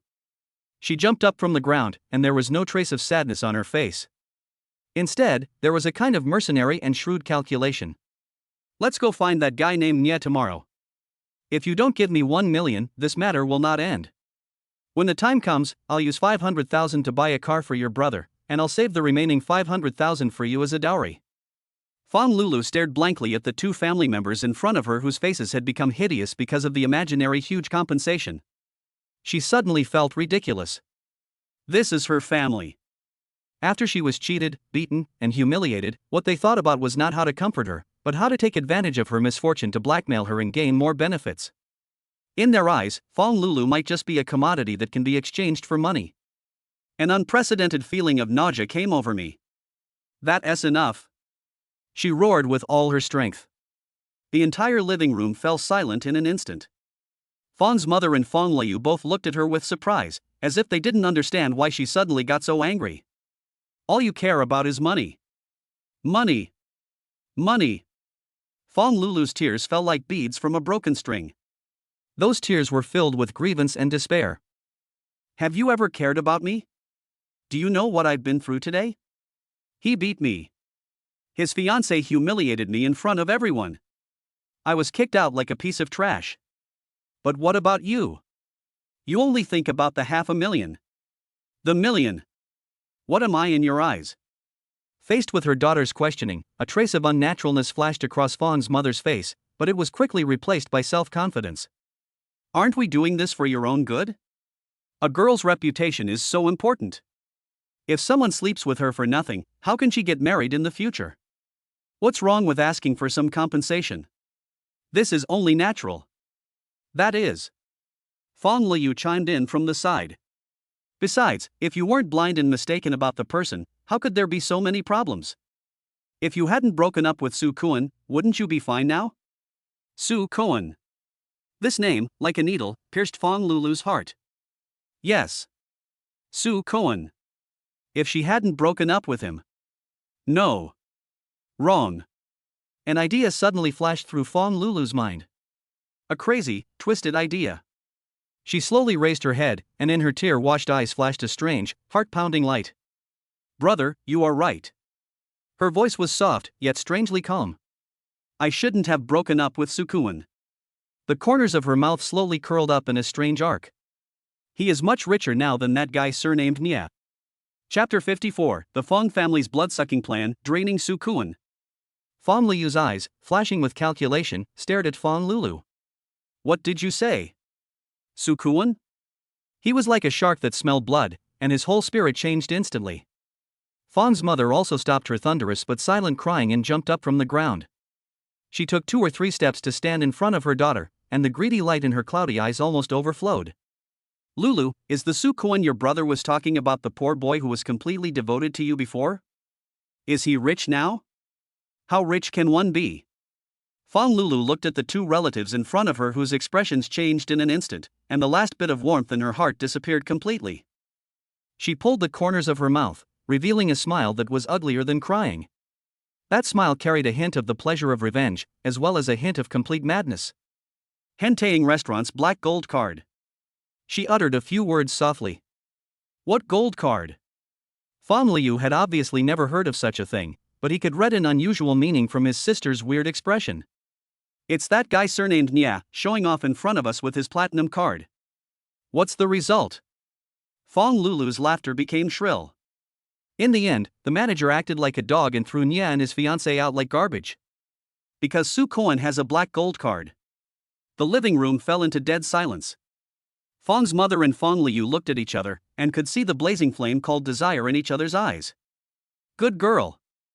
Fang's mother grabbed Fang Lulu's hand with such force that it almost crushed her bones. Her voice was filled with unprecedented enthusiasm and flattery. Look at you, you've suffered so much injustice, why didn't you tell Mom earlier? My heart aches for me. As she spoke, she used her rough fingers to hypocritically wipe the corners of her eyes, which had no tears at all. Fang Liu immediately put on an expression of deep sorrow.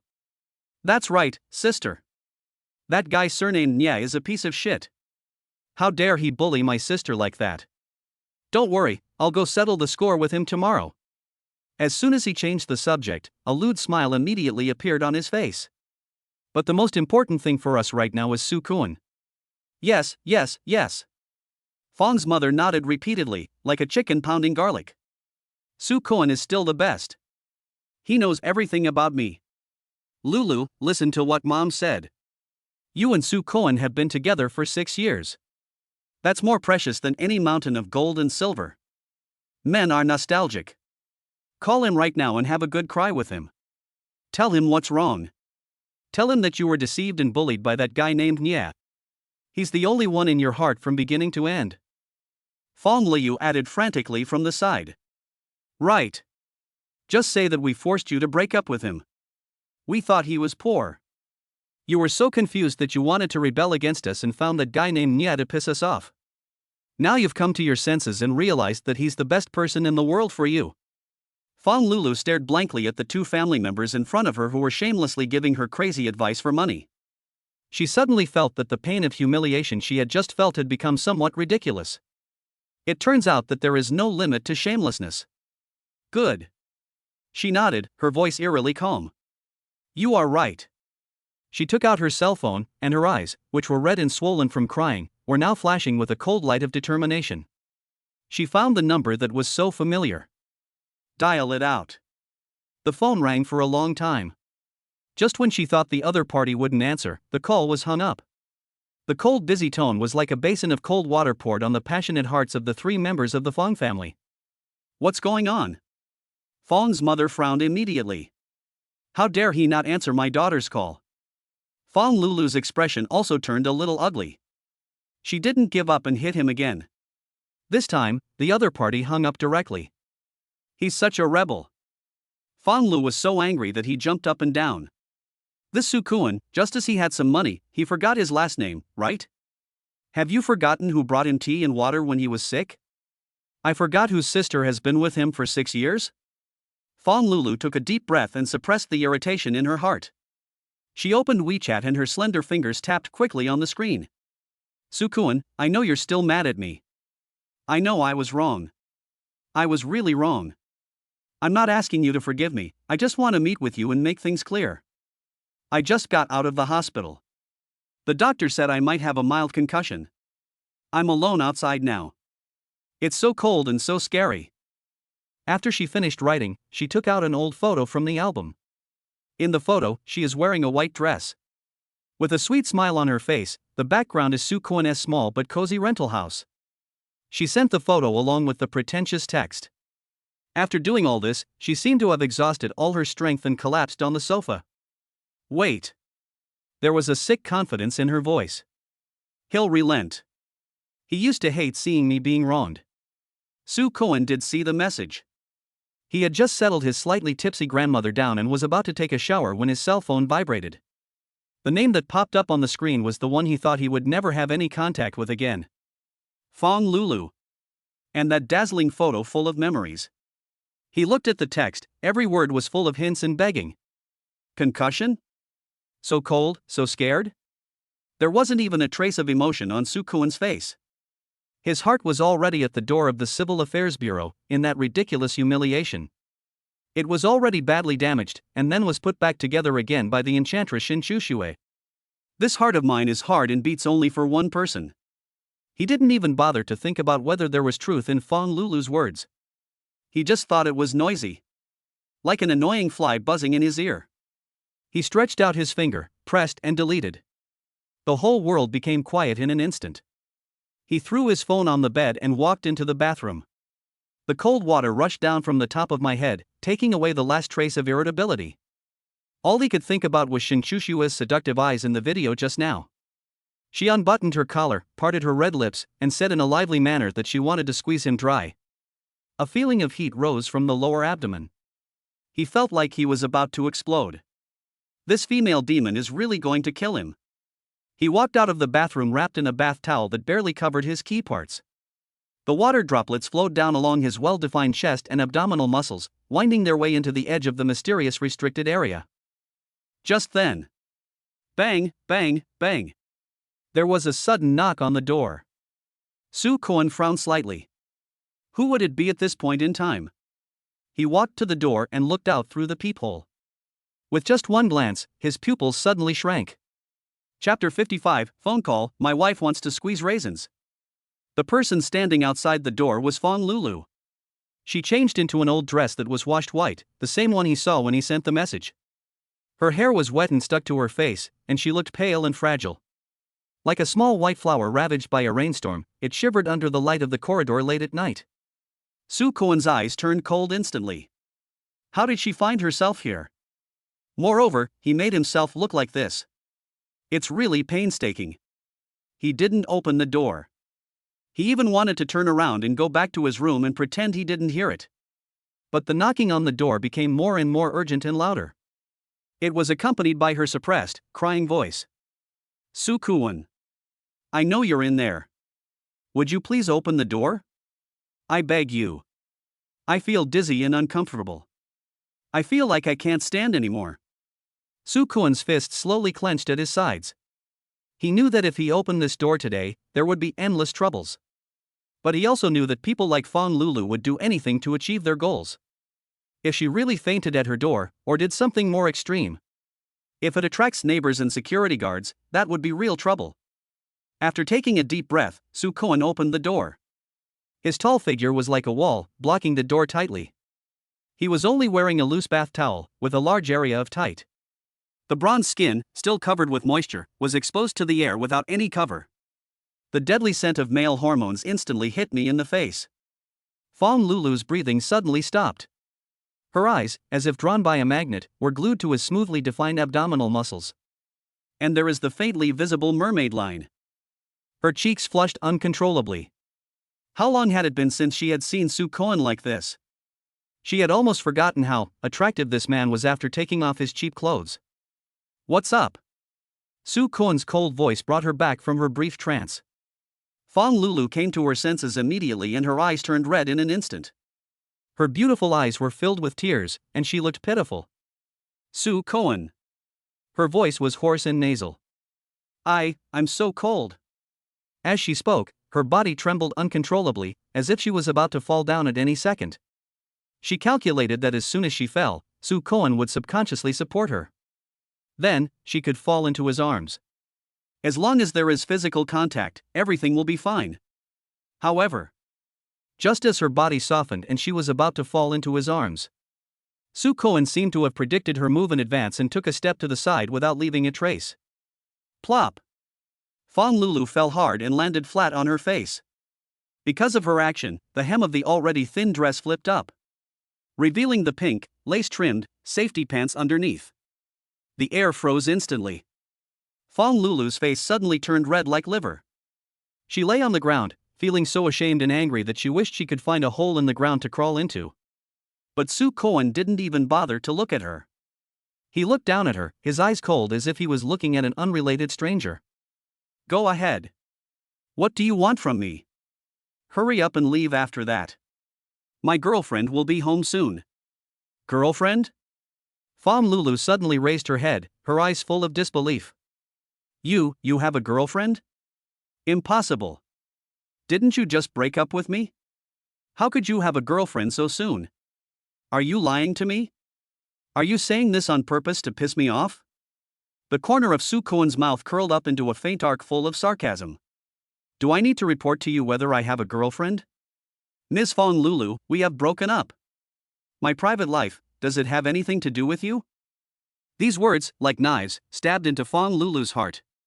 She got up from the ground and rushed to him like a madman, trying to grab his arm. Soo Kwon. You can't do this to me. Her tears fell like beads from a broken string. I was wrong. I was really wrong. I shouldn't have broken up with you. That Nya Inian is a bastard. He's a liar. He has a fiancée. He's been playing with my feelings. He even hit me. Look. Here. She lifted her sleeve, revealing a purple bruise on her arm, in an attempt to gain his sympathy. I regret it, Soo Kwon, I really regret it. Let's make peace, okay? Let's go back to the way we were before, okay? She cried heart-wrenchingly, tears streaming down her face. If it were the old Soo Kwon, he would have hugged her in his arms out of heartache. But now. Soo Kwon looked at her tearful face and felt nauseous. Just when he was about to speak and tell her to get out, the cell phone he threw on the bed suddenly rang. That exclusive, somewhat coquettish ringtone sounded particularly clear in the quiet night. Soo Kwon turned around and walked back to the room and picked up his cell phone. The words wife were jumping on the screen. He pressed the answer button and turned on the speakerphone. A lazy, drunken. A woman's voice, which was full of fatal temptation, instantly came out from the receiver. Husband. They're downstairs now. The elevator is so slow. Have you washed yourself well and are you lying on the bed waiting for me to come back and have sex with you? Let me tell you, I drank a lot of wine today, so my fighting power is very strong. If you dare to be lazy, I'll squeeze you into raisins when I get home. Those naked and provocative words were like a depth bomb. There was a loud explosion in the small entrance. The tears on Fong Lulu's face froze in an instant. She seemed to be struck by a bolt of lightning, and her whole body was petrified on the spot. Shin Shushue on the other end of the phone seemed not to think it was exciting enough. She giggled, and the sound of her laughter was like feathers, gently scratching people's eardrums. "Oh, by the way, honey, the one I bought for you is black. Have you tried on the suit with cat ears and a tail? Put it on and show it to me. I love seeing my little wolf become a good little kitten." Soo Koen felt like his face was about to be burned through. He spoke quickly into the phone. "Got it, right away." Then he hung up the phone, almost running away. He turned around and looked at the woman at the door, whose face was as pale as death. His eyes were so cold that there was no warmth in them. "You heard it. My wife is back." He reached out and slammed the door shut without mercy. The crisp sound of the lock closing was like a heavy hammer, shattering the last ridiculous fantasy in Fong Lulu's heart. She stood in front of the cold door, shaking uncontrollably. Wife. Cat ears. Little kitten. These perverted, obscene, and intimate words were like red-hot needles, piercing her nerves madly. She doesn't believe it. She couldn't believe that Soo Koen, who was always obedient to her and would blush even when kissed, would become like this. It must be that woman. It must be that vixen who led him astray. An unprecedented surge of hatred, mixed with jealousy and humiliation, instantly overwhelmed her reason. She stared at the closed door. In those eyes that were once quite beautiful, there was now only a twisted, vicious, and crazy light. Soo Koen. Shen Shu Shui.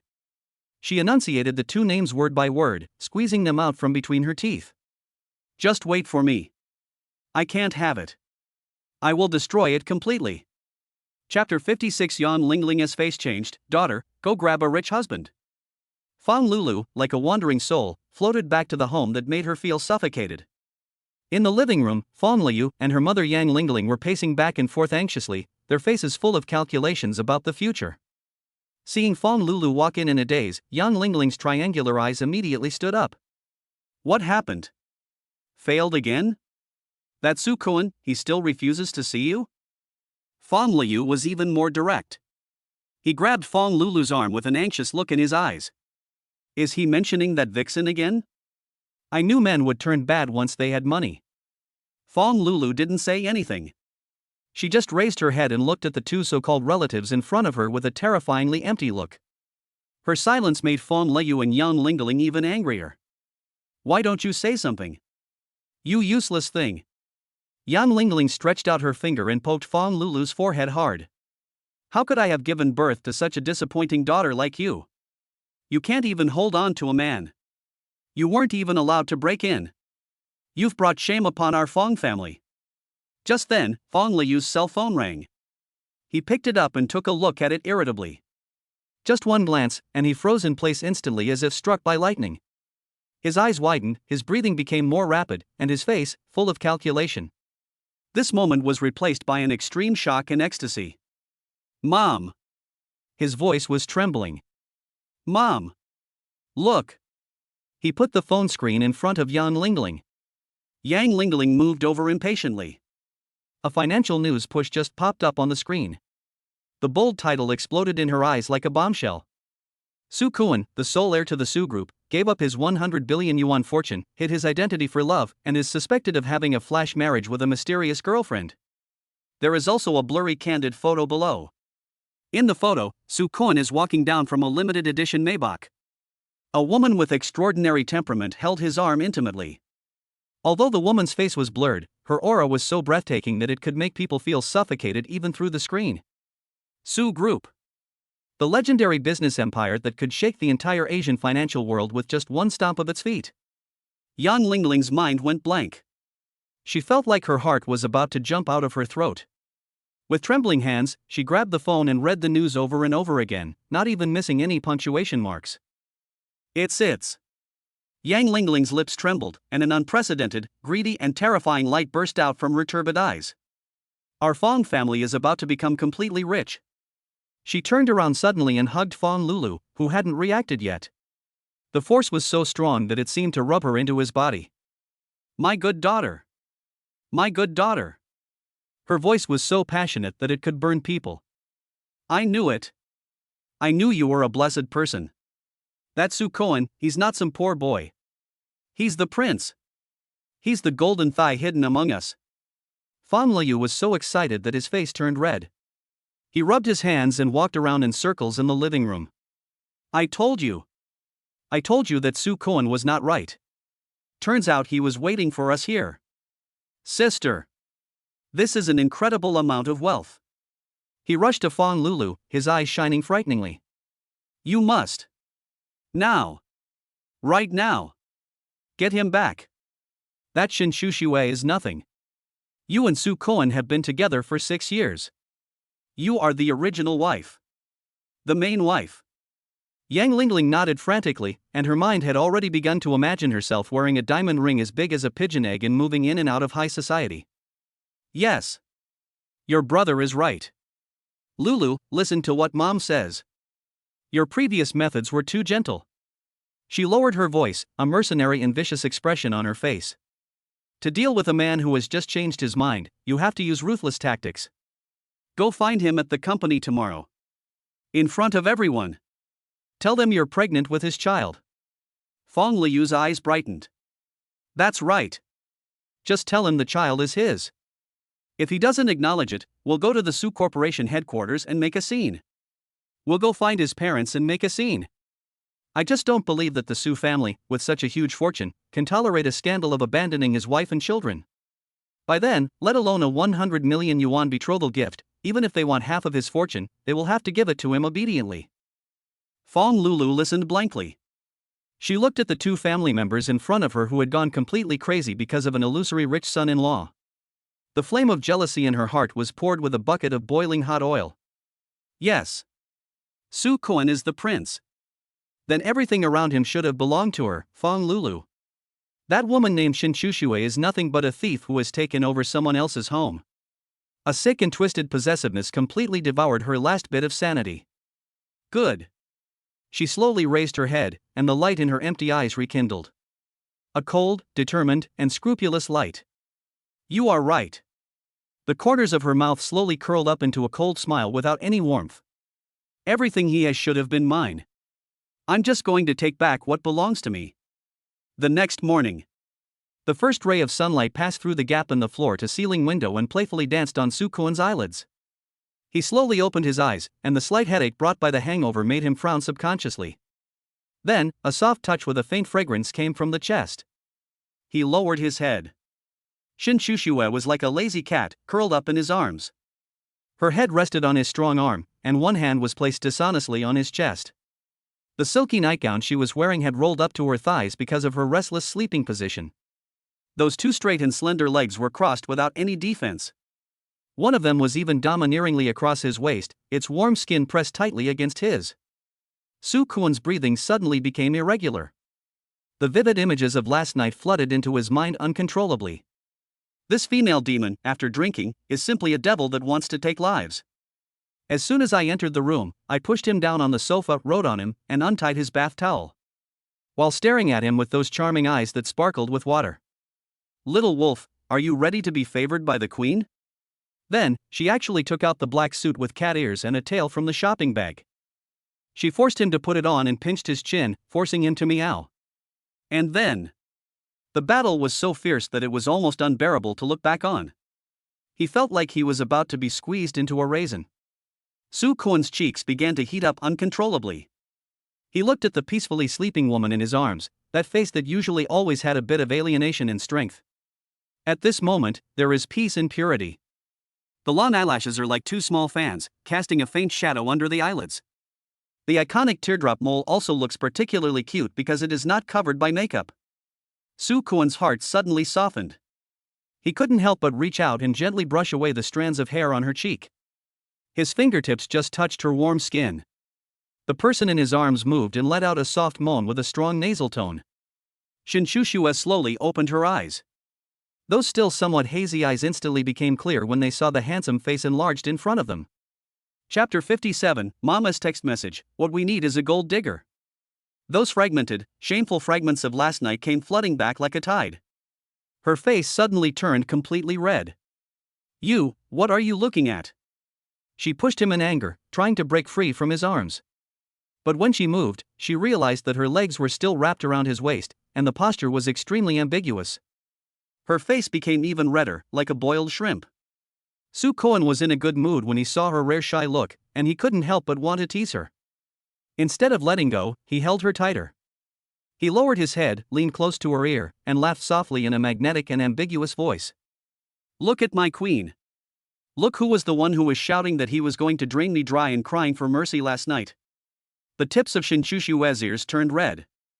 "You're talking nonsense." She bit his shoulder, but of course she didn't want to use too much force. It didn't feel like biting, but more like acting coquettishly. "I'm not begging for mercy." "Oh?" Soo Koan chuckled, and the vibration of his chest was clearly transmitted to her through the thin fabric. "Who was it then that insisted on me wearing those cat ears and made me meow like a cat?" Shin Shushue buried her face in his chest, completely too embarrassed to face anyone. "This bastard. You are really bringing up something that is not related to the topic." She decided to fight back. Her hand, which was originally on his chest, suddenly began to become dishonest. Along his firm chest muscles, all the way down. Slide across the well-defined 8-pack abs. Then, at the precarious edge of the pajamas, he stopped. Her fingertips, with a hint of teasing, gently. Soo Koan's body suddenly stiffened. He took a deep breath and felt all the blood in his body rushing to one place. This witch. Playing with fire so early in the morning. Wife. His voice instantly became hoarse. "Stop it." Shinchushua raised her head, and her eyes, which had just been filled with shyness. At this moment, her charming smile has returned. She raised her eyebrows proudly at him. "Now you know who the queen is?" Soo Koan sighed helplessly and reached out to grab her rebellious little hand. He turned over and pressed her under him. The positions of the two people were instantly reversed. Yes, you are the queen." He lowered his head and kissed the corner of her lips. "Then, Your Majesty, shouldn't we get up now? I have to pick up the wedding photos today and confirm the guests' accommodations." When talking about wedding photos, Shinchushue's eyes lit up.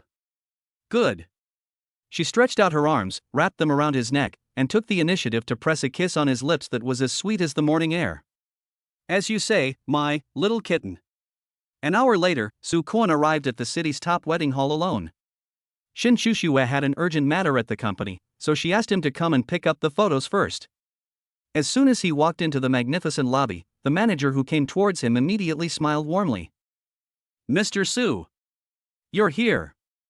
Your photos have all been carefully edited and framed. I'll bring them to you right away." Soo Koan nodded politely. He stood there, looking around bored. In the hall, several couples were choosing wedding dresses, and the air was filled with a sweet atmosphere. At this moment, his attention was suddenly attracted by a familiar figure. Not far away, a woman in a white wedding dress was standing in front of a huge floor-to-ceiling mirror with her back to him. The style of the wedding dress was gorgeous and grand, with a long train that covered the entire fitting table. But that figure made Soo Koan frown unconsciously. He didn't have time to think about it. A sharp, deliberate, and boastful voice came from the side. "Oh, Lulu, look at you in this wedding dress, you look even more beautiful than a fairy in the sky." "It's Yang Lingling." Then came Fong Liu's equally disgusting voice. "Of course. Don't you see whose sister she is? This wedding dress is the most valuable item in this shop. Only my sister is worthy of it." Soo Koan's eyes turned cold instantly. He finally knew where that inexplicable sense of familiarity came from. If the woman in a wedding dress in front of the mirror is not Fong Lulu, then who is it? How come she is here? Still wearing a wedding dress? Just when he was confused, Fong Lulu slowly turned around. Her face was delicately made up, and there was a determined smile on her lips. When her eyes fell on Soo Koan, her smile instantly became brighter and more weird. She lifted her skirt and walked towards Soo Koan step by step like a proud peacock. "Soo Koan." Her voice was so gentle that it could squeeze water out of it. "You're here. Look, this wedding dress, isn't it beautiful?" She slowly turned around in front of him, and her huge skirt drew a graceful arc in the air. "I picked it especially for you." Soo Koan looked at her as if he were looking at a clown. There wasn't even a trace of unnecessary expression on his face. Yang Lingling and Fong Liu immediately surrounded him, one on the left and one on the right, sandwiching him in the middle, as if they were afraid that he would run away. "Oh, Soo Koan. Yang Lingling patted his arm affectionately, her eyes looking as if she was looking at a shining gold ingot. Look at our Lulu, how much she has suffered for you. We all know that you are not an ordinary person. You are the prince of the Su group. Fong Liu immediately responded with a flattering smile on her face. Master Su. We were blind to his true potential before. Please be magnanimous and don't take it personally. Our Lulu has always had only you in her heart. As soon as we heard you were having a wedding, we came here to help arrange it. We've already booked this wedding dress for you. We've also booked the best hotel in the city. Yang Lingling cleared her throat and spoke in a condescending tone. As for the betrothal gift, we're not the kind of family that would sell their daughter. For the sake of Lulu's 6-year relationship with you, I'll just do it as a token of my appreciation. Give me 10 million and buy our Xiaoyua house in Thompson first floor, and this matter will be over. From now on, we are a family. Su Koan almost laughed out of anger when he heard the ridiculous remarks made by this family of 3. He didn't even bother to talk to them. Just then, the manager of the bridal shop walked over carefully, holding a huge photo frame wrapped in golden velvet. Mr. Su, your wedding photos. Su Koan took it. He didn't even look at the 3 faces of the Fong family that were distorted by greed. Just in front of them, he slowly peeled off the velvet covering the photo frame. A photo that was enough to make the heaven and earth pale in comparison was instantly exposed to the air. In the photo, Shin Shushui is wearing a simple yet extremely elegant mermaid wedding dress that perfectly outlines her breathtaking curves. She leaned in Su Koan's arms with a happy and bright smile on her face that came from the heart. Those charming eyes were now curved into beautiful crescents, and the teardrop moles under the corners of the eyes seemed to be sparkling. Su Koan, wearing a neat black suit, lowered his head. He was looking at the woman in his arms with a gentle and affectionate look that only the whole world could see. There was a faint, yet doting smile on the corner of his lips. The sunlight shines through the stained glass windows of the church onto them, giving them a holy halo. The whole picture is as beautiful as a carefully crafted oil painting. Full of unspeakable love and harmony. The smile on Fong Lulu's face froze in an instant. She stared at the photo, at Shin Shushue's dazzling smile. Like red-hot needles, they pierced into her eyes. Who is this? She let out a shrill scream, so sharp that it almost pierced one's eardrums. You took wedding photos with this vixen? Su Koan. Have you forgotten our 6 years of relationship? Have you forgotten who took care of you when you were sick? Who ate instant noodles with you for 6 years? Like a madman, she reached out and tried to tear up the photo. Su Koan's eyes suddenly turned cold. He just slightly turned his body to the side, and Fong Lulu missed. 6 years of relationship? He finally spoke. The voice was as cold as the Siberian cold wave, without a trace of warmth. On the day I got my marriage certificate, you and your good brother. When he was thrown like a dog in front of the Civil Affairs Bureau, he was already dead. His eyes, like 2 sharp ice knives, slowly swept across the instantly pale faces of the 3 members of the Fong family. Besides, he raised the photo frame in his hand, and the action seemed to be declaring sovereignty. Open your dog eyes and see clearly. This is my legal wife, Shin Shushue. We are here today to pick up our wedding photos and prepare for our wedding. The corner of his mouth curled up in an extremely sarcastic arc. As for you, is this some kind of annual drama about a group of people escaping from a mental hospital and fantasizing about marrying into a wealthy family? These words, like poison knives, stabbed deeply into the hearts of the 3 members of the Fong family. Their faces, alternately blue and white, were as colorful as a palette. Su Koan didn't even bother to give them a glance. He turned around and looked at the manager, who was already terrified. His voice returned to calm, but with an unquestionable majesty. Manager. Please remove this garbage that came from nowhere and is affecting my wife's mood when she looks at the photos. Clean it up. The manager shuddered and came to his senses in an instant. He nodded and bowed repeatedly. Yes, yes, yes. Mr. Su. Don't worry. I'll take care of it right away. He immediately shouted into the intercom. Security. Security. Where are they all? Hurry to the hall. Throw these troublemakers out. Upon hearing the noise, several burly security guards rushed in from outside. Without saying a word, they held Fong Liu and Yang Lingling on the left and right. What are you doing? Let me go. Do you know who we are? My daughter is going to marry the prince of the Su group. Yang Lingling was still shouting wildly. Fan Liu also struggled desperately. You dare to touch me? I will make you pay for it. Fan Lulu collapsed on the ground like a puddle of mud, her pure white wedding dress. It was covered in dust at the moment, looking both disheveled and ridiculous. She just stared at Su Kuan intently, and there was no longer any disguise or calculation in her eyes. All that remains is endless, intense resentment and hatred that cannot be dissolved. Soon, the howling sounds of the three members of the Fang family were heard. He was roughly dragged by the security guard and disappeared at the gate of the club. The whole world is finally quiet. Su Kuan took the wedding photo that carried all his happiness, turned around and prepared to leave. Just then, the phone in his pocket vibrated slightly. It's a text message from my mother. Son, we don't need an economic marriage. We don't recognize your wedding with Shin Shushui. What we need are gold diggers, like me, your mother. Chapter 58, You want to touch my woman? Not even my own mother. Su Kuan stood in the center of the magnificent wedding hall. The air around them still lingered with the echoes of ghostly howling when the three members of the Fang family were dragged out. He lowered his head and looked at the phone screen. The text message from his biological mother lay there quietly like the most absurd joke. Su Kuan's temples began to throb. He could even imagine that on the other end of the phone, his mother, who was always energetic and had an unusual mind, was typing these words with an expression that said, "I'm worried sick about you."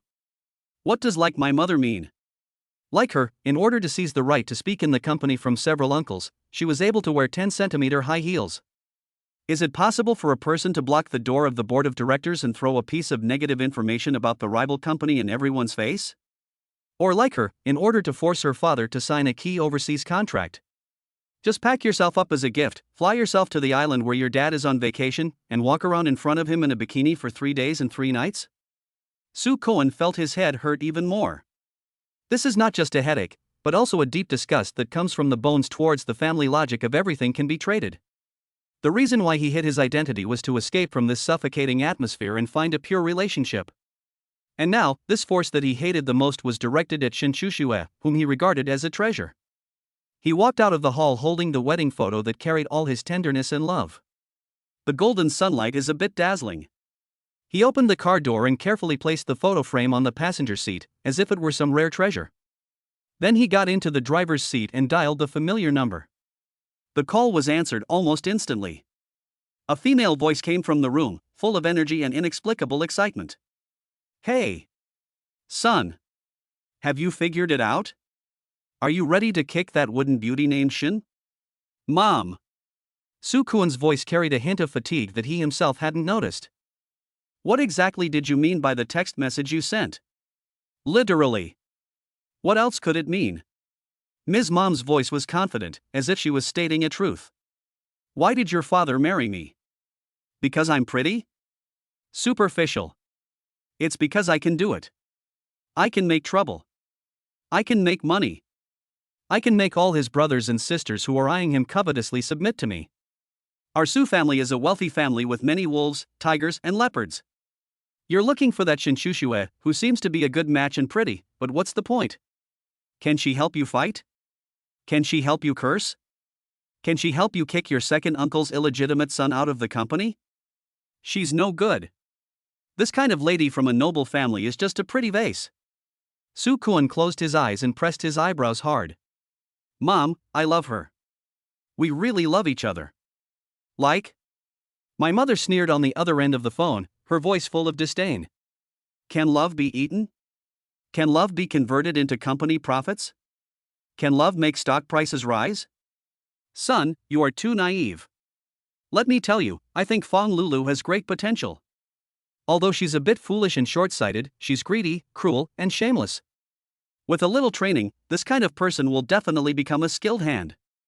She's the perfect weapon to help you consolidate your family fortune. Su Kuan felt that his worldview was being shattered by his mother's punches, then reshaped and shattered again. Mom, have you been watching some cliched family drama at 8 o'clock lately? This is my life wisdom. It's a lesson learned through blood. Mom's voice suddenly became serious. Anyway, I've discussed this with your dad. We don't agree with your wedding with Shin Shushue. If you dare We dare to dress in black and ruin your place. Invite 800 reporters. Live broadcast of how our Su family's crown prince abandoned the family's interests for a woman. Beep beep beep.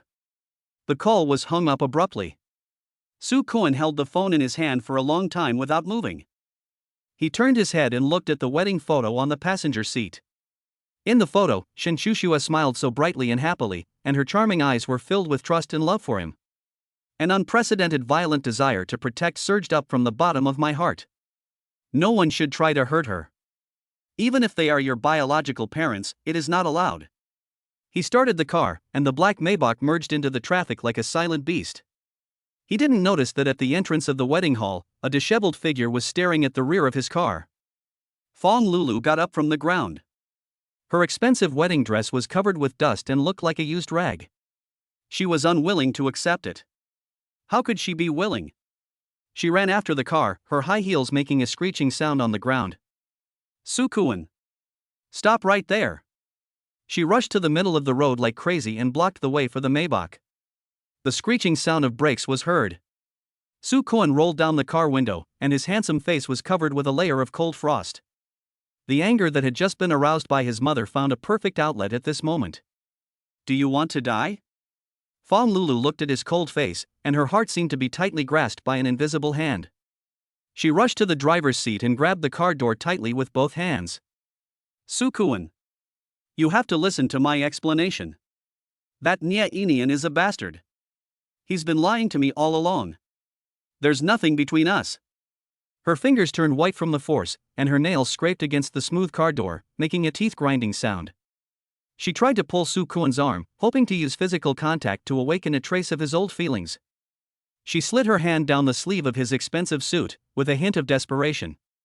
Her fingertips were almost touching his hand on his lap. Su Kuan pulled his hand back abruptly as if he was avoiding some plague. His eyes were filled with undisguised disgust. Who are you with and what's going on between you? None of this has anything to do with me. His voice was more biting than the Siberian cold wind. We've broken up, Fong Lulu. Fong Lulu's tears suddenly welled up in her eyes. She couldn't believe what she heard. Impossible. Are you lying to me? That wedding photo, that photo is fake, right? There was a hint of neurotic self-hypnosis in her voice. That woman doesn't even exist. You deliberately asked someone to Photoshop this photo to piss me off. Right? You just want to make me jealous. You want me to regret it. Chapter 59, Advice from a Poisonous Best Friend, He acts just to see you regret it. Su Kuan looked at her face, which was twisted by jealousy and unwillingness, and suddenly found it ridiculous. He felt it was a waste to even say one more word. He just looked at her as if she were a fool, with a mocking arc at the corner of his mouth. Do you think you deserve it? After saying that, he didn't even look at her anymore and stepped on the accelerator. The Maybach let out a low roar, brushed past Fong Lulu's body, and sped away. The wheels passed by at high speed, splashing a puddle of water on the roadside, with gray-black mud spots. It hit Fong Lulu's white wedding dress hard, leaving a glaring stain. The hot exhaust fumes sprayed all over her face. Fong Lulu collapsed on the ground, allowing passers-by to point and talk at her. She just took out her cell phone absent-mindedly and dialed a number. As soon as the phone was connected, she broke down and cried. Bing bing, he doesn't want me anymore. He really doesn't want me anymore. He took wedding photos with a vixen, he admitted it himself. A shrewd-sounding female voice came from the other end of the phone. It was her best friend Fong Yubing. Why are you crying? You're useless. Fong Yubing's voice was like a bucket of cold water. I ask you, do you believe it so? A man who has been with you for 6 years changes his mind so suddenly? And as fast as a rocket? Think carefully with your love-clouded brain. Fong Lulu stopped crying. But, he said it himself. What he said is the imperial decree. Fong Yubing sneered. Baby, are you stupid? This is not a question of love or not, this is a question of a man's face. You dumped him in public. He's now the crown prince of the Su group, doesn't he have any dignity? He did this whole thing, it was all a show, just for you. He just wants to see you suffer for him, go crazy for him, and regret your actions to the point of being mad with regret, so that he can satisfy his pitiful vanity. The more you cry now, the more proud he will feel. You must not let him succeed. I understand men best. He was dumped by you, and his pride was hurt, so he deliberately created this drama to provoke you. Think about it, he's the crown prince of the Sue group now. Finding an actress to take a few photos with and then paying her hush money, wouldn't that be like playing a game? He just wants to see you suffer for him, go crazy for him, so as to satisfy his pitiful vanity. A glimmer of hope slowly rekindled in Fong Lulu's eyes. Right. It must be like this. Sue Cohen loves her so much, how could he just stop loving her? Then what should I do? What to do? Fong Yubing's voice was filled with the pride of being in control of the situation. Of course we should use their own tactics against them. We should completely seize the initiative. Isn't he having a wedding? Then you should go. But you can't go there crying and whining, and you can't go and grab the bride like a nagging woman. You have to dress up 100 times more beautifully than the vixen in the photo. You must appear before him like a queen, high and mighty. You have to let him know that no matter how many tricks he plays, you, Fong Lulu, don't even take it seriously. You have to make him understand how difficult it is for him to win you back. Only in this way, when you really get married in the future, only then will he treat you like an ancestor and worship you, and never dare to have second thoughts again. A terrifying light burst out from Fong Lulu's tear-washed eyes. Right. Bing Bing, you are so right. I want him to regret it. I want him to kneel down and beg me. After hanging up the phone, Fong Lulu seemed to come back to life. The humiliation and sadness in her eyes disappeared, replaced by a sick, twisted excitement. The night deepens. The city's top private club, Cloud Top, is brightly lit. Sue Cohen sat in a secluded booth, his slender fingers gently shaking the whiskey in the glass, and the ice cubes collided, making a crisp sound. A man dressed in fancy clothes, exuding the aura of I am a playboy, staggered over. Hey, isn't this our great lover, Sue Cohen? The person who came was none other than the young master of another technology company in the city, Lonely Seeker. He sat down opposite Sue Cohen, his eyes full of undisguised provocation. What's going on? My niece dumped you, so you're drinking alone here? Sue Cohen didn't even bother to lift his eyelids. If you have to fart, do it now. Don't waste your oxygen on me. Gudu Chobai's face froze, and then he showed a vicious smile. He came closer, and the smell of alcohol and cheap perfume on his body made people want to vomit. I just came to give you a reminder. I heard that Nia Inian, the man who dumped you, has contacted me recently and is planning to make a big move. He also said that once his project succeeds, the first thing he will do is. He was proposing to your ex-girlfriend, Fong Lulu, in a grand and glamorous manner. There was a gleam of anticipation in Lonely Chobai's eyes. Tell me, does this count as being cuckolded twice by the same person? He stretched out his hand and wanted to pat Sue Cohen's shoulder, but the action was full of insult. Sue Cohen's eyes suddenly turned cold. He slightly turned sideways, and Lonely Chobai's greasy hand hit nothing. Yeah? Sue Cohen finally raised his head. There was no ripple in his deep eyes, only heart-pounding indifference. Then please give him a message for me. When his company can ring the bell on NASDAQ, he can show off in front of me. As for now. Sue Cohen stood up and looked down at him. His powerful aura made Lonely Chobai almost unable to breathe. You are not worthy. After saying that, he turned and left, leaving Gudu Chobai alone, his face turning pale and blue, looking extremely ugly. A few days later, Fong Lulu stood in front of the mirror in a bridal shop. She was wearing a mermaid wedding dress, the tight cut of which perfectly outlined her curves, which she was proud of. The chest was opened very low, and as she breathed, the snow-white skin rose and fell slightly, forming an attractive valley. She looked at herself in the mirror with satisfaction. She could even imagine Sue Cohen's eyes filled with surprise, regret, and desire when he saw her like this. She imagined how Sue Cohen would rush over and kneel at her feet at the wedding when all eyes were on her.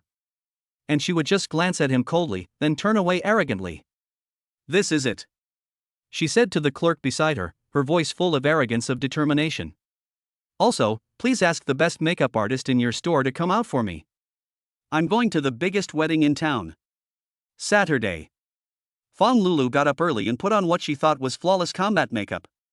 Returned to the community where Sue Cohen lived before.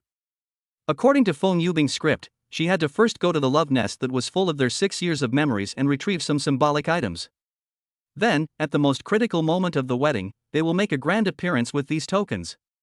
She walked into the elevator and there was already a woman standing inside. The woman was wearing a high-end Chanel suit and carrying several luxury brand shopping bags. From head to toe, she exudes the aura of "I'm very rich." The woman rolled her eyes rudely when she saw Fong Lului's exaggerated outfit. There were a lot of people in the elevator and the space was cramped. The metal logos on the woman's shopping bags, the sharp corners. It rubbed Fong Lulu's exposed arm skin from time to time, causing waves of tingling. "Could you please stand a little closer?" Fong Lulu spoke impatiently. "Your broken bag hit me." When the woman heard this, she looked her up and down as if she had heard some huge joke. "Too crowded? Then why don't you take the stairs?" Bite. The elevator arrived at the floor where Su Koen lived. Fong Lulu and that woman actually walked out one after the other. Fong Lulu frowned and watched the woman walk straight towards the door that she was very familiar with. She took a few quick steps, got ahead of the woman, and blocked the door with a gesture of asserting her sovereignty. "Ma'am, what can I do for you? This is my fiancé's home." The woman was stunned for a moment, then burst into earth-shaking laughter. The laughter was sharp and piercing. "Fiancé? Ha ha ha ha. I'm dying of laughter." The woman took out a bunch of keys from her bag and waved them proudly in front of Fong Lulu. "Little sister, have you watched too many idol dramas and your brain is broken?" She opened the door easily with the key. "Su Koen sold this house to me last week, in full, without blinking an eye. Oh, by the way, he also specifically told me so." The woman folded her arms, leaning against the doorframe, her eyes contemptuous as if she were looking at a bug. "He said there might be some rubbish he didn't want, and he kept coming to his door. Let me report it to the police directly and say it's a scam." Look at you. Which of these characteristics of a scammer do you meet? Are you thick-skinned, or do you have a hole in your brain? The door was wide open, and the sound of renovation work could be heard from inside. Everything that was originally warm and cozy has been completely destroyed.